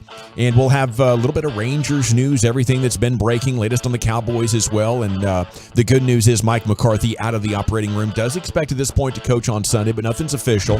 Here we go. It's time for Eric Chiafalo's edition of Football's Finest. All right, let's see if you guys are comfortable with making this sports quote of the day. We go to the Lion himself, Micah Parsons, talking about being held and not getting the calls. Quote, it's comical. It's something that we shouldn't even call out anymore. We all see what is going on. They want teams to score a lot of points. That's what fans like. They like offense. They want to protect these offensive guys. We just got to adapt and get off blocks better. Parsons said he was, and this is where it gets good, unbleep-withable, un-F-withable, if you will, last week against the Seahawks. He says he was putting on a clinic tape. But he described his play versus the Seahawks as unbleep-withable. And I think that deserves quote of the day for sports. Absolutely, yes. I mean, I think he nailed it perfectly as well. And at this point, accepting the reality is probably in your best interest, so the frustration doesn't build. Because I would be 10 times worse than Luka. If I was Micah Parsons right now. He actually is getting fouled. It's happened all year long. I mean, you go back to that previous Eagles game. He's getting held left and right as well. So it's nothing new. We've talked about it now for 13 weeks, and we're going to keep talking about it. There's a couple of things you're going to need to know in this game because the Eagles are going to clearly jump the counts. Their tackles, that's what they do. The league doesn't call that. So he's at a disadvantage right there because as an edge rusher, if they're jumping, they're getting off the ball quicker, and then now he's having to react. He's just got to go when they go. It's almost not even watching the ball. It's just like you need to move as soon as you see Lane Johnson start to rock. He commented about that. Just go. Don't even look at the ball because if they're going to call, if they're not going to call it, as soon as he moves, you move. Yeah. And that's where Mike I think is. Guys like Tank, they study these guys, they understand. Michael will get to that point where he'll study this guy and as soon as Lane Johnson, as soon as you see this back foot move, just take off. So play the tackle, not the ball. And play the tackle. Don't even look inside because if you're looking at the ball, you're going to be laid off the ball, and that's where they get advantage on you because they're able to they get that away from the line and then they're able to hold you, but you're reacting late. You're so surprised at them coming off the ball before the ball's even snapped. So they're going to deal with that a lot this weekend. I was looking at the pass rushing rates at edge and the double team rate, and then how much you're winning versus the double teams, and it's Micah Parsons by a landslide. Yeah. Him and Myles Garrett get double teamed at roughly the same rate, but Micah is considerably better at winning those pass rush opportunities while being double teamed than even Myles Garrett, and then by everybody else, he's winning by just miles and miles. So Micah Parsons still an absolute savage animal, and he described his play as un-F-withable versus the Seahawks, and so hopefully that continues and will manifest itself into a whole bunch of sacks. Sacking Hurts left and right. Need it. We have DeAndre Swift with the Eagles, not listed on the injury report today. Goddard, full participant, so they might be getting their tight end back, as we've noted throughout the week here. But officially there, him being a full participant in a Wednesday practice, probably a good sign that he actually is really going to be able to make it. And these Eagle fans are wild, dude. I heard Sean and RJ play this clip earlier today, and this is just a little taste of the way Eagles fans introduce teams and other fans into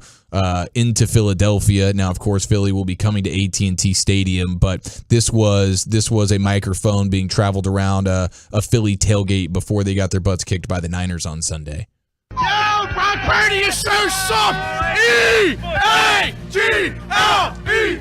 Eagles. Yo, San Fran sucks. Get that out of here.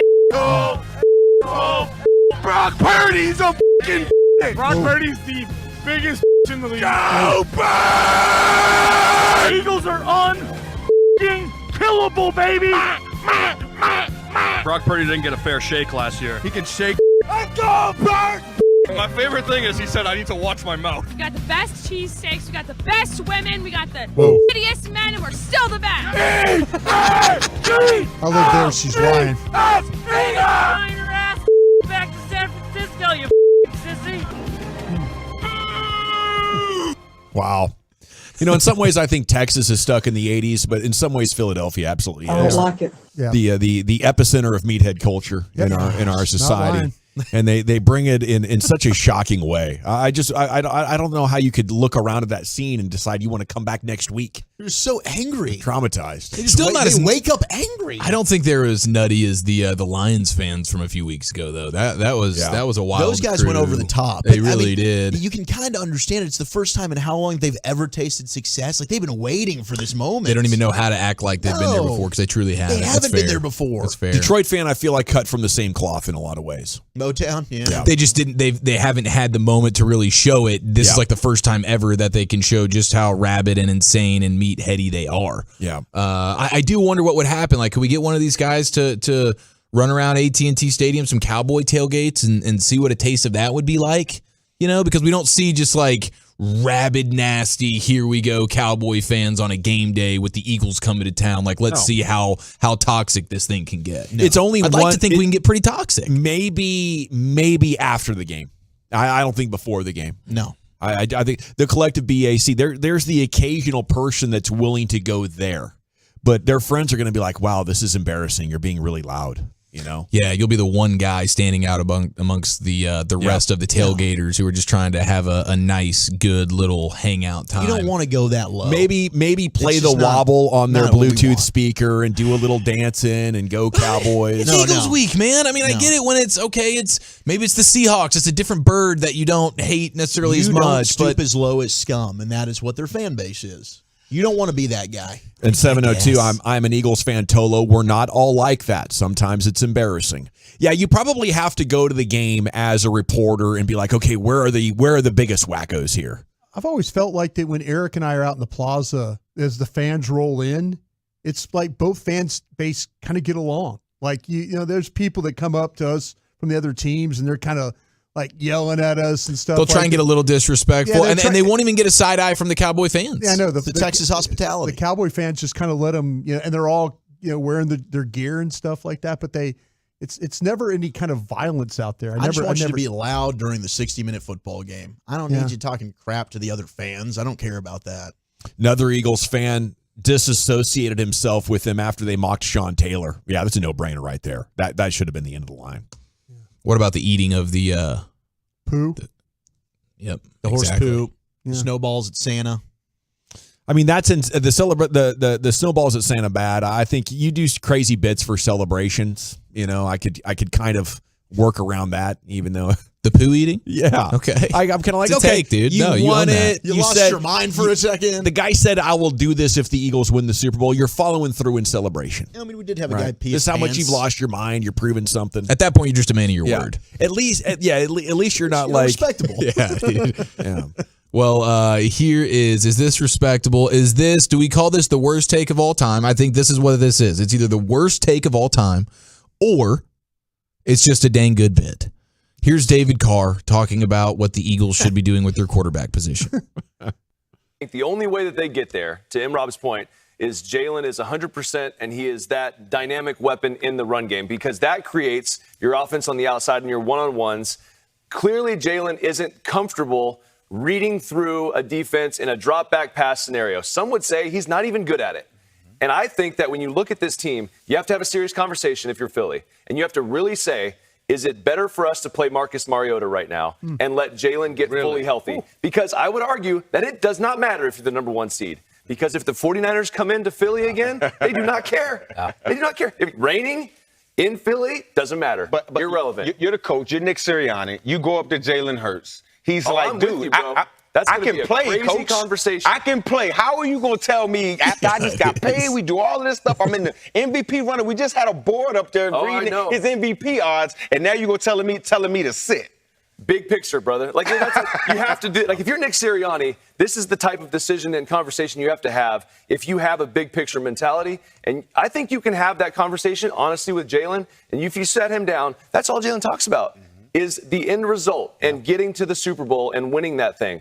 The best way we can do it, they didn't run the football at all with him. Twice? That's not it, man. That's not the winning edge. Put Marcus in there, win a couple games. Maybe you have the number 1 seed still. You might have it. I'd say he's probably better at playing quarterback for the Philadelphia Eagles. Right now, he would be more productive. Hey, I ain't say that, Philly. Later, I didn't say that, when Philly. you're healthy, we'll I see know you in what the time it playoffs, is. I didn't say Jalen. that. He said that. It's all all the way good. to the Super Bowl. Shout out to that guy for distancing himself from that last part. There were a couple of things that maybe you could understand throughout the course of that, and then at the end, David Carr took it to the next level of they would be better. They have a better chance at beating the Cowboys basically this Sunday with Marcus Mariota than they do Jalen Hurts. Pretty laughable. The one thing that I do understand is that he was trying to say get Jalen Hurts healthy so the offense would be better. Yeah, that's reasonable. That's what that part of it is very reasonable. Yes. I mean, is Marcus Mariota gonna probably beat the Cow? No, he won't. But can he beat the Giants? Yeah. Can he beat the Commanders? I mean, they're not playing the Commanders. Arizona, they've after Dallas, they've got. I would pick the Cardinals to beat the Eagles if Marcus Mariota was playing I'm not going to make quarterback. that same mistake. I thought Gardner Minshew would be okay for them, and they dropped both those games without Jalen Hurts. They're I think fighting. They're fighting for the division lead. They are. They're fighting for number 1 seed. I totally understand. But his point is that Jalen Hurts running the football is a really good thing for this offense. I don't know if he's right, though, in that the Eagles aren't running him because he's that hurt. I think they're not running him because they want him to stay healthy. You're absolutely right. But it's a perfect storm if you're trying to develop the guy and keep him healthy. It might look like you're struggling. He's learning. Yeah. You know? Because he was not healthy the first time these two teams played in week 9. No, I mean, he got hit during the game. He was not healthy. And he took a big hit in the game the other day and had to go to the concussion tent. It might have been a better point to try and make. Maybe you put out some Mariota packages if you still want to incorporate a running quarterback, and Mariota can run. So maybe situationally you put him in there to try and get some running out of him. But to say that Mariota should start over Jalen Hurts is laughable. Well, I think, and like I said, I just heard that first part. Now, when he took it to the next level, there at the end. At the end, if he would have said, listen, I feel like the Eagles would be better off if they had a healthy quarterback, because obviously their quarterback, who is a great weapon running the football, is not doing that right now. Yeah. Their RPOs, when you watch them play, it's RPO, it's hand it off or throw the screen. There's no Jalen Hurts running. It's either hand it off or throw the screen off it. Those are the two things they're doing. There's not a third element to their RPOs. Well, speaking of the screen game, I saw this when we were talking about these ridiculous Jedi offensive coordinators, especially Mike or Kyle Shanahan, and then those who are off the Shanahan coaching tree. And how about Brock Purdy having more expected points added per play on screen plays than he does on just normal drop back passes?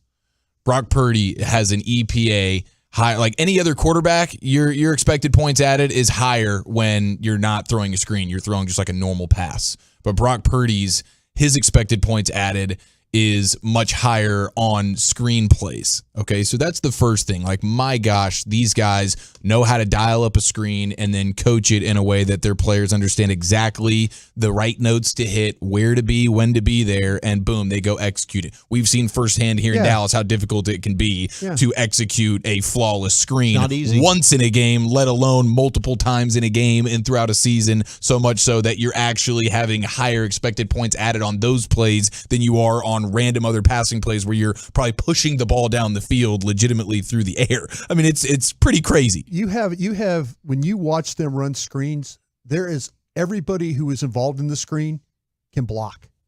The receivers block, the tight end blocks, the fullback blocks when they bring him in motion out there to handle the point of attack stuff. That's why they're really a successful. And the quarterback does a good job of setting it up, but when you watch them, they get everybody out there, and they got guys, whoever doesn't have the ball is blocking for everybody, blocking for the guy who does have the ball. There's no selfishness when they run their screens. And you could say in terms of Purdy setting it up, I mean, it's the best in NFL history right now. He's averaged 11 yards per attempt when targeting screens this season. That's most of any quarterback in a season since all the way back in 2018, and it's 5.4 yards above the NFL average, which is nuts. Yes. So right now, since 2018 on screens, the highest yards per attempt is it's Brock Purdy, since he's been with Shanahan. It's Jimmy Garoppolo, who was always Shanahan, and then right now it's C.J. Stroud.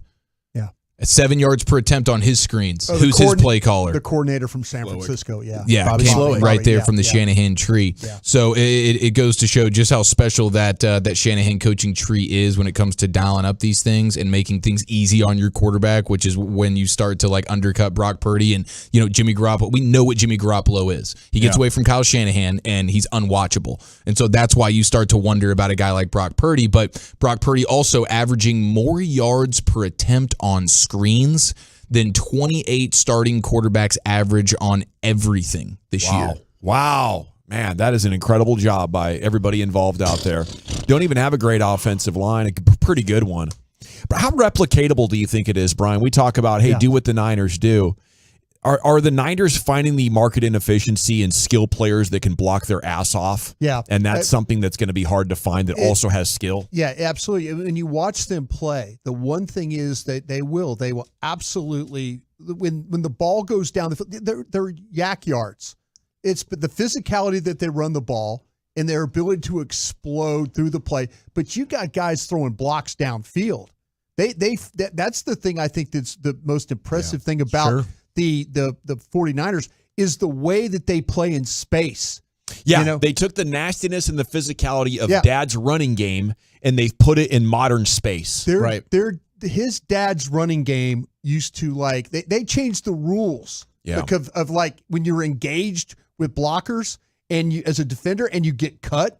There used to be a time where the Shanahans would just they would go after knees. Yeah. And their running game became devastating that way. They used to plug anybody in and they run, but the way that the 49ers, they go out and they draft and scout players that play very, very well in space. Tough, physical. I mean, Jawan Jennings is another name. He blocks his ass off out there. Yeah, they all do. Kittle's an all-pro tight end, and he's leading. Yeah. Juszczyk, he leads.